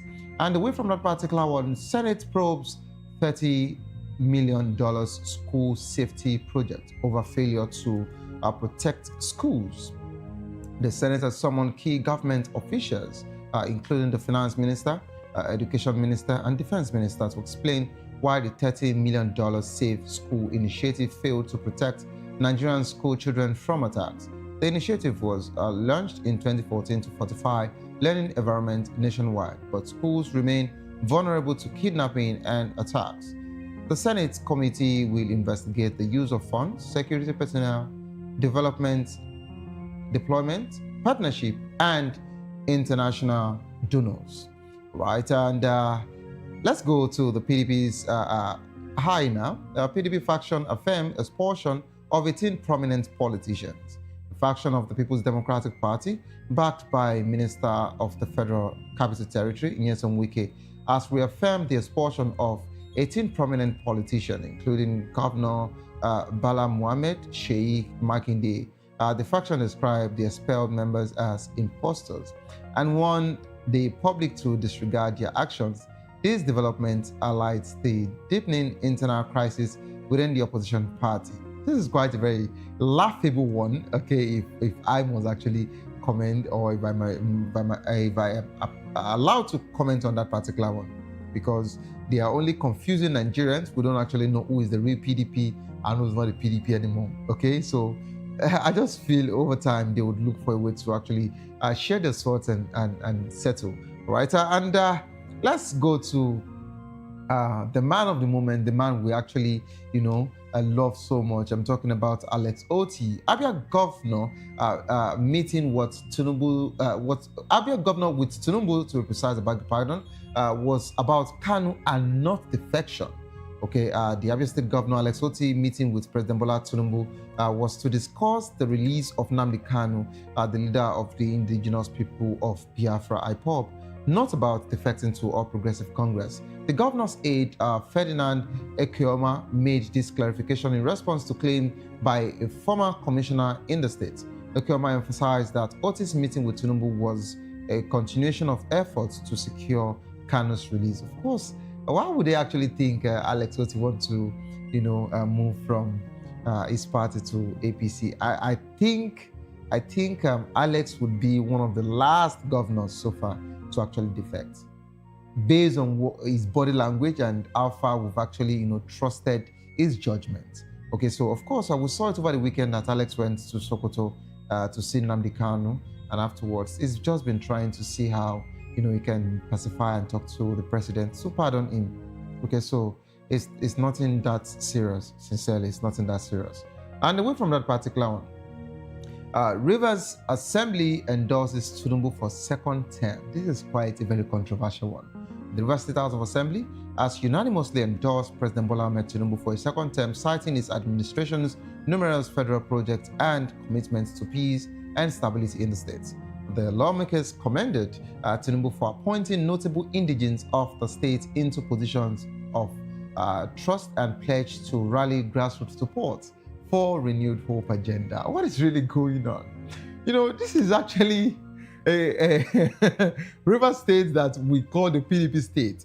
You know, something like this happened in Taraba State where the whole of the house, everybody, moved from the PDP and they all defected, including the Speaker of Taraba House.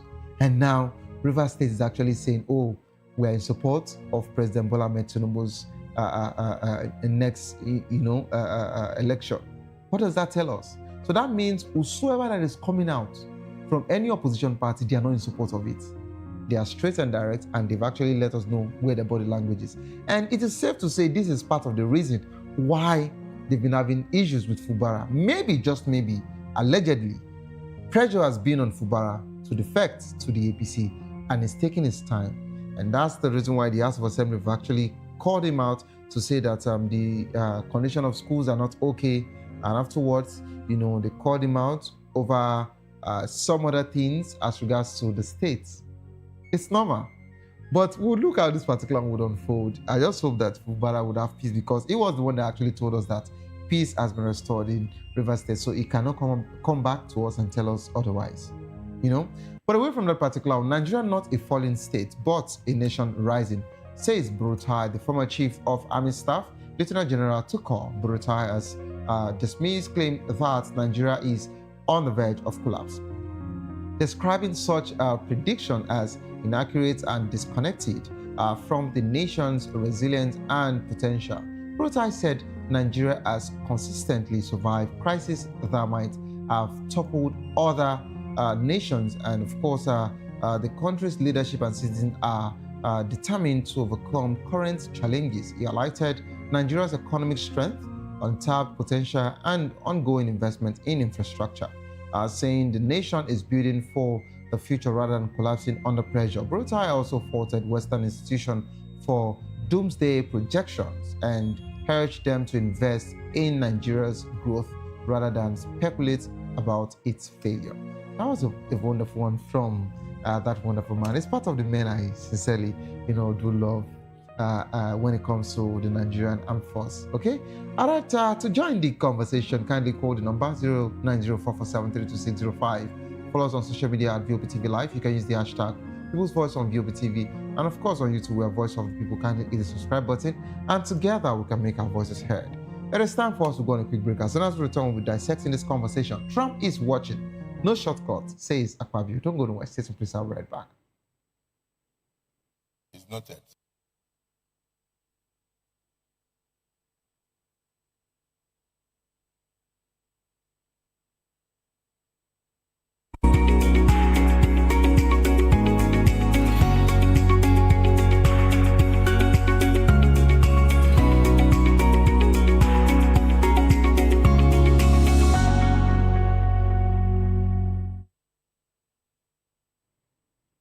Welcome back to the program. It is still People's Voice on VOPTV. The Senate has subjected General Christopher Musa, Defense Minister nominee, to a rigorous screening process, with Senate President Godswill Akpabio emphasizing the need for a thorough evaluation. Akpabio warned that both Nigerians and the international community are closely watching the process, citing U.S. President Donald Trump's interest in Nigerian security situation.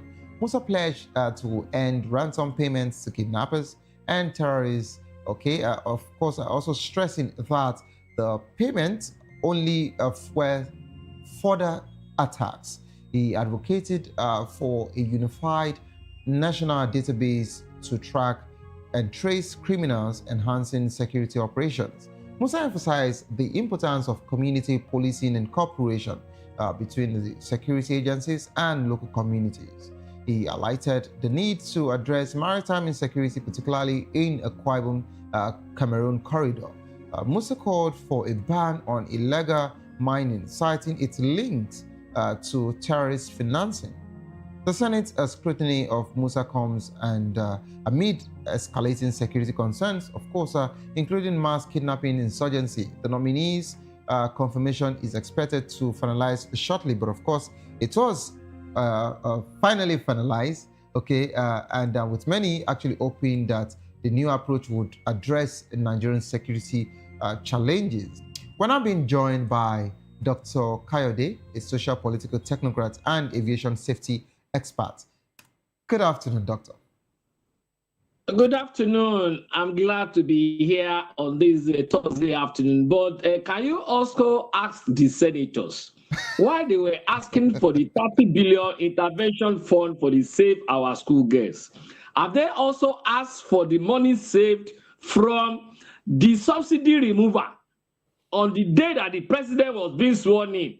Vis-a-vis the 17.1 trillion naira being spent on pipeline security, money that is good enough to pay for subsidy for Nigerians for over 12 years, that we can spend for over 12 years, and that will bring succor to the economic strangulation of the people.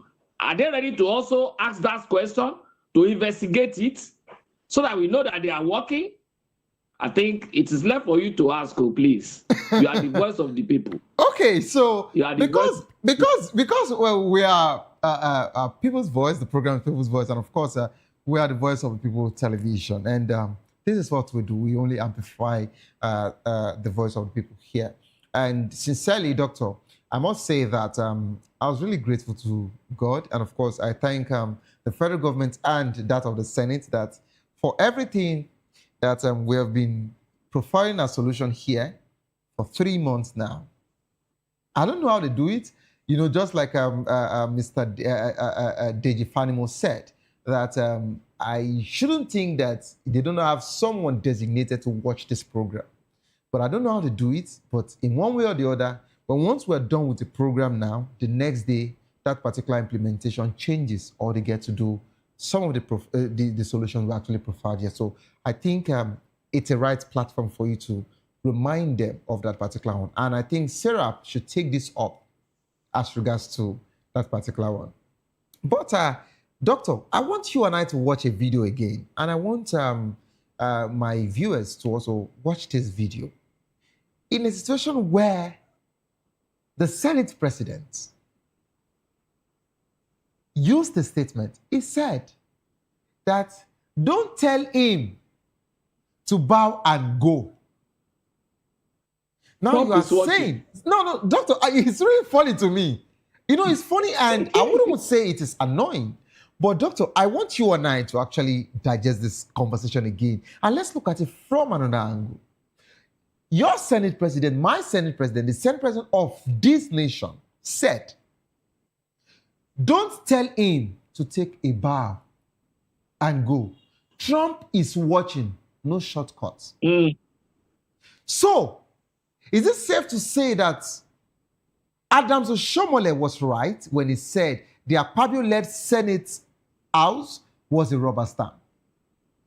And am I actually cleared now that Doctor, am I actually cleared now? Because over time, I've actually called that same red chamber a rubber stamp. And not only that, there is nobody they've actually screened that has done more than 15 minutes to 1 hour. Up to, rather. But this is the first time we'll be seeing our Nigerian Senate screen someone for more than 4 to 5 hours. Because Trump is watching. Now, your Senate president, my Senate president said that Trump is watching. No shortcuts. Yes. Doctor, what is your take as regards to that conversation, please? But before you say anything, I want us to watch that video. I want Nigerians to watch the video again. I believe my team has that video. Doctor, I would like you to hold your thought. Let's watch the video together, please. It's noted. I did not say rejected, but noted. The reason I say so is that the man standing in front of us could be regarded as a solution to the current insecurity in the country. And we are not here on our own. We are here representing our constituents. And our constituents would like to hear from him. whether his appointment will enable them to sleep well, whether their children will be safe in schools. So we are not asking him questions because we don't like him. We're asking him questions because our constituents would have loved to ask him questions at a time like this. So if we come here and we do politics of bow and go, this is not a period we should say bow and go. Even Donald Trump is on our neck. We have not yet asked him what his response will be to Donald Trump, the President of America. He is not just anybody. Chief of Defense Staff, a nominee for a Minister of Defense of a country. Is this not laughable? Now, you are not even bothered about your president anymore. He is not bothered about the president, of Nigeria. He is not bothered about the commander-in-chief of the armed forces. He is not bothered about the same man that actually came up with "On your mandate we shall stand." He is not bothered about the man that put him in that position. Instead, he said Donald Trump is watching. Let us ask him, what is he going to tell Donald Trump? What is he going to do to Donald Trump? As regards to what Donald Trump is saying. Like, it shows that for every of the news we've been hearing, for every of the, will I call them proactive or spontaneity? Have they been spontaneous enough? But for every of the drama that we have been seeing from the federal government, it shows that they've actually been doing all of that because Trump actually spoke out, or because Trump said he wants to invade Nigeria. So that means that if Trump had not said anything, Nigeria would have enjoyed, or this government would have enjoyed that slow ride, allowing its citizens to go through all of this particular insecurity all through the Yuletide season, and maybe till next year. Dr. Kayode, I would want you to give me your take as regards to both the video, what he said, and I want to bring your attention to one statement he talked about. He said, we don't know if this person may be the solution to the Nigerian insecurity because they are not also sure of him. Doctor, over to you. It's your beat, sir. Yes. Go ahead. Yes. You see, all that we watched, the shenanigans that we watched, has so many faces, and I will address them. Number one, I could tag that as exhibition of height of idiocy and lack of self-confidence of the leadership assembly. In the area of considering the president of another country, its intentions, its body language to their own activities. I mean, you can hear him now that they should not play politics as they used to do, like bow and go, bow and go. So that means all those people that they have been screening there, despite all their shortcomings, despite all the forgeries that we have been hearing, because if they have really screened the recently resigned president who forged his university, that shame wouldn't have come onto our nation.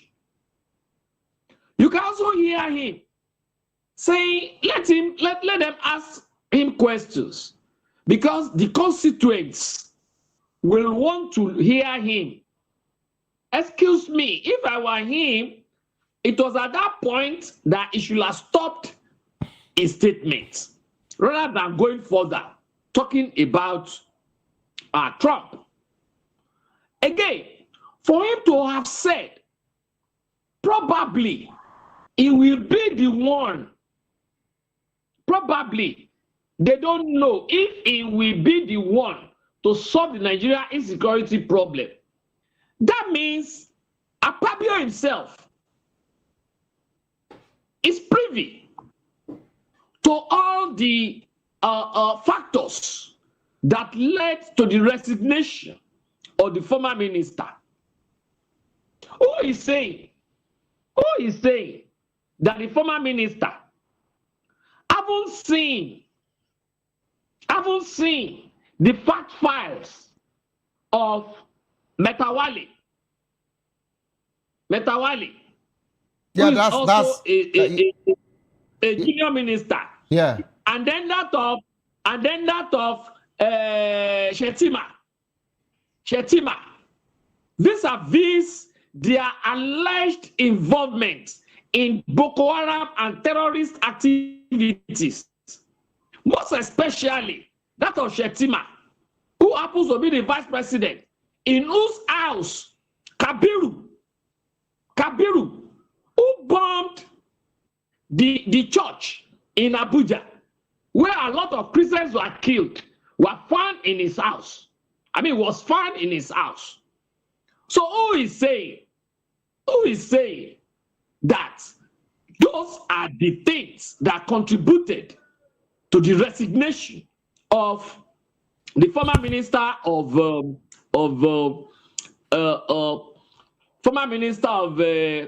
do I call it again? The former minister, this one is now replacing. Now tell me again, if that former minister of defense, had resigned because of health issues, why did Lagbaja, the late chief of army staff too, not resign because of his health? Because we saw that man very active, agile, and all of a sudden he developed ailments. So why did he not resign because of health? Look at this other guy, former aide in the office of the president in charge of communication that was working with Ononuga. Okay, doctor, I'd like you to hold your thoughts. We have a caller here. We have a call. Doctor, I'd like you to hold your thoughts. Hello, doctor. Okay. Please go ahead, doctor. Doctor, go ahead. So, he said he resigned because of it, but later we now find out why he resigned. So, what I'm saying in essence is this. The reason and the essence of the resignation of the former Minister of Defense will soon come out, basically. And for Lagbaja, for this new chief of, this new Minister of Defense, to now be saying, he will come this, he will again. What did he do while he was the chief of army staff? What did he do as regards this? Okay, doctor. Has he gone to school? Has he gone to school to update himself within this short period for him to not know what to do? These are all scripts that have been written down that is now playing out to we Nigerians. Doctor. Yes.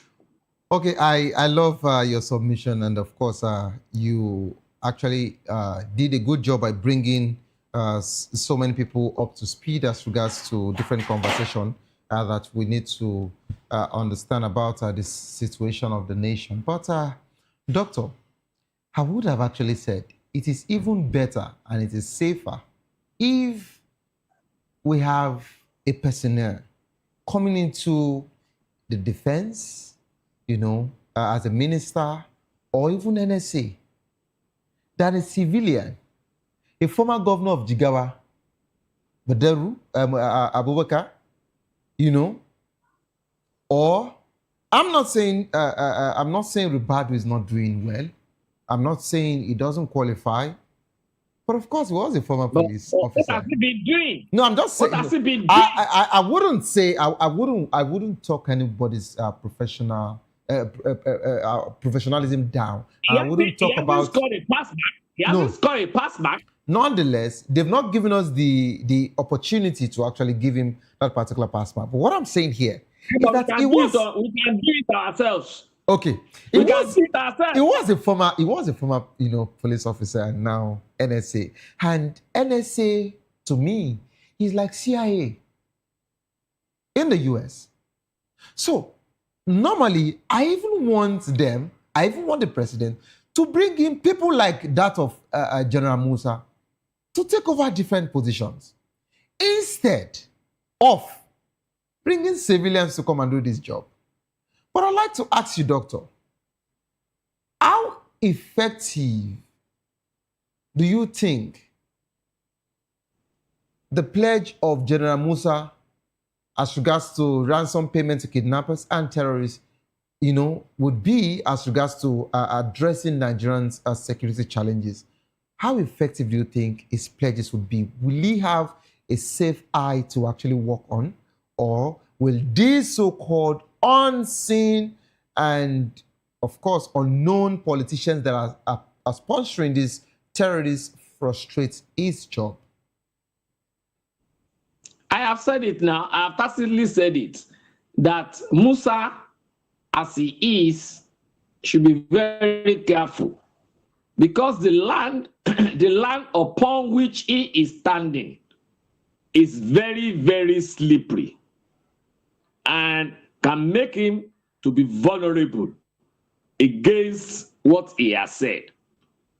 Because for me, I want to see how he will do his billing by picking the file of Matawali, by picking the file of Shetima, and then decide to deal with it accordingly. By going back to that scenario of Kabiru, who bombed a church in Abuja where Christians were killed, and such a person was being hidden inside Shetima's house, residence in Abuja. I want to say he's going to deal with that. I also want to see how he will deal with the issue of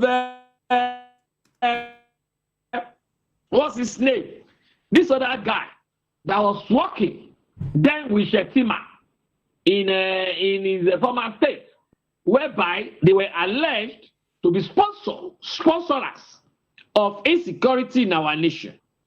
I also want to see how he's going to deal with those people that have been allegedly supplying the terrorists in the bush with a lot of water, all these utilities that they need there, with aircraft.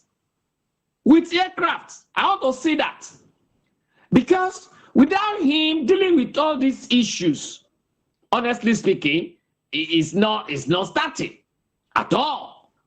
Because a lot of people have been there who are even politicians sponsoring this thing, even for economic gains. Even for economic gains. By harassing people out of their domain into IDP camps so that they be able to be exploiting gold and other mineral resources in their locality. How is he going to fund that? Doctor, yes, Doctor, you've actually taken me to the point where I wanted to bring your attention to as regards to policy and implementation. You would agree with me that he actually, addressed different angles of the situation of this nation, of course. And since you are there, so let's talk about it.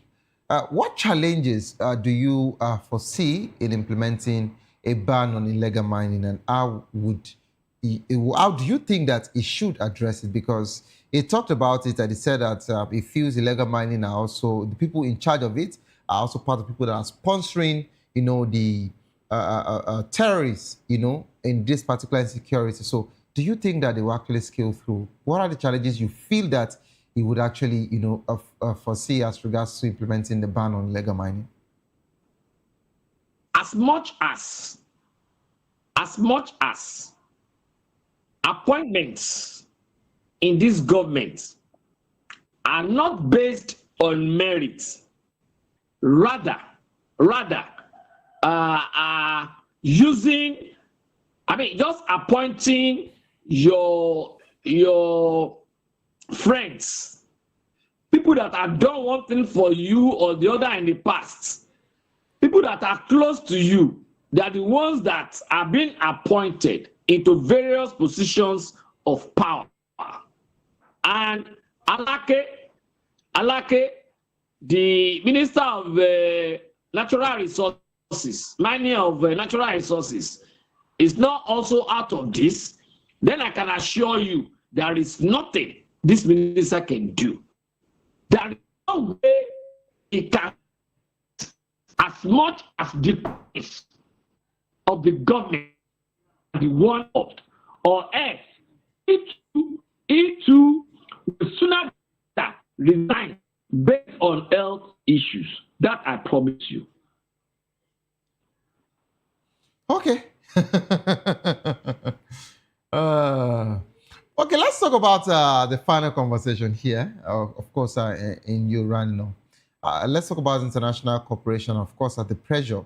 How do you think that the international community, including U.S. Donald Trump, can support Nigerians' security efforts? Yes, you can see that. Just a little sneeze, Trump had made every one of them to be scrapped for safety. Even the one said, no, don't be talking to Donald Trump. That's a part. Said it. And you can see the way that our security tenants are blamed. Because I've seen them for now. We've been hearing terrorism, activities of swap, activities of Boko Haram, here and there. That's the end. But at least to a large extent, because Trump tried to sneeze us, see the way they are scrambling. I was also privy to some did America, Washington, I think about 3 or 4 days ago, regarding this insecurity issue. So Nigerians outside everywhere, UK, US, France, Canada, Rome, everywhere, should also rise up against it. Fortunately, we don't have ambassadors. If I would have said, we go to our embassy to yeah. Doctor, hello, doctor. They can go doctor, hello, doctor. Hello, doctor. For you to say we don't have ambassador, they just appointed some. These people looks like the very best to represent you and your country in the international, community and of course our other clients. So why would you say, fortunately, you don't have these wonderful ambassadors that were nominated? Is it Omokri? Is it Ibas? Ibas? So tell me, doctor, what integrity have them that will be respected where they are being processed to? So are you saying including the former AFCC chairman, including the former INEC chairman, is not qualified to be? Yes, they will be asking him. Somebody that spoke with double mazoring election. Okay. Validation of electoral violations. So also Fani Kayode does not qualify to be. Who? Ibas? Fani Kayode. Please don't put your hand in my mouth this afternoon, else I will fight it. Okay. Doctor, this is how far we can actually go on the show. This is qualified. Let this thing be sent to him. Okay. All right, doctor. Thank you so much.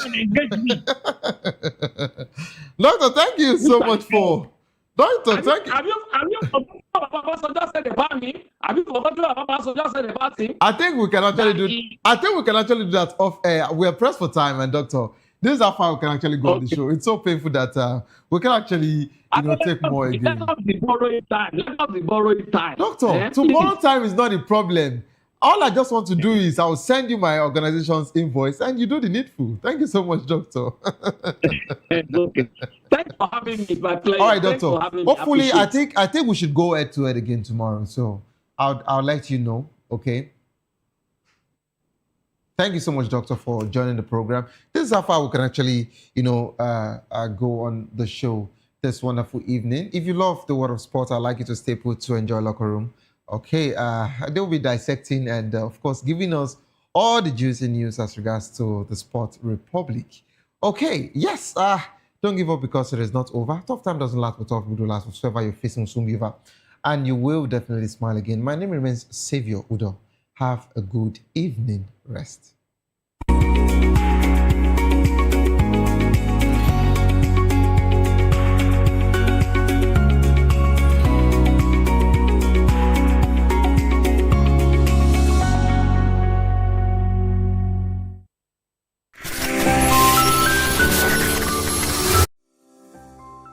VOPTV. Now, you have more than a voice. In a world where truth is the ultimate power and opinions scream the loudest, it's time to wade through the noise. Hunger no get tribe. Hunger no get religion. And scan the human interest and trending topics that matter. Stay tuned to The Issues, your plug to the stories making the buzz, from politics to science and technology, social justice, and more. Let's tackle the tough questions and expose the truth. The Issues, on Voice of the People Television, Mondays to Fridays, 8 to 9 p.m. The Issues. Don't just react, understand. Are you ready for the extraordinary? Something big is happening on your screen. Introducing VOPTV. Now streaming on SLTV channel 264. From breaking news to captivating conversations, news analysis, giving you all sides to the story. We break in-depth discussions on the issues that matter, from politics to sports, entertainment, and lifestyle. VOPTV on SLTV channel 264. Join us as we redefine what television means to you. Voice of the People Television, VOPTV. Now you have more than a voice.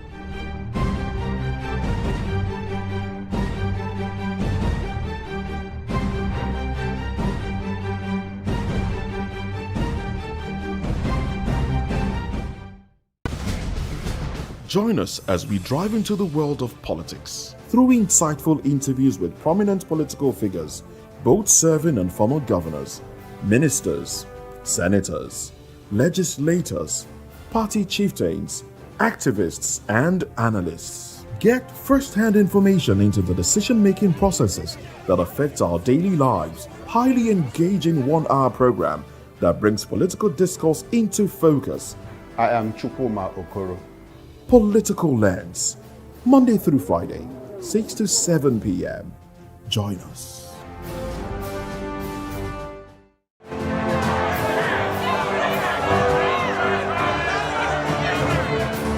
Do you want your voice to be heard? Do you know that you matter in the scheme of things? The People's Voice, the show where ordinary citizens take center stage as we discuss the biggest stories that affect you and I. With you in mind, we facilitate lively discussions, debates, and interviews on the topics that matter most to you and I. From social justice to economic empowerment, education to healthcare, governance, and more. Tackling tough topics and amplifying your voice. Join the conversation and make your voice count. The People's Voice. Make your voice count. Behind every broken desk lies a broken promise. Education shapes the nations. But who is asking the right questions? Introducing Edu Dialogue, the show that goes beyond the surface, exposes the cracks, the corruption, and the silence in Nigeria's education system. Edu Dialogue, Saturdays, 3 p.m., only on VOP TV. We break the biggest stories, from missing funds to policy failures. We ask the tough questions and demand real answers. Edu Dialogue, this Saturday, 3 p.m. on Voice of the People Television. This is African News on Voice of the People Television, where we don't just bring you the news, we bring you Africa's heartbeat, the policies that shapes our world, and the economy that determines our future. African News on Voice of the People Television. Stay with us. Welcome to the locker room, the home of football talk that matters. I am Jerry Ampelon. Join us every weekday, Monday to Friday at 5 p.m. Nigerian time, as we share the hot takes and hot debates in the exciting world of football. And joining me are the usual suspects, Ikechukwu and Mayowa, as we break down all the hot takes and everything that's happening in the football. Don't just watch football, live it with us. Catch us on the locker room and Voice of the People Television at 5 p.m. Nigerian time. And like I always say, if not 20 minutes off, please discuss. The red carpets, awards, the razzmatazz, music, fashion, interviews, and more. Spotlight on Voice of the People Television. Let's feed you with all the juicy stories in the global entertainment space, bringing you the glitz and glamour as it is hot. Stay tuned to Spotlight, 1 p.m. Monday to Friday. Spotlight on VOP TV. Entertainment like never before.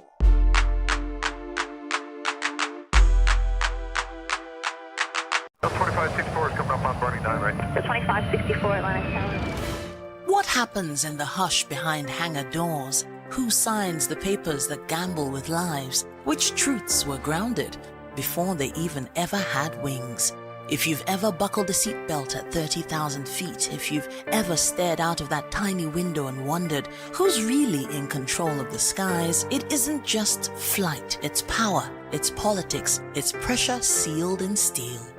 We're peeling back the clouds from runway risks to sky-high secrets. We're diving deep where most dare not to look.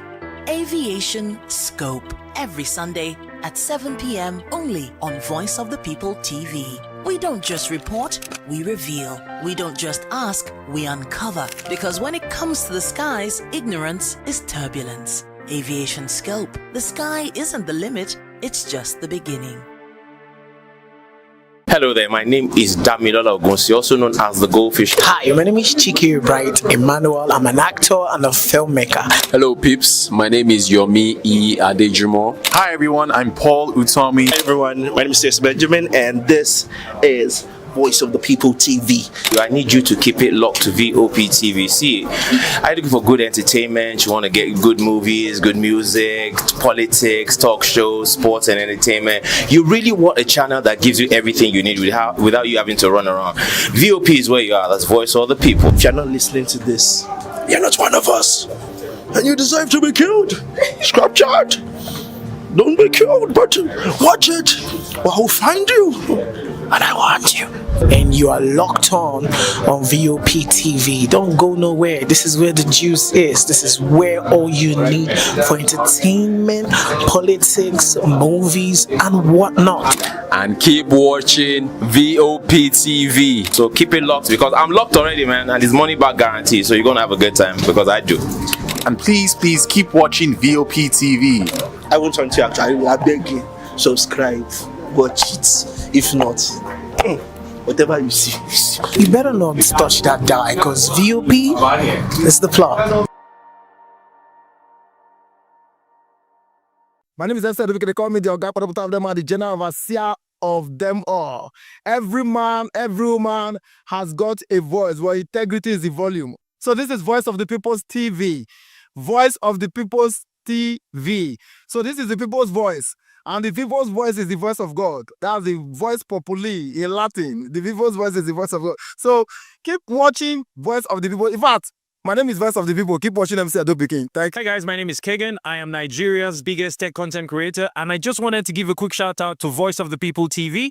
Keep watching, enjoy, and you're welcome. My name is MC Alamano. They say they call me Enjoy Med Landlord. It's VOP TV. Keep watching VOP TV. Don't touch it down. Even if you want to touch it down, increase the volume. If you don't increase the volume, why told me? My name is Collins Agawabe, popularly known as No Mind but last, more than No Mind or more. No be all so the cook right at the fry plantain. We keep on watching VOP TV. The voice of the people, the voice of Edo. If you want to get the authentic news for Edo, the way it be, that's why they show and all they cut anything come on. At VOP TV.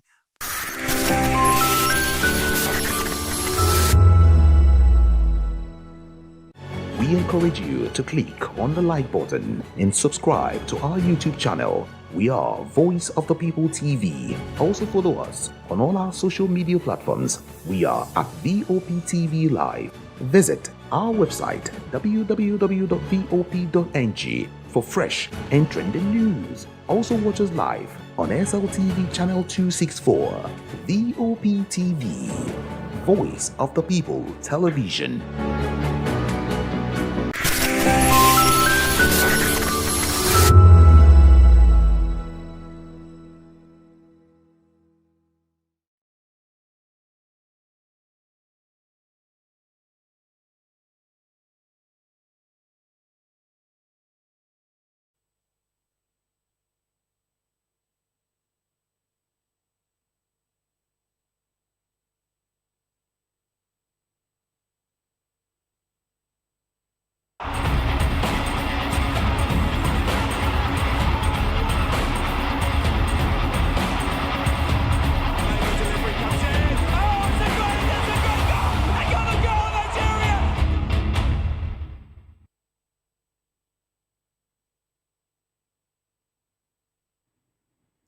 It was an intense atmosphere right there in England yesterday as Arsenal continued to show their particular edition.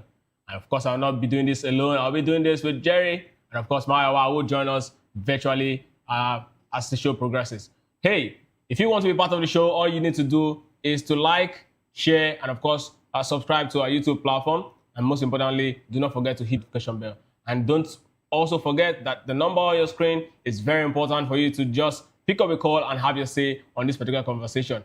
And again, you should know that our YouTube comment is very open. Drop your comment and we'll definitely talk about it as the show progresses. Jerry, good evening and welcome to the locker room. Yeah, good evening, Ikechukwu. Good evening, viewers. And I think it was pretty exciting when you were talking about Chelsea's. All of a sudden, you became a politician. Started buttering it up. That he lost come on, they are the world champion. The team that wants to stay in the Premier League. Jerry, they are the world you are champion. bottling the chance of chasing us now for the title. And you are still buttering the team on. They lost 3-1 to Leeds United. Jerry, upset happens. I think Maresca needs to be questioned. He needs to be fired. Because how can you draw against Arsenal today, beat Barcelona yesterday, and you are losing to Leeds? I think Maresca needs to go. Jerry. Let them get a coach like Henry Ten Hag to come and save the club side.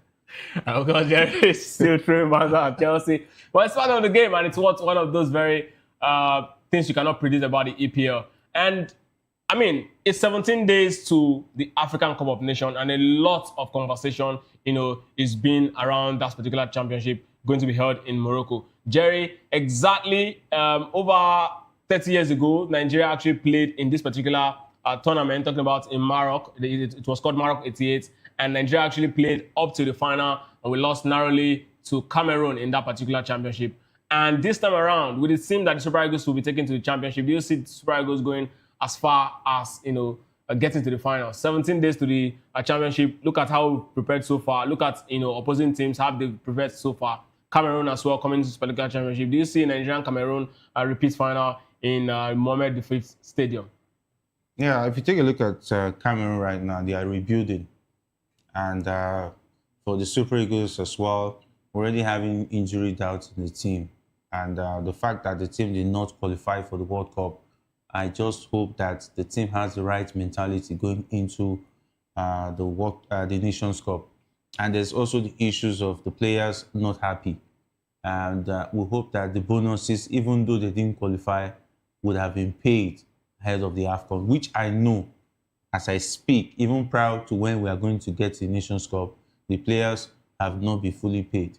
And the NFF is going to foot drag and wait till the dying minutes for something to come up. Now, because the players no longer have leverage, because they did not qualify for the World Cup, imagine presenting their case to the presidency after they didn't qualify for the World Cup, that, oh, we need money to settle the bonuses for the World Cup qualified, they did not qualify. You know, even me as a businessman or as a strategist or somebody who wants to invest his money, we surely wouldn't want to hear anything about trying to encourage a team that failed to qualify. So they are going to the AFCON to try as much as possible to convince Nigerians that they are serious and they are ready to at least gain the favor of Nigerians again. I'm telling you, Nigerians are not expecting anything much from this team at the AFCON. Everybody is just waiting to see whatever pound of flesh, which part of the body, just like Sherlock was looking for a pound of flesh. A lot of Nigerians are looking for who to blame. Most of us, we already know the blame stops on the bulk of the NFF. But meanwhile, the players will also need to prove themselves that they still have what it takes. So the NFF have set a realistic target, semi-finals, and the last time Nigeria actually played the Nations Cup in Morocco in '88, Nigeria got as far as the finals, losing narrowly to Jamila-inspired Cameroon side. And today we have a striker in Victor Osimhen in the mode of, the late Rashidi Yekini at the time, who was arguably one of the fierce, most feared striker in Africa at the point. Of course, Osimhen's quality at this point even transcends, Africa. But then, do you think with that, sort of quality that we've got in Osimhen and this team that we have going into that particular championship, if you recall that same team also got to the semi-finals, I think 2 years later in Algiers, and of course, in Senegal 92, and then eventually become winners, in 1994 Nations Cup. So look at how far we've traveled. We lost the Nations Cup 1-0, 2 goes to 1 narrowly 2 years ago to the Ivorians, eventual host and winners. And now we are looking at going to Morocco, where a ground where we've actually tasted victory. We've won 2 we've gotten to finals in numerous occasions when we play in North Africa. North Africa seems to be a very good place for the Super Eagles. Look at the team that we have. We have arguably the most valuable squad in Africa in terms of the level where our players play. Do you think we can go as far as actually going, getting to the finals or possibly even picking this one? Yeah, ordinarily when the Super Eagles is going to the Nations Cup, they're always dubbed as one of the favorites. And it's pretty sad that in spite of the favorite tag and the quality of players who produce over the years, we've only been able to win just 3 African Cup of Nations, which is pretty sad. And of course, it shows that we've gotten the final numerous times, losing. Yeah. I think we're about 3 finals to Cameroon. Yeah, I think we are the team with the most bronze medal. Yes. As far as the African I think about 6. Yeah. So if you calculate those bronze medals, imagine they were gold medals. And the semi-finals. And the semi-finals, and as well as the finals, which we even lost. Imagine we won all of those competitions. I think we'll be the most decorated team in Africa. But unfortunately, we've been the nearly miss team. And of course, even the calculation was even maybe after 15 years. I think the last time one was in 2013. Yes. And I think it's not 15 years yet. So if we want to look at that, maybe the circle is not ripe yet for the Super Eagles to win the AFCON. Because last time we came close. I don't see a reason why the Super Eagles will be going to the AFCON and the NFF will be telling us that talking about the benchmark should be semi-final. The players should be driven with the ideology that they are going there to win the 4th AFCON. The 2013 championship that we won is over 15 years. Over 15 years. Okay, maybe we were overdue. We're overdue. No, I mean, from 94 to 2013 was over 15 years. Okay, I think about 20-something years. About 19 years. 19 years. Yes. So we'll have to do another 19 years before winning our next AFCON. I think that is pretty sad. But if you look at it, we should be going to the AFCON to win. That should be the mentality of the players. And the fact that the team were in the final the last time and we didn't qualify for the World Cup, I think the best thing the team should be thinking about is winning the AFCON. They should forget about what happened with the World Cup qualifiers. Because if you look at our AFCON qualifiers, we qualified easy with 2 games to spare. So it means that we're doing something right. Maybe when they hear the AFCON, they do better. When they hear the World Cup, maybe somehow they are not interested in going, because take a look at the performance of the World Cup qualifiers, nothing to write home about. But I think the injuries we're already having in the team is making me worried. But anyway, when you least expect the Super Eagles to do well, they eventually go on to surprise you. But when the expectations are high, they find a way to disappoint you, just like the way Arsenal have been doing to the Arsenal fans, and of course Manchester United in recent years. Well, Jerry, but I mean, sincerely, right? I'm looking at the Super Eagles from our level of preparation now. Let's take a bit away from the quality that we have. We like you said, I mean, the Nations Cup qualifiers was seamless for us as against what we actually experienced at the World Cup. We don't make it to the World Cup. But looking at how we actually seamlessly got into the Nations Cup, will it be seamless? I mean, are we really prepared mentally for this particular championship, or will the chance, or will the fact that we failed to actually make it to the World Cup be, a mental block that we need to actually lift if we must do something right? Yeah, mental block. I think it has to do with the coach. Okay. In terms of how he prepares the team, and if he gets the support of the NFF. It's good they have friendlies like playing against Egypt, which is a very top side, and before they play against the likes of Tanzania, which is in your group. But head-to-head, we should be able to beat Tanzania. But if we're able to start convincingly, that will drive momentum of the team. But somehow it proves that when the Super Eagles even wobble in the group stage, they somehow pick it up from there.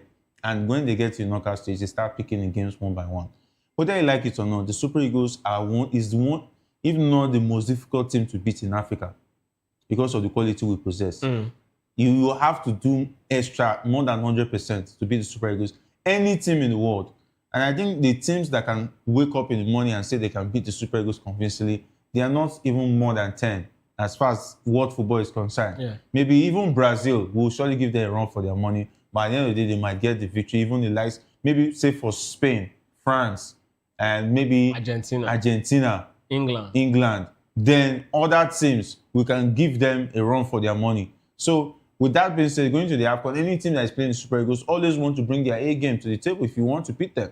Even Cote d'Ivoire know what they saw before they got that victory. It was just the individual brilliance of Sebastian Haller that got that goal, and the victory was assured. So going to the Nations Cup, if the Super Eagles get their act right in terms of converting their chances and they're in the right frame of mind, which I doubt at the moment, Eric Chell will have a lot of job to make sure that the players are in the right frame of mind. The NFF will need to assure themselves that they are ready to give the team support. Can you even believe that, according to somebody in the NFF, this will shock a lot of Nigerians to understand that people in the NFF are working against the Super Falcons. They are even praying that the team does not even make it past the group stage. That is why they deliberately did not arrange a friendly for them ahead of next year's WAFCON. Wow, that's a lot to actually look into later. Because they are angry because of what happened after the money that was shared for winning the WAFCON. Wow. And the way the players came about it. So they want to make sure that they want to see how the team, because they believe that they did it on their own, let them show them that without the NFF, they will not be able to win their WAFCON. Let them see how they will do it on their own. So now they are deliberately frustrating the efforts of the WAFCON. So which means there's a possibility they can also deliberately frustrate the efforts of the Super Eagles. Because now the Super Eagles have hung them out to dry. Let's look at how they came out and protested prior to the World Cup qualifiers. Nigerians have now seen the NFF as the major reason why the team did not qualify for the World Cup. So going to the AFCON, they might deliberately decide to frustrate the efforts of the team and see, okay, go and do it on your own. Okay, so you know how to protest. Oh yeah, protest. Anytime you need money, if they serve you rice money afternoon at the hotel room, go to social media. You even had the infantry, it will be posting a video.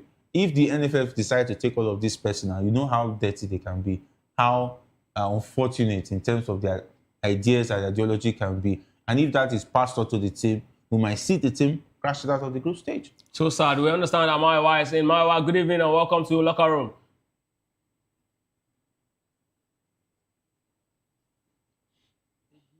Thursday to talk football. Countdown to the Nations Cup. Just a couple of days more in the next 2-3 weeks now. In the next 16-17 days, we'll be talking about the Nations Cup starting proper. And I hope our FA and our boys will be up to the task of probably doing better than they did last time. But in any case, it's always amazing to be here. Thank you for having me. Maiwa, let me hold you there. So we're still talking about the countdown to Nations Cup, 17 days precisely to that particular championship. Over 30 years ago, Nigeria was actually in Morocco in '88. We got to the finals against Cameroon. We lost by 1 goal, and of course that particular finals was that particular championship was the beginning of was what actually announced Cameroon as a powerhouse in African football. You know that just 2 years before that particular championship was when their kinsman became the CAF president. I think he's actually the longest serving CAF president in president of Issa Hayatou. Yeah. But Mayowa, is there a similarity between the Super Eagles that got to that finals and eventually lost Cameroon and the Super Eagles that we have now, knowing that NFF is actually giving this team an ultimatum to get to at least the semi-finals? Do you see this team getting to the final at least, or eventually picking the trophy? Since Morocco and North Africa is a very good ground for the Super Falcons and Super Eagles when it comes to playing the Nations Cup. I mean, this will be our third time or fourth time going to Morocco for Nations Cup. But in any case, I think the NFF is working against the success of the guy. The money that they protested for, it has not been paid. They've not been paid. They just gave them assurances, and the assurances is not lining up. And probably we might see some agitations, amongst our team. The NFF has not floated themselves in glory, and we all know how our players are being treated. You are owing people for the past 6 years, and you've not paid them. And even when they protested as regards the walk-up, their concerns were not fully addressed. So I mean, that might still come up. That might still come back to rear its ugly head, and that will cause a whole lot of distraction for the Super Eagles. To be honest with you, I think we should do more educating the average Nigerian fan on the street that probably want to call for the head of the Super Eagles. Yes, in as much as they are professionals, they're supposed to turn up and do their job as professionals.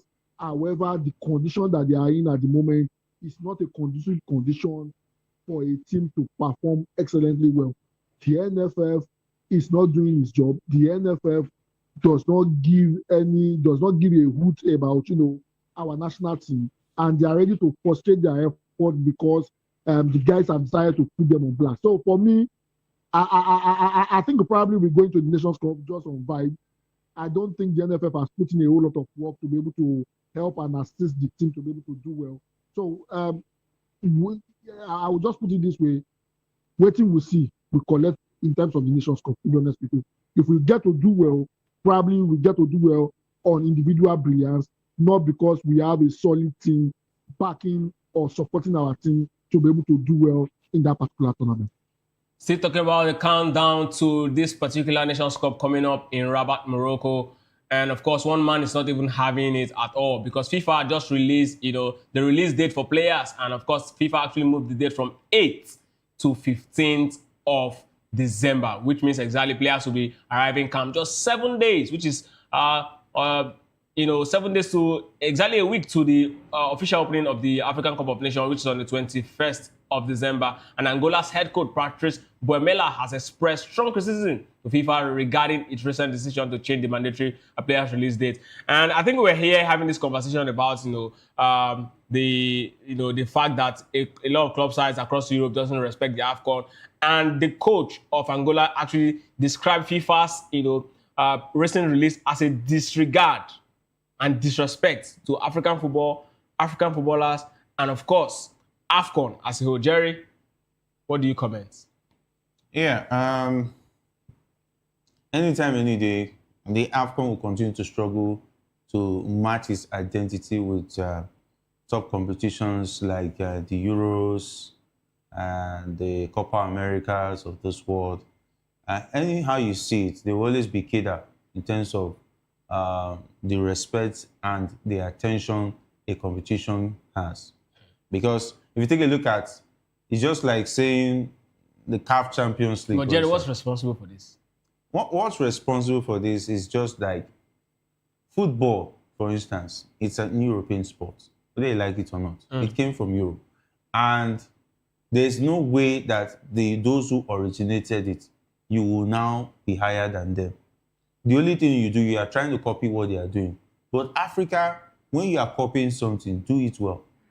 But South Americans also play their championship, and they don't give them this sort of, South America has found a way to make sure that it does not inconvenience anybody in terms of the way it's been run. No, before they moved it to European style calendar, they go for their championship and they don't care. They just and they know the struggle they went through. Because it will always be a struggle. Because South America, Europe, whether you like it or not, Europe has a bigger pedigree. And the fact that it's only in Europe they pay players that huge amount of money. But they don't disrespect them when it comes to their major championship. What is disrespect, for instance? 2 weeks to the tournament. I mean, that should be enough. But now FIFA is reducing it 7 days to a major tournament. Yeah, that is because if you look at it, I think, was it the last two AFCON? The AFCON was shifted to... That's COVID, for COVID reason. Every it was shifted tournament, to June, July. Yes. And FIFA was expecting that CAF will maintain status quo. Since they can host it June, July, why not go ahead to do other competitions that way? Rain. Why not invest? Yeah, invest in covering your stadiums when there's rain. Yeah, if Africa want to do the big boy, if you want to play with the big league, play with the big league. For instance, if Morocco is hosting the AFCON, or Nigeria, or whichever country is hosting the AFCON, they are playing in June, July, the stadium have world-class facilities. Look at when Japan, Korea wanted to host the World Cup, they wowed the world. They brought a lot of new developments. Even FIFA were wowed. And since then, when it comes to football, Asia was now getting the respect it deserved. After Japan, Korea World Cup, the likes of Japan and Korea started earning their respect in the sight of world football. When South Africa hosted it, Africa started getting a little bit of respect. Before the South Africa hosted the World Cup, we all know how Africa was treated among world football levels, because Africa has never hosted the World Cup. Africa was not given the respect. During those days, players were coming 2 days, 3 days to the AFCON. Some were even missing the group stage. Let's not forget, it was a struggle at a point in time for the Super Eagles to have their players ready for the AFCON, even other countries. It's not easy, even now. No, Jerry. I mean, we used to have our players before the major tournaments. At a point, it became a struggle. Africa was losing its respect. Even then, we have bigger players than we even have now. I remember the days of JJ Okocha and co.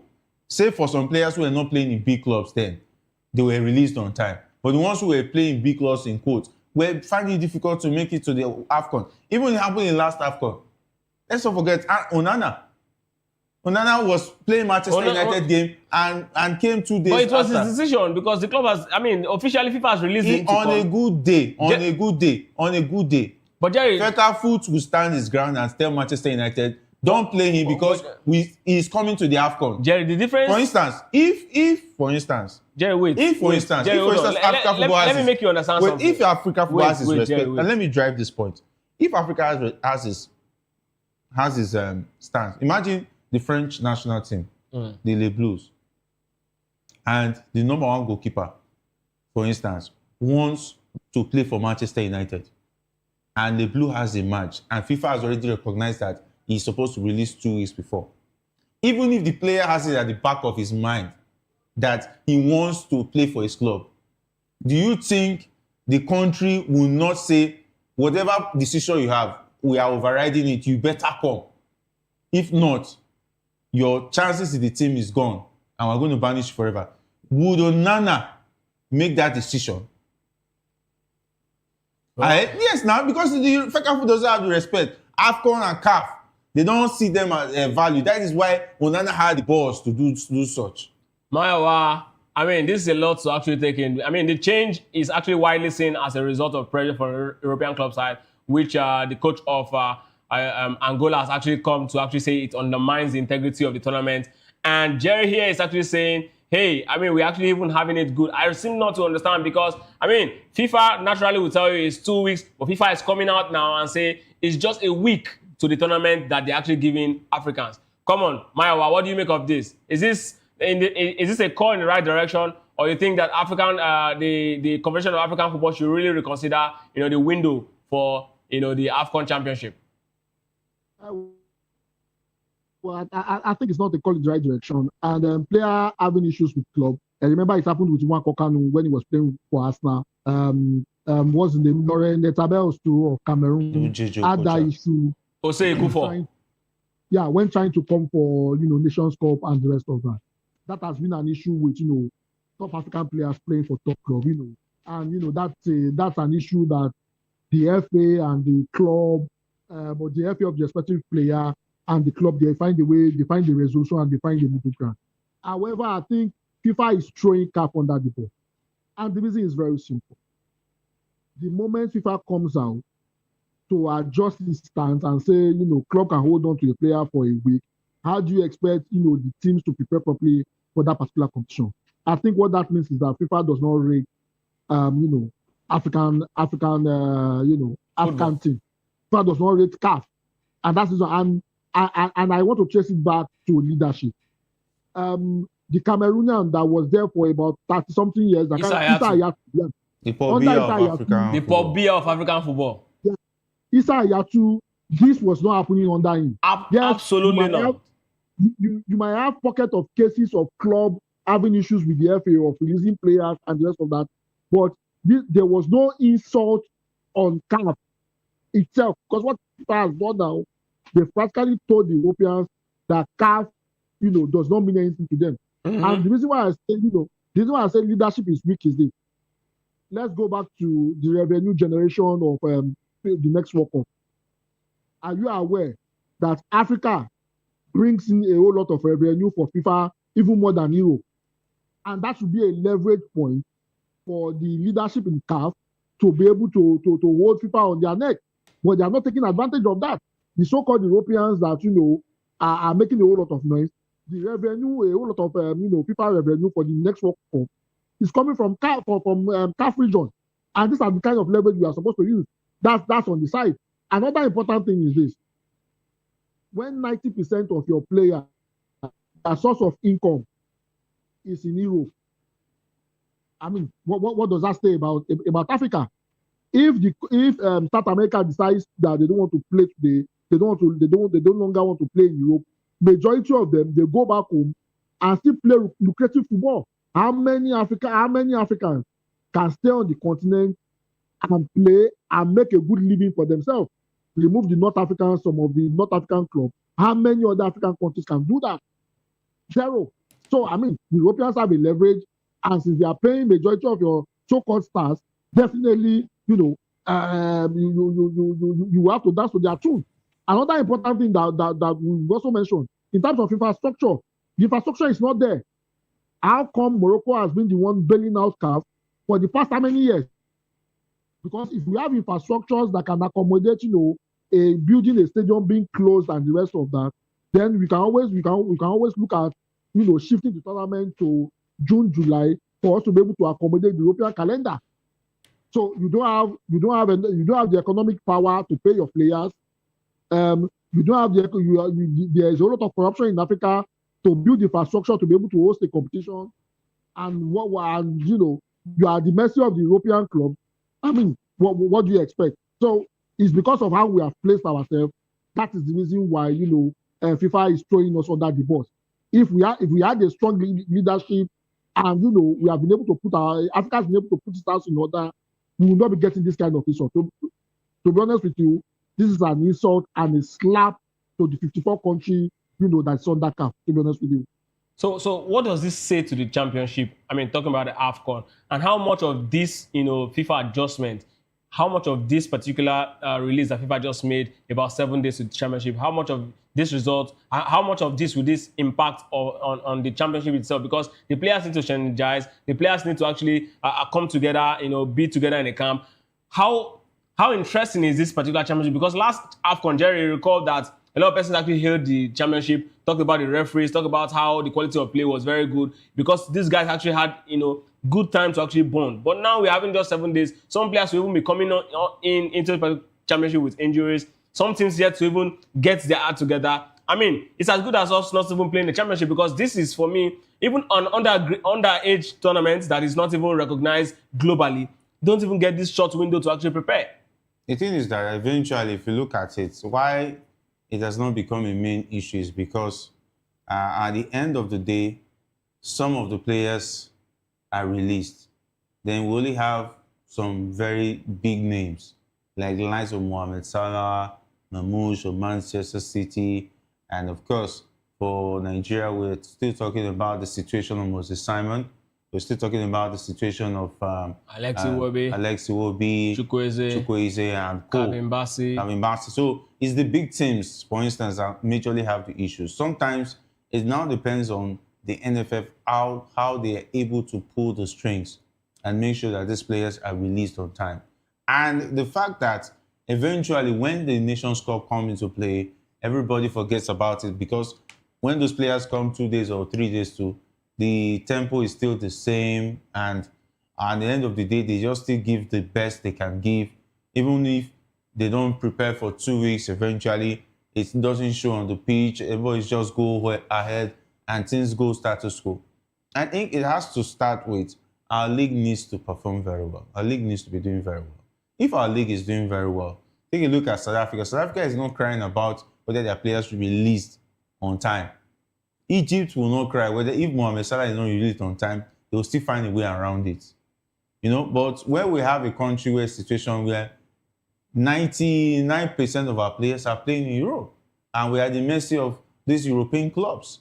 That is why it's a big issue for us.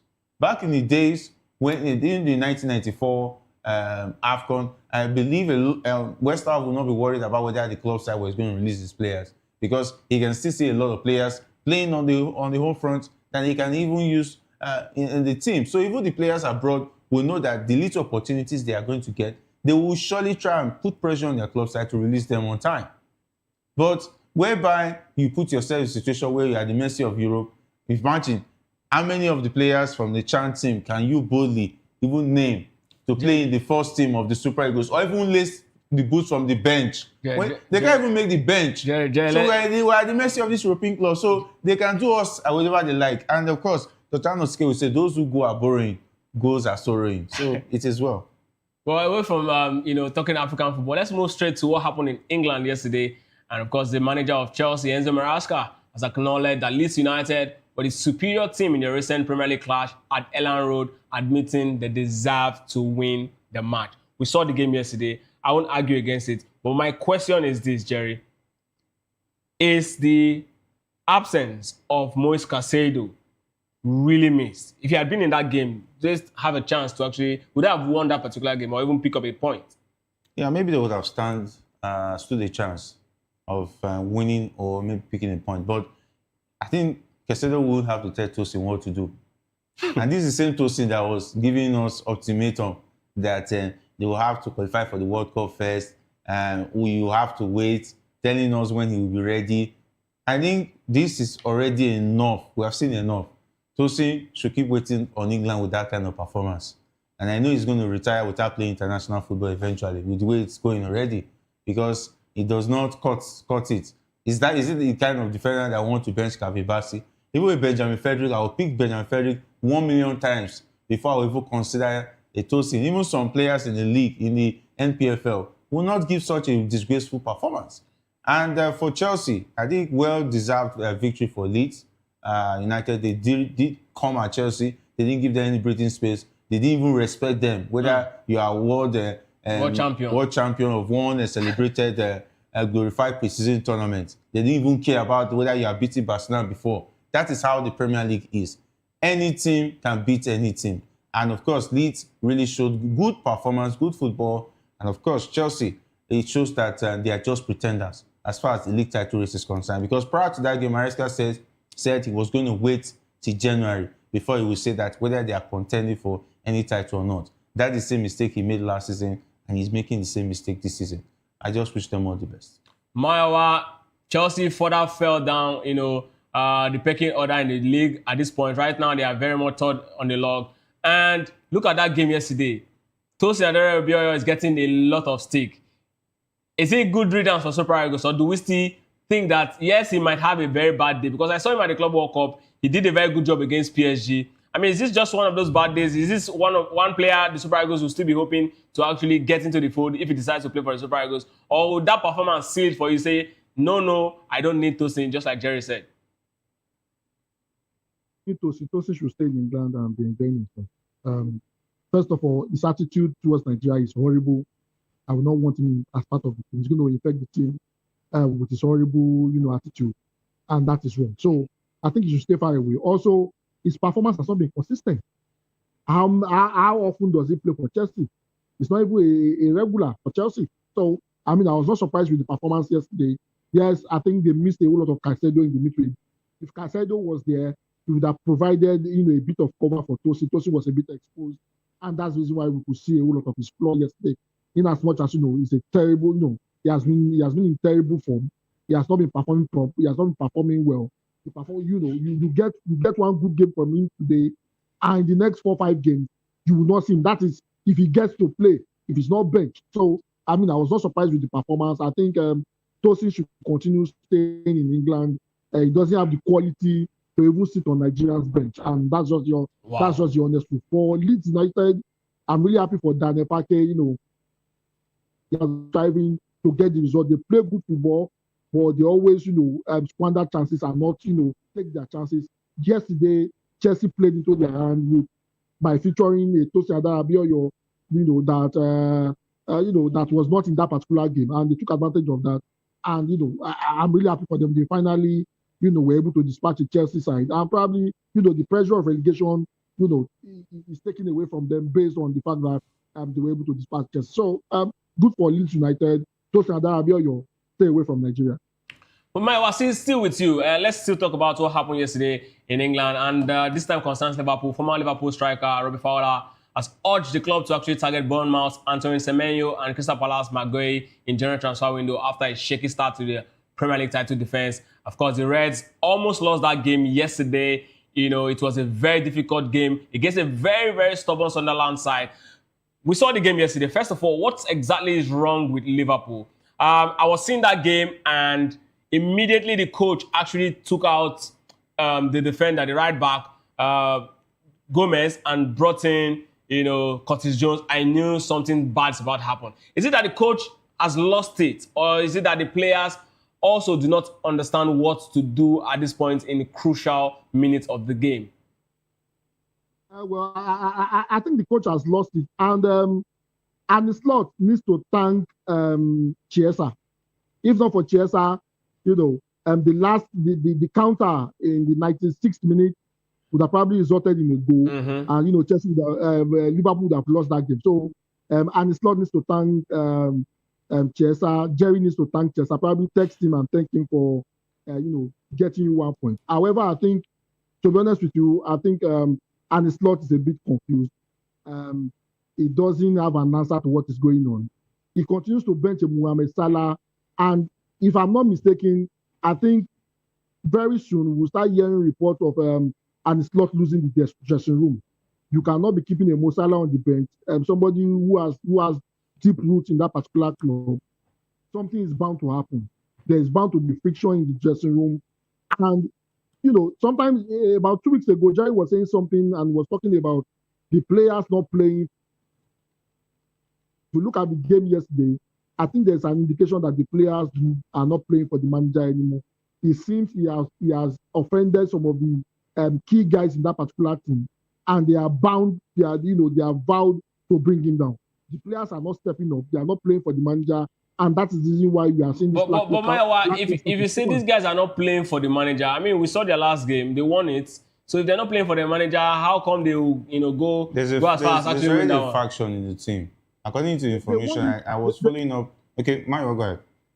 They won the game. How? How did they win? How did they win that particular game? They won 2-0. They were not convincing. They were not convincing. I mean, can you compare that side against the side that won the league last season? And remember, until Paqueta got that record, they were not sure of winning that particular game. If not for the record of Paqueta, I mean, they were not sure of winning that game. They were struggling. They were leading 1-0, yes, but West Ham was coming back into that particular game. So even the last game they won, it was not a scintillating performance. So, I mean, to be honest with you, I think as much as you want to throw stone at Jerry sometimes, I think, he was actually right. If you look at how the players are playing, there are factions in that particular team, and they are vowed to bring the coach down, and that's what we are seeing play out at the moment. Jerry, one of the things that former Liverpool's legend Fowler actually emphasized on was that Liverpool is missing a player in the mold of Fabinho, a proper janitor who knows how to not just jumpstart an attack, but is very, very rock solid in defense. I think that's the difference between him and Ryan Gravenberch, right? But look at this Liverpool team. You're talking about a crack in the dressing room, but I'm not seeing any crack. I just feel that maybe it's just a dip in form, or the coach is actually struggling to actually find the right combination because of the current sort of players he's brought in. What do you think? The coach has lost the respect of the dressing room, in the sense that they found out that he doesn't have the say in terms of the signings that were made during the summer. And they were not happy with some players that left, most especially David Luiz. They were expecting the manager to stand his ground. And knowing that the fact that they just lost Diogo Jota, they expected that the team will be kept intact. Yeah, they were already settled with Trent Alexander-Arnold leaving before Diogo Jota passed on. So they were expecting that in the spirit of togetherness, he would have stood his ground and still kept Darwin Núñez, Luis Diaz, Elliott, Kwanzaa, just bring the team spirit to calm and wait for one season before we start looking at dispatching the players. And the players felt that he's not on their side, and it's dangerous for the players to feel that way, that the coach cannot speak up for them. When the boardroom meets and says they want to clip this player because of financial gain, they were expecting that the club side would have relaxed in the mood of the morning of the player that just passed, that they will settle down and then let the players just be, maybe just make some few additions. But they were surprised that it was all business-like. They went full throttle to the transfer window. They were ready to replace Jota. They were ready to replace the players that won the Premier League last season. And the slot is now feeling that he doesn't need to fight for anybody. If he buys any player, he can do it. So the players already have this mentality. And on the back of that loss, they are trying to send a message that Arne Slot, we are the ones who won the league for you last season. We're going to mess things up. We're going to shake a lot of things. We're even going to send a message to the management. They are not even stopping with Arne Slot. It's just that the management recognizes this, but they've been trying to manage the situation and see if that is why they've not sacked Arne Slot. They know Arne Slot is not the problem. Arne Slot is not the problem. I've read the room. I've been monitoring the sources coming from the boardroom and what have been going on inside of the club. And with what I've been saying, when I want to marry those theories and what is happening on the pitch, come on.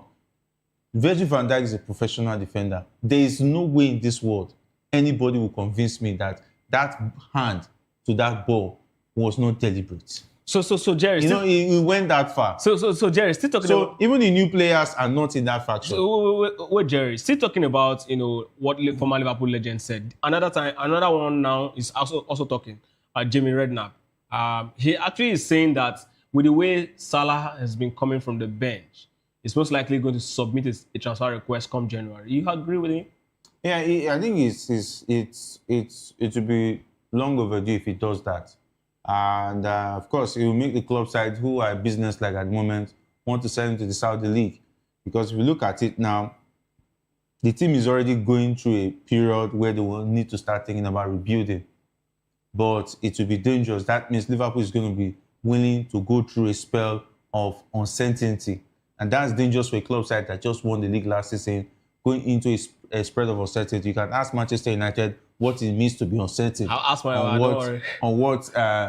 You just take on vibes and expect anything. Because you cannot... The thing is that when a club side has a winning mentality and goes into a period of uncertainty, it's now a difficult one because you have to think about overhauling the squad. And in this present day football, it's very difficult to overhaul the squad. Go ask Nottingham Forest. They had to spend a lot of money.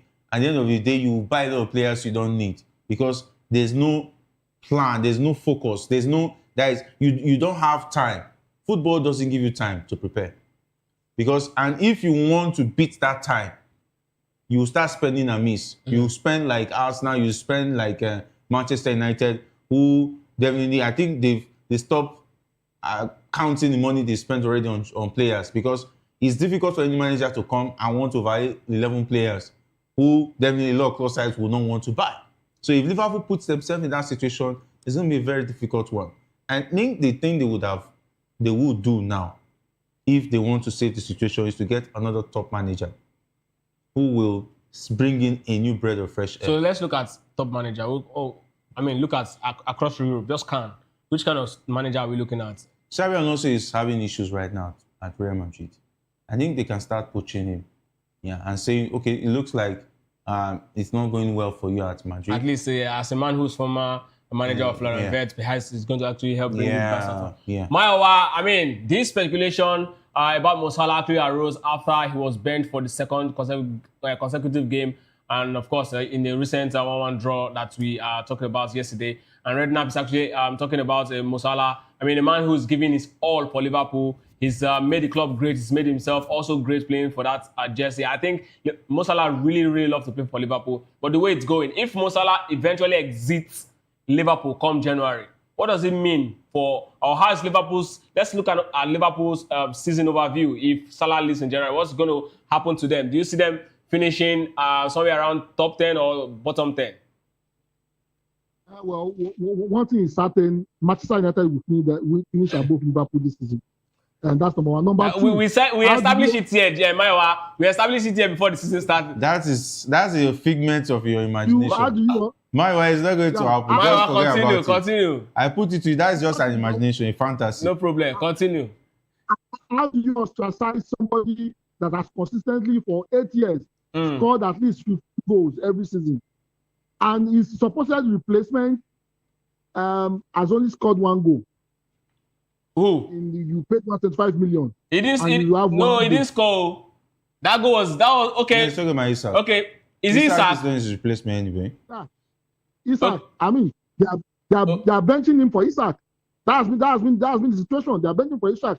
As far as I'm concerned, I said it the first time this happened in the Champions League.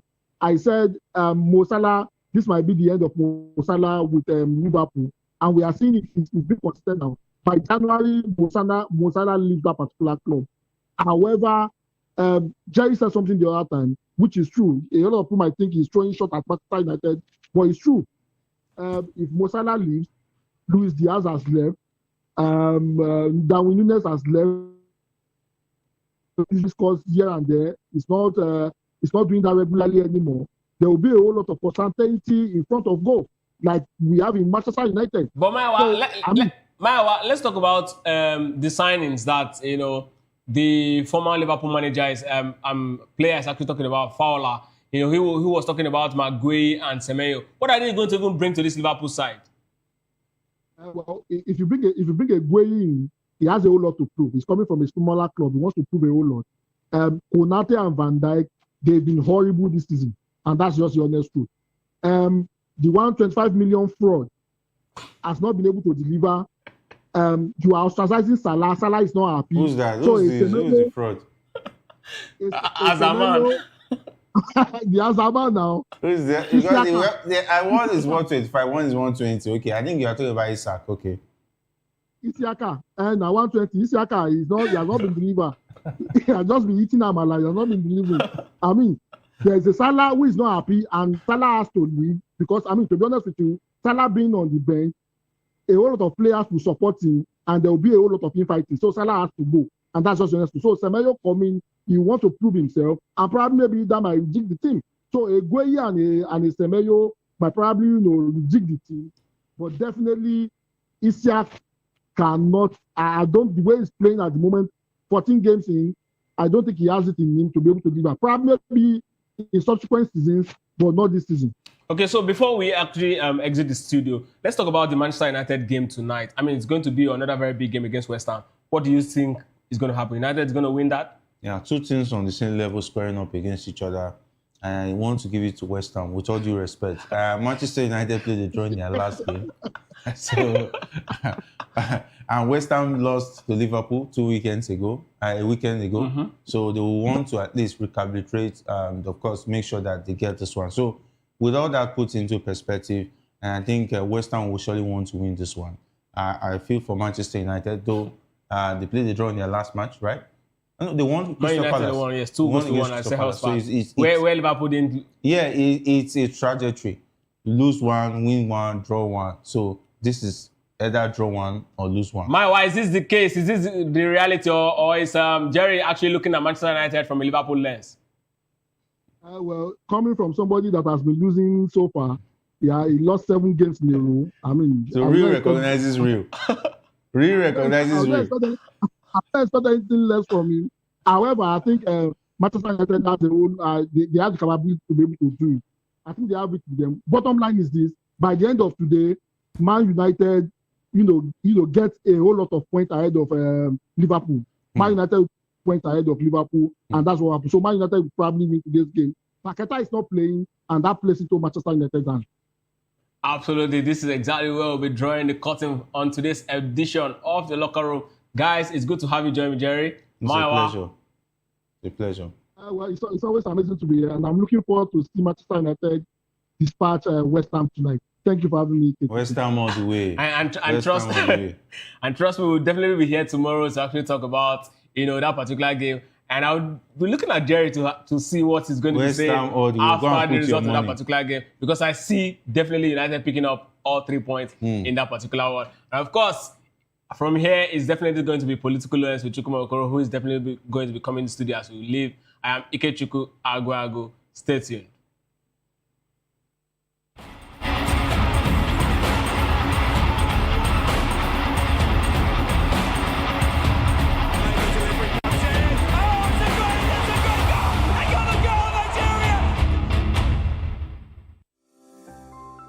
VOP TV.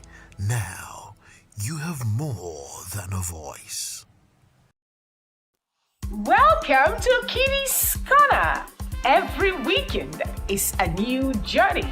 Join Auntie Oni as she embarks on thrilling adventures. Each episode takes the young explorers to a different fantastical world filled with exciting challenges, making new friends and learning valuable life lessons. The show begins with lots of excitement in a cozy storytelling mood. Fairies teach the importance of kindness, honesty, bravery, teamwork, or curiosity. Kitty's Corner is a delightful blend of fun, education, and imagination with catchy songs, interactive games, and heartwarming stories. Join Auntie Oni every Saturday, 10 a.m. to 10:30 a.m. on Voice of the People Television. Kitty's Corner, perfect destination for curious minds. The red carpets, awards, the razzmatazz, music, fashion, interviews, and more. Spotlight on Voice of the People Television. Let's feed you with all the juicy stories in the global entertainment space, bringing you the glitz and glamour as it is hot. Stay tuned to Spotlight, 1 p.m. Monday to Friday. Spotlight on VOP TV. Entertainment like never before.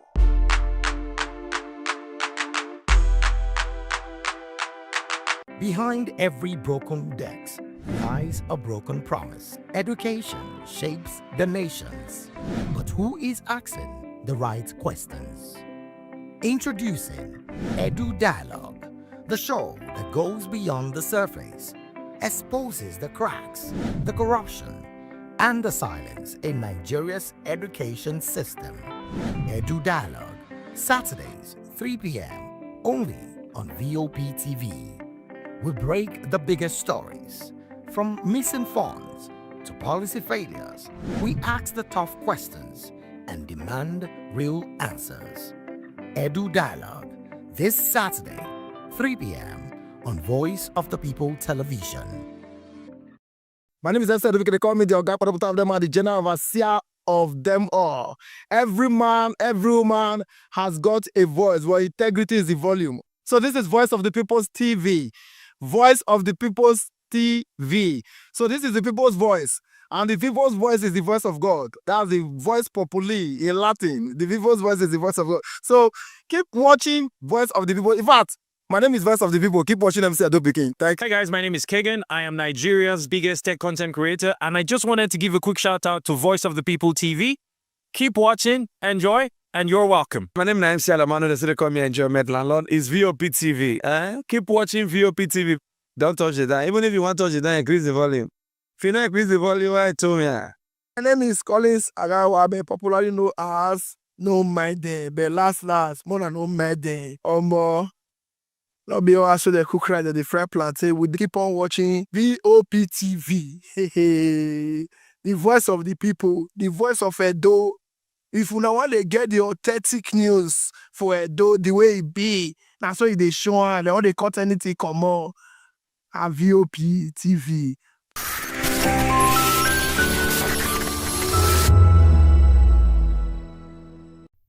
The Ariaria International Market is an open-air market located in Aba, a city in Abia State in southwest Nigeria. The market is one of the largest markets in West Africa and nicknamed China of Africa because of its versatility in the making of wares and leatherworks. Ariaria International Market was established in 1976 following a fire outbreak that destroyed the old Ekeoha market in Aba. The market was originally sited in a swampy area.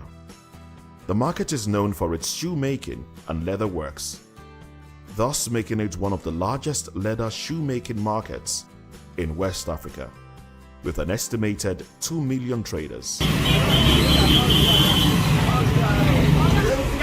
For more than 2 decades, the market has serviced clients home and abroad.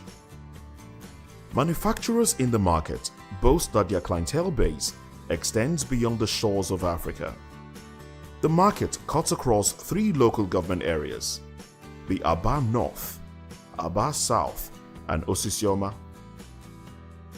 Ariaria International Market, with an annual turnover of over $3 billion, as recorded in 2018, is a reseller's market where you can buy wholesale cheaply and even have your desired products designed and produced to your own exact specifications. There are a variety of businesses across the market, which includes sales of fabrics, shoemaking and sales, pharmaceutical supplies, hair salon materials, salons, general household goods, and so many others. The Ariaria market has a total of 37,000 shops.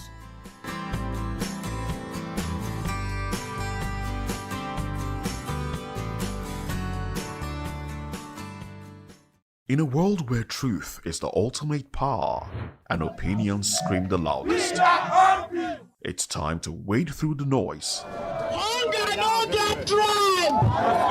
Hunger no get religion! And scan the human interest and trending topics that matter.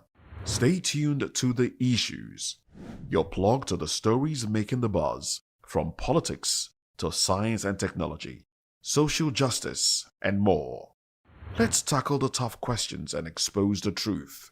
The Issues, on Voice of the People Television, Mondays to Fridays, 8 to 9 p.m. The Issues. Don't just react, understand.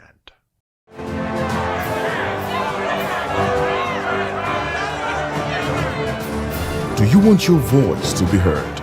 Do you know that you matter in the scheme of things? The People's Voice, the show where ordinary citizens take center stage as we discuss the biggest stories that affect you and I. With you in mind, we facilitate lively discussions, debates, and interviews on the topics that matter most to you and I, from social justice to economic empowerment, education to healthcare, governance, and more, tackling tough topics and amplifying your voice. Join the conversation and make your voice count. The People's Voice. Make your voice count. Join us as we drive into the world of politics through insightful interviews with prominent political figures, both serving and former governors, ministers, senators, legislators, party chieftains, activists, and analysts. Get first-hand information into the decision-making processes that affect our daily lives. Highly engaging 1-hour program that brings political discourse into focus. I am Chukwuma Okoro. Political Lens, Monday through Friday, 6 to 7 p.m. Join us. My name is Tao Familoni, and here's to VOP TV.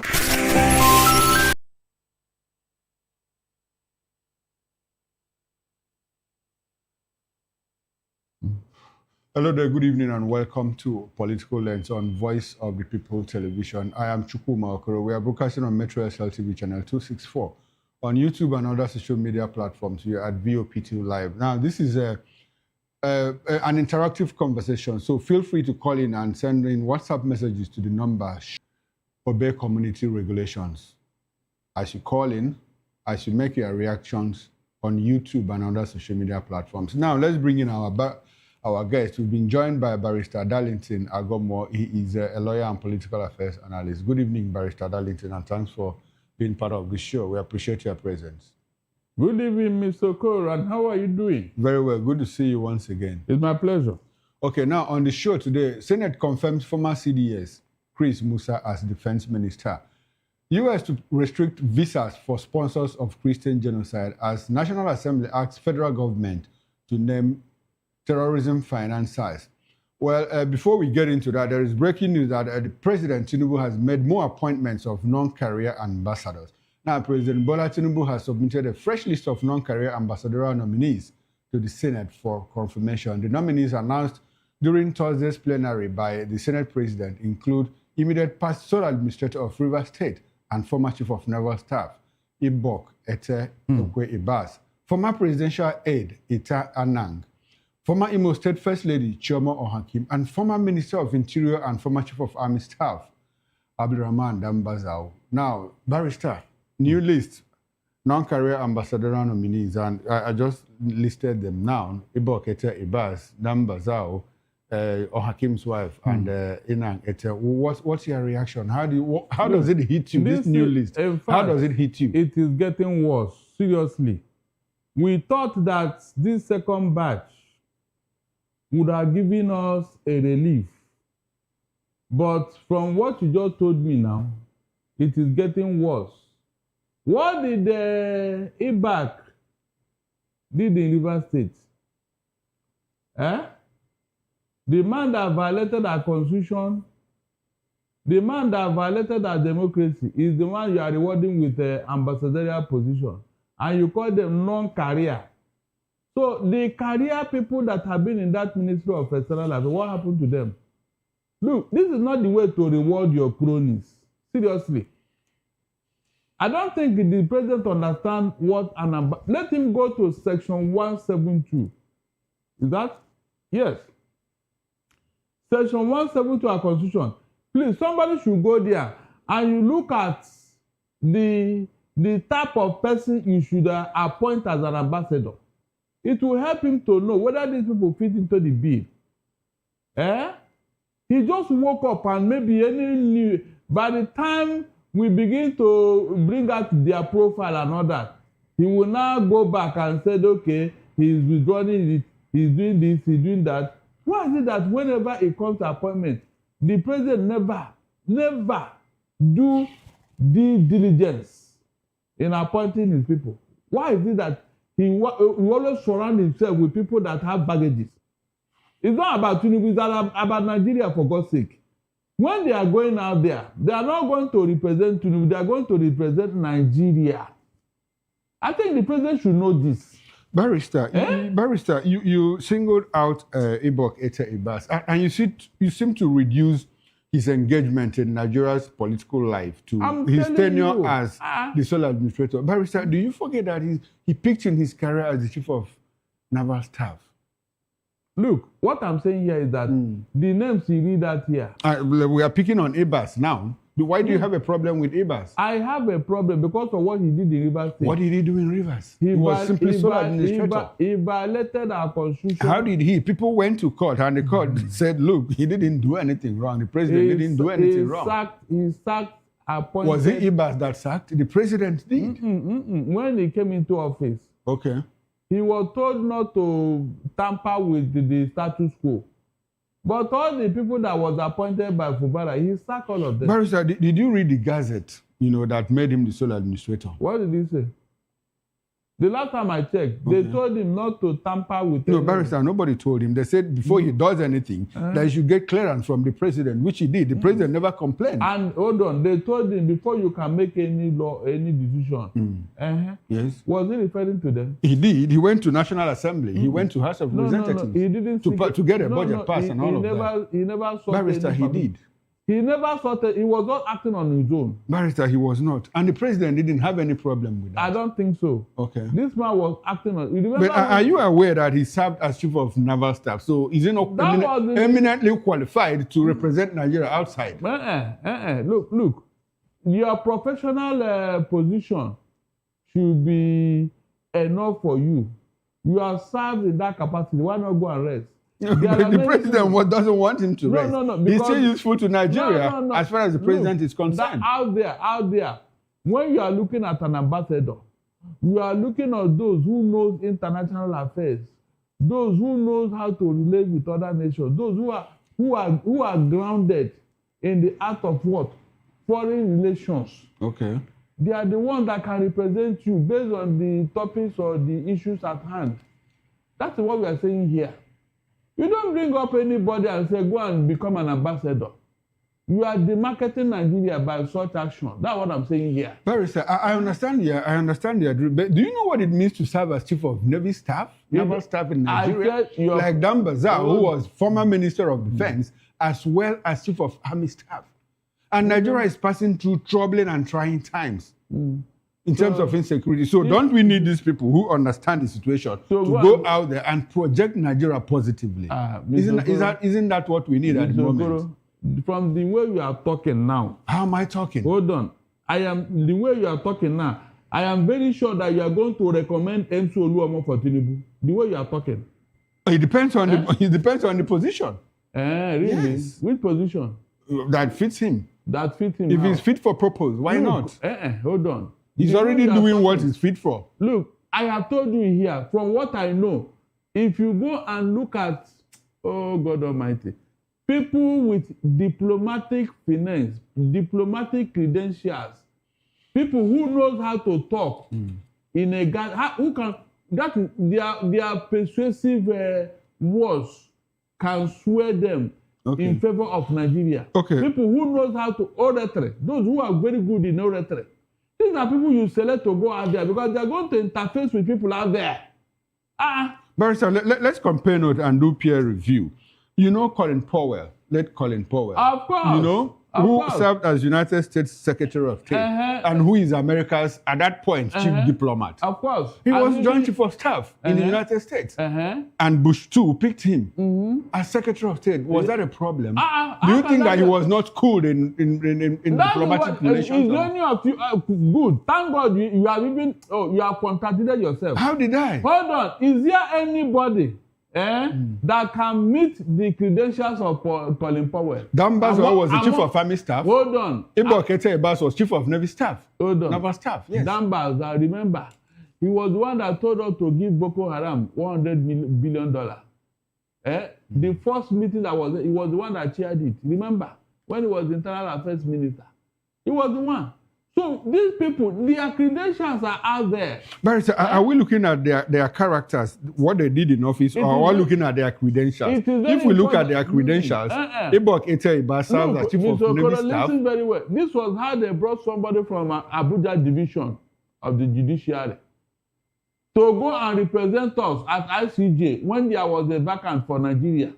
And they took a man who doesn't even know Law 101 to go and represent. The 3 tests they gave them, three tests, he failed all of them. Mr. Okoro, he failed all of them. And the other 9 persons that went with him, they were all shipped back to Nigeria. And this was a place, somebody like Taslim Elias, someone like Bola Ajibola made their mark as the president of that body. Yet you took somebody like that to go and represent us. Out of what? Sentiment. I am telling you what I know very well, and you are telling me what they have no credentials to represent us. But they served as, both of them served as one chief of army staff, chief of naval staff. These are internal matters. Yes. Look, the embarrassment you can do with it. Are you getting what I'm saying? Okay, Barrister, how about, does it look like the president is using this position to reward people politically? That's what I'm saying. That's why I told him here that, look, this type of position is not for rewarding crew. You can give them contracts. Whether they do it or not, you can sort it out here. You can give them contracts. Barrister, do you have like one or two names you think should have made that list? From what I've said, they said they are non-career. No, it's normal. It's normal. They're also career diplomats. Then even if you are going to do non-career, why not even select the opposition? Like who? There are many people in the opposition, very good hands. You can select from the opposition. Yes. That's how to know that. Barrister, will you work for this administration if the president appoints you? If given the right condition, why not? If not, okay. These people that they appoint, what have they done for us? Their credentials here does not go well. That or Hakim wife. What are the right conditions? That or Hakim wife. What has she done? Just tell me. What is that thing you can identify her with in Nigeria? Maybe the president knows. I don't know. Yeah, that is it. Look, when you are in public space, your life is like an open book. Okay. That's what I'm saying. You might not know what she has done, I but said the president your life is an open book. We should know. I wonder why he left Hakim and appointed the wife. What happened? Hakim, the governor. He should have appointed the governor now. Who was embroiled in a land scandal when he left office. Barrister, under which conditions will you work for this administration? Under what conditions? Yes. Look. You said if the conditions are right. Yes. Okay, yes. What will be the conditions? To be allowed to do it as he should. Okay. To be allowed to present facts and figures. To be allowed not to be intimidated. To be allowed to represent Nigeria in a proper way. Because the Bible says you shall know the truth and the truth shall set you free. Why are we in this bondage? Is it not because of lies? Mr. Okoro, Nigeria is in bondage today because of lies. So if you cannot allow me to say things as well, then what am I there for? At least there are still secrets, you keep that one. But when it comes to administering the country, doing the right thing at the right time, fine. Why not if not? Why not if not? After all, I'm a Nigerian. Okay, Barrister, after all, you're a Nigerian. Yes. Before we get into our major topic of discussion, there's a video out there, there's a clip out there where Reno Omokiri was asked, will you ever work for this administration? Yes, he said it will never happen. He didn't give the conditions that he had given. But I am being sincere here. Okay, you are being sincere. Yes. They are being sincere. All right, Barrister, the Senate on Wednesday confirmed former Chief of Defense Staff, General Christopher Musa, retired as Nigeria's new Minister of Defense. After a tense 5-hour screening, lawmakers grilled him over recent security lapses, including the withdrawal of troops from a Kebbi school shortly before the abduction of schoolgirls on November 17.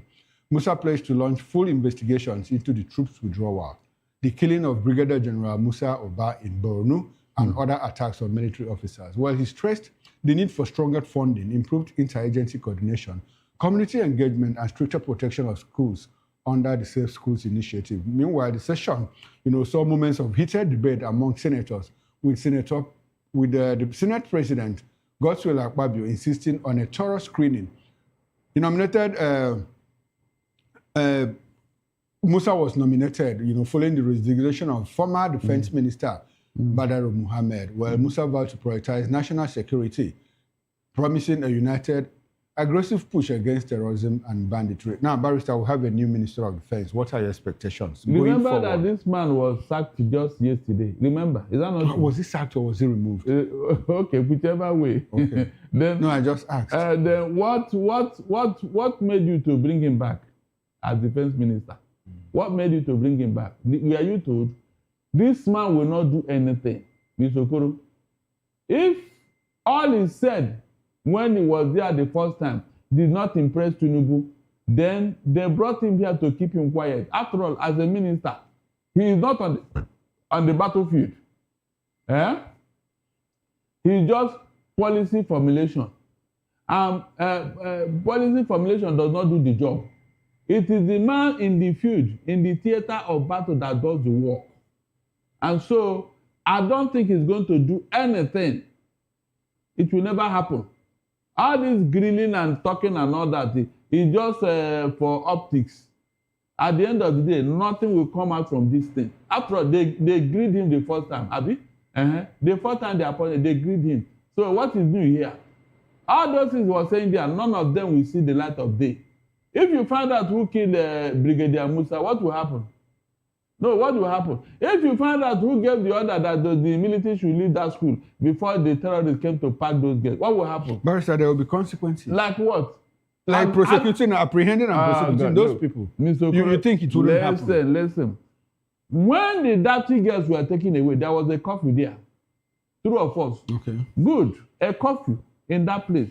The day these people struck, the military, the police, the DSS, all of them cleared the way for them.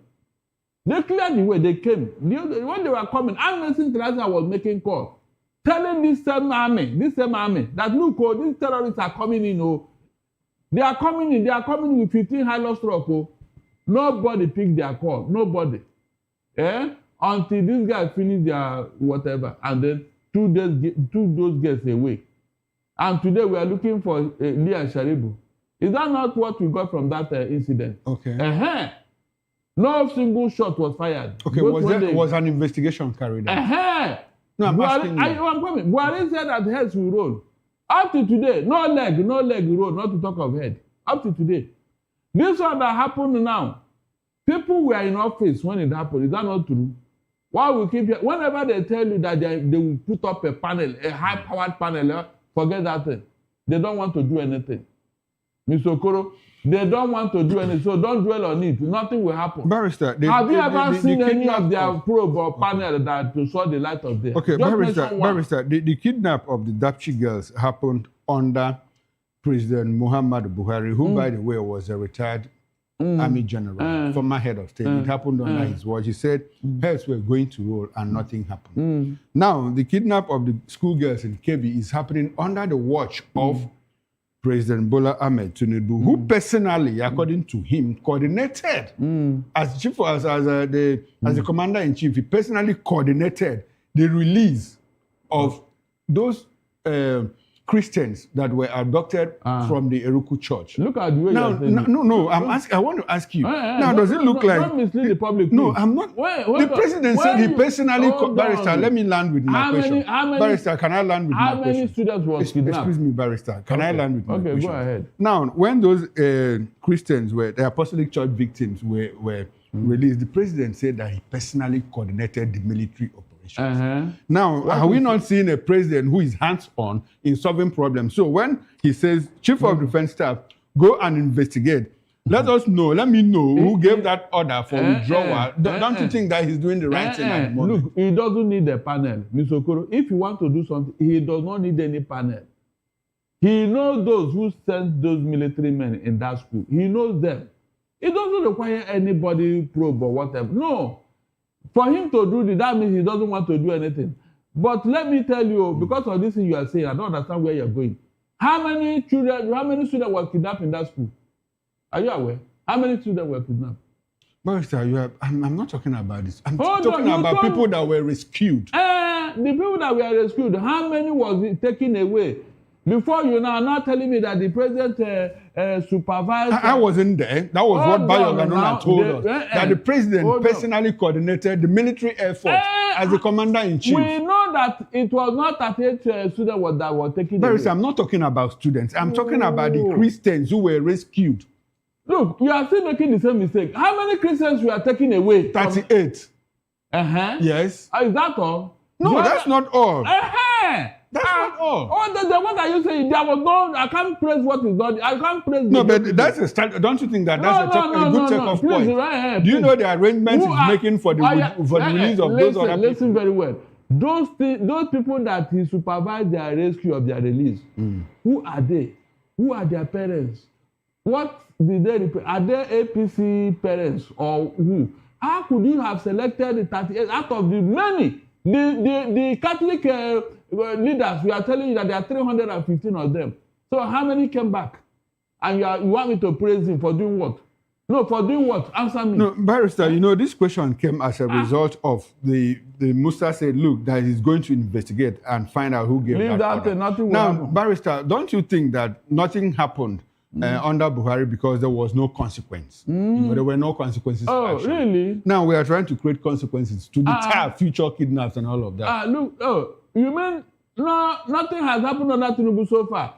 You were here when the NSA told you that the equipment they bought for the military, Barrister, they are selling you it. not to get my question. Well, question is what? Now, you said that Dapchi girls were kidnapped under Buhari's news. And he said heads were going to roll and no heads. Now, I'm asking you, don't you think that the kidnap of the KB school girls, the order to withdraw the military formation and all of that, after which the kidnappers rolled in, don't you think it happened because there were no consequences during the Buhari regime for what happened to Dapchi girls? Mr. Okoro, Tinubu told you he will continue from where Buhari stopped. And he has been doing it. So why are you surprised? If he wanted to do something by now, somebody would have been named. I mean, you have line managers. No, that's what they want to investigate. Is there anything wrong in that? Look, they said there's no need. Mr. Okoro, you are now in this studio now. Anybody in this office knows where we are. Okay. So if you are looking for Mr. Okoro, you know where to find him now. Is that not true? You have roster, schedule of duty. If you are looking, go to your roster. Who's supposed to be where by now?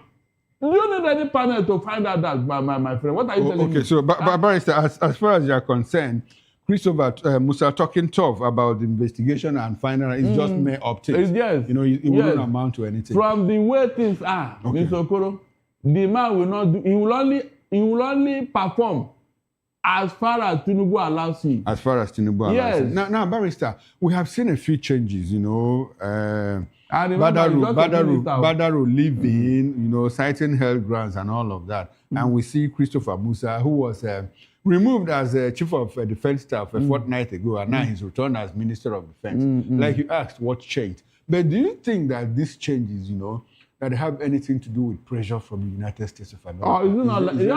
Of course. In fact, it's even an embarrassment to Tinubu and his government that is now taking orders from the U.S. who to change, who to remove, who to bring in and all that. Yes, it's an embarrassment to him. And this was the man everybody was praising here, especially the Lagos Ibadan press, as the alpha and omega of politics, as the godfather of everything. He is very strong. He can do this. He can, you know. They were even trying to equate him with God. Now look at him. Mr. Okoro, look at him. Does he need the U.S. to do what he's supposed to do as a president? If Tinubu have acted like a president, will these rascals be around Nigeria by now? Barrister, is there anything wrong in collaboration? This is not collaboration. What is it? This one has become a master-slave relationship. I'm not joking. How so? Because yes, America is now telling you what they want, and you are now implementing them. So why didn't you do it before America or any other person raised an eyebrow? Why didn't you do it? This is the very thing you swore to do, to protect life and property. And things are going haywire and you never bothered. They threatened your wife. You didn't even care that she's a Christian. I mean, a lot happened under him and he did not even bother. So why should you not tell me that I should now go and have hope that one minister of defense has come? Therefore, Schwarzenegger is now in town. You have forgotten what is driving this terrorism. You have forgotten that there is sentiment behind it. Sentiment behind it. So have you removed that sentiment? The answer is no. They are even telling you now that you should remove the Sharia law. The Sharia law in our constitution. These are part of what we are talking about. Okay. All right. Barrister, let's interrogate the past Minister of Defense, Abubakar Badaru. You know, he seemed to have had sympathy, from what we understand, for the terrorists and all of that, because he's reputed to have made comments, you know, supporting their cause. Now, in the light of that, do you think that he was a bargain, you know, for that position and support for the president in 2023? Look, Tinubu had all this information. He had all this intel. Yet he appointed exactly two my people. question. Why do you think that he did that? Was he a bargain? You have to give us this for us to give you. Good. That is to please them. To please them so that he can remain in office. If not, Ms. Okoro, imagine, oh God Almighty, imagine if Nnamdi Kanu has been appointed the Minister of Defense, or Chief of Army Staff, and this is somebody they claim he has sympathy for IPOB, he's their leader. Do you think he will be that firm on IPOB members and ESN? Do you think so? You know that the Fulani killer herdsmen are the ones on rampage here. And you appointed 2 Fulani herdsmen in defense office. What do you think they will do?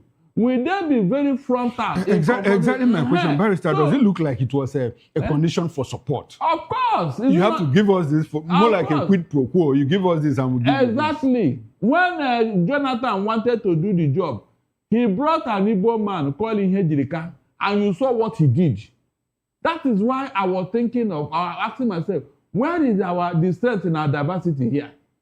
This is how we have to deploy it. If you know that the people causing this problem are from the north and they have ethnic and religious bias against them, you bring somebody from elsewhere who will not be biased, who will be very straightforward in fighting this battle. Yes, an Igbo man cannot be a Muslim. An Igbo man will never have sympathy for the terrorists. No, Barrister, don't say that. We have Igbos who are Muslims. Go to Imo State, where you come from, there are mosques there. That's for business. A real Igbo man can never be a Muslim. What do you mean by a real Igbo man? I said a real Igbo man. Now don't mind those rules that we are giving back there, who have been drinking too much kunu and all that. The real Igbo man can never be a Muslim. Quote me. Barrister, a lot of people will disagree with you. Well, let them disagree. Do you remember Abdulaziz Chibuzo? Hold on. Do you remember Abdulaziz? Yes, it's for business. Okay, but whatever it is, there must be a reason. He was Muslim. The News Watch. Yes, it's for business, nothing else. We are talking of those who will do the work like Ihejirika. I've been telling Tinubu. But Barrister, I would like for us to remove religion from it. So what is driving this thing we are talking about? Hold on, you see you now. You don't want to tell the truth. Which one is the truth? We are discussing the Minister of Defense. Look, I am telling you what is driving this insecurity. Okay. It is religion and ethnic bias, nothing else.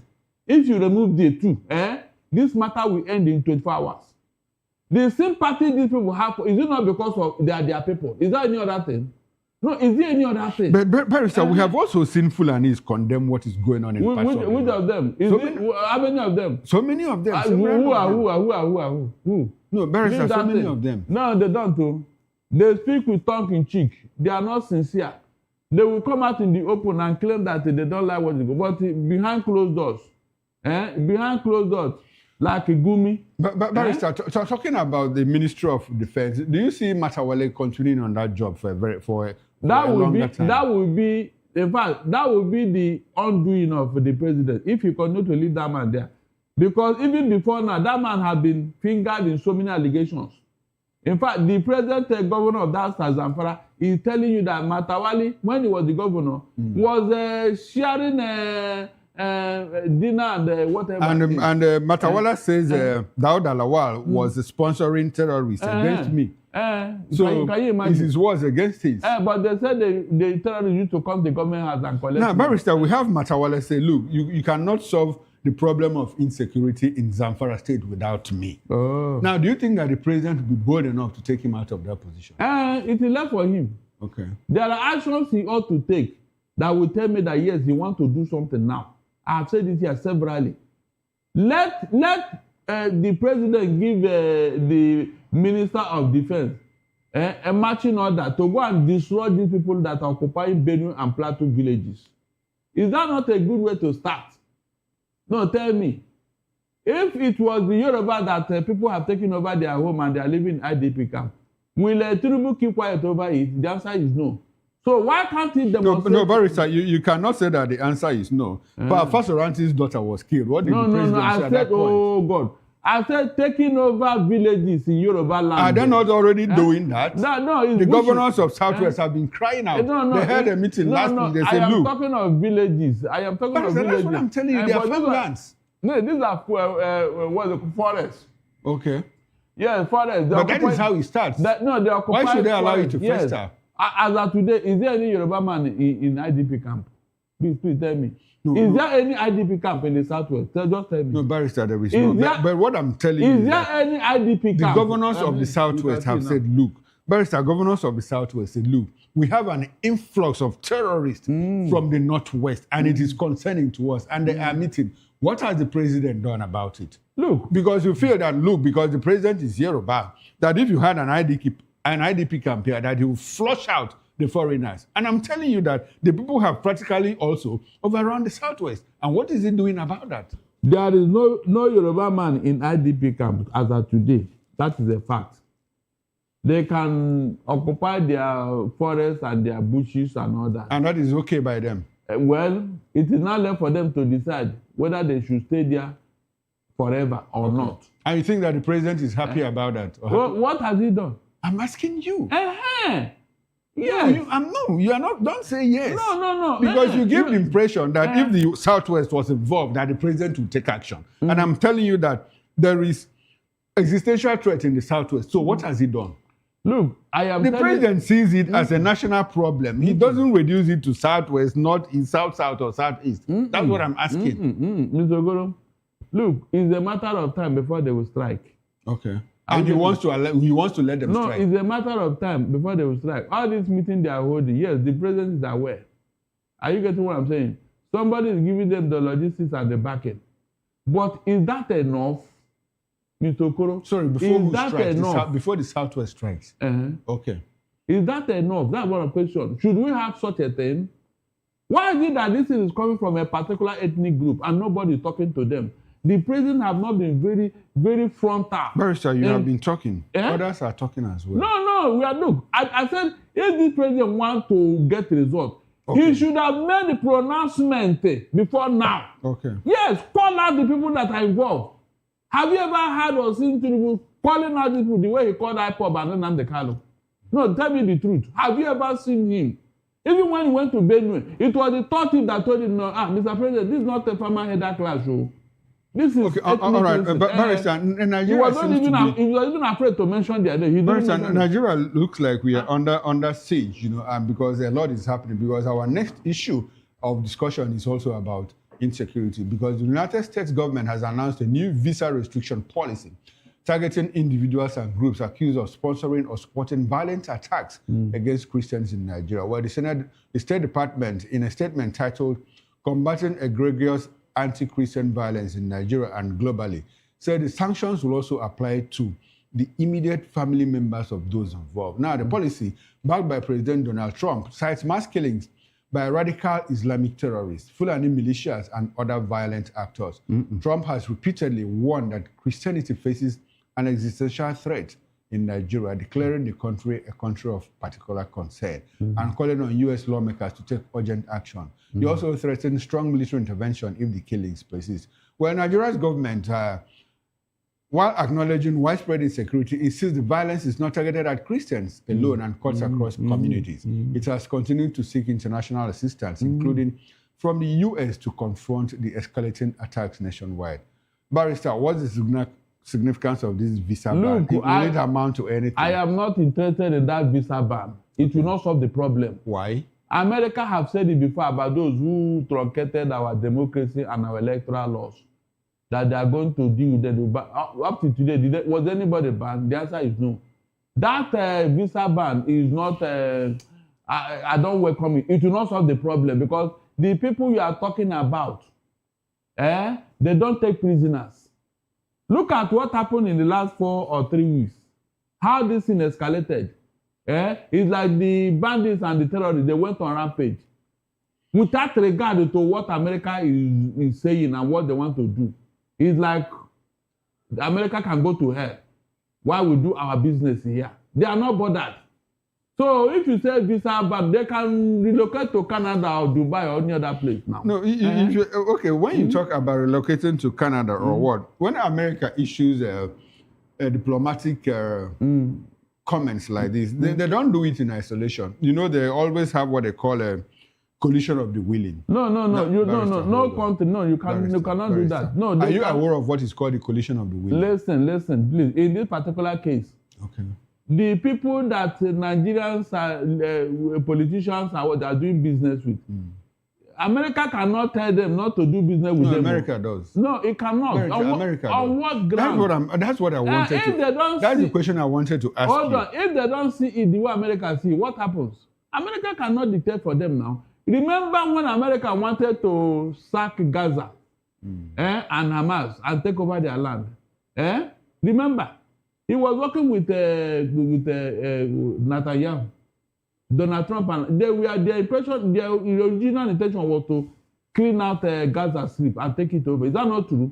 But when the Western world said no, we can't, he even traveled to UK to bring them in, but they refused. Barrister, you wouldn't let me ask my question. Okay, go ahead. Barrister, are you aware of what America calls the coalition of the willing? Not in this particular case. But you are aware. But you are aware of that. Yes, I'm just giving you an example. Okay, why did they have that coalition of the willing? It's not in all cases now. You apply what is applicable. Okay, but you know that there are cases that they say, look, we are not dealing with this person, so you don't have to deal with it. No, you don't do that. That means you want to take the sovereign of a state. Okay. You want to take their sovereignty. Their capacity to do what they want as a sovereign nation. No, you don't. I just give you an example here.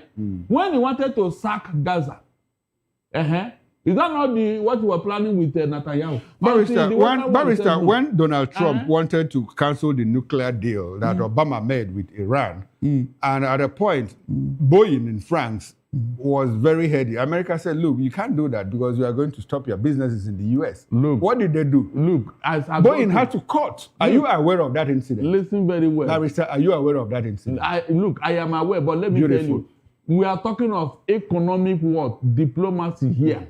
Okay.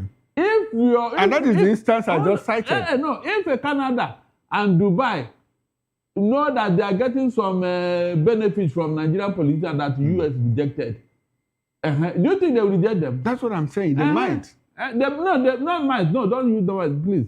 Don't use might because they have substantial businesses in Dubai, which you know, and other parts of the world. So, and America cannot tell them, remove this person, take this person. No, there is a limit to your diplomacy now. Okay. That's what I'm telling you. But do you agree with me that it does happen sometimes? It does. Okay. In cases where. Barrister, if you say that the visa ban will not have any effect, do you recall that the present crop of Supreme Court justices, at a point when they were built to travel to United States for a conference like Kekere, aides and handlers were all given visas, but they were rejected. Wasn't that a kind of name and shame? Good. Then these people now, they can even operate in America by proxy. Okay. Yeah, their proxies can do the same thing. So basically, you are saying that the visa ban will not amount to anything. It will not. Let them come in as they said. Look, if Donald Trump will fail to do what he has said, he will lose respect to. These terrorists will not shame you and I. Does it look like he cares? What kind of respect he's doing good in America? I am beginning to think that these same Israelis, they went there to hypnotize Americans. Really? They have hypnotized them that they cannot do anything again. The same way they have been doing it to us here. I mean, hypnotized. That's Aquala Hamu. No, Barrister, we have viewers from other places, so you don't have to speak their vernacular here. What is Aquala Hamu? The hypnotism. That means all of a sudden, everything died down.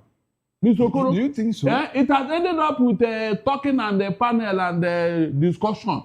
All of a sudden. Are you aware that there's a base in Ghana that is coming up? Before you come, let Donald Trump at least come and fulfill his promise to these terrorists. Of what? Of these terrorists, yes. Okay. And that's why they are collaborating, sharing intelligence and all that. All these discussions, I don't buy it because Nigerian government, whenever they don't want to do anything, they will house it with panel, with a commission, with the investigation. At the end of the day, I ask you here, Mr. Okoro, mention any investigation in Nigeria that came to a logical conclusion. Mention one.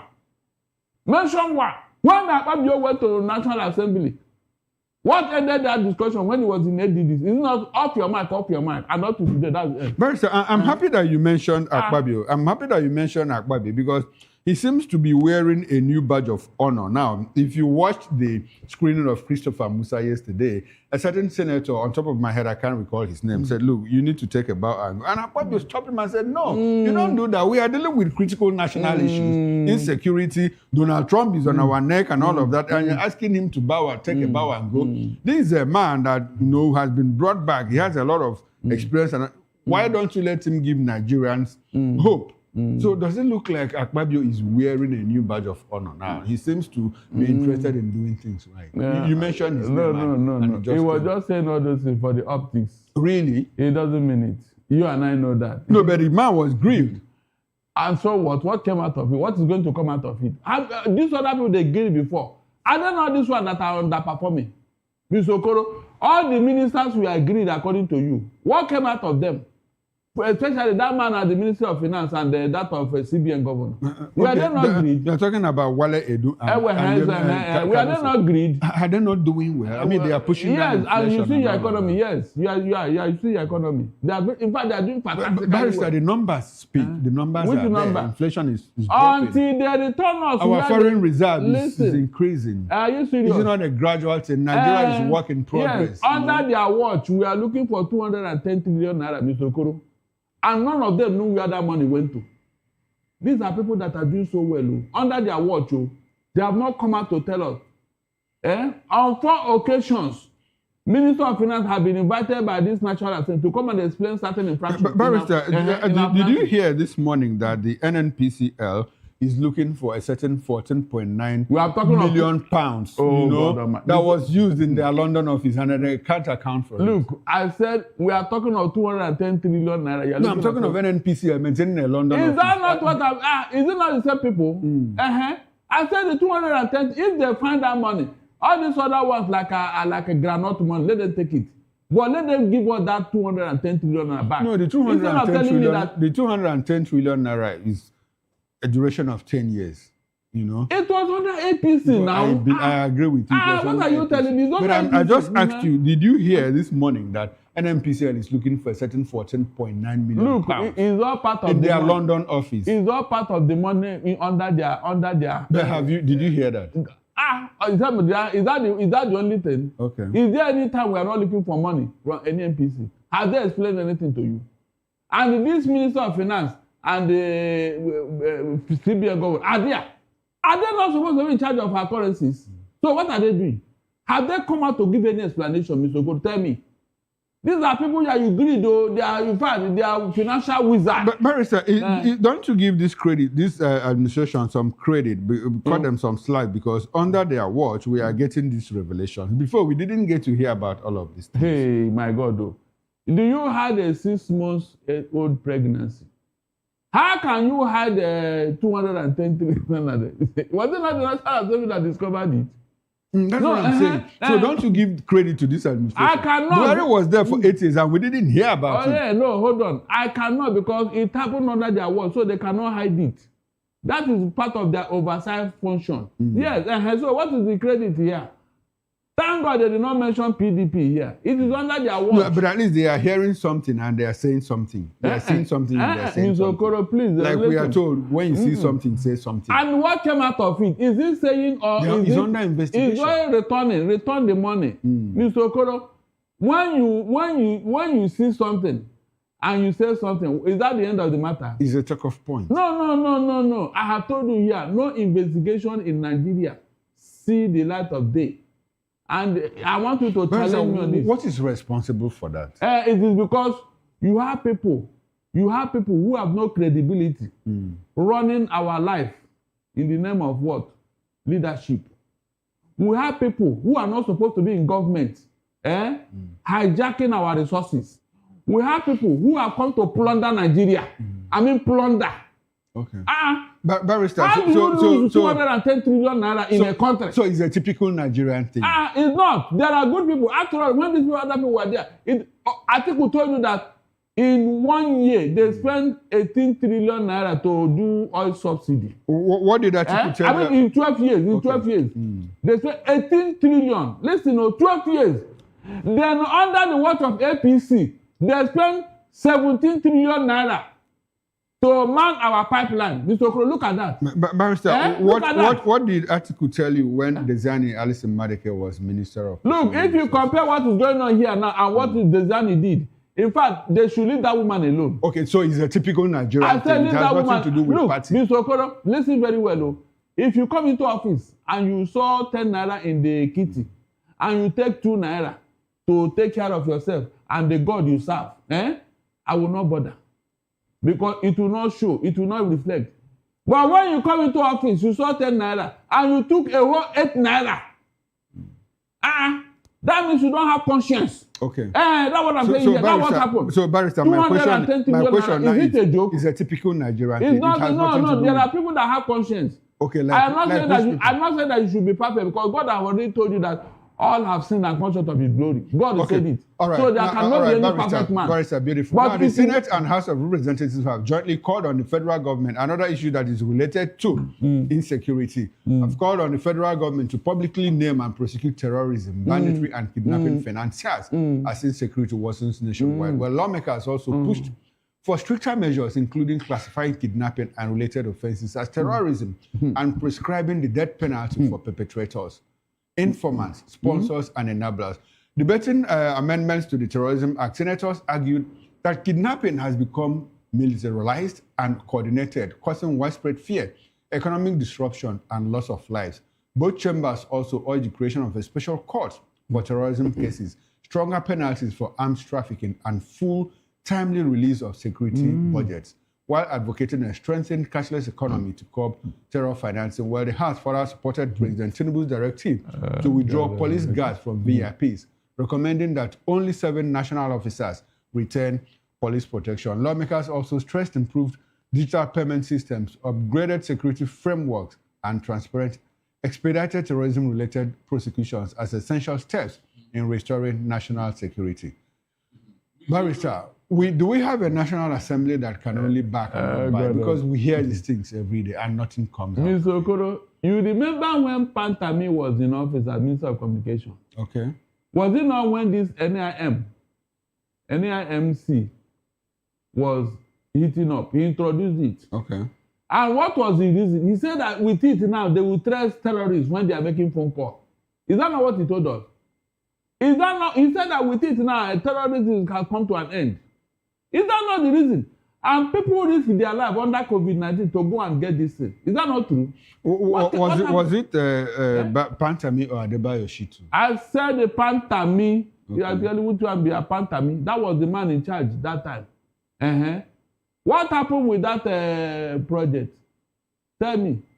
That terrorists now call people directly and issue threats. If they even video what they are doing so that you see it, because they know nothing will happen. Mr. Okoro, they know nothing will happen.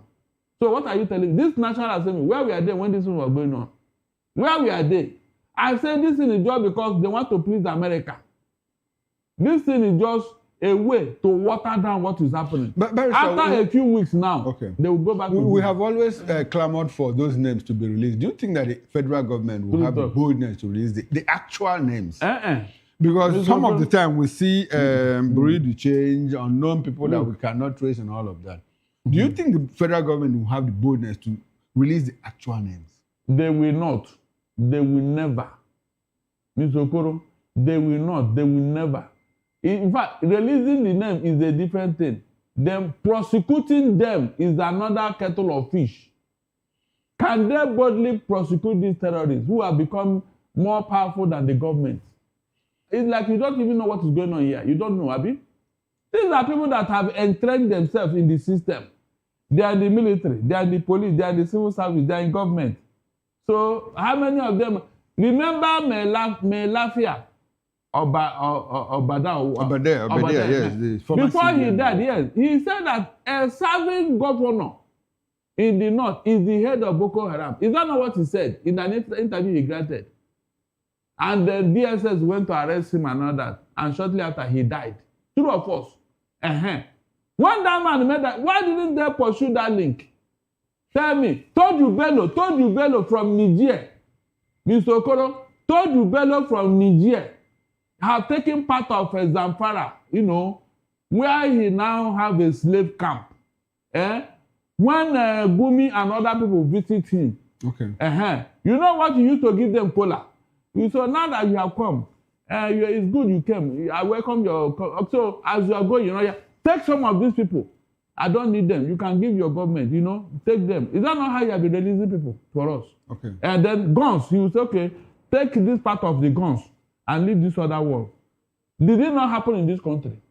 Mr. Okoro, tell me I'm lying. What happened with Toju Bello? Is it not still in Nigeria? Okay, all right, Barrister. I'll take that as a concluding thought because we are out of time. So I've been speaking with Barrister Darlington Nagomo, lawyer and political affairs analyst. I must say a very big thank you to you, Barrister. I appreciate your praises, and I hope that we can do this some other time. No problem. All right, now on behalf of the backroom staff, technical director, ingest manager, sound engineer, and the bus manager, I am Chukwuma Okoro. Up next is Issues with Nena Ndemdiuto. Join us again, and I'll see you tomorrow, 8 o'clock, the morning show. Bye for now, and enjoy the rest of your evening.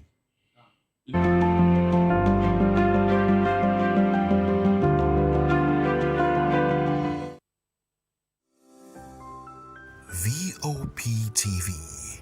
Now, you have more than a voice.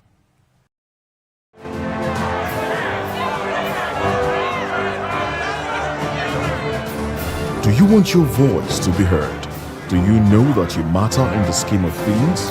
The People's Voice, the show where ordinary citizens take center stage as we discuss the biggest stories that affect you and I. With you in mind, we facilitate lively discussions, debates, and interviews on the topics that matter most to you and I. From social justice to economic empowerment, education to healthcare, governance, and more. Tackling tough topics and amplifying your voice. Join the conversation and make your voice count.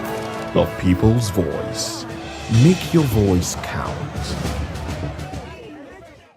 We encourage you to click on the like button and subscribe to our YouTube channel. We are Voice of the People TV. Also follow us on all our social media platforms. We are at VOPTV Live. Visit our website www.vop.ng for fresh and trending news. Also watch us live on SLTV channel 264. VOP TV, Voice of the People Television. My name is Esther. They call me the Ogaparabuta of them, the general overseer of them all. Every man, every woman has got a voice where integrity is the volume. So this is Voice of the People's TV. Voice of the People's TV. So this is the people's voice. And the people's voice is the voice of God. That's the voice populi in Latin. The people's voice is the voice of God. So keep watching Voice of the People. In fact, my name is Voice of the People. Keep watching MC Ado Pikin. Hi guys, my name is Kagan. I am Nigeria's biggest tech content creator, and I just wanted to give a quick shout out to Voice of the People TV. Keep watching, enjoy, and you're welcome. My name is MC Alamano. The city call me Enjoyment Landlord. It's VOP TV. Keep watching VOP TV. Don't touch it down. Even if you want to touch it down, increase the volume. If you don't increase the volume, why told me? My name is Collins Agawabe, popularly known as No My Day. But last, more than No My Day. More. Not be all so the cook right at the fry plantain. We keep on watching VOP TV. The voice of the people, the voice of Edo. If you want to get the authentic news for Edo, the way it be, that's why they show and all they cut anything come on. A VOP TV.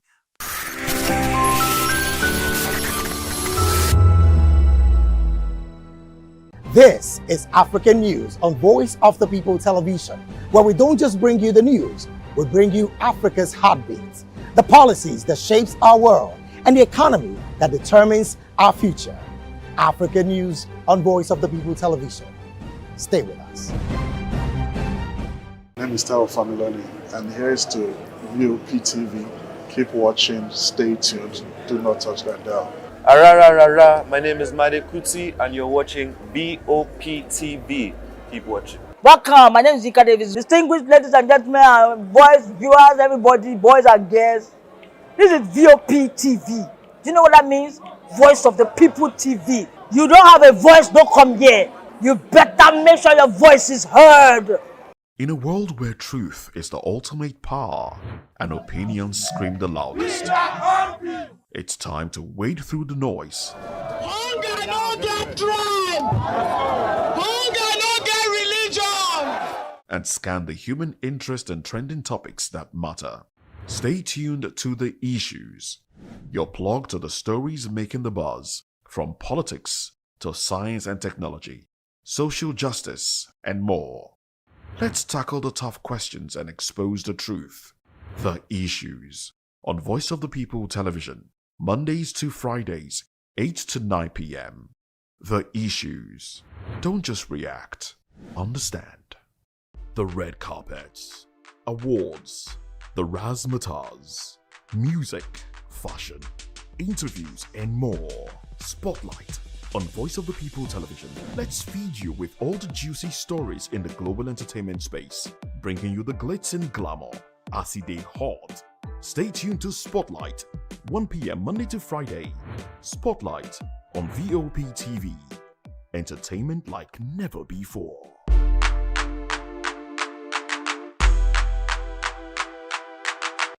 Welcome to Kitty's Corner. Every weekend is a new journey. Join Auntie Oni as she embarks on thrilling adventures. Each episode takes the young explorers to a different fantastical world filled with exciting challenges, making new friends and learning valuable life lessons. The show begins with lots of excitement in a cozy storytelling mood.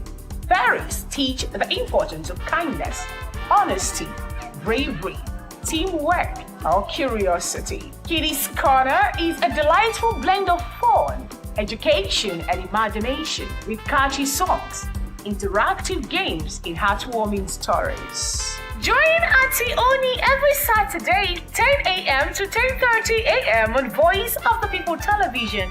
Kitty's Corner, perfect destination for curious minds.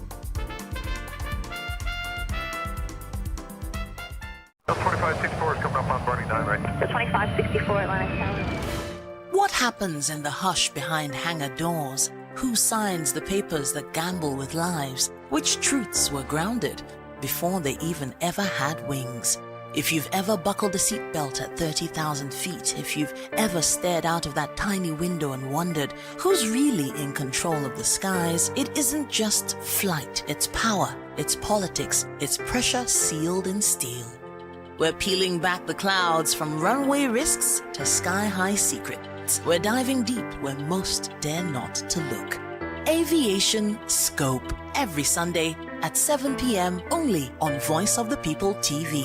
We don't just report, we reveal. We don't just ask, we uncover. Because when it comes to the skies, ignorance is turbulence. Aviation Scope, the sky isn't the limit, it's just the beginning. Are you ready for the extraordinary? Something big is happening on your screen. Introducing VOP TV. Now streaming on SLTV channel 264. From breaking news to captivating conversations, news analysis, giving you all sides to the story. We bring in-depth discussions on the issues that matter, from politics to sports, entertainment, and lifestyle. VOP TV on SLTV channel 264. Join us as we redefine what television means to you. Voice of the People Television, VOP TV. Now you have more than a voice.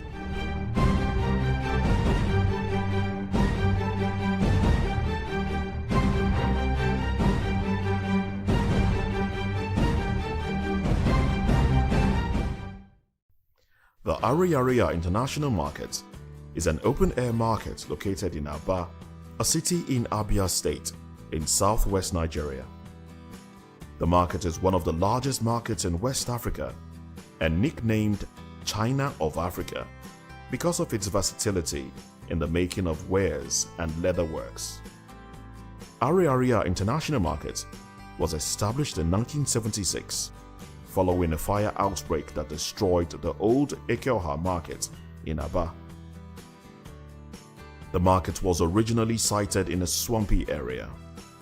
The market is known for its shoemaking and leatherworks, thus making it one of the largest leather shoemaking markets in West Africa, with an estimated 2 million traders. For more than 2 decades, the market has serviced clients home and abroad. Manufacturers in the market boast that their clientele base extends beyond the shores of Africa. The market cuts across 3 local government areas: the Aba North, Aba South, and Osisioma. Ariaria International Market, with an annual turnover of over $3 billion as recorded in 2018, is a reseller's market where you can buy wholesale cheaply and even have your desired products designed and produced to your own exact specifications. There are a variety of businesses across the market, which includes sales of fabrics, shoemaking and sales, pharmaceutical supplies, hair salon materials, salons, general household goods, and so many others. The Ariaria market has a total of 37,000 shops.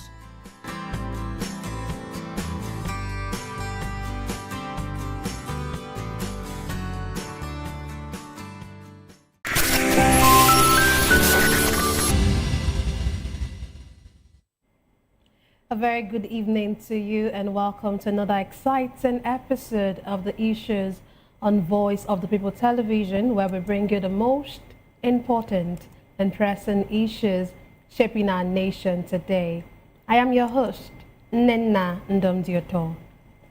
Today on the Issues, we're examining the complexities of Nigeria's polity and governance, from Tinubu seeking Senate to confirm Ibars and 64 other ambassadorial nominees, to Ribadu warning against attempts to spread terror, even as 2 groups reject calls for his resignation.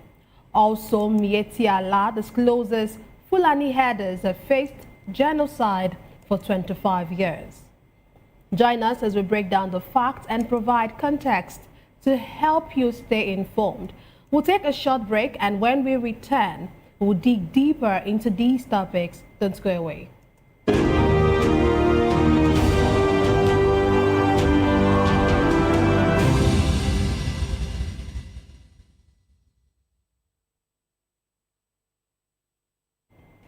Glad to have you back. Let's dive straight into this discussion. President Bola Tinubu submitted a fresh list of non-career ambassadorial nominees to the Senate for confirmation. The nominees announced during Thursday's plenary include the immediate past sole administrator of Rivers State and former Chief of Naval Staff Ibok Ete Ekwe Ibas, former presidential aide Ita Inang, former Imo State First Lady Chioma Ohakim, and former Minister of Interior and former Chief of Army Staff Abdurrahman Dambazwa.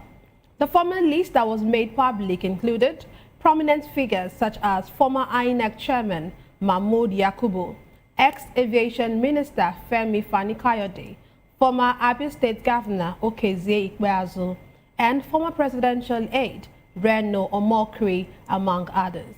Both lists have been referred to the Senate Committee on Foreign Affairs, which is expected to conduct the screening process and report back to the upper chamber within 1 week. Meanwhile, the Senate has already cleared 3 nominees: Kayode Are of Ogun State, Aminu Dalhatu of Jigawa State, and Ayodele Oke of Oyo State, after their appearance before the Foreign Affairs Committee chaired by Senator Sani Bello. The committee noted that Oke successfully addressed all allegations previously raised against him. Are is a former Director General of the State Security Service, and Oke is a former DG of the National Intelligence Agency and ex-ambassador to the Commonwealth Secretariat, while Dalhatu previously served as Nigeria's ambassador to South Korea. Today, I'm delighted to be joined by 2 esteemed guests. Here in the studio, we have Mr. Dele Fanimo, who is a veteran journalist and a senior analyst. Glad to have you. See you, I'm smiling. Good evening. Glad to have you, sir. It's my pleasure. Yes, sir. And joining us virtually is Dr. Jude Obasami. He's a public affairs analyst and a political commentator. He's also the executive member of the Coalition of Civil Society Organizations. Glad to have you join us, Dr. Jude. Okay, we get to join us during the show. Let's start first with you. When you saw the new inclusion to the list, what was your first reaction? Well, it was a mixed bag.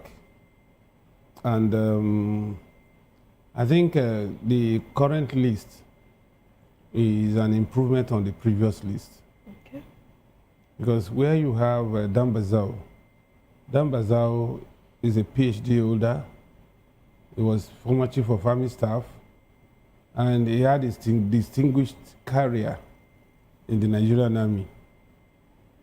And then you have,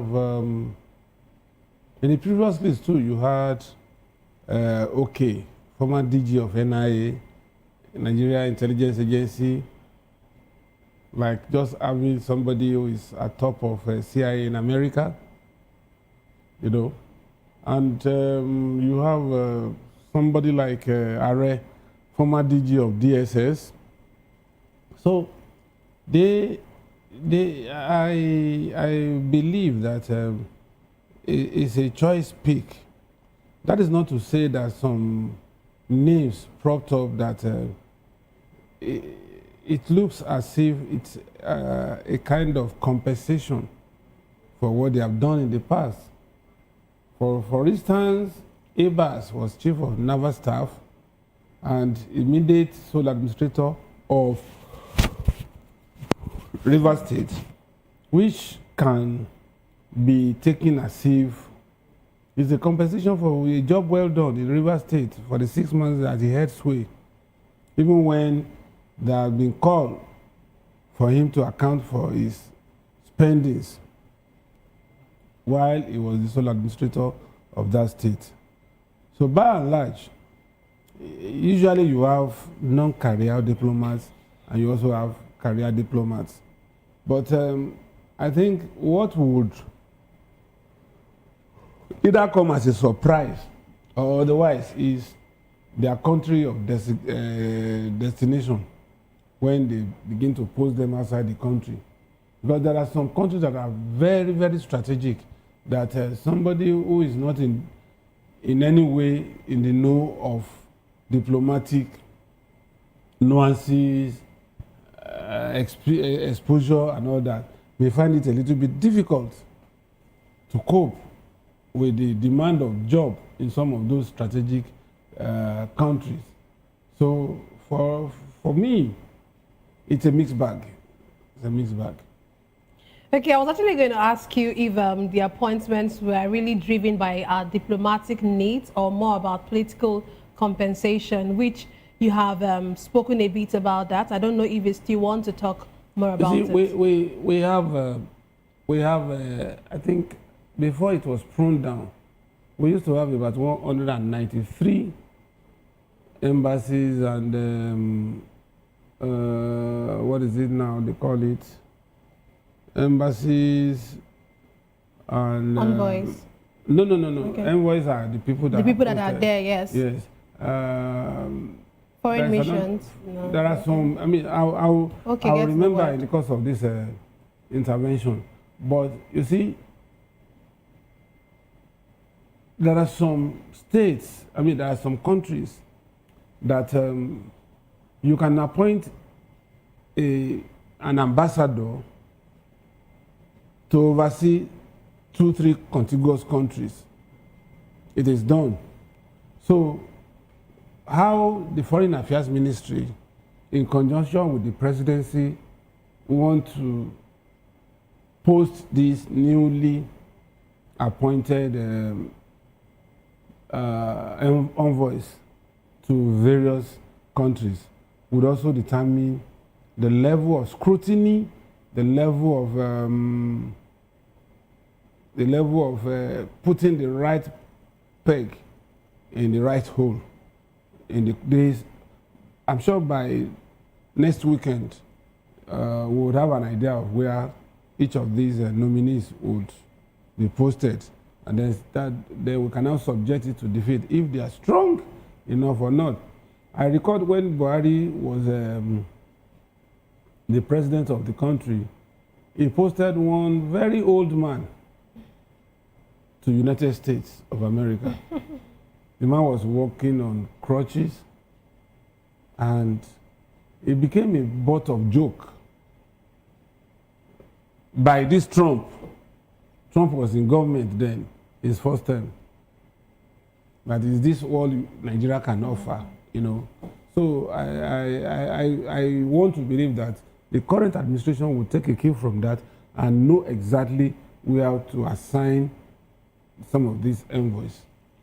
You know, before this list, this new list came out, you know, it's been said that when the first list came out to the public, you know, some persons really called for the removal of some names. But we get to still see that these names, looks like the president hasn't actually listened to the people. And we still see names like Reno Omokri and Femi Kayode and all of that. What do you think about people like that? Does people like that who have controversial or who have controversial issues, sort of? You see, against people's perception, government is not run that way. For me, a Fani Kayode will be a very good representative of this country. Okay, why do you say so? And I'll tell you why. Fani Kayode, despite all the negative perception people have about him, is a very brilliant person. You can't take that away from him. And he has seen the other side of the divide. He's schooled in the UK. He understands the cultures. He understands the nuances, the tradition, and he could find his way around that state. So I won't be surprised if he's taken to UK. You know. Now, Omokri is somebody I've come to see as somebody who can sell coal in Newcastle or snow to the Eskimos. And the job of an envoy include and not limited to business relationship, bilateral relations, and economic influence that can draw foreign direct investment and all that. I think those guys are brilliant enough to handle such portfolio. So, yes, here we may say, they are sycophantic, they are doing this, they are doing that. But I still feel that those guys are brilliant. And so I don't see any reason why they cannot be envoy. Some persons would actually really argue with your statement, because it looks like you're seeing the bright side of things when many Nigerians are actually not even seeing it the way you're seeing it. Because of course we saw how Fani Kayode's temperament can actually run, actually with the video that was, that was brought forward, that was, dug out from the past. And we know, everybody knows who Reno Omokri is and all of that. But still on that same list, we've seen people like Okezie Ikpeazu, who many would say hasn't even done anything. Who didn't do anything as a governor when he was a governor. What does he, for someone like that, does he really, what does he have to offer as an ambassador? And that would also lead me, while you answer that would also lead me to one of the things you said when you were responding to your first question. You pointed out some of their backgrounds and some of their portfolios. What makes a good ambassador? Is it more about their portfolio and how good their background is, or about integrity? What makes a good ambassador? What does Nigeria need in our ambassadors? You see, ambassadors are representatives of their country. And their assignment is to project their country as good enough for interactions with other countries where they are assigned, is to promote trade and investment. Sometimes it could also promote exchange of security strategies and ideas and so many other things. So, regardless of whatever your perception, you can say that the person didn't do anything, but I tell you, one thing I've learned about governance is that those who don't do anything, they have media exposures than those who do a bit. And so, I know, for instance, look at Makinde in your state. Makinde is not somebody that wants to showcase everything he does in the media. I can't remember him commissioning roads with fanfare, with media presence and all that. But he keeps building roads. He keeps building infrastructure. If not for the crisis that emanated between those displaced as a result of this circular road that is constructing, it's a giant stride, a big project. Nobody would have heard about it. They would just construct and live for the use of the people. So somebody who is far-flung from Oyo State would assume that the man is not doing anything, because whereas somebody will make 4 kilometers road and make a show of it as if he has constructed 400-kilometer road, you know, and we know as media people how we magnify such things so that people that are far away from the state would assume that the man has done something fantastic. So for me, it is not, except you have concrete evidence to show that man, and there's no way somebody will sit in a place for 4 years and he wouldn't have done something. It may not be enough. You understand? So I would say that, you see, you want to say that I am a bit of an optimist than a pessimist. The point is, I don't know some of these people, but I would rather criticize when it is necessary, not that I will criticize for the sake of criticizing, so that people can applaud me for abusing or criticizing people. I would rather criticize where it is necessary. There are times, this morning, I strongly criticized the federal government for not doing certain things they ought to have done, leaving the space for the terrorists, the bandits and kidnappers, until America had to breathe down their necks for them to act on what they ought to have acted before the intervention of American president, who read the Riot Act, so to say.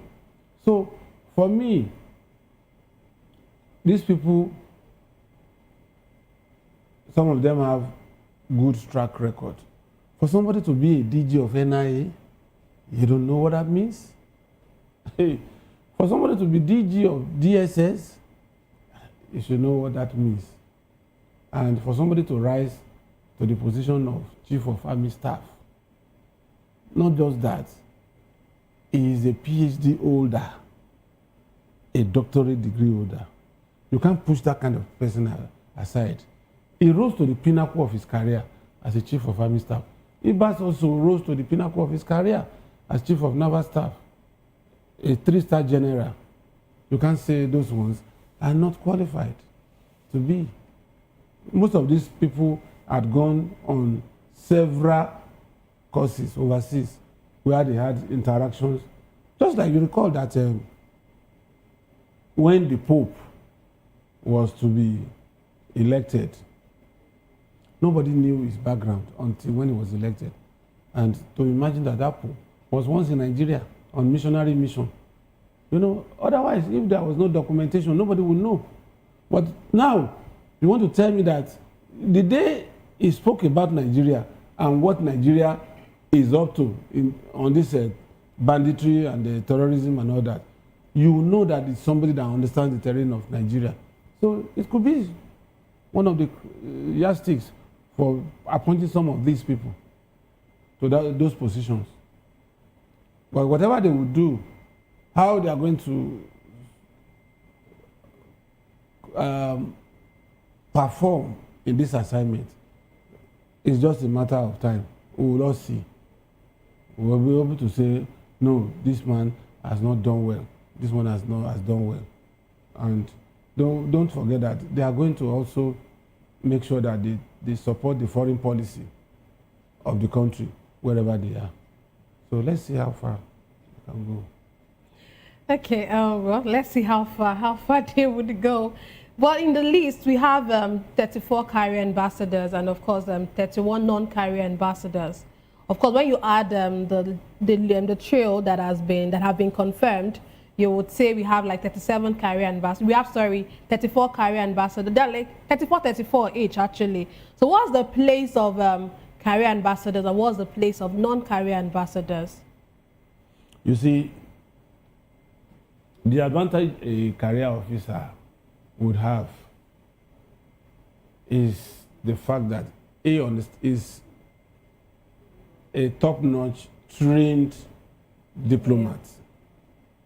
But these ones that are going, they would have to undergo some crash programs to tell them what to do, what not to do, what would expose Nigeria to ridicule that they must not touch and all that. But the career officer knows what to do at any point in time. Because for you to have risen through the ranks to become a career diplomat of ambassadorial level, you know what is ingrained in you, what you have that you can push out. So that's what makes the difference. Okay, but with this, shouldn't the career ambassadors be more than the non-career ambassadors? Again, looking at Joe Keshi, I think said sometime last week when the first list came out that some of this foreign diplomats or some of those in the foreign ministry rather are not very happy that they've been kind of sidelined. So do you think that this would cause a long-term institutional morale within the Ministry of Foreign Affairs, given that, looking at the list, there are 34. If these career ambassadors are, would I say, because they know their onions more, they know what they should do, shouldn't they be more than the non-career ambassadors? You see, a career ambassador will be circumspect, but a non-career officer ambassador will be more flamboyant.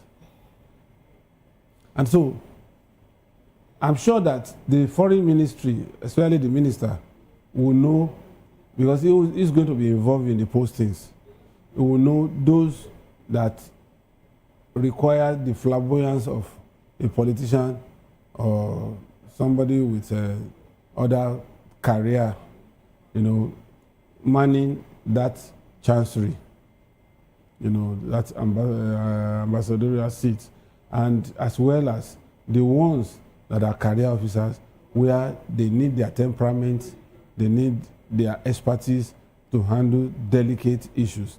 For instance, I would expect the federal government to post somebody who's not a career officer to a place like the US, because you need tact, you need experience, you need emotional intelligence for you to handle somebody like Trump as an ambassador, Nigerian ambassador to the United States. So, and some other countries like that. So, for me, I would be more at home discussing this when the postings are out. Okay. Let's move on to our next issue tonight.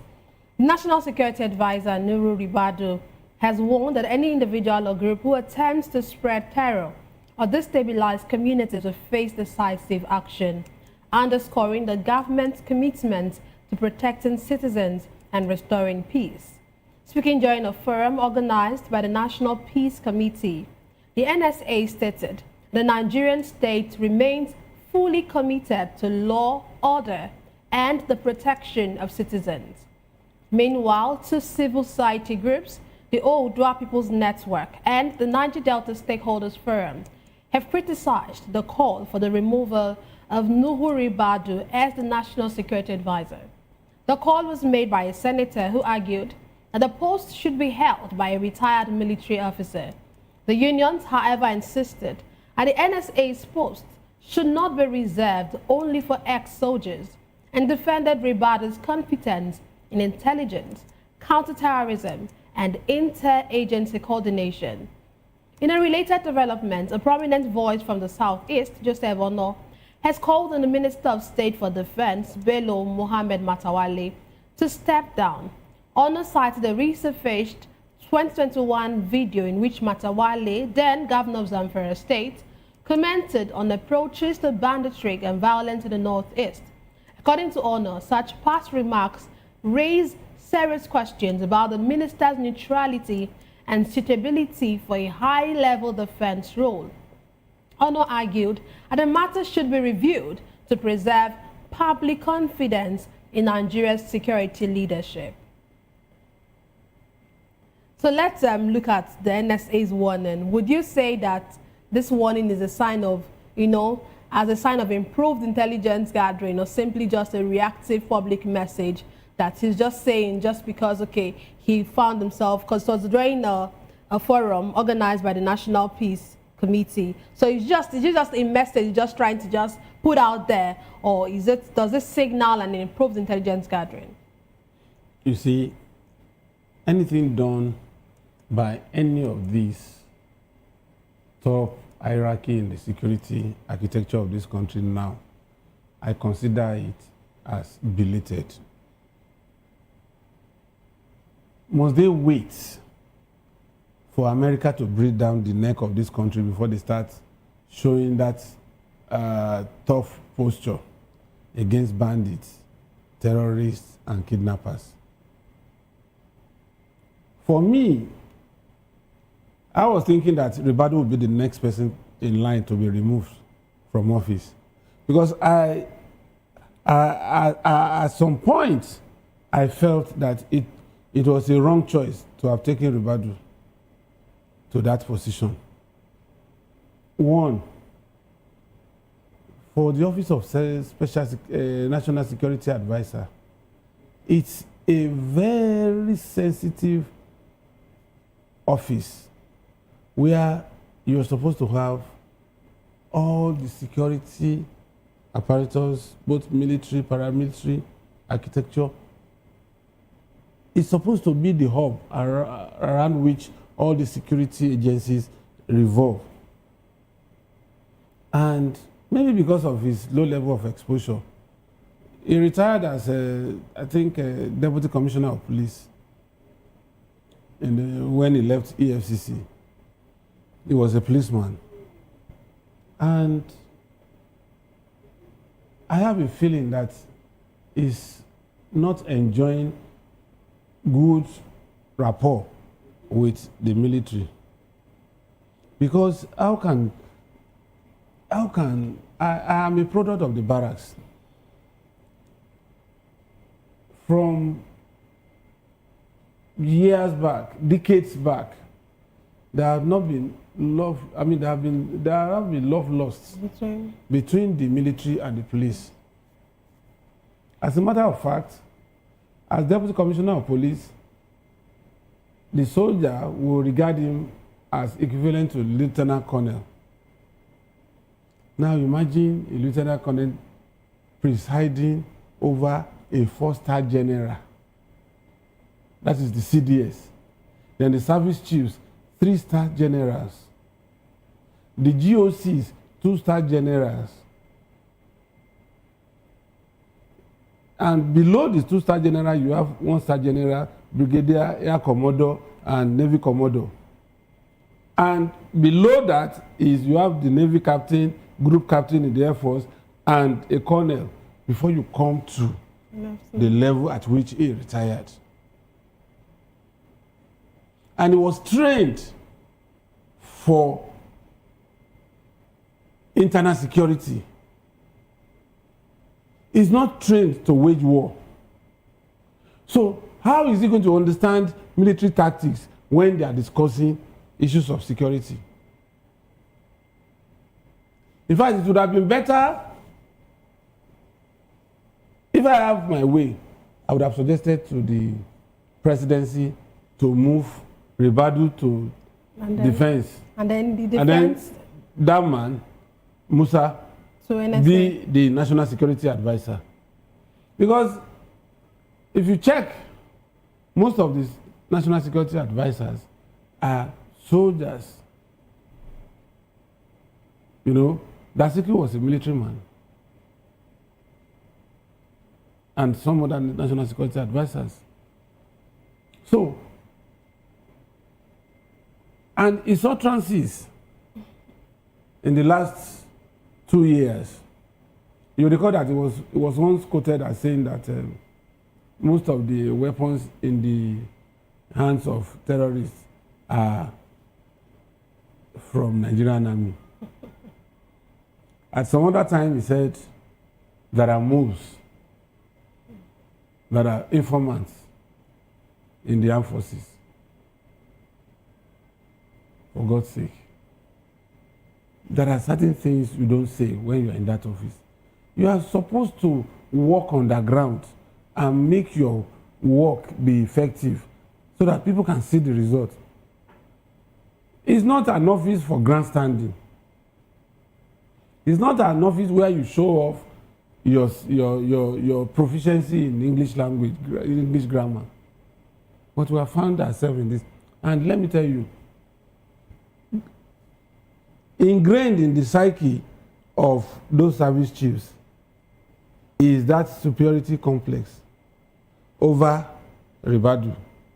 You know, when they are sitting in council and they are discussing, the first thing that comes to their mind is, if not for politics, how can a deputy commissioner of police be seated in a place where I, the CDS, a 4-star general, will sit?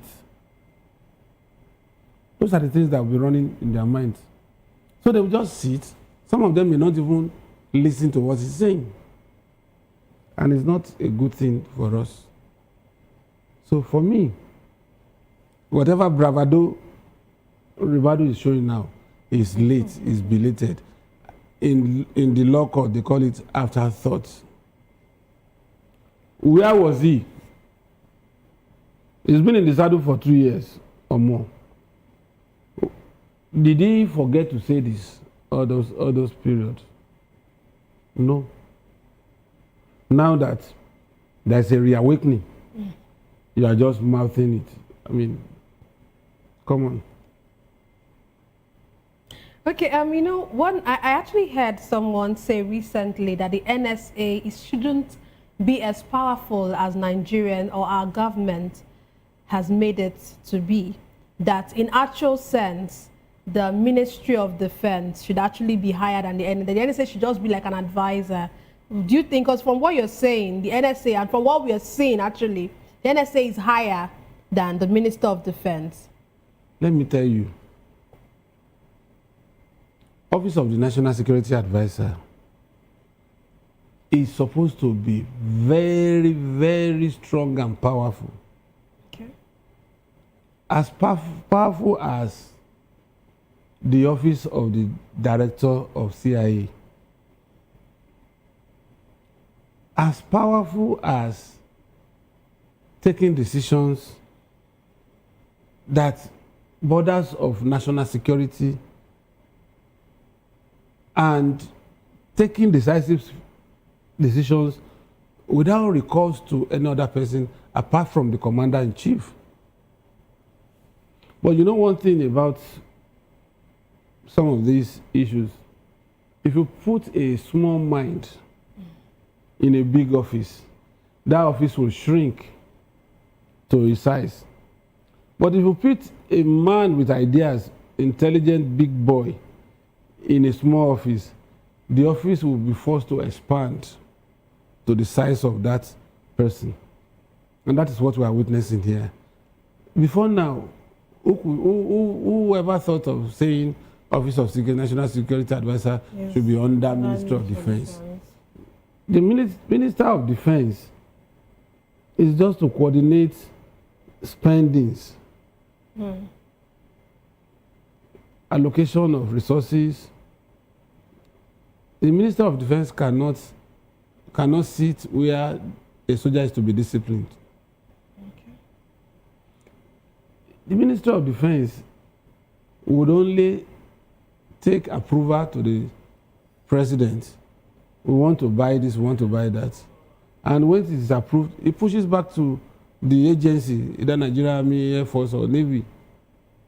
So, but the National Security Advisor works in close relationship with the service chiefs, the CDS, and other paramilitary agencies to ensure that he is supposed to be the coordinating minister for all those agencies. Security. So that's the difference. But from day one, I knew Rivadu may not likely succeed in that assignment. And do you see him being removed at any point? I'm telling you, except maybe for political reasons. Maybe he has some political jokers in his hand that could help the current government to win in the next election. If he has that, they would defy every call to remove him and let him run through the administration. But for me, I think it's also one of the legs that should be removed if we must stand tall in Nigeria. Talking about removal, we'll still get to Matawale's call for Matawale's resignation. But before we do that, let's go to some of the things that the NSC had actually said. One of the things they said is that the only country that Nigeria is the only country in the Sahel region with a functioning democracy, despite the security challenges that we're being confronted with. What's your reaction to this statement? What do you make of the statement? Well, when it comes to stability, I don't want to believe that we are the most stable. Chad Niger has maintained some level of stability despite the intervention of the military. Most of the active terrorists and bandits in Nigeria are nationals of Niger. They were chased out of Niger. So Niger has relative peace. Nobody is rampaging. Nobody is holding people hostage. Nobody is kidnapping in Niger, their own country. Yet they became emperors here in a foreign land. So how can you now say that Nigeria is more stable? If you're talking about economy, Nigeria's economy is larger because of the resources embedded in Nigeria, and as a matter of fact, because of the population of Nigeria. But aside from that, I don't think that toga of Nigeria being more stable than all the West African countries or the Sahel, I don't want to believe it is true. Okay. Another thing that he actually said is that he said national security does not begin at the federal level. According to him, he said that most of our problems are rooted in local dynamics. And of course, the saying that there's a need for like collaboration between communities, religious leaders. Aside from him, many others have actually called for this. And we even heard yesterday during the screening of the XCDS, one of the things they said was, talked about how to, for lack of a better, just not paraphrasing actually, a way to ensure that these people, communities, collaboration between, amongst these people. What do you make of this? Is that what we need? How big? You see, before you can tell me to go to war, you arm me, you give me gun, you give me bullets. Is that not so? You can't tell me to go to Sambisa now and give me catapult. What is my business there other than to go and commit suicide? The way Nigeria is structured, the local government, there was a time in this country that local government had their own police. There was state police. But through unity system that was espoused by Agoyin Irosi after the 1960s coup, he brought us back to unitary system of government for whatever reasons. Now, today, if a governor of the state cannot call a commissioner of police to direct him that there is crisis in Oshodi, without the commissioner of police telling him that, sir, I cannot take orders from you. I'm sorry, sir. I have to go to Abuja to take orders. You remember this? There was this attack on a community in Benue State last year. The thing got to the state governor. No, I think it was even when Autumn was there. Okay. Before this current government. Earlier. They called the commissioner of police. The commissioner of police said he has to take order from Abuja. And for 4 hours, there was no order from Abuja. And those bandits, those terrorists, unleashed mayhem. And today, nobody has been able to query it. So when you have such line of reporting, how can you expect a local government chairman to take security as priority in his local government? Up till now, we have not allowed financial autonomy in the local government. Money meant for local government are taken by state governors. Then given to. And they just give them peanuts. So where is the funding? Where is the power? Where is the constitutional power for him to arrange even local vigilante and arm them to the extent that they can repel any marauder in that local government? Where is it? So how can you now be saying the security will start from local government to state, and when up till now, until recently, the Northerners were opposed to state police. But now, when they now saw the need for it, started shouting state police. Now, if there is state police, the commissioner of police is likely to come from that state. The DPOs are likely to come from that state. And so, if something is happening in Oshodi, for instance, the man knows the bad boys in Oshodi. He knows where they reside. And if the attackers are not from Oshodi, he knows the bad boys in Oshodi that will call and say, these people are coming, they are fighting and they are looting.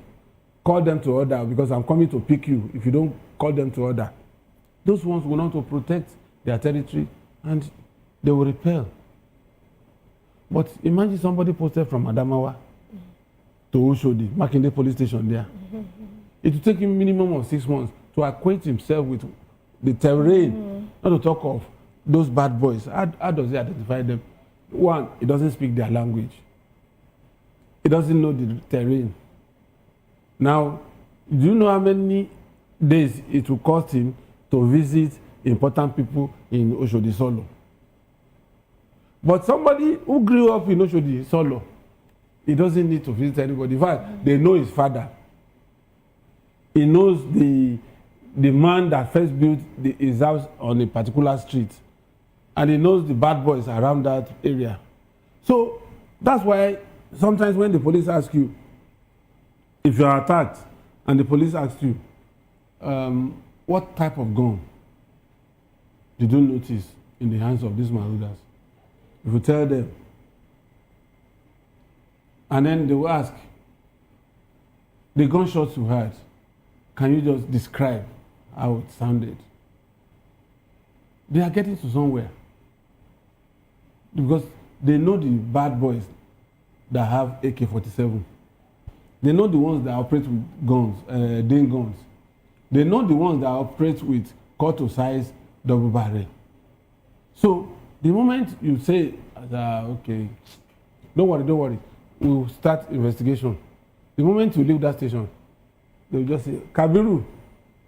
So you actually went to that place to operate. Come to the station now. And if you have not sold those things you took, bring them to the station. If you don't want trouble for yourself, Kabiru will bring it because he knows they know him. You understand? Yeah. So, that is why whatever he's saying is just for the optics. It's just rhetorics. There is nothing to back it. There is nothing to concretize it to make it actionable. So why does he need to dissipate his energy talking to, are we all fools? We know what operates. Okay, let's quickly move to Matawale.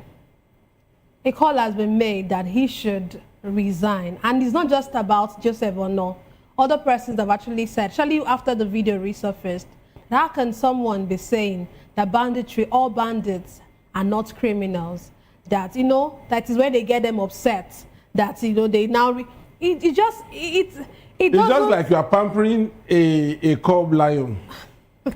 When the lion gets grown up, you are likely to be the first victim. You see, some of these people are flippant. You know, you look at the office they carry, and so you assume that they should be able to live up to that office. But the reverse is the case. And you know, the beauty of all this is internet never forgets. Look at the way they were trolling a mockery. Look at the way they trolled Boala. Look at the way they trolled Fadikayode and some other people. Because those things were done in the past, even when they didn't see to the future that they may find themselves on the other side of the divide. Now, how can Matawale has bags? He was accused of settling bandits, and he has not come clean. He was accused of backing terrorists. He has yet to. In fact, the incumbent governor of Zamfara accused him, and he has not come clean. So the plausible, and what is he doing there? He doesn't have any exposure to holding that particular office. So there are some strategic offices that specialized people must handle. It's just like you are putting a doctor in Ministry of Justice as Attorney General of the Federation.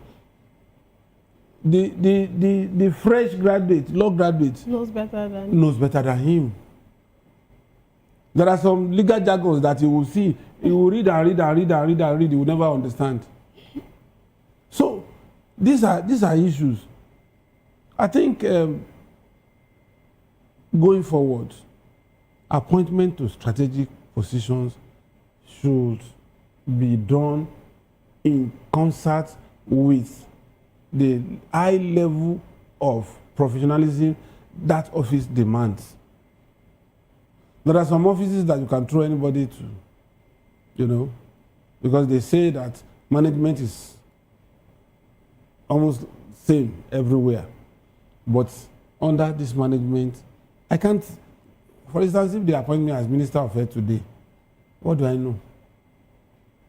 If they bring any fight to me, once I begin to see that one letter that is almost a sentence, I don't even know the meaning. It's either I'll call a doctor to come and interpret, or I'll just sign and say, just let them go with their wahala. And that's not good for administration. And that is what is happening in the case of Matawale. Okay, so let's look at the leaders of Mieti Allah have said that Fulani pastoralists across Nigeria, the Fulani headers, they've endured what they call, according to them, a 25-year campaign of targeted killings. Actually said that if anybody wants to talk about genocide, they should be the one talking about genocide. In just 1 minute, because we're almost out of time, what do you make of this? It's really laughable. It's really laughable. The number of headers that have suffered the fate of being attacked and killed is not comparable with the number of other Nigerians that have been killed, either as Muslims or Christians, by these herders. What prompted them to resort to the use of assault rifle? We have seen videos of these herders going into farmland, uprooting cassava and feeding their cattle.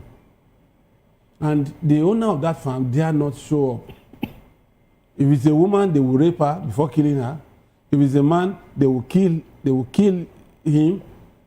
And what is genocide? Maybe they don't. Whoever said that, made that statement, didn't understand what genocide is all about. So I think I would sympathize with that person that made that call than castigate him for making such a call. Okay, thank you very much. Thank you very much, sir. Thank you for being on the show. Thank you for your intelligent analysis. That's all for today's episode of The Issues. We explore the challenges facing Nigeria's polity and, of course, governance. Thank you for being a part of this show. Don't forget to tune in next time for more in-depth analysis and discussion. Follow us on social media to stay up to date on the latest news and insights. Until next time, stay informed. I am Nenna Ndomdioto. This has been The Issues on Voice of the People Television, where the future faces forward. Please don't forget to stay tuned for Hashtag with Vivian and Nikechukwu by 8 p.m. Don't go away.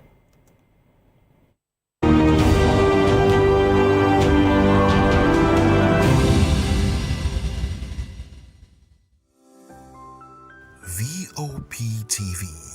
Now, you have more than a voice.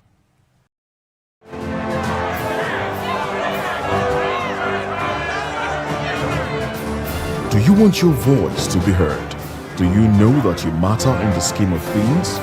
The People's Voice, the show where ordinary citizens take center stage as we discuss the biggest stories that affect you and I. With you in mind, we facilitate lively discussions, debates, and interviews on the topics that matter most to you and I. From social justice to economic empowerment, education to healthcare, governance, and more. Tackling tough topics and amplifying your voice. Join the conversation and make your voice count. The People's Voice. Make your voice count. Join us as we drive into the world of politics through insightful interviews with prominent political figures, both serving and former governors, ministers, senators, legislators, party chieftains, activists, and analysts. Get first-hand information into the decision-making processes that affect our daily lives. Highly engaging one-hour program that brings political discourse into focus. I am Chukwuma Okoro. Political Lens, Monday through Friday, 6 to 7 p.m. Join us. We encourage you to click on the like button and subscribe to our YouTube channel. We are Voice of the People TV. Also follow us on all our social media platforms. We are at VOPTV Live. Visit our website www.vop.ng for fresh and trending news. Also watch us live on SLTV channel 264. VOP TV, Voice of the People Television. My name is Esther. They call me the Oga of them are the general overseer of them all. Every man, every woman has got a voice where integrity is the volume. So this is Voice of the People's TV. Voice of the People's TV. So this is the people's voice. And the people's voice is the voice of God. That's the voice populi in Latin. The people's voice is the voice of God. So keep watching Voice of the People. In fact, my name is Voice of the People. Keep watching MC Adobe King. Thank you. Hey guys, my name is Kegan. I am Nigeria's biggest tech content creator, and I just wanted to give a quick shout out to Voice of the People TV. Keep watching, enjoy, and you're welcome. My name is MC Alamano. They call me Enjoy Landlord. It's VOP TV. Keep watching VOP TV. Don't touch it down. Even if you want to touch it down, increase the volume. If you don't increase the volume, I told me. My name is Collins Agawabe, popularly known as No Maiden, but last, more than No Maiden. More. Not be also the cook right at the fry plantain. We keep on watching VOP TV. The voice of the people, the voice of Edo. If you don't want to get the authentic news for Edo the way it be, that's why they show and they want to cut anything come on. At VOP TV.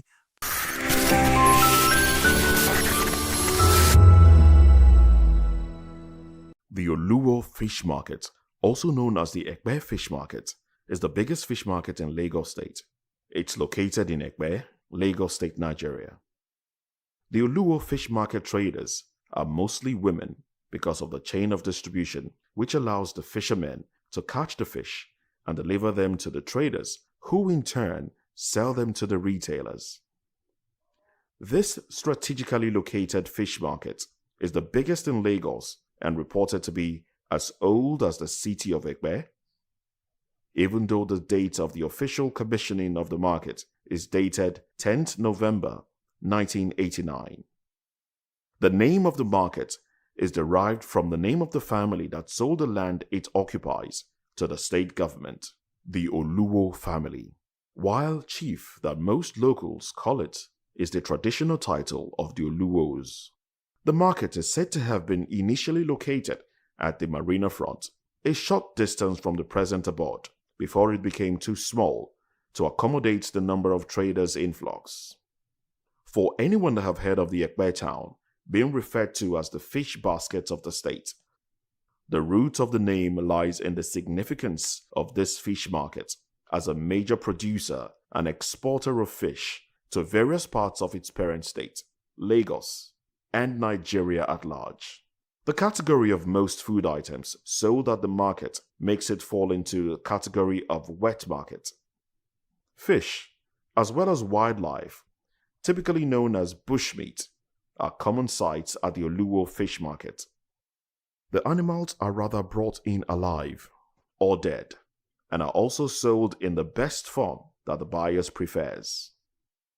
However, the COVID-19 virus outbreak created another dimension to the existence of Oluwo fish market in Lagos, as there are high concerns about wet markets being the hotspot for zoonotic diseases that causes virus like COVID-19. This led to the brief closure of the fish market by the Lagos State Ministry of Health in order to reduce the possibility of another zoonotic disease outbreak in the state. In 2021, the federal government of Nigeria started the rehabilitation of the Ekpe fish market to meet international standard.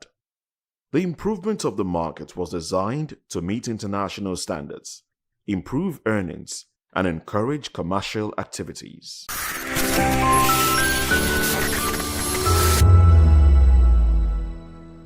This is African News on Voice of the People Television, where we don't just bring you the news, we bring you Africa's heartbeats, the policies that shapes our world, and the economy that determines our future.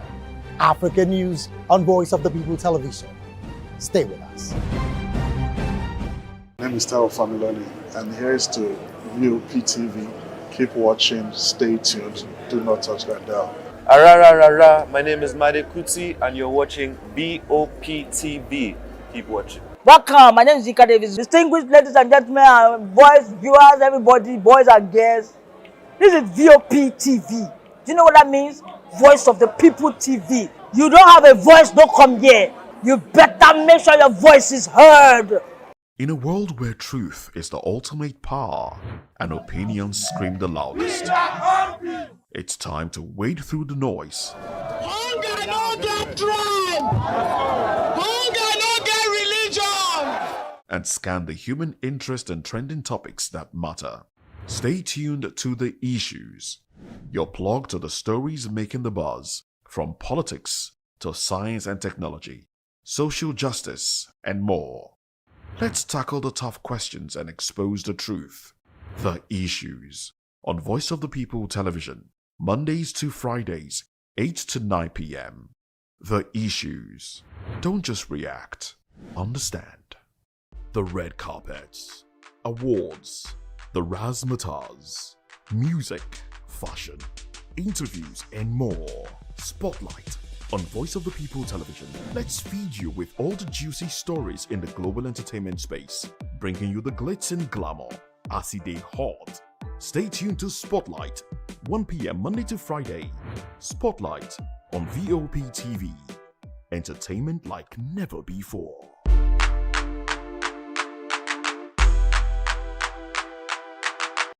Welcome to Kitty's Corner. Every weekend is a new journey. Join Auntie Oni as she embarks on thrilling adventures. Each episode takes the young explorers to a different fantastical world filled with exciting challenges, making new friends and learning valuable life lessons. The show begins with lots of excitement in a cozy storytelling mood.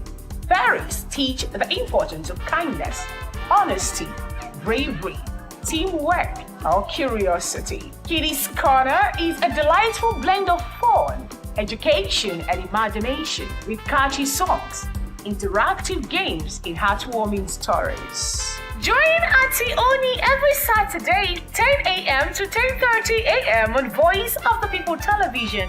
Kiddies Corner, perfect destination for curious minds. 2564 is coming up on Bunny 9 right. 2564 Atlantic Tower. What happens in the hush behind hangar doors? Who signs the papers that gamble with lives? Which truths were grounded before they even ever had wings? If you've ever buckled a seatbelt at 30,000 feet, if you've ever stared out of that tiny window and wondered who's really in control of the skies, it isn't just flight, it's power, it's politics, it's pressure sealed in steel. We're peeling back the clouds from runway risks to sky-high secrets. We're diving deep where most dare not to look. Aviation Scope, every Sunday at 7 p.m. only on Voice of the People TV. We don't just report, we reveal. We don't just ask, we uncover. Because when it comes to the skies, ignorance is turbulence. Aviation Scope, the sky isn't the limit, it's just the beginning.